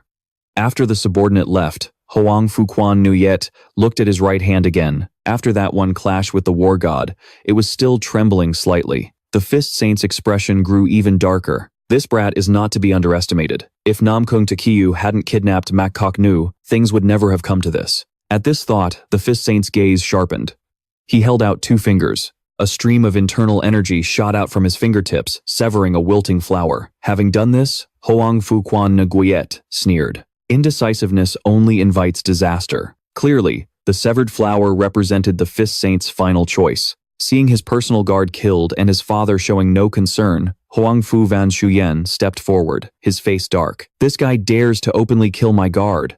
He clearly has no respect for the Five Dragons Alliance. Guards, seize this bastard and throw him in the dungeons to await the Alliance leader's judgment. But unexpectedly, Kim Kok Nok struggled back to his feet and refuted him. Hong Fu Van Shuyen, shut your mouth. I already said this was a duel that I initiated. It has nothing to do with the Five Dragons Alliance. Besides, a duel is a matter of life and death. I lost, fair and square. Don't make my death so unsightly. As soon as he finished, the martial artists watching from the sidelines voiced their support. They declared it was a fair duel, and that not even the Five Dragons Alliance could use its power to bully others. The pier instantly erupted into chaos, as the crowd of martial artists roared for Hoang Fu Van Shuyen to get lost. The Fist Saint's second son's face turned purple with rage. His hatred for Thien Sa Vu had reached its peak. Meanwhile, Thien Sa Vu looked at Kim Kok Nok with a sorrowful expression. He was finally understanding what it meant to be powerless in the martial world. Young Master Thien, you don't need to pity me. For me, Kim, to die in the dueling ring is a death with no regrets. But you must be careful of my master, Taoist Tian Qiang. My master is an extremely prideful man. If he finds out I died by your hand, he will surely seek revenge on you one day. With that, the fighting demon breathed his last, leaving behind the heavy sighs of everyone at the pier. Night fell. At the Great Heaven Merchant Guild's branch in the Iron Feather Alliance, Hong Vu Koi and Han Tuk looked out at the pavilion in the middle of the lake, their expressions grave. Han Tuk stated bluntly that the situation was too strange. Thien Sa Vu didn't just kill Hoang Fu Van Shuyen's personal guard. He also publicly disrespected the Fist Saint, yet the Five Dragons Alliance has made no move so far. One reason is that Sa Vu defeated the fighting demon, which made them a bit wary. The second is that they also have to be concerned about public opinion in the martial world. Elder Hong, why aren't Big Brother and Miss Su worried at all? They haven't seen each other in 10 years. Alright, just let them talk. In the pavilion in the middle of the lake, Thien Sa Vu and Su Te Ho were telling each other what they'd been through over the past decade. Su Te Ho asked if Han Vu Bok had come to the Central Plains. Thien Sa Vu replied that his master had passed away 10 years ago. Hearing this, Su Te Ho looked saddened and gently apologized, while Thien Sa Vu seemed quite at peace with it. My master's great revenge has been achieved, so he can rest in peace. But then again, the old man still had one last wish he couldn't fulfill. As he said this, Thien Sa Vu's expression turned serious. Little Ho, do you know of the Han family of Lu Chao? The girl said, of course she did. Although the Han family had fallen into decline, they were once a powerful martial arts clan in Anhu. Moreover, the daughter of the Han family is one of the 3 renowned young ladies, and after joining the Lions League, she gained the special favor of the invincible Blade Tyrant. Just then, the maid Kim Lien ran over to report, young lady, we've found where the family of the Iron Horse Escort Agency is being held. I heard they're being held by Dung Vu Hien of the Five Dragons League's Council of Elders. The masters from the Five Dragons League's Law Enforcement Hall have already gone there. They say they want to execute him on the spot. Hearing this, Thien Sa Vu's face paled. He shot to his feet and demanded of the maid, where is Dung Vu Hien? The maid pointed in a direction. Su Tiu Ho immediately offered to lead the way, but in the next instant, the young man had already flown out of the pavilion. There's no time.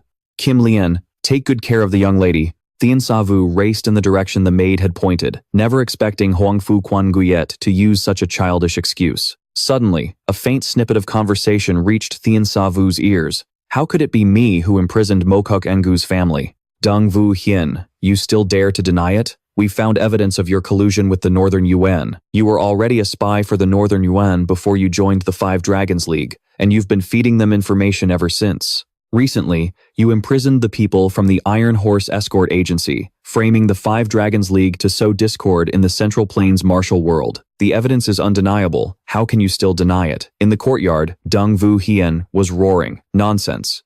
I am a man of the Dang Huang, from the Central Plains. How could I sell the Iron Martial League's secrets to the Northern Yuan? I know what you're up to. There's no point in talking. Dung Vu Hien, you colluded with a foreign power and framed the League Master. Your crimes are unforgivable. Today, I will take your life right here, as a warning to others." As soon as he finished speaking, the master from the law enforcement hall swung his sword down. Thien Sa Vu landed on the courtyard wall just in time to see this. After a moment of shock, Thien Sa Vu sneered. He muttered, "Hoang Fu Quan Guyet." That old fox is a real master at shifting blame.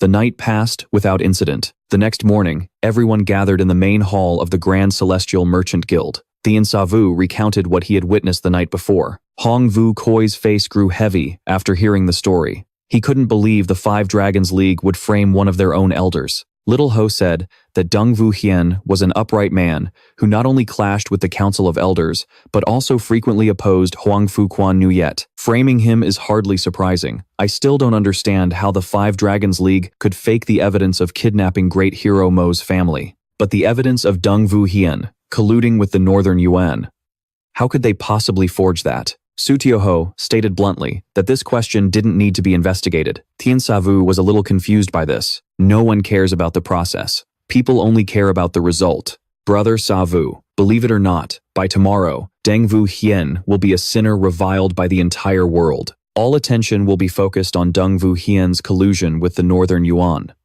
After a while, no one will even remember to question the Five Dragons League about kidnapping Great Hero Mo's family, because people won't doubt an organization like the Five Dragons League. Instead, they will praise Hoang Fu Quan Nuyet as a just and impartial leader, upholding justice by executing his own kin. Hong Vu Koi had a different opinion. "Miss Su, we still have Great Hero Mo. He is both a victim and a witness." The Five Dragons League is masterful at manipulating these kinds of situations. Since Hoang Fu Quan Nuyet has pinned all the blame on Deng Vu Hien, you can be sure that all the evidence has been perfectly arranged. Great Hero Mo's word alone won't be enough to sway anyone. The Iron Martial League is their home turf. The Five Dragons League is powerful and deeply rooted. Even if they suffer a loss, they can recover. But we are different. If we fail, we will never rise again. Therefore, we must plan carefully for a single, fatal blow. Thien Sa Vu nodded in agreement. Little Ho is right. We still don't know enough about the Iron Martial League. Su Te-ho then began to brief everyone on the situation within the Iron Martial League. First is the master of the Nine-Layered Mansion, the Plum Blossom Sword Saint, Van Diep II. It's said this sword saint is not someone to be trifled with. Furthermore, his swordsmanship has reached a sublime level. Rumor has it that Van Diep II has surpassed the realm of wielding the sword with pure energy. Some even say he has reached the level of a continental sword immortal.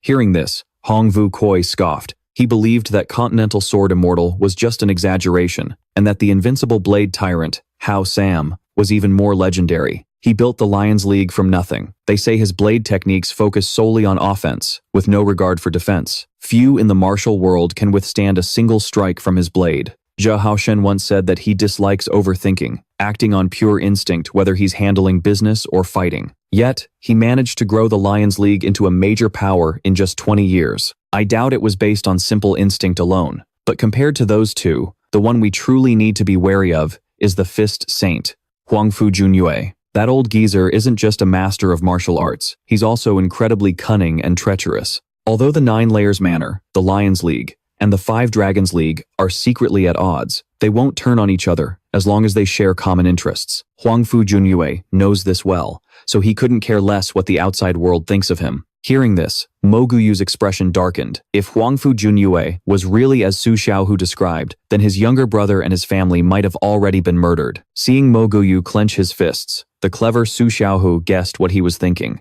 Great Hero Mo, rest assured, your family is definitely still alive. The fact that Huang Fu Junyue was so quick to pin the blame on Deng Yushun proves that he's scared too. He never expected things to escalate this far, because the appearance of the God of War was completely outside of their plans. As long as Brother Sa Wu is in the Iron Wing League, they won't dare to touch your family. They are their final trump card. After hearing Su Xiaohu's analysis, Thien Sa Vu nodded. He understood that a battle had already begun in a place they couldn't see. At the same time, in Huang Fu Junyue's private courtyard, a subordinate was reporting that after the God of War's duel with Do Gui, many of the younger members of the Iron Wing League were wavering. 10 years ago, after the Chao Yuan were driven back to the north, the Iron Wing League has been plagued by internal power struggles. Many martial arts masters hold important positions but fail to fulfill their duties. The arrival of the god of war has reignited the passion of the younger generation. Huangfu Junyue, however, remained calm, saying that the Nine Layers Manor and the Lions League were facing the same situation. If they don't make a move, then the Five Dragons League has no reason to interfere, but his subordinate expressed his concern. If the Five Dragons League continues to ignore the god of war, and he ends up cooperating with either the Nine Layers Manor or the Lions League, the consequences will be dire. Hearing this, Huangfu Junyue sneered, "Relax. They won't cooperate. The god of war openly challenged me. The other two factions will definitely try to recruit him, but that arrogant bastard will surely reject them. It'll be a miracle if they don't end up at each other's throats, let alone cooperate." Hearing this, the subordinate fell silent. Noticing this, Huangfu Junyue asked, "You really want to get rid of that god of war, don't you? I'm just worried the god of war will become an uncontrollable variable, just like the Iron Horse Escort Agency." Hearing this, Huangfu Junyue pondered for a moment before saying, "What if we hand him over to Nanggong Suqiao? That girl holds a grudge against the god of war for killing her father. We'll push her to the forefront and pretend to help her. If she manages to eliminate the god of war, then all our problems are solved. If anything goes wrong, we'll deal with her just like we did with Deng Yuxian. And if Nanggong Suqiao dies at the hands of the god of war, that's even better. Then, we can just claim the god of war wanted to wipe out the Nanggong family, root and stem. All the attention will be on that little brat." At this, Huangfu Junyue let out a smirk.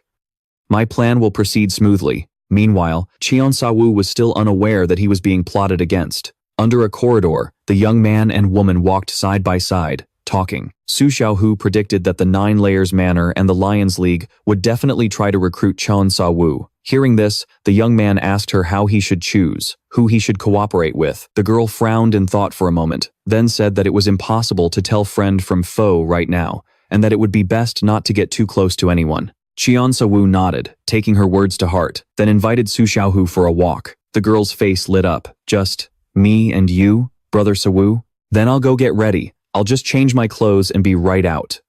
Thien Sa Vu was about to agree when he suddenly spotted someone. In the distance, he saw Han Su practicing with his sword. When asked, Han Su admitted he was practicing because he was feeling down. So, Thien Sa Vu invited his younger brother to join them. "Xiaohu and I were just about to take a walk around the Iron Wing League. Since you're feeling down, why don't you come with us and clear your head?" After speaking, Thien Sa Vu turned to the girl for her opinion. Although Su Xiaohu was annoyed that he didn't get the hint, she couldn't really object. Hearing the invitation, Han Su eagerly agreed. Seeing this, Su Xiaohu clenched her fists, thinking to herself, "Truly sworn brothers. Neither of them knows how to read the mood." "Sister Xiaohu," Thien Sa Vu then asked, "didn't you say you were going to change clothes?" "I'm not changing anymore. Let's just walk around here." Meanwhile, in another compound of the Five Dragons League, Nanggong Suqiao tossed and turned, her heart filled with unease. She had noticed Huangfu Junyue's displeasure with her. The Fifth Saint would never forgive a subordinate for failing twice, and she had already failed to assassinate the god of war multiple times. The only reason Huangfu Junyue was still keeping her around was likely out of some lingering guilt towards the Nanggong family. Nanggong Suqiao slowly pushed open the door to a quiet room, inside which lay 3 bodies. She stood there silently for a long moment. Then she made a decision. She had to make Huangfu Junyue owe her even more. Only then could she and the Nanggong family survive. At that moment, a subordinate approached and bowed. Nanggong Suqiao immediately asked him if he had discovered anything. The subordinate replied that after examining the corpses, he had gained a preliminary understanding of the god of war's martial arts. With that, the subordinate walked directly to a bed made of cold jade, yanked off the white silk sheet, and revealed a body that had not yet decomposed. This was the assassin from the Wuyang Yin clan, who had died at the hands of the god of war. Nanggong Suqiao looked on with her own eyes. She asked her subordinate what he had found. "Young miss, please look. These 3 bodies all have one thing in common. Every meridian in their bodies has been severed, but the fatal wound in every case was a ruptured heart." Nanggong Suqiao seemed to understand, asking, "Are you saying they all died from the god of war's internal energy?" "Exactly. This means that if you fight the god of war, you must never make direct physical contact with him." Hearing this, Nanggong Suqiao frowned in thought. A moment later, she returned to the main hall. She relayed her findings to Nanggong Chujin and Nanggong Shangyuan. Nanggong Chujin said he had never heard of such a martial art. Nanggong Shangyuan nodded in agreement, a thoughtful expression on his face. "If we want to deal with the god of war, we must attack from a distance. If we fight up close, perhaps we could try sealing his acupuncture points, but there's no telling if that would even work." Hearing this, Nangang Chu Jin fell into a long silence before speaking slowly. It seems we must find a master who uses a long-range weapon, and it must be a top-tier expert. Nangang Shangyuan quickly asked his father if he had anyone suitable in mind. I have someone in mind. The only question is whether we can convince them. After speaking, Nangang Chu Jin slammed his sword into the ground. No matter what, we have to try. I will go and invite this person myself. You two continue studying those bodies. A cold glint flashed in his eyes. This time, we will kill the god of war. Meanwhile, at the Nine Heavens Manor, Duanmu Songyan was walking toward the main hall with an anxious expression, only to see her master, Yun Yezi. He was standing with his hands clasped behind his back, gazing into the distance. Zheng Yan, I heard you have a rather close relationship with the young mistress of the Great Heaven Trading Guild, and that you also met the god of war in Taiyuan Manor. Duanmu Songyan replied that she and Su Xiaohu were like sisters, and that in Taiyuan Manor, you were saved by Shan Xiaoyu. Excellent. I need you to make a trip to the Great Heaven Trading Guild. Tell them that I wish to meet the god of war. Master, Shan Xiaoyu is at the center of a storm right now. Shouldn't we wait a while longer? Yun Yezi placed a hand on his chest and said slowly, I would like to wait too, but my time is running out. On a bustling street in the Iron Feather Alliance, Su Xiaohu walked ahead, while Shan Xiaoyu and Han Su followed at a leisurely pace. Xiaohu, you don't look so well. Are you feeling all right? The girl turned her head, forced a smile, and said she was fine, but in the next moment, she took her frustration out on Han Su. Young Master Han, the Zhongnan Sword Sect is a subordinate of the Nine Heavens Manor. How dare you come to the Iron Feather Alliance without paying respects to the elders? Questioned by Su Xiaohu, Han Su's face turned beet red, as if there was something he couldn't say. Just then, a sarcastic voice spoke up from nearby. I was wondering the same thing. A disciple of the Zhongnan Sword Sect comes to the Iron Feather Alliance, not to pay respects to me, an elder, but to go strolling around the streets. Hansu, do you have any respect for your sect at all? Seeing a group of people approaching, the color drained from Hansu's face. The man in the lead was Shi Wenhai, an elder of the Zhongnan Sword Sect. Hansu hurried forward to bow, but Shi Wenhai just continued to berate him. Shan Xiaoyu frowned at the sight. He finally understood why his young friend didn't want to go to the Nine Heavens Manor. Su Xiaohu explained the newcomer's identity to Shan Xiaoyu, saying that ever since the sect master of the Zhongnan Sword Sect went into seclusion, all of the sect's external affairs had been handled by this man. But now, the group was becoming even more outrageous. One of the disciples dared to insult Han Su's deceased master. Senior brother, out using your sword skills to pick up girls again? Just try not to be a weakling like your master was. No girl likes a man like that. Hearing this, Han Su's face flushed with anger. He was about to retort when Shi Wenhai continued with his mockery. The brat just buries his head in books, trying to restore the sect's lost sword techniques. He's a chip off the old block, isn't he? Han Su couldn't take it anymore and shouted, the 36 Heavenly Dipper Swords is the ultimate technique of the Zhongnan Sword Sect. What was wrong with my master painstakingly working to restore it? At that moment, a calm voice cut in. Are you bullying him? Hearing this, Shi Wenhai turned his head, and his eyes widened in shock. A young man in green robes was standing less than a meter away from Han Su, yet the elder had been completely unaware of his presence. This young man seemed to have blended into his surroundings. He was clearly no ordinary person, but Cheng Zhozan didn't think that far ahead. He stepped forward, glaring at the newcomer provocatively. If you're going to stick your nose in other people's business, punk, you'd better state your name. You're not worthy of knowing my name. Step aside. Hearing this, Cheng Zhozan flew into a rage. He took 2 steps back, preparing to draw his sword, but was immediately stopped by Shi Wenhai. Cheng Zhozan, stand down. You are no match for him. With that, Shi Wenhai turned to the young man and said in a grave voice, I am Shi Wenhai, an elder of the Zhongnan Sword Sect. May I ask for your esteemed name? I am Shan Xiaoyu from the north, Han Su's sworn brother. Han Su and I met on the Yangtze River and hit it off immediately, so I've kept him with me these past few days. It is my fault that Han Su has not yet paid his respects to the elders at the 9-layered mansion. I hope Elder Shi will not punish him too severely. Hearing this, Shi Wenhai searched his memory. He felt that the name Shan Xiaoyu sounded familiar. It wasn't until he recalled the earth-shattering battle at the docks yesterday that the Zhongnan Sword Sect elder's pupils constricted. He exclaimed in shock, You're the war god who defeated the fighting demon and challenged the fist saint. As soon as he finished speaking, the surrounding crowd immediately gathered closer. In just one night, the war god's fame had spread throughout the entire Iron Wing Alliance. Cheng Zhoujian broke out in a cold sweat, absolutely terrified. Shi Wenhai was also secretly horrified. Yesterday, the Sword Saint had given an order. No force from the 9-layered mansion was to engage in conflict with the War God. Thinking of this, Shi Wenhai quickly said, "Since the War God has spoken up for him, I will spare him for now. However, the sex hierarchy cannot be broken. Hansu, come and pay your respects later." Shan Sa Yu nodded at him in thanks. Hansu, however, frowned but replied respectfully, "Yes." As they passed each other, Shi Wenhai muttered under his breath, "Don't think I'm afraid of you just because you have the War God backing you." Cheng Zhoujian also whispered a threat.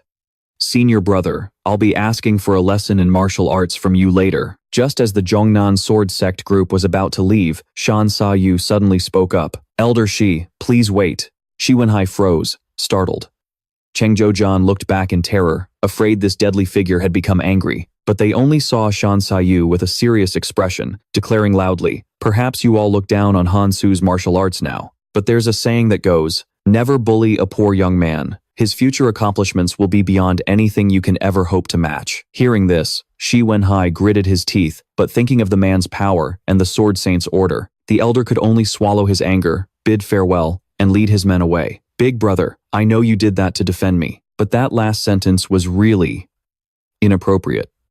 Shan Sa Yu patted Han Su's shoulder and said gently, "After arriving in the Central Plains, I have met countless masters. Many of them were swordsmen, but none possessed a heart as pure as yours. What I just said wasn't just empty words." Hearing this, Han Su was deeply moved. He wanted to say something, but the words wouldn't come out. After a moment, he finally said, "Big brother, I'll be going now." Watching Han Su's retreating figure, Su Xiaohu murmured softly, he really should have said what was on his mind. Young Master Han is good at everything, except he's just too timid. That's precisely why he can't unleash his full potential. If he could overcome that, I'm afraid few in the martial world would be his match.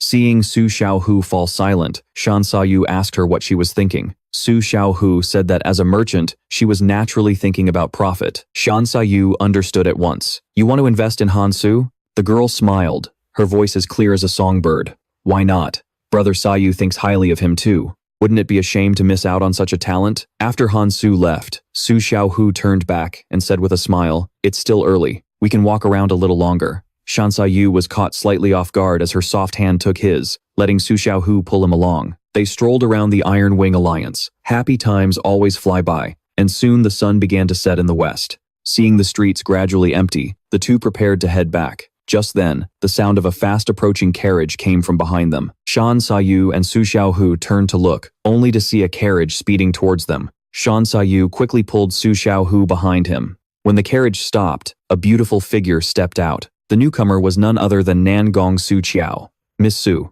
it's been a while." Su Xiaohu, still a bit shaken, greeted her. "Oh, it's Miss Nangong." Hearing this, Shan Sa Yu's heart stirred. So, this was one of the 3 most famous young ladies in the world. At that moment, Nangong Su Qiao approached them. "I was originally looking for Miss Su to continue our previous business discussion, but it seems I've come at an inconvenient time." With that, she turned to Shan Sa Yu. "You must be the War God." "It's an honor. Miss Nangong, there's no need for pleasantries. There's nothing between us that warrants the word honor." Faced with the young man's cold words, Nangong Su Qiao remained unfazed. "We are all people of the martial world. Basic etiquette should still be observed." After speaking, she proactively extended her hand to shake Shan Sa Yu's, but she suddenly recalled the warning her subordinate had given her earlier that day. All of their meridians were severed, and they died from ruptured hearts. When fighting the War God, you must never make physical contact. You absolutely cannot have direct contact with him. At this thought, Nam Kung Kyo hastily pulled back her hand, clenching her fist tightly, her heart filled with fear. Just then, the young man's cold voice rang out. "You'd better not try anything funny, whether it's kidnapping her, regardless of the consequences like last time, or ramming a carriage into Tu Ho like you just did. Before, I only acted in self-defense, but from now on, if you pull any more shady stunts, I will definitely kill you." With that said, Thien Sa Vu called for Tu Ho to leave with him. The two walked past each other, leaving Nam Kung Kyo standing there, stunned. She gritted her teeth, her expression ferocious. "War God, I swear we cannot live under the same sky." Meanwhile, at the Lions League, in the Grand Hall, The invincible blade tyrant, Triet Hao Sam, sat with a solemn expression. Muklan, I want to meet the war god. Do you have a way to arrange it? Triet Muklan thought for a moment before replying, I have a way. Leave this matter to me. Soon, the moon had risen, high in the sky. Thien Sa Vu and Tu Tu Ho were talking as they walked back to the Great Heaven Trading Guild's residence. Along the way, Tu Tu Ho once again analyzed the current situation. Thien Sa Vu couldn't help but marvel at Tu Tu Ho's brilliant mind. You handle all this scheming and power struggles, and I'll handle the fighting. If you're ever in a tough spot, just tell me, maybe I can help. Tu Tu Ho thought for a moment and said that there was indeed one thing that was quite troublesome. The Five Dragons League had approached her to discuss a partnership, but right now, the black market merchants are squeezing the Great Heaven Trading Guild from all sides. To secure her cash flow, she hasn't given them an answer yet. I have some money. About 100,000 taels of gold. I don't know if that's enough. Hearing this, Tu Tu Ho's eyes lit up, but she immediately asked in disbelief where Thien Sa Vu could have gotten so much money. So, Thien Sa Vu recounted what had happened before, telling her how he had played the fisherman's role, profiting from the conflict between the other factions, and how he had managed to seize all that gold. I've hidden the gold on East Ming Mountain, 100 miles from Bankai, at a place called Winged Beak Ridge. He told her to take it freely if she needed it. Tu Tu Ho was incredibly touched by his words and said she would pay back every last piece of gold. But before she could finish, Thien Sa Vu gently tapped her on the forehead. He called her a silly girl, telling her she didn't need to pay him back. He was just happy that he could help her. The two continued on their way, laughing and talking. When they reached the gate of the estate, they were met by Kim Lien, a maid who was rushing towards them. Kim Lien bowed and reported that Triet Muk Lin, the head of the North Wind Guards, wished to see Thien Sa Vu. Thien Sa Vu remained calm upon hearing this, but Tu Tu Ho's expression changed slightly. When the two arrived at the main hall, Triet Muk Lin was standing there. He greeted them first. Young Master Thien, it's been a while. Thien Sa Vu clasped his hands in response. My apologies for keeping young Master Triet waiting. Inwardly, Thien Sa Vu calculated. As expected, things were unfolding just as Tu Ho had predicted, but he hadn't thought the Lions League would act so quickly. After the pleasantries, Triet Muk Lin got straight to the point. He said that the master of the Great Force Stronghold was extremely grateful to Thien Sa Vu for his righteous intervention and wanted to invite him to his residence to express his gratitude. Hong Nu Kui, who was standing nearby, asked, So, it's an invitation from the Winged Eagle Brigade? Thien Sa Vu was a little confused by this. Triet Muk Lin quickly explained. The Winged Eagle Brigade is a small group within the Lions League, gathering the most talented young people of the league, and the master, Van Trach Tuong, is the one in charge of the Winged Eagle Brigade. Hearing the phrase, talented young people, Thien Sa Vu fell into contemplative silence for a moment, before asking, I heard that the Ice Flower, Han Huang Nya, is also at the Lions League. I wonder if Miss Han is in the Winged Eagle Brigade, or not. Upon hearing this, Tu Tu Ho glanced at Thien Sa Vu, and Triet Muk Lin's expression also turned serious as his mind raced. Just a moment ago, Thien Sa Vu had seemed uninterested in the conversation, but now he was proactively asking about Miss Han. Realizing this, Triet Muk Lin smiled, feeling that he had found his leverage. Of course.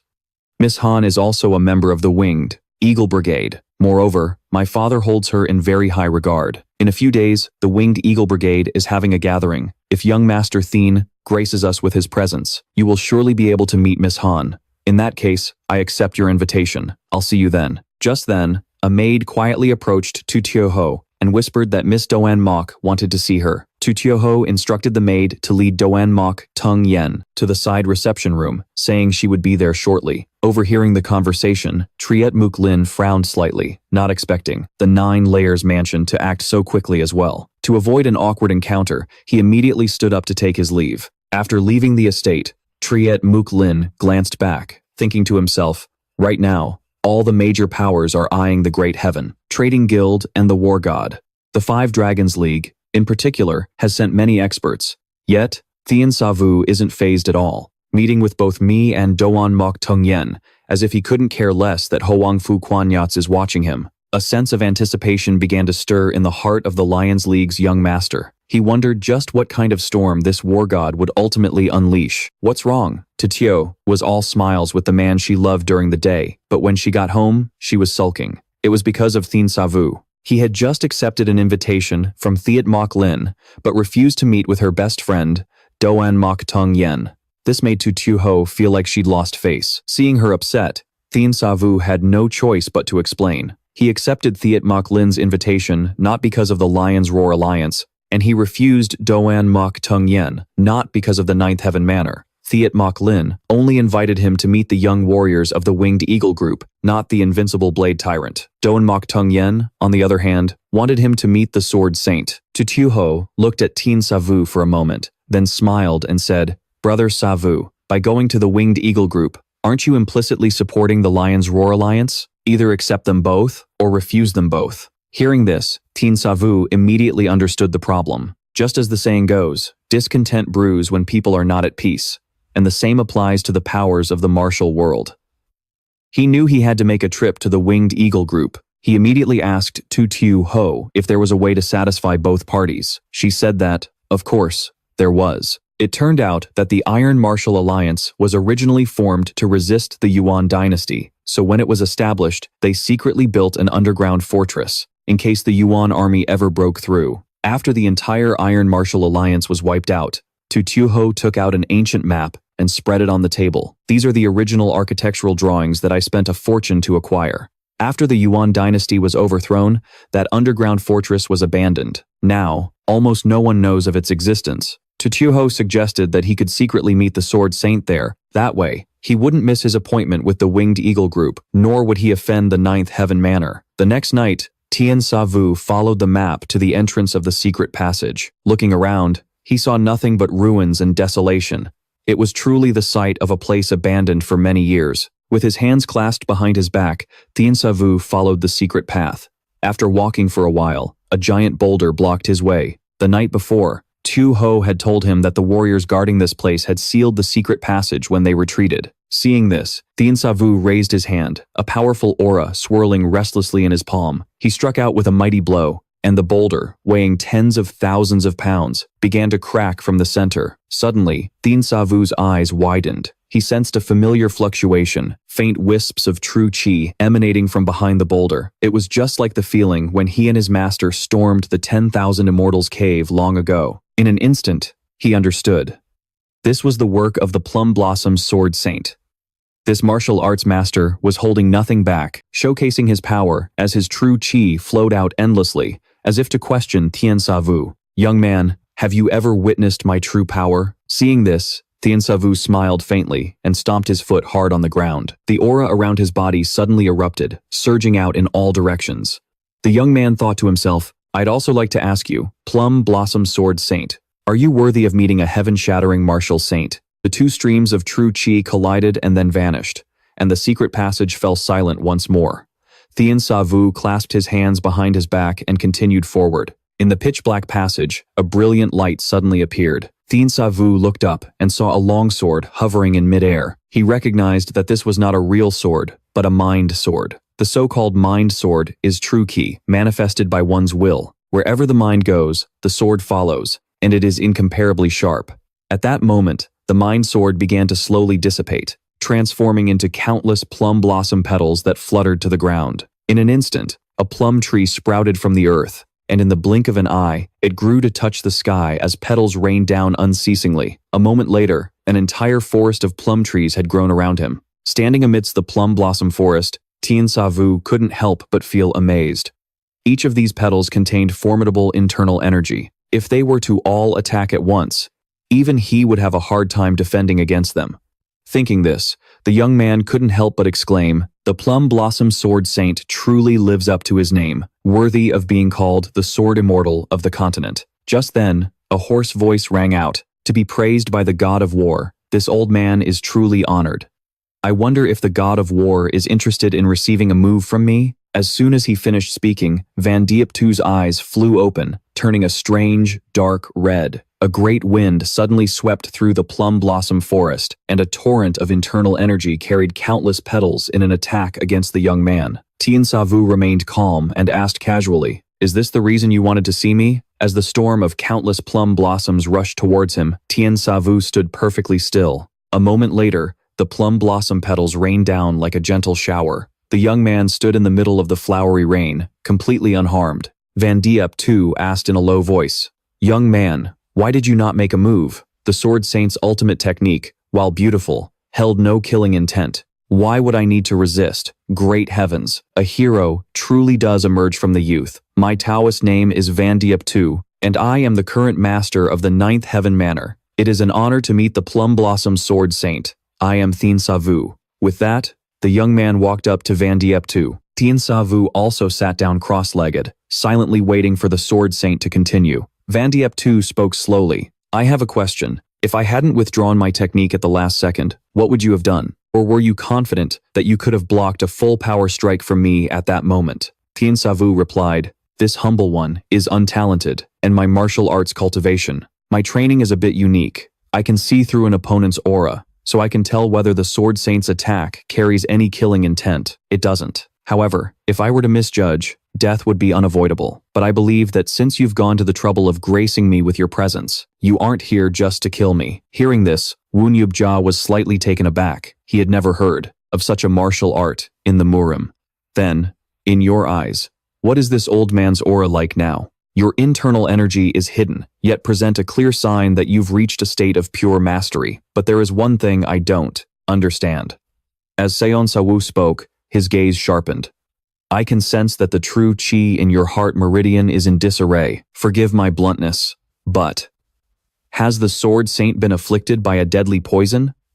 Woon Yub-ja stared intently at the young man before him, remaining silent for a long moment. Meanwhile, at the Great Sky Merchant Guild, Gyum Ryan muttered to herself while cleaning a room, saying how strange it was that the Sword Saint would personally invite the war god for a meeting. So Soho, on the other hand, was still fixated on the fact that Thien Sa Vu wanted to go to the Winged Eagle Guild, clearly because he'd agreed to Cheol Mok Ryong's request for Han Hyang-ah's sake. Guillaume Ryan said that the ice flower, Han Hyang-ah, had a cold personality, and perhaps young Master Sion just wanted to meet her out of curiosity, so Soho wasn't listening to a word Guillaume Ryan said. Her mind was consumed with thoughts of their relationship. Could it be?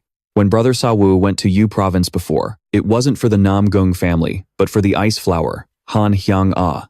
Unable to figure it out, Soho immediately ordered Gyum Ryan to send a message to the Anhui branch, demanding a thorough investigation into every detail of Thien Sa Vu's time in Yu Province. My lady, the Anhui branch has already reported everything about young Master Sion. Why don't you just ask him directly? So Soho looked like she wanted to cry but couldn't. What if Brother Sa Vu really went looking for Lady Han? Just stop talking and send the message to the Anhui branch, and check all the other places Brother Sa Vu has been to before. Don't miss a single detail. Do you understand? Back in the secret passage, Woon Yub-ja pondered for a moment before speaking slowly.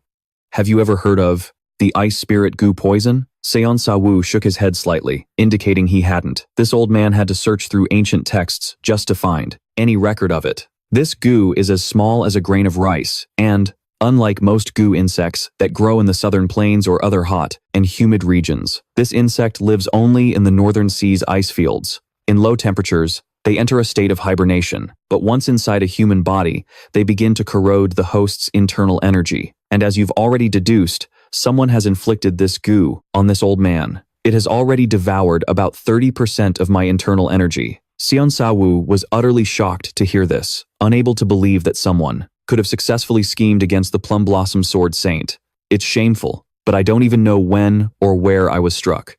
Right now, I'm using my true chi to protect my heart meridian, but that can only slow down the corrosion of my internal energy. It cannot cure it completely. If my internal energy runs out, this old man will be frozen solid. Thien Sa Vu asked if it was possible to burn the goo insect with internal energy. No. Woon Yub-ja replied, the ice spirit goo feeds on true chi. Even though I've mastered the purple mist divine art to its highest level, using my internal energy to burn it would be like adding fuel to the fire. Understanding now, Thien Sa Vu asked, I wonder, Sword Saint, why would you tell this secret to an outsider like me? Unexpectedly, Woon Yub-ja countered with a question of his own, asking the young man how he viewed the current state of the Iron Martial Alliance. Thien Sa Vu answered bluntly, the Iron Martial Alliance is in utter chaos right now. You're not wrong. On the surface, the Iron Martial Alliance appears peaceful, but in reality, various factions are constantly fighting in the shadows, especially in the last few months. Dozens of masters have vanished without a trace. Woon Yubja analyzed that everything was connected to his assassination attempt, and that the culprit was very likely someone from the nine-layered palace. At this point, Woon Yubja suddenly said something shocking. "Will you agree to help me investigate the shady dealings within the Iron Martial Alliance? This old man can sense a great danger spreading in the shadows. Young Master Sion, you don't belong to any faction, therefore, you are the most suitable person to step forward. Moreover, your martial arts are superb, and many young people in the Iron Martial Alliance admire you. I hope you can shoulder the great responsibility of saving the martial world." But surprisingly, Thien Sa Vu was completely unmoved by Woon Yubja's praise, firmly rejecting the Plum Blossom Sword Saint's request. Hearing this, he frowned and asked for the reason.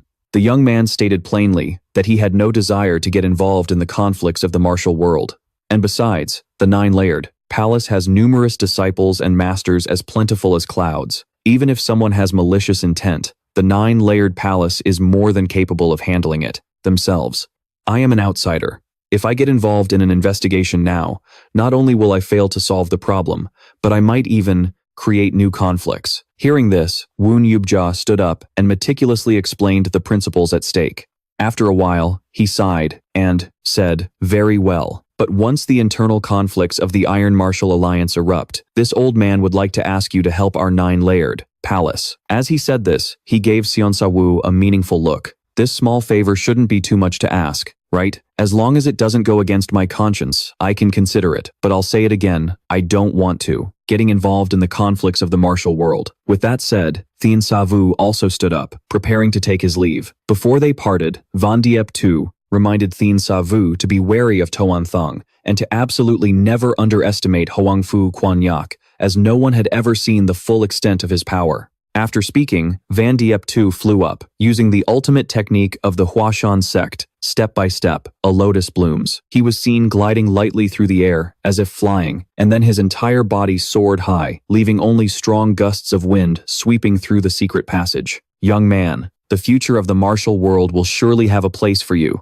Thien Sa Vu looked up at the receding figure of the Sword Saint, silently admiring the truly exquisite lightness skill of the Huashan sect. But immediately after, he thought about how even a renowned sword saint could be assassinated. This Iron Martial Alliance was not a good place to be. Composing himself, he tried to imitate Van Diep too, attempting to step on the air. But after a moment of effort, he ultimately decided to just walk out of the secret passage. The scene shifts to Dongkao County, 400 miles away from the Iron Martial Alliance. Two Beggars Sect disciples were holding a portrait and asking around. The portrait depicted a Yuan dynasty official. The Beggars Sect had received intelligence that an official named Ha No Tu, who had once followed an envoy to the northern lands, was now living in Dongkao County. The two searched along the road, and finally, a villager told them that Ha No Tu lived in a house on the mountainside. The two Beggars Sect disciples thanked him profusely and left. Finding this man could lead to clues about that other Yuan dynasty official. However, they didn't notice a burly man by the roadside, quietly observing their every move. The man's face was obscured by a tattered cloth, but a long, fearsome scar could still be seen on his face. At the same time, two other Beggars Sect disciples arrived, bringing someone with them. This person was Trong Thua Tak, the leader of the Dongkao branch. He was the only beggar in Dongkao County, so he was appointed as the branch leader. The leading four-pouch disciple said that Ha No Tu's residence had been located. He ordered Trong Thua Tak to lead the way. A group of people immediately headed towards the school on the mountainside. Trong Thua Tak said that Ha No Tu came here 6 years ago and made a living as a teacher. As they arrived at the school, they happened to see an old man walking out. Ha No Tu and Truong Thua Tak had known each other for a long time. Seeing him bring several beggars today, the old man was a bit surprised. Truong Thua Tak clasped his hands and introduced them. "These are disciples of the Beggars Sect. They've come to ask about your past journey to the northern lands." Hearing this, the old man was startled, and cold sweat broke out on his forehead. The leading four-pouch disciple clasped his hands and said, "I heard that you, old master, followed the Yuan envoy to the north 10 years ago. Someone wants to know the whereabouts of the girl who was kidnapped back then." Upon hearing this, Ha No Tu froze in silence for a long moment. Then the old man trembled and said, "I will go with you. Wait for me to pack my things." The Beggars Sect disciples watched the old man go back into the house. One disciple worried that the old man might try to escape, but the other reassured him that although the old man once worked for the Yuan dynasty, he had since turned over a new leaf. Just then, a deep, hoarse voice sounded from behind them. "A traitor is always a traitor." The beggar's sect disciples whipped around. They shouted, asking who dared to speak, only to hear the person continue in a cold voice. 10 years ago, he betrayed the Han people. Now, he betrays the Yuan dynasty. As he said this, the burly man's eyes suddenly turned sharp and cold. I shouldn't have let him live back then. Seeing the ferocious scar on the man's face, the leading four-pouch disciple narrowed his eyes. Wasn't this the very Yuan official from the portrait?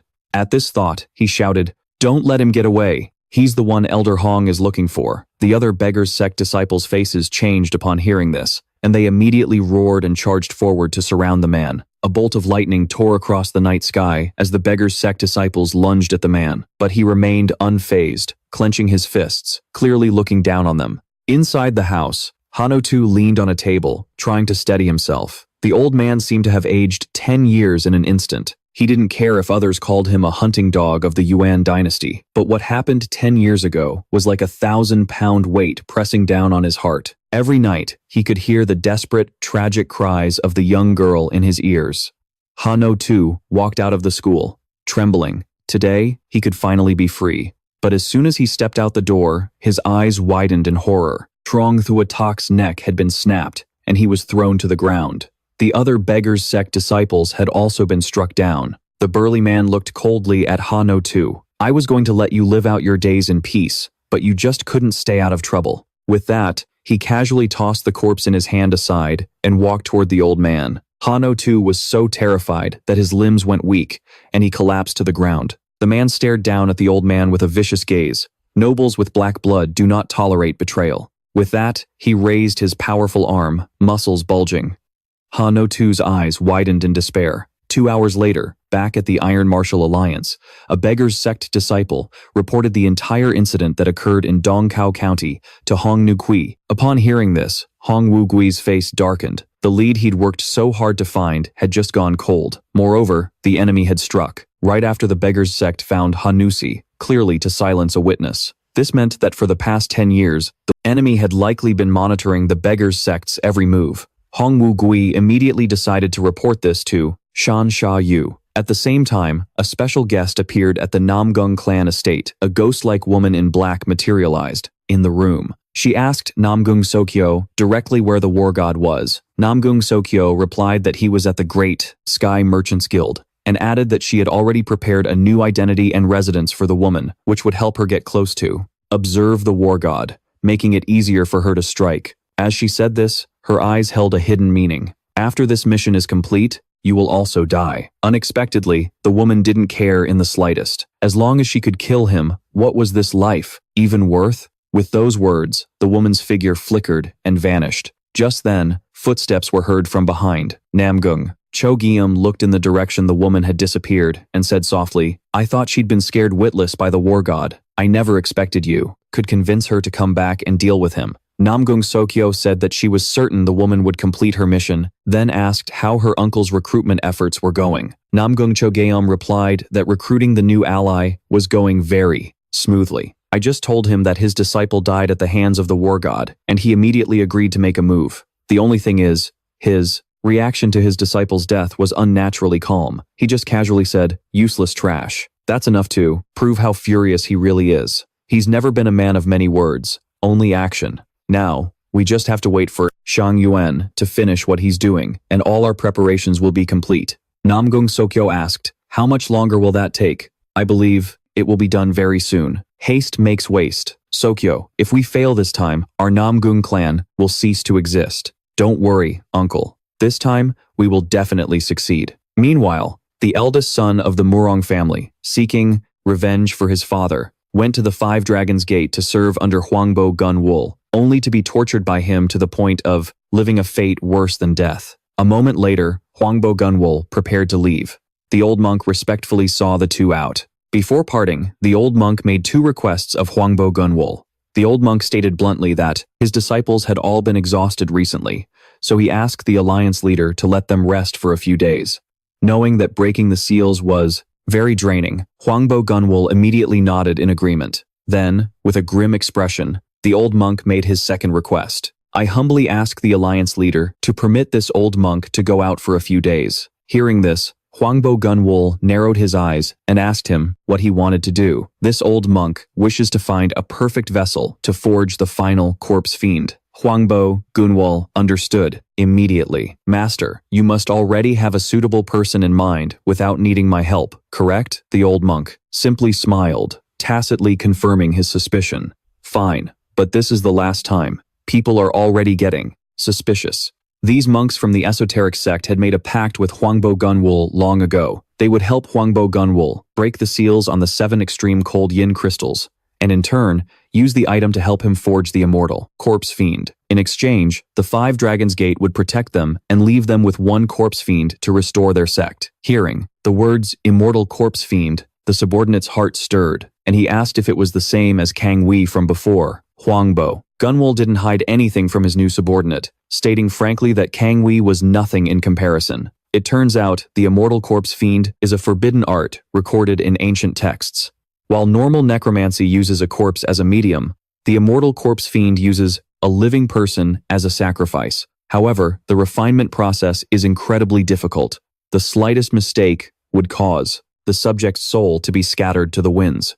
That is, until 500 years ago, when a monk from the esoteric sect created the extreme cold yin crystal.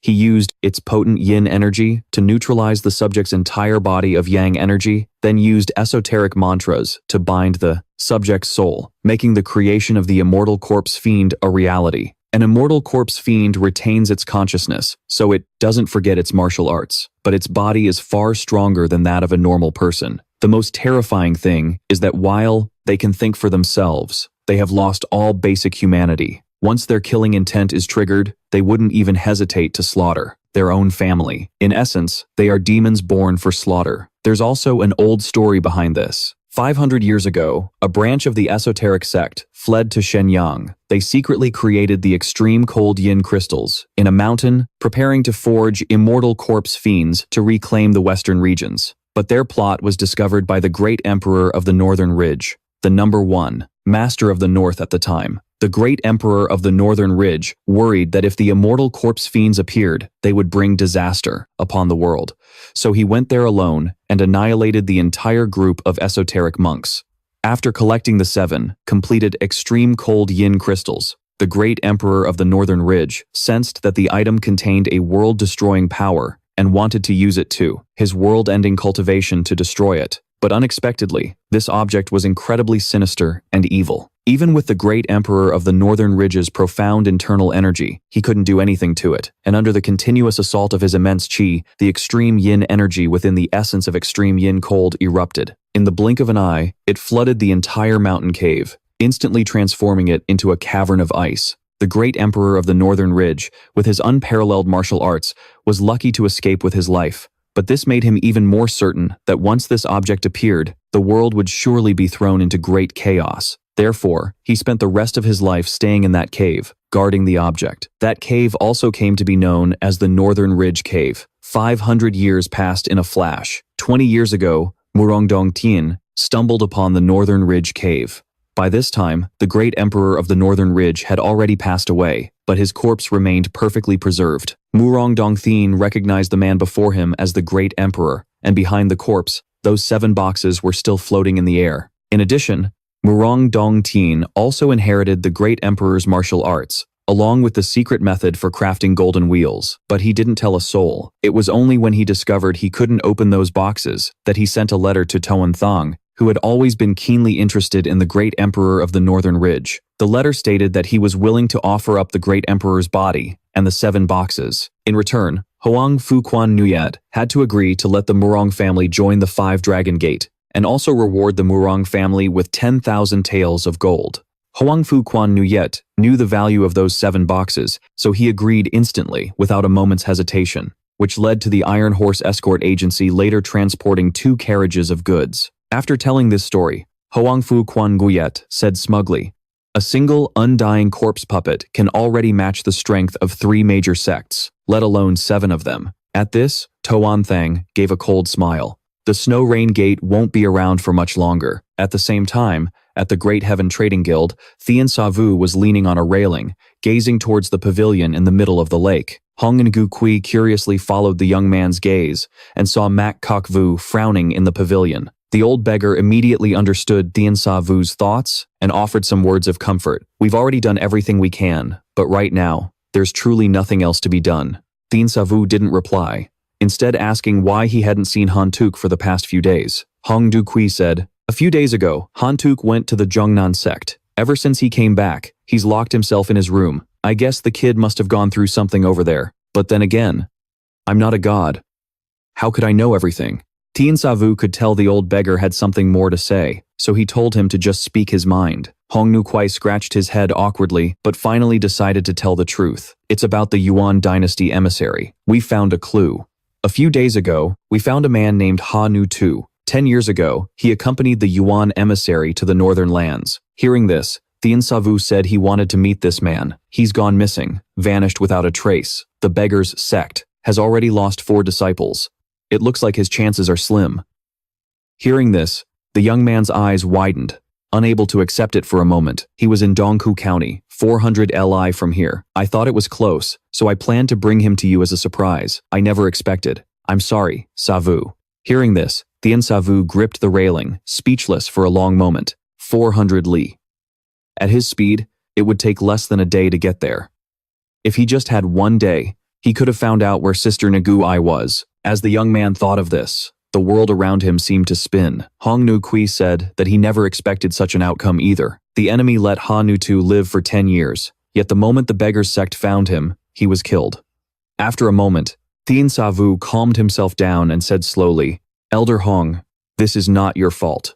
Seeing the cold look in the brug, young man's eyes, Hong Nu Kwai felt a chill down his spine. He could sense the fury hidden beneath his calm tone. Thien Sa Vu then turned his head, his voice sincere. "No, it was me. I was too caught up in other things and neglected this matter." The two then began to analyze the situation. Hong Nagu Kui didn't understand why the enemy wouldn't have killed the man from the start, but instead waited until the beggar's sect found him to silence him. Thien Sa Vu analyzed that it was highly likely the enemy had been secretly watching, wanting to use Hanu Tu to track down anyone who was investigating them. Hong Nu Kui looked puzzled at this. For such a secretive organization, taking action would inevitably leave traces. Would the enemy really risk leaving a trail just to investigate us in return?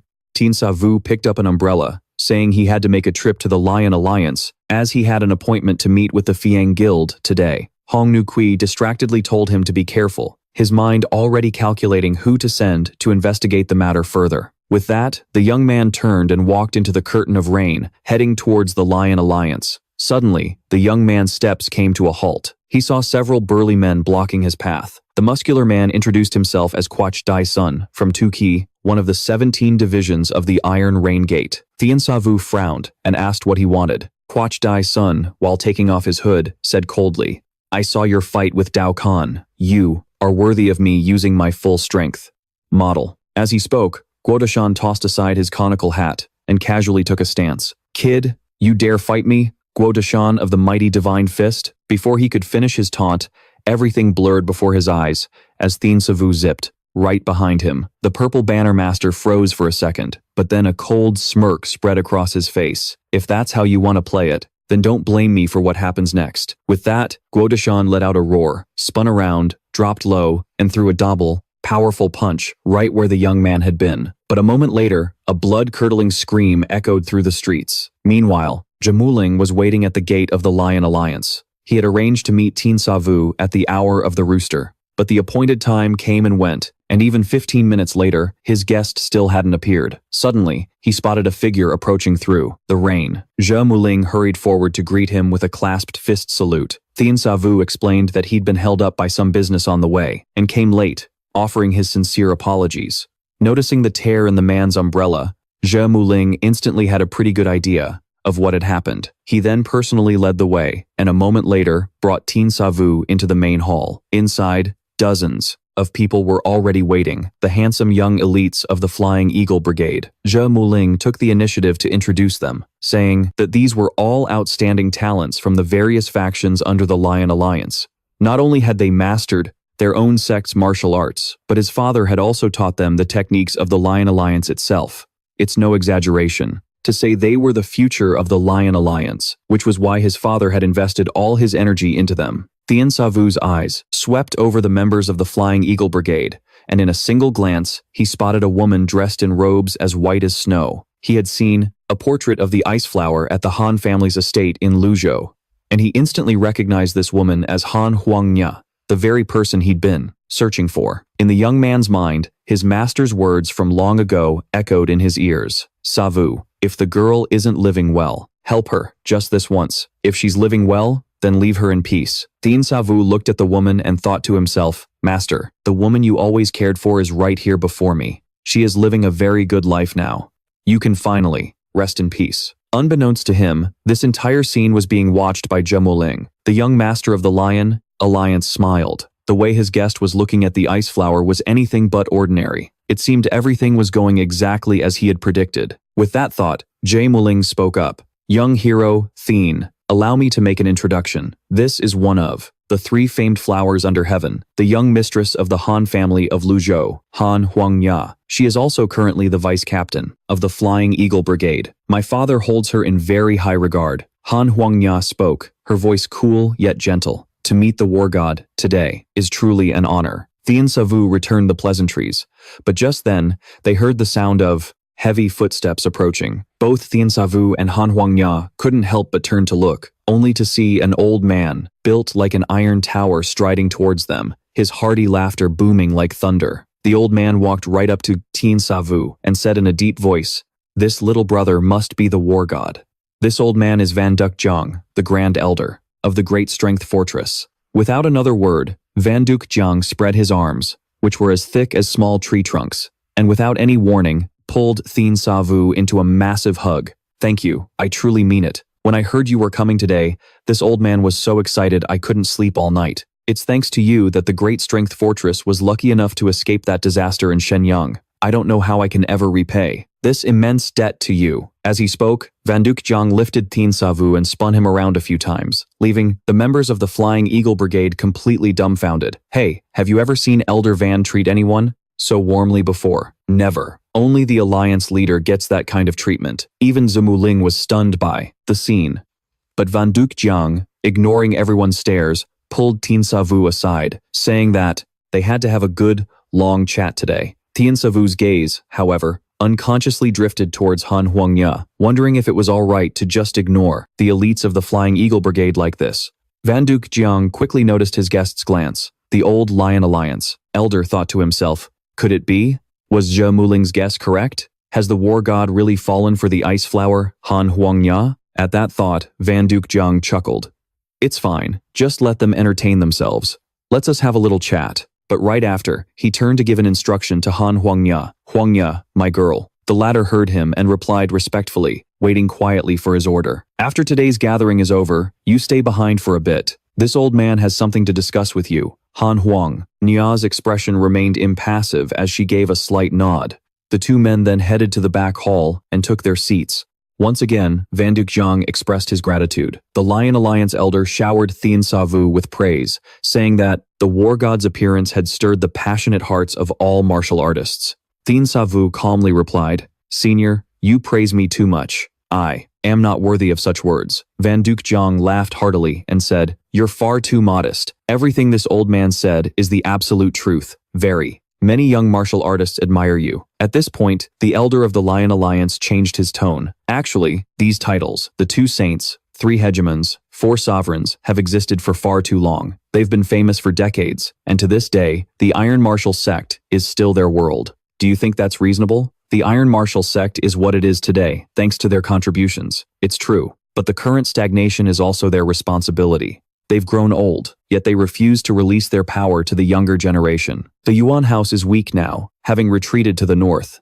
The Iron Martial sect should have been disbanded. Hearing this, a confused Thien Sa Vu asked, Elder, are you hoping the Iron Martial sect will be disbanded? Van Duc Jiang just stared intently at the young man. Of course not. This old man simply has very high expectations for you. Perhaps you haven't realized it yet, but you've become a storm. A storm that is shaking the Iron Martial sect. The rain outside showed no signs of stopping. In the downpour, a robed monk stood upon a single thread of silk. The old monk was like an owl, guarding the entrance to the Lion Alliance, gazing towards the main hall where the members of the Flying Eagle Brigade were gathered, muttering to himself, "With such talent, not refining you into an undying corpse, demon, would be a true waste. Ice flower, Han Huangnya, you were born for eternal life." As he said this, the old monk's expression grew even more fervent. "Tonight, I will make you the most beautiful creature in this world." This old man had humbled himself to personally host a banquet for a young man. He even poured the wine for him personally, a clear sign of favor. Thien Sa Vu accepted the cup from Van Duc Jiang. Taking a light sniff, he was greeted by a rich, elegant, and fragrant aroma. Van Duc Jiang introduced it with a hint of pride. This wine is called Dragon Flower, one of the rarest and finest wines in the world. Once the wine had taken effect, the elder suddenly laughed and spoke. "Young hero Thien, what do you think of the young lady, Huangnya?" Thien Sa Vu replied that today was his first time meeting her, so he didn't have any particular impression. Van Duc Jiang's expression suddenly turned serious, but the way you looked at her, young hero, was very special. Heroes have always been drawn to beauties. It has been so since ancient times, and that's not to mention her exceptional martial skill. Her only flaw is that her personality is a bit cold, but that's of no concern. As long as you are willing, young hero, this old man can act as the matchmaker for the two of you. Thien Sa Vu calmly looked at him. "Thank you for your kind intentions, elder, but I have no such desire." Seeing the young man's firm stance, Van Duc Jiang laughed heartily. "This old man just thinks you two are a perfect match. I hope you don't take offense. Come, let's drink." Outside on the corridor, Thiet Mok Lin's heart was in turmoil. Elder Van and Thien Sa Vu had been talking for a full 4 hours. Thinking of this, the young lord secretly clenched his fists. He felt that their conversation today was a bit too long. Could there be some secret between them? Just then, a beautiful figure glided towards him. Thiet Mok Lin asked Han Huangnya what she was doing here. She replied that she was following the alliance leader's orders to summon him for an audience. Thiet Mok Lin frowned slightly. He had originally planned to see Thien Sa Vu off himself. It seemed now he could only bid his farewell early. He then asked Han Huangnya to accompany him to the back hall. Unexpectedly, as soon as he entered the back hall, Thiet Mok Lin's expression changed. Van Duc Jiang was already dead drunk. Elder Van isn't one to overindulge. "Young hero Thien, it seems the old master has taken a real liking to you." Thien Sa Vu just smiled without saying a word. He then looked towards Thiet Mok Lin with interest, asking if he'd like to join them for a few cups. Thiet Mok Lin tactfully declined, saying he had urgent matters to attend to and had to leave immediately. He apologized for not being able to see him off properly, but unexpectedly, Van Duc Jiang stopped him, suddenly slurring, "The Lion Alliance cannot be discourteous. Let the young lady Huangnya see our guest off." Hearing this, Han Huangnya immediately complied. She then walked in front of Thien Sa Vu and gestured for him to follow her. Watching their departing figures, the drunk Van Duc Jiang mumbled, "The god of war and the ice flower, truly a match made in heaven." Thiet Mok Lin asked in a low voice, "Elder, are you truly planning to set them up? As long as that girl remains in the martial world, she can't avoid marriage forever. Besides, she comes from the Han family, a declining family. If young hero Thien has even the slightest feeling for her, marrying them wouldn't be a bad thing at all. If they can become husband and wife, not only the Flying Eagle Brigade, but the Lion Alliance as well, will gain a powerful new ally." At this, the elder scoffed. "And if they both refuse, we lose nothing." Thiet Mok Lin bid farewell to Van Duc Jiang and walked out of the back hall alone. The elder's words sent his mind reeling. Han Huangnya's talent was far greater than his own. In the future of martial arts, it was only a matter of time before she surpassed him. But simply because she came from the declining Han family, she could only ever reach the position of vice captain of the Flying Eagle Brigade. Perhaps marrying the god of war really is her best option. The young lord of the Lion Alliance watched the two figures disappear into the distance. His mind was in turmoil, a feeling he could hardly suppress. The god of war is about the same age as I am, but his opponent had only been in the martial world for less than 3 months, yet he'd already built a legendary reputation. First, he defeated Murang Dongtian, the head of the Murang family in Shenyang, and then he drove back 2 guest elders from the 5 Dragon Gate in Taiyuan. Then, he single-handedly stormed the Nangong family estate in Anhui, forcing its master, Nangong Wujing, to take his own life. Before defeating 2 major assassin clans, the Wu Yang Yin family, and the Green Sun Gate. On his way south, he even struck fear into the 18 fortresses along the Yangtze River, and even Do Kun, the disciple of the Sky Sage, died a miserable death at his hands. Zhuo Muling asked himself, if he were to walk the same path as his opponent, he feared his chances of survival would be slim. Fortunately, he had a father with great ambitions, although his father had yet to make a move, but he knew his father was definitely waiting for the right moment, just like those two old foxes from the 5-Dragon Gate and the 9-layered mansion. All three powers knew that whoever acquired the war god would see their strength increase dramatically, and at that point, the other two forces would surely unite against them. Yesterday's enemy can instantly become today's ally. That is the way of the martial world. That's why, until now, no one has dared to openly recruit the war god. Zhuo Muling watched the two of them disappear into the bustling crowd, and the young master gathered his thoughts, murmuring, "War god, you truly are a headache for us all." Meanwhile, Thien Sa Vu silently followed behind Han Huangya. Her cold personality reminded him of his master. Thinking of this, the young man took the initiative to start a conversation, stating bluntly that her appearance didn't resemble her father's. Han Huangya was a little surprised and turned her head to look back. "You know my father?" Thien Sa Vu said that he had once visited the Han family in Luzhou. Upon hearing this, Han Huangya's expression returned to being as cold as ice as she asked about her father's health. "Your father is well, but he is very worried about you." The girl looked at Thien Sa Vu with a meaningful gaze. "Since you've met my father, you must already know. I am his adopted daughter, which is why we don't look alike. Although I'm adopted, my father has always treated me as his own flesh and blood." Thien Sa Vu was slightly stunned by the girl's blunt reply. He thought for a moment and said he had one more question to ask, but before he could even speak, Han Huangya flatly refused him. The girl said that she would not answer any more questions. Watching her retreating back, Thien Sa Vu suddenly felt as if he were seeing his master again. From her cold demeanor and direct way of speaking, to the way she walked, she was so much like his master, but he immediately smiled bitterly. The girl's father was now the head of the Han family, and loved her dearly. Moreover, it seemed Han Huangya was living quite well at the moment. Should he tell her everything about his master, or should he just let her live her life like this? Suddenly, Thien Sa Vu's pupils constricted. Several pale blue prayer beads were floating bizarrely around them. In that instant, everything around them seemed to stop. The young man felt as if even time itself had frozen. At this moment, a gloomy voice echoed from behind. "All you mortals are mesmerized by her beauty, unable to free yourselves. Only I can see the hidden talent beneath that beauty. Han Huangya, I will refine you into the most perfect, immortal corpse puppet ever created." As he spoke, the old monk took a talisman from his sleeve. Accompanied by a strange incantation, the talisman immediately burst into flames. When the talisman had completely burned away, the smoke rose and, under the old monk's control, transformed into a stream of psychic energy, shooting straight towards Han Huangya. Just as that stream of psychic energy was about to touch Han Huangya, a cold voice rang out. "What do you think you're doing?" The young man's shout caused the psychic energy to halt in midair. It was, in fact, formed from the old monk's divine sense. It was a soul-stealing technique from the esoteric sect, commonly used in battle. But today, the old monk never expected that the young man before him would be immune to his secret art's control. A cold glint flashed in Thien Sa Vu's eyes as a tyrannical aura generated from his own divine sense shot out, and immediately after, the prayer beads all exploded at once. Thien Sa Vu then raised his left hand, and the young man channeled his formidable internal energy into his palm.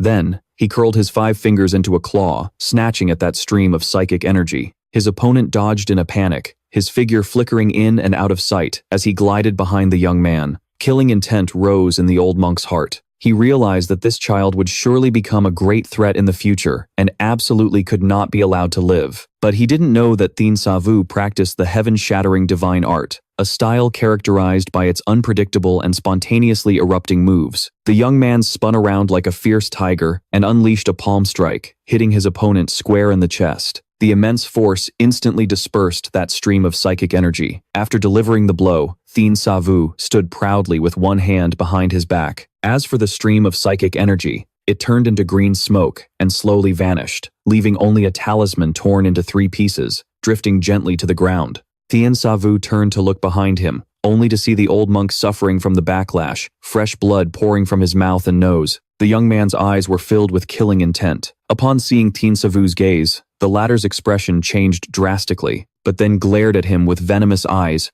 uttering a cruel sentence. I will never give up on that woman." With that, the old monk bizarrely vanished on the spot. A tattered umbrella fell to the ground, and everything around them returned to normal. Han Huangya, completely bewildered, asked what had just happened. Thien Sa Vu looked at her with a complicated expression. If he hadn't learned the heaven-shattering divine art from his master, Han Huangya would have been in grave danger just now.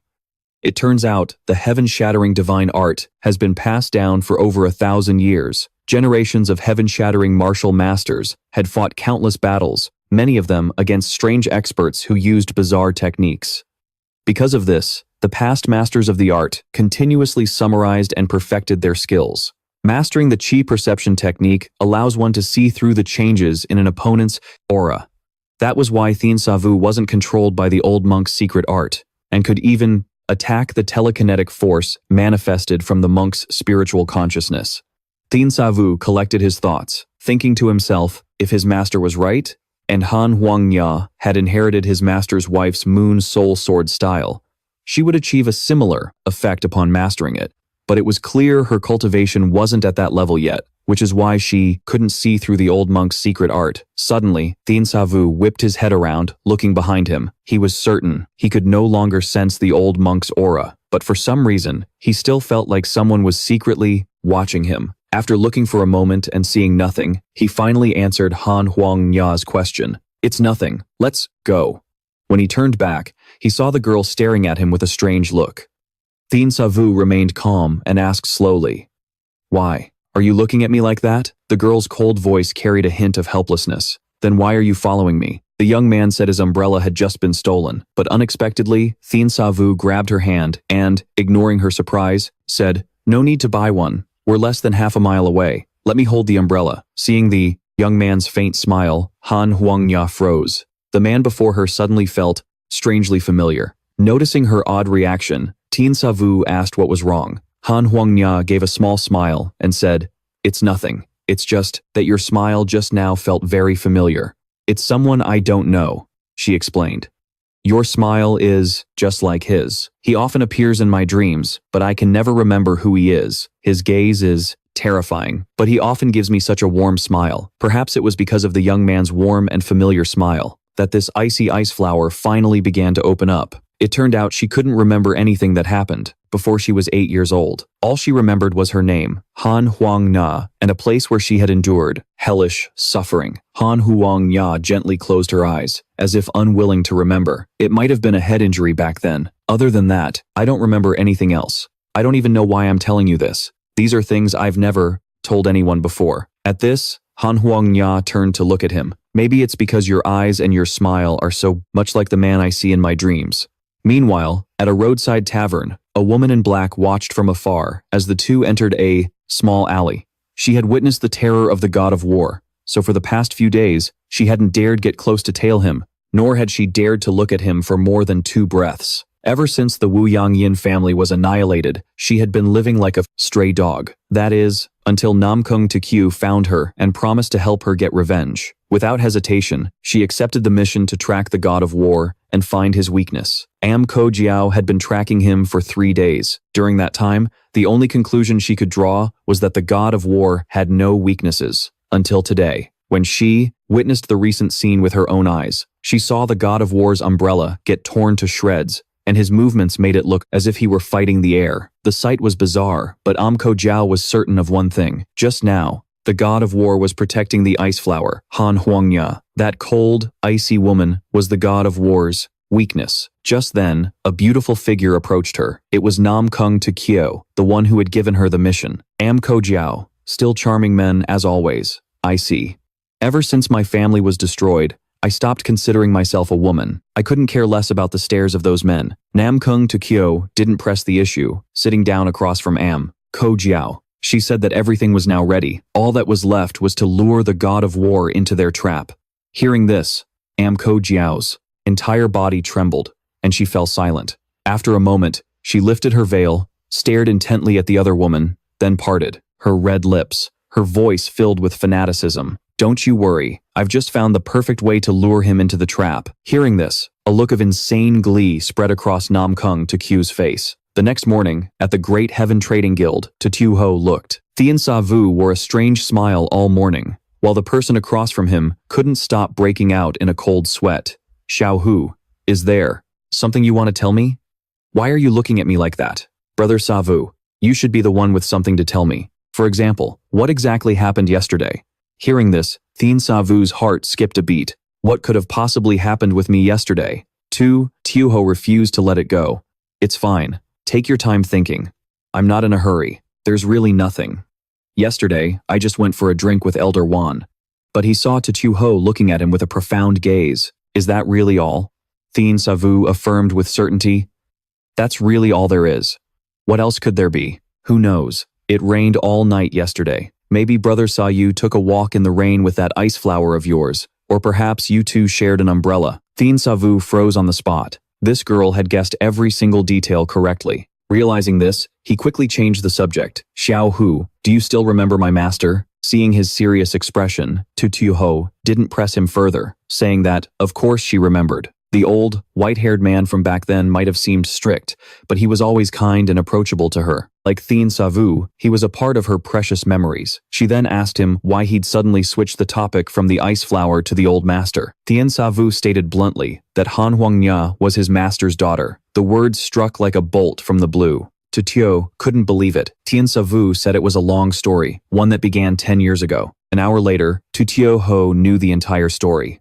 By then, her almond-shaped eyes were glistening with tears. She couldn't imagine the hardships Han Huangya must have endured. Eavesdropping nearby, Hong Nukui also felt a pang of sympathy. He asked Thien Sa Vu if he planned to tell the ice flower the truth.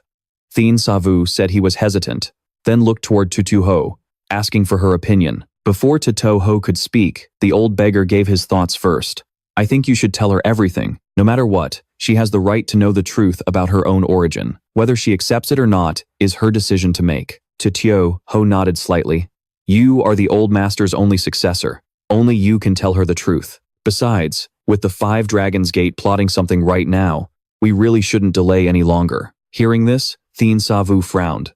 What's the 5 Dragons Gate up to now? I heard the 5 Dragons Gate has been making some new moves recently. Thien Sa Vu couldn't help but frown, and only after Tio Ho explained did he understand the reason. It turned out that the number of supply shipments for the 5 Dragons Gate had increased significantly these past few days, and their stockpiles of medicinal herbs and weapons far exceeded the usual amount. Tio Ho guessed that the 5 Dragons Gate was about to make a big move. Not only that, but the number of spies around the Iron Wing Gate had also skyrocketed. However, these spies were monitoring everyone in the Iron Wing Gate indiscriminately. Therefore, Tu Ho surmised that most of these spies were sent by the Sword Saint. Although the Lion Alliance hadn't made a move yet, knowing the Invincible Blade Tyrant's personality, he definitely wouldn't just sit back and wait to be destroyed. The common enemy of the 3 powers, the Yuan family, had retreated to the north. The Iron Wing Gate's collapse was only a matter of time. When that day comes, Han Huangya and her faction will certainly side with the Lion Alliance. Thien Sa Vu organized his thoughts. He didn't want to get involved in the disputes between the powers, but he couldn't just ignore Han Huangya's safety. He had originally planned to find his 5 sisters after finding his master's daughter, but now it seemed the situation was far more complicated than he had imagined. Just then, a loud shout echoed in his ears. Thien Sa Vu looked up and saw a person practicing with a sword in the courtyard. This person was Han Tuk, who had locked himself in his room for the past several days.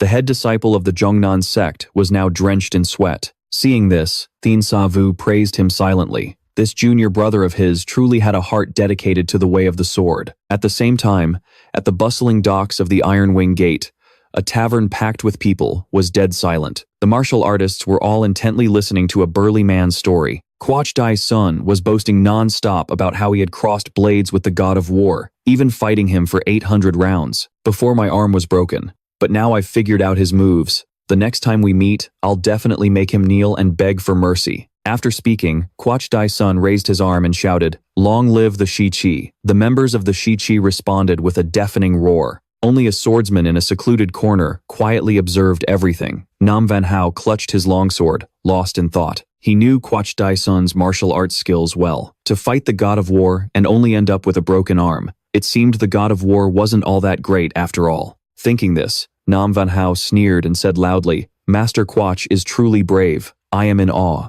The voice sounded familiar to Quach Dai's son, and he couldn't help but turn to look in its direction. He saw Nam Van Hao, head held high, striding closer as he continued. But for our Shi-Chi members to be bullied by the god of war, that's a slight I just can't swallow. Master Guo, let's go hunt him down together. If all the experts from our 17th Division attack at once, there's no way he can escape, no matter how good he is. We're no match for him. Hearing this, Guo Deshan broke out in a cold sweat, his heart filled with absolute terror, yet he couldn't argue. Meanwhile, back at the Great Sky Caravan, Hansu regulated his breathing and resumed his sword practice. With every swing, the sword's energy sent fallen leaves scattering across the courtyard. The harsh words of Elder Shi Wenhai from that day still echoed in his ears. Do you intend to follow the same disastrous path as your master? Hansu squeezed his eyes shut, trying to banish the voice from his head, but it clung to him relentlessly, like a shadow. How long are you going to keep practicing that useless sword style? Just look at the state you're in now. You're exactly like your worthless master. Trying to restore the heavenly steel 36 swords?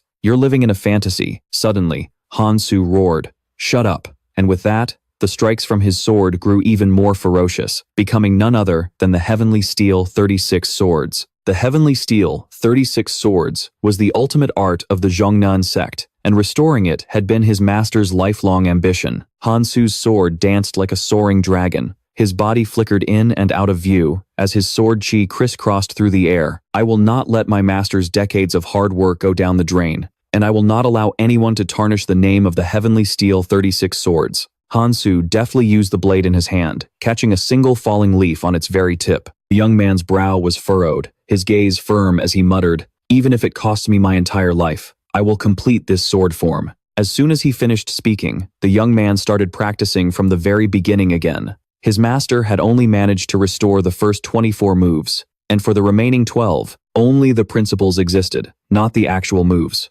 Hansu hoped to perfect the final 12 forms through ceaseless training. Just as he was preparing to start over yet again, he saw Shan Shayu glide in front of him and say softly, "It seems your sword heart is even more steadfast than I thought." Hearing this, Hansu was a bit stunned and asked, "Is something wrong?" Shan Shayu didn't answer. Instead, he reached out and grabbed a long sword from the weapons rack, then gave the hilt a sharp spin. He used the rotational force to fling the scabbard away. Drawing the blade, he said loudly, "Nothing's wrong. It's just that watching you practice has given my hands an itch to fight. As your brother, allow me to exchange a few pointers with you." Hansu's face lit up with joy as he asked, "Big brother, you know how to use a sword, too?" All paths in martial arts lead to the same destination. It is for this very reason that a man once attained enlightenment on a peerless sword art while watching the Yangtze River. After that, neither of them said another word. The courtyard fell deathly silent as Hansu focused his full attention, observing Shanshayu's every move. The very instant a leaf fell to the ground in front of them, Shanshayu's figure suddenly vanished.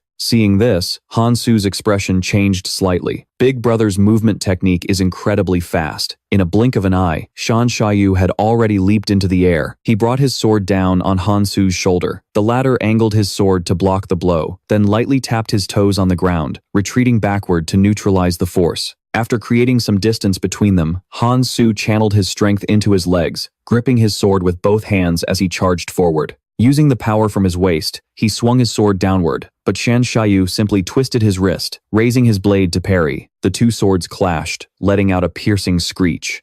Strangely, Hansu felt that his opponent's sword carried no force at all. It felt like he was cutting through thin air, yet his hands grew numb, and it felt as if the sword would slip from his grasp. He understood then that Shanshayu had deliberately restrained his internal energy to avoid damaging the sword his master left him, and at the same time, he was guiding him in his swordsmanship. Hansu felt a surge of gratitude in his heart, and he resolved not to let his big brother's kindness go to waste. Abruptly, Hansu unleashed a sword strike with enough power to sunder the heavens and split the earth. Even Shanshayu didn't dare block it head-on and had to leap back to dodge. Immediately after, a razor-sharp wave of sword chi shot downwards, shattering the green bricks on the ground. Shanshayu twisted in midair like a swooping swallow, then landed gently on the ground, standing steadily behind Hansu. As for Hansu, his eyes were wide with disbelief. He had just successfully executed the 25th move, the Thundersteel Wild Dance. The young man felt like he was in a dream, murmuring, "I did it. I actually did it." A moment later, he snapped out of it, overcome with delirious joy. "Big brother, thanks to you, I've finally found the path to improve." Shan Shiyu simply smiled and said gently, I should be the one thanking you for allowing me to witness such a magnificent sword art. From the floor above, Hong Wugui watched the two brothers spar. This elder of the beggars sect was deeply unimpressed with Shan Shiyu. He could see clearly that it was only because of Shan Shiyu's guidance that Hansu was able to execute that final move. Just then, a loud noise drew his attention. The old beggar turned his head to see a large crowd advancing toward the main gate. Every single person in this crowd looked as ferocious as a demon, and their leader was none other than the expert of the blue banner, Nan Wenhao. Seeing this group march aggressively towards the Great Sky Caravan, Hong Wugui had no idea what was going on. Meanwhile, Guo Deshan's face was as pale as a sheet, yelling that he still hadn't recovered and that they should postpone the fight to another day. Hearing the chaotic footsteps approaching from a distance, Shan Shiyu and Hansu couldn't help but turn their heads in curiosity. Suddenly, a group of men stormed in, their presence overwhelming. One of them held up a large banner, upon which was written, the aggressive group marched into the courtyard, with Nam Van Hao leading the charge, shouting, God of War, today the 17 have come to end your undefeated legend. At that moment, Hong Gu, who was kneeling beside Thien Sa Vu, quickly whispered an introduction about the group to him. It turns out, the 17 is an alliance of 10 smaller sects. They always acted independently within the Iron Wing Gate, and not even the 3 great powers could command them. Seeing them arrive, Hantuk quickly asked if there was some kind of misunderstanding. Nam Van Hao just scoffed and declared loudly, yesterday, the God of War fought 1,000 rounds against Guo Dai Sun of the Purple Banner, and even severed one of his arms. We of the 17 always stand together. Today, we are here to demand justice for him. Hearing this, Thien Sa Vu was completely baffled, but Guo Dai Sun, ignoring his comrades' attempts to stop him, loudly tried to explain, it's true we shed some blood yesterday, and calling it a bloody battle wouldn't be an exaggeration. But I wasn't seriously injured. Can't we just let this matter go? Seeing Guo Dai Sun's face, Thien Sa Vu suddenly remembered. I remember now, you're the one who broke my umbrella yesterday. At that moment, Nam Van Hao leaped forward, cutting them both off. Enough of this nonsense. Rumors are spreading outside that you possess immense power, and some even say you could rival the 2 saints and 3 hegemons. As he spoke, this master, from the Azure Banner, drew his sword from its sheath, flourishing it skillfully as he continued. But after hearing Master Guo's description, I feel the rumors are a bit overblown. Right now, the entire Iron Wing Gate is buzzing with tales about you, which will surely cause conflict down the line. With that, he swung his sword down, intending to display his exquisite swordsmanship. But Thien Sa Vu just looked at him like he was an idiot, not moving a single muscle. Seeing this, Nam Van Hao grew furious and pointed his sword at the young man. We, of the 17, are a neutral force in the Iron Wing Gate, and we have a duty to expose these ridiculous rumors that are causing unrest, even if it costs us our lives.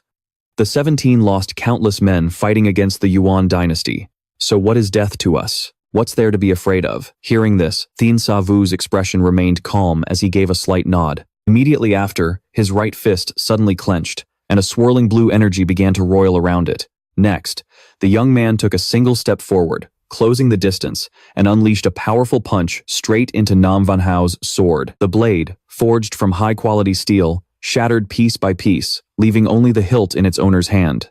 Thien Sa Vu slowly walked past the stunned Nam Van Hao and said nonchalantly, I'm glad to meet someone who cares so much about the future of the Iron Wing Gate. I respect you as a man of honor, so I'll spare your life today. Hearing this, Nam Van Hao felt deeply humiliated. He roared, about to toss his broken sword and fight hand to hand.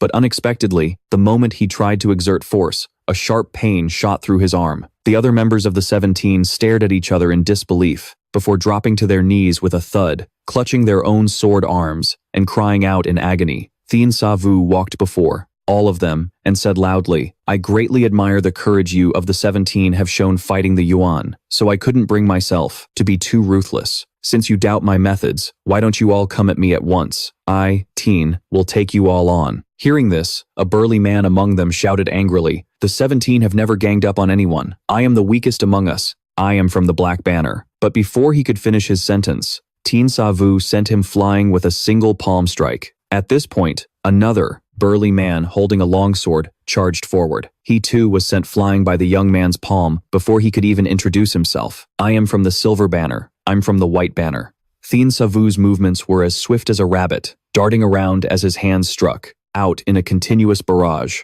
He dispatched them as gracefully as an artist paints a masterpiece, sending several members of the 17 flying in an instant. Seeing this, Guo Dai-sun could only cry internally. He never imagined that his little joke would lead to such a consequence. 5 days flew by in the blink of an eye, and news of the 17 continuously challenging the god of war had spread everywhere. Huangfu Junyue was a bit stunned as he listened to his subordinate's report. How did they get involved with the god of war? His subordinate explained that at first, it was just one person challenging him. But then, for some unknown reason, all of the 17 started going to the Great Heaven Trading Group each day, taking turns to challenge the god of war. It has now been 5 full days.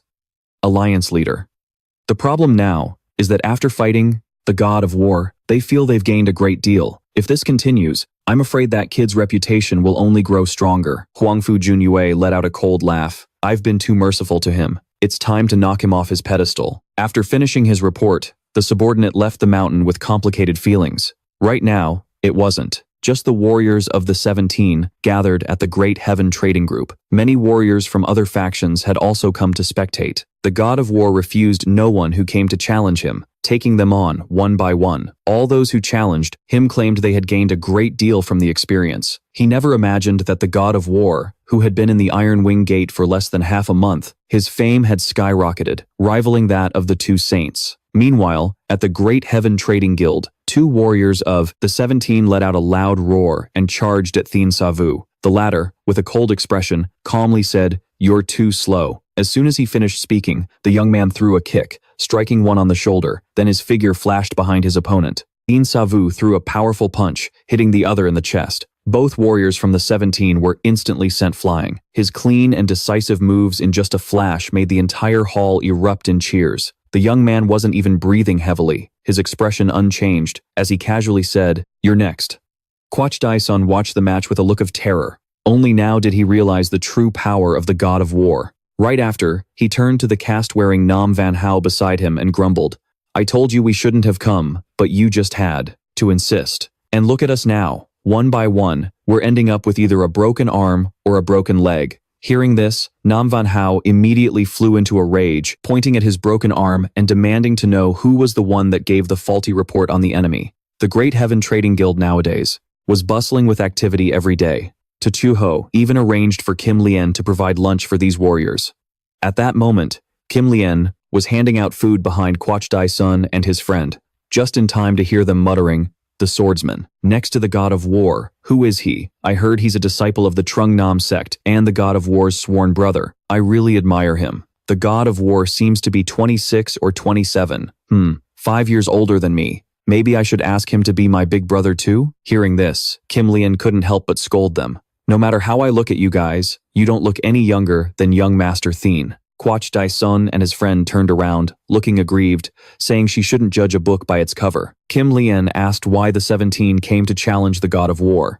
As she said this, the 2 men eating buns were both stunned. "You guys clearly know you're no match for the god of war. I'm very curious why you still challenge him every day." Quach Dai-sun stared at his broken arm, pondered for a moment, and said slowly, "I don't know why, but I don't feel any jealousy towards him. All of our men have been really enjoying the process these past few days. Maybe this place has given us some kind of purpose." Kim Lien bluntly pointed out that it was actually a sense of belonging. With that, she turned and left to continue distributing food, leaving Quach Dai-sun and his friend staring at each other in a daze.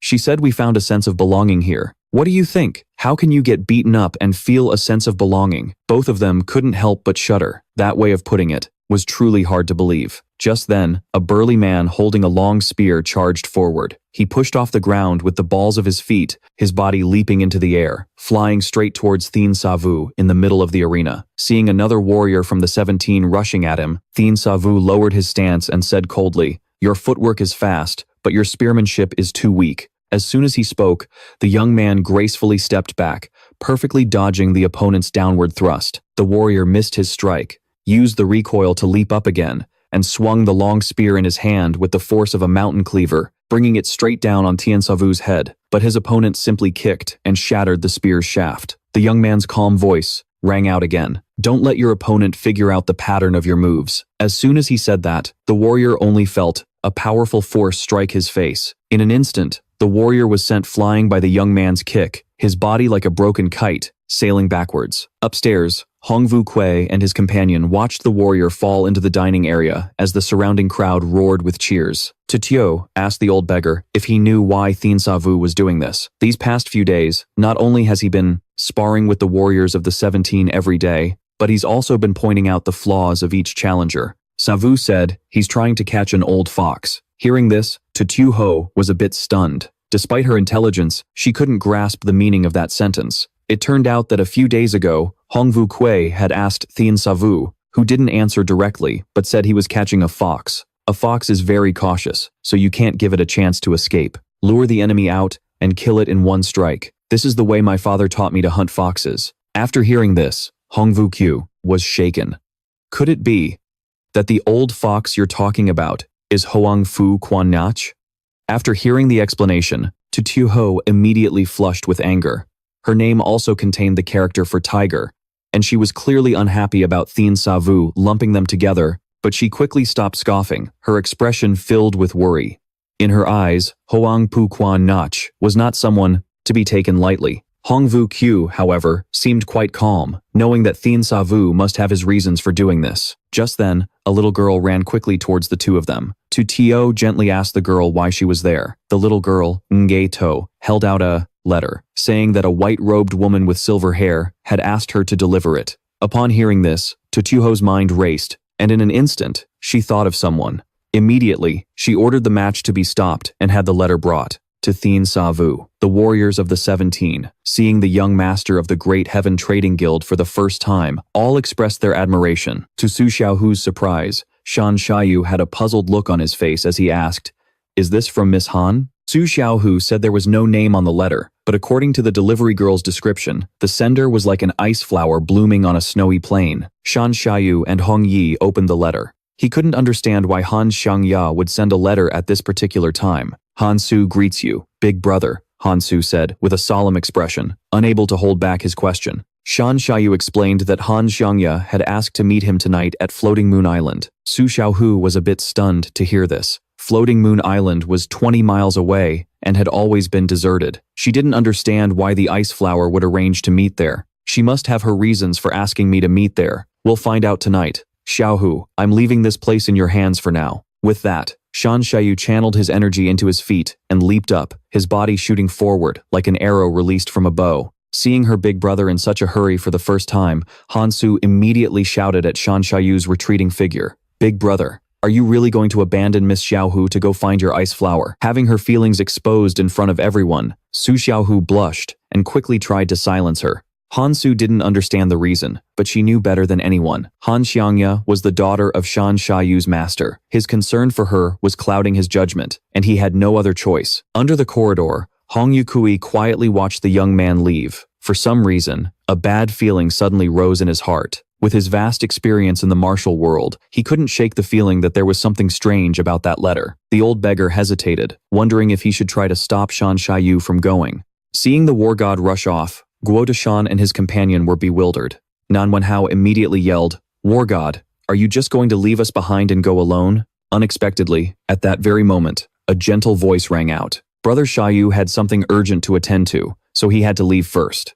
Immediately after, Su Xiaohu stepped forward, announcing that since everyone had fought hard these past few days, the Great Sky Trading Group would host a banquet for all the warriors present. Hearing this, the martial artists cheered in unison, endlessly praising Su Xiaohu for her generous hospitality. "Hey, are we going to the banquet?" "Of course. It would be rude to refuse Miss Su's kindness." Soon, the sun had set, and a bright moon silently rose, hanging high in the night sky. On a lake 20 miles from the Great Sky Trading Group's headquarters, a young man tapped his feet lightly on the water's surface, only the soles of his shoes getting wet. As he glided past, ripples shattered the moon's reflection on the water. Shan Xiaoyu's figure moved like a flash of lightning. He was clearly flying across the lake's surface. A moment later, the young man narrowed his eyes as a small island appeared, not far ahead. Shan Xiaoyu took a deep breath, his body soaring into the air and gliding across the sky before landing gracefully on a tree branch, his eyes scanning the area. He saw that the small island before him looked as if it had been split in two by a giant axe,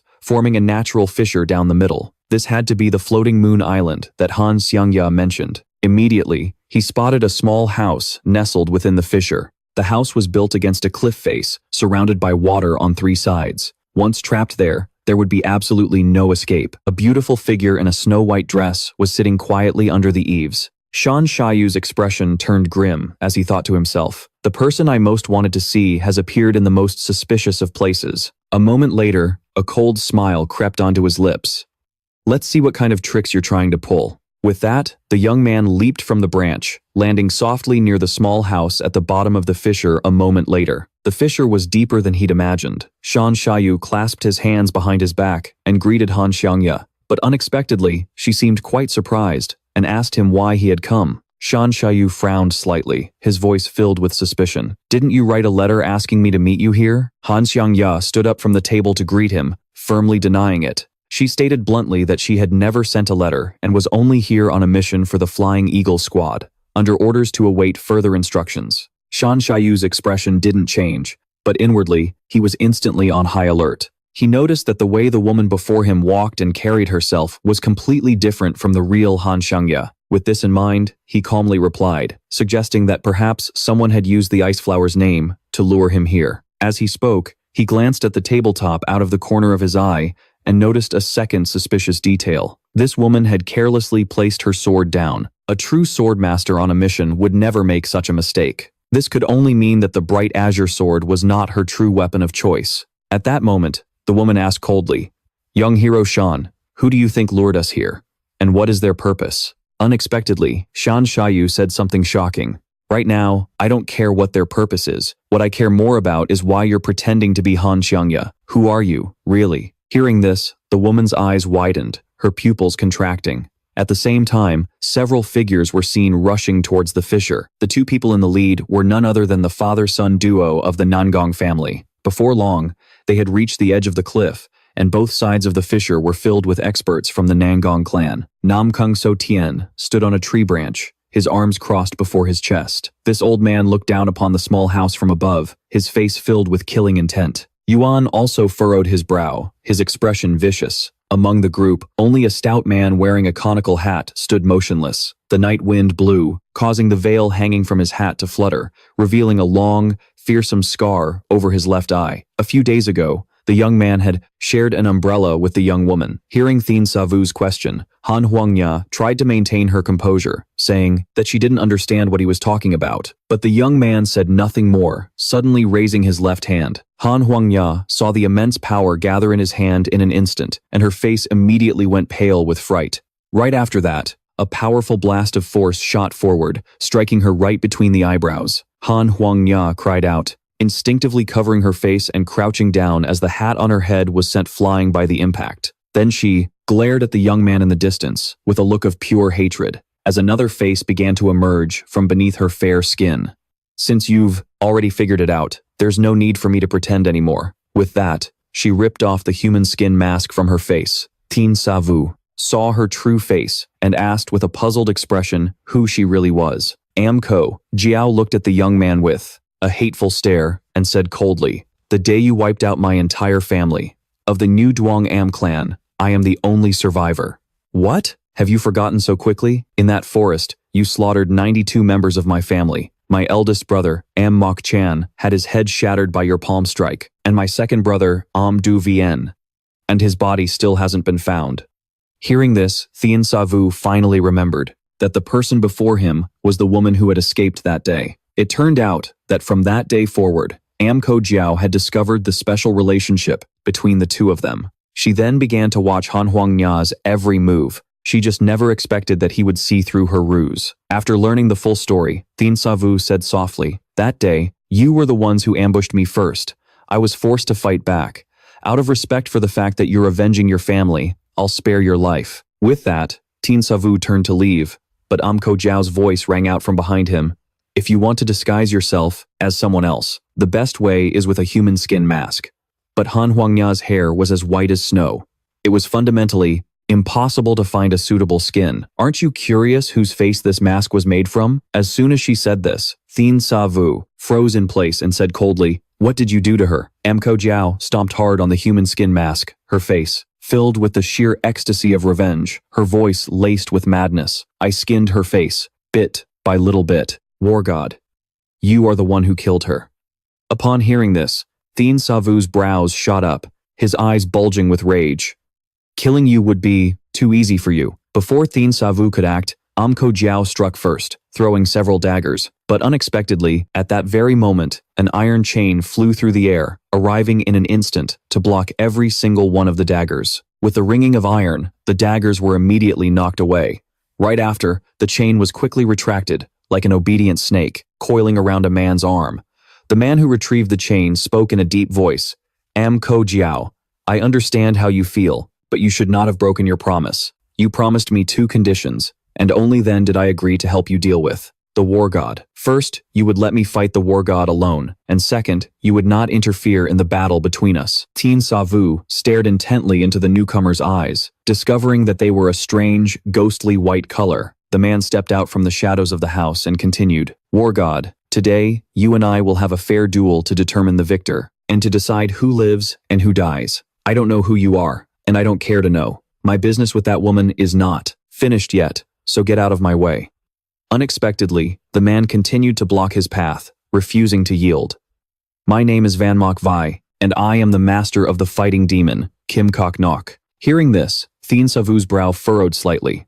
It was just as Kim Kok Nok had said that day. His master would definitely come seeking revenge for him. The young man calmly said that he would fight him, but only after he finished dealing with Amko Jiao. Hearing this, Van Mok Vi's face darkened. "It seems it's been too long since I have appeared in the martial world. Some random brat dares to look down on me like this." As he spoke, the eyes of this heavenly sky Taoist suddenly turned sharp. Immediately after, he raised his left fist as a powerful gale of energy began to swirl around it. Concentrating all his power, he unleashed a mighty punch, sending a massive wave of energy hurtling directly toward Thien Sa Vu. The latter bent his knees, raising both hands in front of him to forcibly block his opponent's powerful blow. Unexpectedly, even after the wave of energy was blocked by Thien Sa Vu, it continued to surge forward, its scattered force demolishing nearly half of the small house. Once the dust settled, Van Mok Vi said arrogantly, "Now, shall we begin?" Thien Sa Vu's expression was more serious than ever before. "Before we start, I want to ask one question. The fighting demon said you owe the Hoang Fu army a favor." Van Mok Vi said that many people were curious about that, but he had no desire to relive that painful memory again. "First, if that's how it's going to be, then please, enlighten me." With that, Thien Sa Vu circulated all the true qi in his body, then took a step back, lowered his body into a stance. A powerful stream of energy emanated from him, causing his long robes to whip about in the wind. Seeing this, Van Mok Vi smiled. "So this is the heaven-shattering divine art? I'm curious to see what's so special about it." Suddenly, Thien Sa Vu stomped his foot on the ground, and a sharp wave of qi radiated out from beneath his feet. In an instant, that wave of qi surged up Van Mok Vi's body and seeped inside him. The latter immediately felt a dull ache in his muscles and bones, and a portion of the energy even invaded his internal organs. Van Mok Vi was horrified. If Nam Kung Tekyo hadn't warned him beforehand, he feared he would have met the same fate as Nam Kung Vu Tien today. This Thien Kung Taoist no longer dared to be careless. Suddenly, all the energy in his body erupted, forcing the invading true qi completely out. Seeing this, Thien Sa Vu's expression changed in disbelief. Van Mok Vi, however, simply crossed his arms over his chest and said coldly, "The heaven-shattering divine art is nothing special after all." With that, he pushed off the balls of his feet and shot forward, striking Thien Sa Vu's chest with a twin sun peak thrust. The young man was sent flying backward, like a kite with its string cut. Van Mok Vi took another step forward, his left hand suddenly shooting out to grab Thien Sa Vu's ankle, before forcefully slamming the young man to the ground. Gritting his teeth, Thien Sa Vu felt the qi and blood churning inside him. His own true qi was completely ineffective against the man before him. It was clear his opponent had come prepared. As if reading the boy's mind, Van Mok Vi sneered, "A little too late to be surprised now." With that, the Thien Kung Taoist pivoted on his right foot, using the momentum to hurl the young man away. Seeing he was about to crash into a corridor pillar, The boy struggled to suppress the boiling chi and blood in his body. He took a deep breath, then focused his energy into his abdomen and executed a strange python flip in midair. He suddenly kicked his left foot hard against the pillar, finally neutralizing the force and landing lightly on the ground, steadying himself. At this moment, Van Mok-vi spoke coldly. "You've only learned martial arts for a few years, yet you dare to stir up trouble in the martial world. Young man, don't you think for a second that your heaven-shattering divine art is invincible?" As he spoke, the Thien Kung Taoist's tone turned somewhat sorrowful. "Kok en Jok. That child was exceptionally talented. If he had completely mastered the silver spirit, how could he have possibly died at your hands?" After speaking, Van Mok-vi suddenly raised both hands, his entire body's true chi surging relentlessly. Several iron chains, controlled by his true chi, instantly wrapped around his limbs. Van Mok-vi took a stance like a drawn bowstring. "Today, I will shatter your heaven-shattering divine art and avenge my fallen disciple." Hearing this, Thien Sa Vu suddenly broke into a wide grin. In an instant, the young man was filled with fighting spirit, declaring loudly, "I'm afraid you've never heard of this. For 1,000 years, the 5 generals of heaven shattering have never known defeat." Thien Sa Vu circulated his true chi, preparing to strike again, but unexpectedly, Van Mok-vi struck first, sending a palm strike his way. The young man had no choice but to raise his arm to block, then threw a powerful punch towards his opponent's head, but Van Mok-vi blocked it with his own hand. Inside the small house, the two moved, their bodies blurring as they fought furiously. Every move was executed with full force, radiating immense power. In a flash, true chi swirled throughout the small house, and wooden planks, shattered by their powerful strikes, flew everywhere. From a distance, Nam Kung, So Tien, and his son watched the battle unfold. They never expected the fight between the two to be so intense. After a moment, Nam Kung So Tien asked, "Hasn't the spy by Bang Hua's side sent any news yet? If she finds out about this, I'm afraid things will get complicated." Nam Kung Thuong Nguyen asked his father, "If we're so wary of Bang Hua, why don't we just kill her once and for all?" Bang Hoa herself is not the concern. "What I'm worried about is the Flying Eagle Brigade behind her. If the Flying Eagle Brigade gets involved in this, the Lions League won't just stand by and watch. And when that happens, the Ninefold Palace might join in as well. Today's battle concerns the very survival of the Nam Kung family. We cannot afford any carelessness." Meanwhile, at the Thiet Vo League, the very Bang Hoa Han Huang Ya they were discussing was lost in thought. She had joined the Flying Eagle Brigade some time ago. As it turned out, the organization was just as she had imagined, filled with countless talented masters, and the Lions League wholeheartedly supported them. Given enough time, the Flying Eagle Brigade would surely stand equal to the 3 great powers. But that wasn't what she truly cared about. She had joined the Flying Eagle Brigade for one sole purpose, to completely master the Moon Soul Sword art. That was why she had accepted the position of vice captain, so she could receive guidance from the invincible saber tyrant. Han Huang Ya draped her cloak over her shoulders and picked up the longsword from the tea table.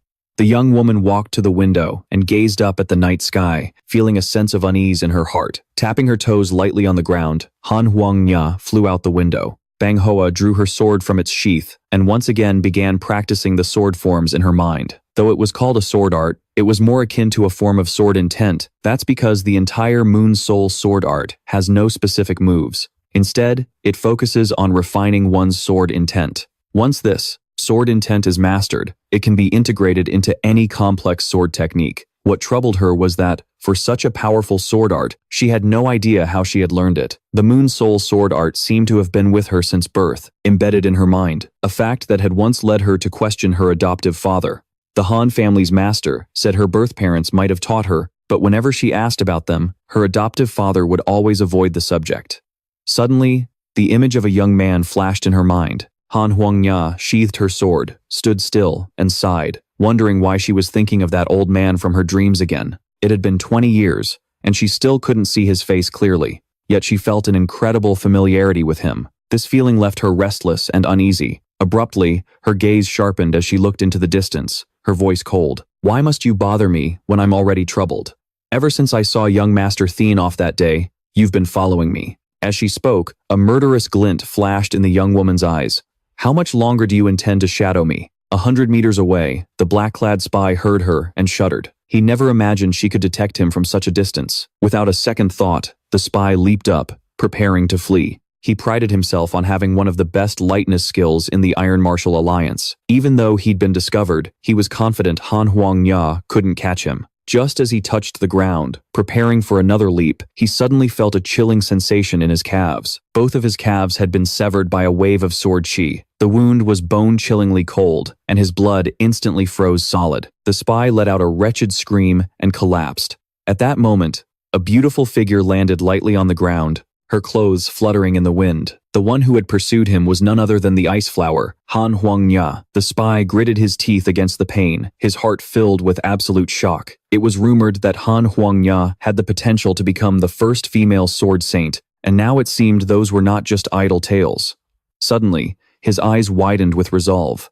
He had to get word to his master that he had been compromised. He quickly pulled a cloud-piercing arrow from his robes. Firing it would mean his mission had failed, but in the next instant, he felt a coldness in his arms as well. He watched as his own severed arms flew through the air. Han Huangya sheathed her sword and turned back, only the sway of her robes, indicating she had even moved.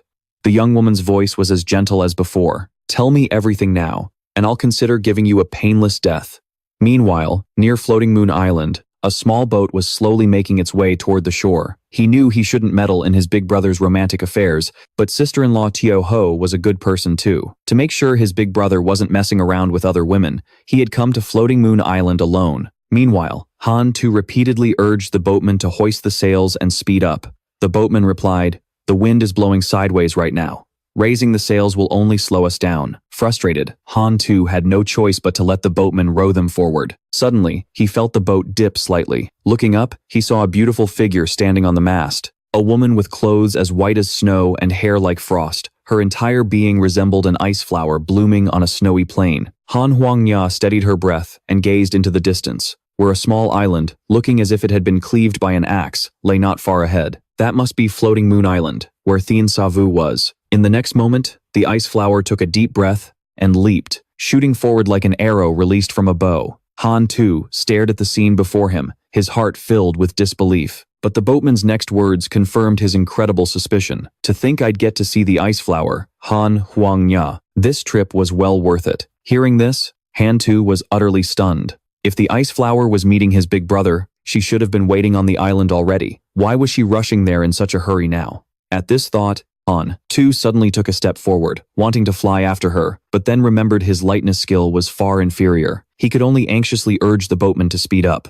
Back at the peak of the Iron Martial Alliance, Hoang Fu Quanyak stood silently, gazing into the distance. Just then, a subordinate came up from behind and asked why the Alliance leader wasn't resting yet. Van Mok V has made his move. That child, to Q, has really stirred up a storm. The subordinate knelt on one knee, speaking respectfully. "So you already knew, my lord. The two of them are currently fighting on Floating Moon Island." "It's less that I knew, and more that I could feel the powerful shockwave of their chi," he replied. "Only those two could cause such a massive disturbance. They're truly drawing a lot of attention." The subordinate asked curiously, "Who do you think will win?" The latter closed his eyes, contemplated for a moment, and said slowly, "Van Mok V probably has a higher chance of winning. After all, he was lucky enough to survive an encounter with Times, that person asterisk."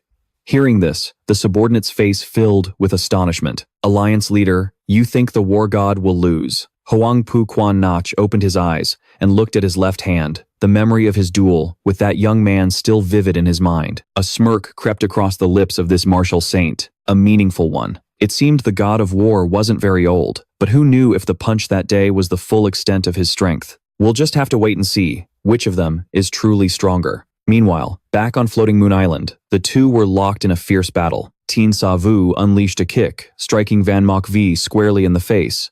With a grunt, the latter was sent flying backward. But this sky-reaching Taoist was incredibly resilient. He twisted in mid-air, using the momentum to swing a sweeping kick towards the young man's head. Although Thien Sa Vu raised his arm to block, the immense force still sent him stumbling back. Van Mok V landed gracefully, then pushed off the ground with the tip of his toes, shooting forward and delivering a vicious knee strike aimed at Thien Sa Vu's head. The boy hastily crossed his arms in front of his forehead, barely managing to block it, but the powerful knee strike still made him stagger. Using the rebound force, Van Mok V spun and leaped behind his opponent. The sky-reaching Taoist swiftly seized the opportunity. His left hand suddenly shot out, and an iron chain flew forth. Before Thien Sa Vu could even react, the chain had wrapped tightly around his neck. Van Mok V yanked his left hand back, and the chain instantly tightened. Luckily, Thien Sa Vu was quick to react, using one arm to brace against it. Just then, Van Mok V closed the distance, his right hand reaching out to grab the other end of the chain. The next moment, he used all his strength to hoist the young man into the air. Under the night sky, Han Huangya glided across the water as if it were solid ground. It wasn't long before she reached the vicinity of Floating Moon Island.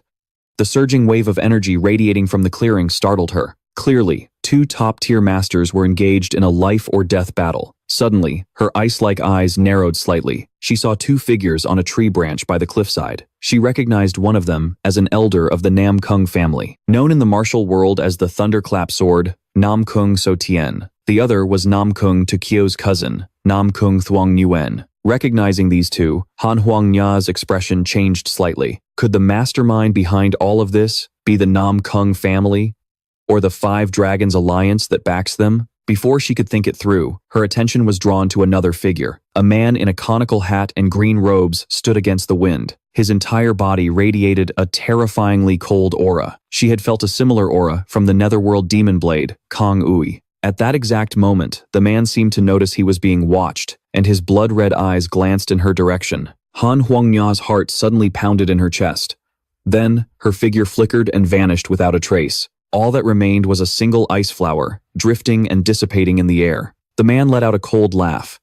It seemed the Nam Kung family still couldn't stop Han Huangnya. Han Huangnya hid behind a large tree, her mind racing. She could sense that the man's aura was even stronger than Kong Ui's. A master of this caliber could not possibly be from the Nam Kung family. Could he be one of the Five Dragons Alliance's new 5 great guest elders? Before she could ponder further, a faint groan reached her ears. Han Huangnya looked towards the small house by the lake with a worried expression. She recognized that groan as Thien Sa Vu's. Inside the small house, Van Mok V's powerful arms were pulling the chain taut. Thien Sa Vu was suspended in midair, the chain wrapped tightly around his neck. Even though the young man was using one arm to create space, under the immense weight of his opponent, he still found it hard to breathe. Thien Sa Vu tried to channel his inner energy to snap the chain, but the sky-reaching Taoist had anticipated his move. Van Mok Vi suddenly lashed out with a kick, striking the boy's back, then channeled his own inner energy into the chain. Thien Sa Vu felt the flow of energy in his body become blocked, and the chain around his neck tightened even more. The suffocating sensation caused his consciousness to slowly fade. This near-death experience felt just like 10 years ago. But he was no longer the weak boy who could be torn apart at will. Thien Sa Vu suddenly let out a cold laugh. The inner energy throughout his body began to circulate violently, like a raging river. Seeing this, Van Mok V was shocked. How could the boy who was on the brink of death moments ago possess such profound inner energy? The next second, with a loud crack, the black iron chain shattered. A tyrannical wave of energy exploded outwards, sending Van Mok Vi flying. Before the sky-reaching Taoist could even recover, Thien Sa Vu lunged forward like a bolt of lightning. The young man's palm turned into a fist, the veins on his arm bulging. Thien Sa Vu poured all of his tyrannical power into that punch. His deep blue eyes flashed with a razor-sharp light. The boy unleashed a mountain-splitting punch, aimed straight for his opponent's chest. The man hastily crossed his arms to defend himself, but the impact felt like being hit by a sledgehammer, sending him flying backward once more. Van Mok V focused his energy in his dantian and planted his feet firmly on the ground, trying to stabilize himself, but was still forced back several yards before he could barely stand his ground. The sky-reaching Taoist dispelled the energy lingering from the chain and said in a low voice, "Impressive. Truly a young hero in the making, but with just this much power, it's not enough." However, before he could finish his sentence, his expression suddenly changed. In the distance, the youth stood tall and proud, his entire aura suddenly surging. Thien Sa Vu, raising his left hand, the inner energy in his palm swirled relentlessly. The youth's eyes grew cold as he said, "I told you, the 5 heavenly forms have never known defeat." With that, he unleashed a palm strike, as graceful as an immortal brushing dust from his sleeve. The force of the palm enveloped Van Mok V, causing his pupils to constrict. In that instant, it felt as though he was trapped in an illusion. In his youth, he had roamed the world, seeking masters to test his skills against. In the far north, he had met a mysterious master. That man was like death incarnate. When he struck with his palm, he had no strength to resist. His entire being was plunged into an endless darkness. Although the man ultimately spared his life, the experience of that infinite void changed him. From that day on, His eyes could no longer see the light, and that man became the nightmare that haunted his entire life. And Thien Sa Vu's palm strike just now was identical to that man's. In a flash, that tyrannical force crashed down upon him. Van Mok V felt as if Mount Tai itself was crushing him. A moment later, a deafening explosion echoed from the gorge. The small house was completely obliterated by the force of that palm. After a moment, a figure slowly emerged from the dust and smoke. Van Mok V was shrouded in his own inner energy, completely unscathed. This master of the heavenly sky walked up to Thien Sa Vu and said in a low voice, "I thought I would never experience that feeling again in this lifetime." As he spoke, Van Mok Vi's eyes suddenly flew open. Today, this old man has finally escaped that nightmare. Thien Sa Vu smirked coldly and said, "If that's the case, then let's continue." Van Mok V replied with a single word, "Good." Immediately after, he let out a sharp cry, his left hand shot up, and he threw a palm strike straight at Thien Sa Vu's face. The latter hastily leaned back to dodge. He struggled to defend himself. But just then, an iron chain shot towards him. Thien Sa Vu could only raise his elbow to block the chain aimed at his head. The two mystic iron chains, controlled by Van Mok V, worked in tandem with his powerful palm techniques. For a moment, the youth found it difficult to fend off the attacks. Thien Sa Vu suddenly retreated, trying to create distance between them. But the two chains stuck to him like a shadow, in relentless pursuit. Seeing the youth leap into the air, Van Mok V let out a low shout, and with a flick of his hands, the two chains shot out like dragons lunging from the sea, striking directly at Thien Sa Vu. The youth lashed out with his hands and feet, striking heavily against the two chains. Instantly, the sharp clang of metal rang out. He managed to pin the heads of the chains to the cliff face, but Van Mok Vi continuously channeled his immense inner energy into them. Then, with a powerful downward pull, he ripped a massive boulder from the cliffside and hurled it toward the youth. Thien Sa Vu glanced back, but his expression remained unchanged. The youth suddenly struck the boulder with his palm. Instantly, the force pierced through the rock, blasting out a stone column over 10 feet wide, while the rest of the boulder continued its descent straight towards Van Mok V. Seeing this, the old man didn't dodge. Instead, he gathered his strength and leaped up, passing right through the hole. He shot into the air to attack Thien Sa Vu. Seeing this, the youth immediately swung his right arm, and the 1,000-pound stone column shot forward, hurtling towards Van Mok V. After throwing the column, the youth followed up with a powerful kick. Van Mok V raised both hands to catch the stone column, struggling to hold it back, but suspended in midair. He had no leverage at all. In this moment of crisis, he hastily threw out his two mystic iron chains, then channeled his power into his hands and cleaved the stone column in two. Seeing this, Thien Sa Vu couldn't help but silently praise his opponent's vast experience. The next moment, Van Mok V let out a great roar. With a swing of his arms, the two halves of the stone column shot towards the youth. Thien Sa Vu pushed out with both hands, and the columns instantly exploded. Debris rained down. Van Mok V lightly tapped his foot on a piece of stone, using the rebound force to launch himself into the air again. He then threw a punch towards Thien Sa Vu. The youth raised his right leg, using his knee to block the powerful blow. Thien Sa Vu then spun around, landing a punch square on his opponent's face. Caught off guard, the old man immediately began to fall. But the youth wasn't finished. He delivered a kick to Van Mok V's side, sending the old man plummeting like a falling star. Unexpectedly, Van Mok V suddenly threw out a chain, which wrapped tightly around the youth's left arm before he could react. Thien Sa Vu's heart skipped a beat. His opponent clearly intended to drag him down with him. With a great shout, Van Mok V channeled strength into his arm and flew back up to clash with the youth. Suspended in midair, they used each other as leverage, trading blows at high speed. After a few exchanges, they both fell to the ground, kicking up a thick cloud of dust. When the dust finally settled, the two were seen locked in close combat, the swirling force on their fists erupting violently. Suddenly, Van Mok V felt his heart stop. In the next instant, he saw Thien Sa Vu's entire power surge dramatically, and before he could even react, he was sent flying. Van Mok V felt the blood in his body churn violently, making it as difficult as ascending to the heavens just to regulate his breathing. He had no choice but to rely on his mystic iron chain just to stay on his feet. After steadying himself, Van Mok Vi suddenly felt a burning sensation in his chest. Immediately after, a mouthful of fresh blood gushed from his mouth and nose as he stared at the young man. Tuan Tu stood as still as a mountain in the distance. This Thien Kung Taoist never expected to be cornered like this, but now, he had no path of retreat. With that thought, he took a deep breath, channeling his true chi to his limbs. In the next instant, the chains around him suddenly burst into roaring flames. This was the strongest technique he had practiced. for that person, but the young man before him was terrifyingly powerful. He had to be killed before he grew any stronger. At this moment, Van Mok V's entire body glowed fiery red, a clear sign that he had pushed the true chi in his body to its absolute limit. Then, raging flames completely engulfed him. Seeing this, Thien Sa Vu's expression couldn't help but shift. He never thought his opponent could unleash such a technique while so heavily injured. Just then, countless chains began spinning around Van Mok V at a dizzying speed, the scorching true chi continuously converging into his raised left hand. Han too rushed over, arriving just in time to witness this scene from afar. The first disciple of the Trung Nam sect instantly broke out in a cold sweat, realizing that the one fighting his big brother was Van Mok Vi, and his master once told him that Van Mok Vi possessed an ultimate move called One Finger Breaks the Heavens. Power of this magnitude, it had to be that technique. Thinking this, he was about to draw his sword to help his big brother, but an ice-cold, elegant hand suddenly clamped down on his hilt. Han too turned his head and saw that it was Bang Hoa Han Huang Nya.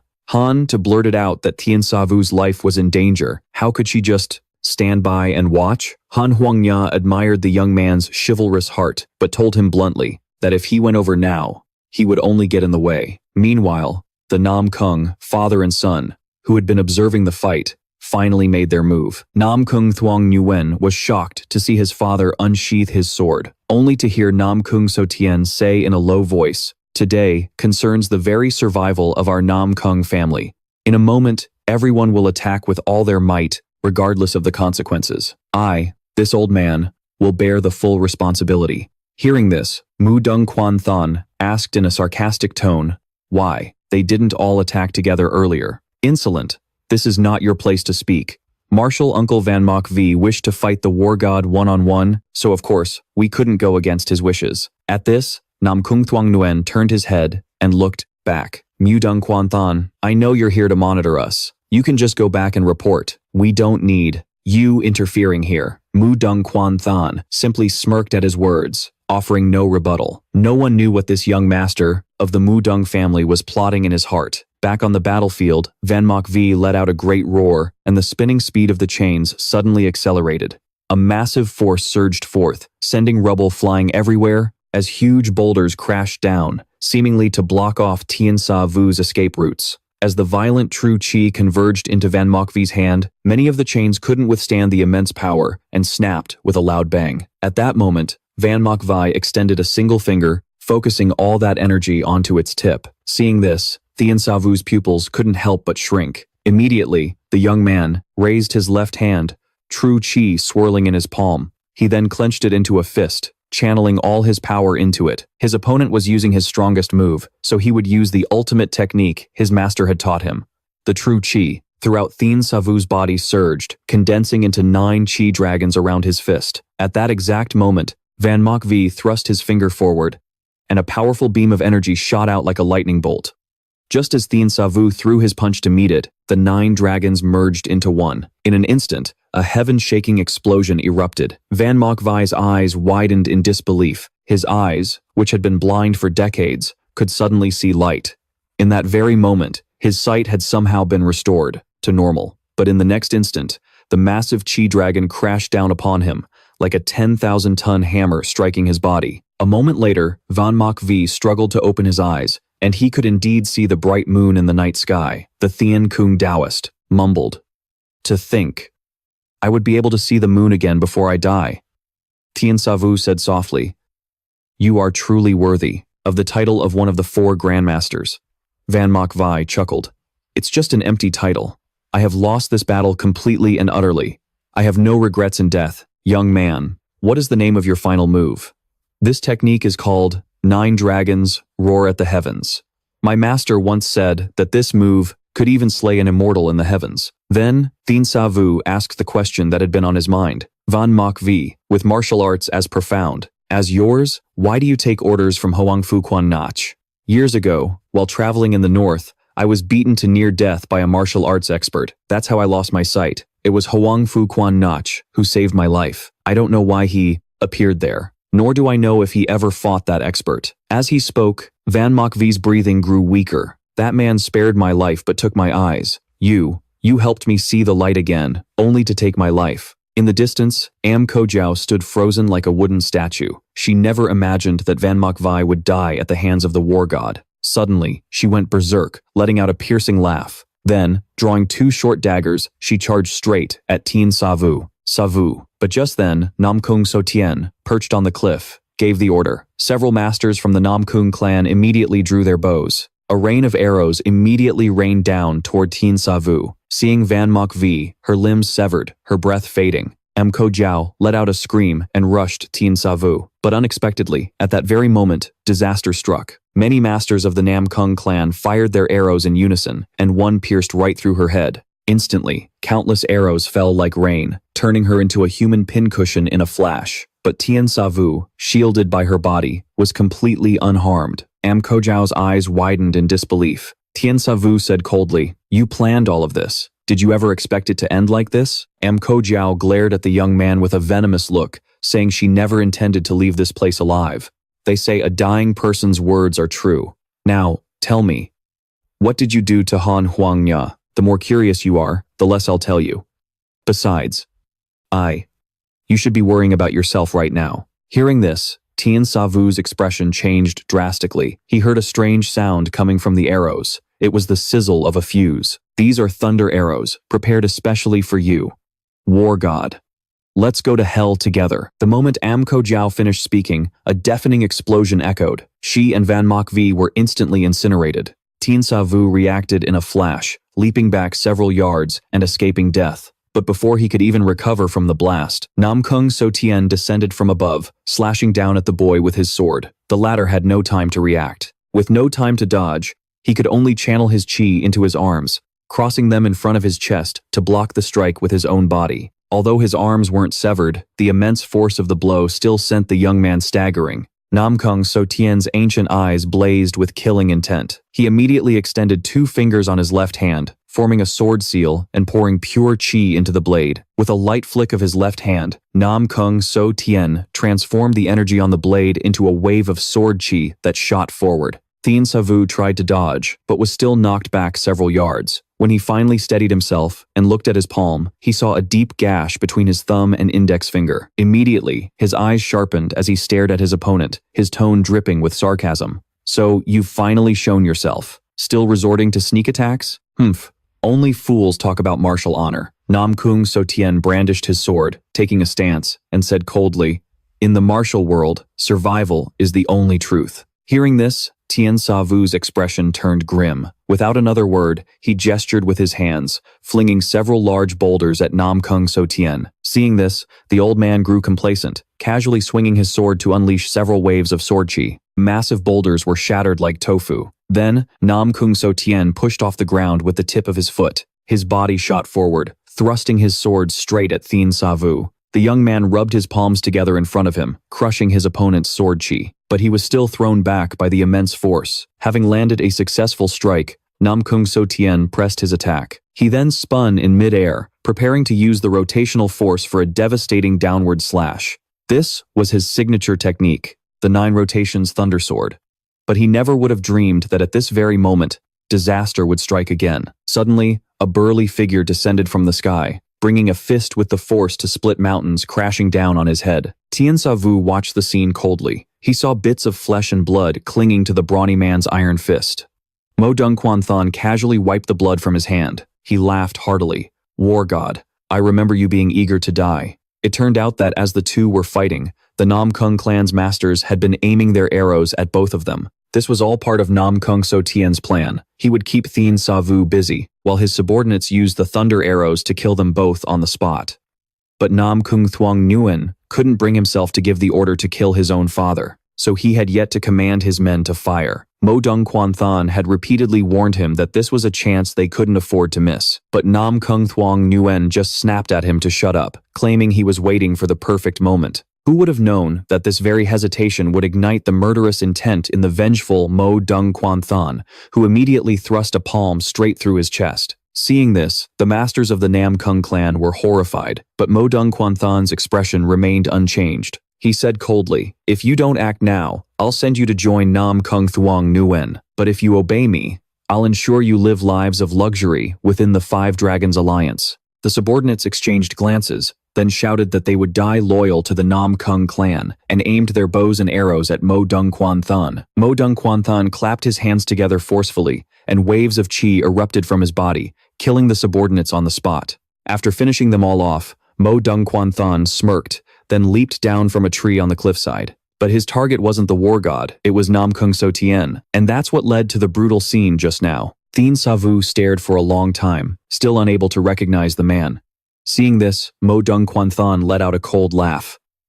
"It's because of you that I've ended up like this. And yet, you don't even remember me." At this, he suddenly flew into a rage, unleashing a palm strike as a powerful wave of energy shot straight for his head. Thien Sa Vu. The latter hastily raised both hands to block. He managed to defend himself, but was still sent flying like a kite with a snapped string. By the time Thien Sa Vu regained his footing, a trail of fresh red blood was trickling from the corner of his mouth. The young man wiped the blood from his lips, then slowly walked until he stood before Murang Quan Thon. With a low shout, his entire body erupted with power. Waves of true chi rolled off him, kicking up countless bits of stone and debris. Seeing this, Murang Quan Thon sneered, "I'm surprised you have any strength left after fighting 2 other people." Thien Sa Vu simply replied, "The 5 generals of Heaven's Break never retreat in the face of an enemy." Meanwhile, on the peak of Wulongming Mountain, Hoang Fu Quan Nok stood with his hands clasped behind his back, gazing towards Kungia Island. He listened for a moment, but only heard a loud explosion. The fifth saint finally couldn't help but let out a long sigh. Seeing this, his subordinate couldn't help but ask, "Alliance leader, why do you sigh? Nam Kung So Tien's plan must have failed." The subordinate listened, his face etched with disbelief. The war god actually managed to defeat 2 top masters in a row. Never mind him. What is the current situation with the 9-layered mansion and the Lion Alliance? Those 2 old fools have surely taken notice of the events on Phu Nuet Island. My subordinate reports that the Plum Blossom Sword Saint has already received word from Doan Mok Tung Yen, but Van Diep Tu has yet to give any orders to act, while the Invincible Blade Tyrant seems to be assessing the entire situation. For now, my men haven't been able to gather any specific intelligence on the Lion Alliance. But the strange thing is, Han Huangya rushed to Phu Nuet Island without any orders. Perhaps even Hao Thien himself is confused about what to do with his guild right now. After hearing his subordinate's report, Hoang Fu Quan Nyak said in a low voice, "Perhaps now is the perfect opportunity, a time to change the entire landscape of the Iron Martial Alliance. Go and spread the word immediately. Say that I, Hoang Fu Quan Nach, intend to convene a Grand Hero Assembly." On the mountaintop, Hoang Fu Quan Nach commanded, "The time is ripe. Spread the news that I wish to hold a Grand Hero Assembly." After a moment of silence, the fifth saint added, "Wait, there is one more thing. Immediately dispatch all our forces to the Nam Kung family estate. Ensure Nam Kung to Q's safety." The subordinate was confused.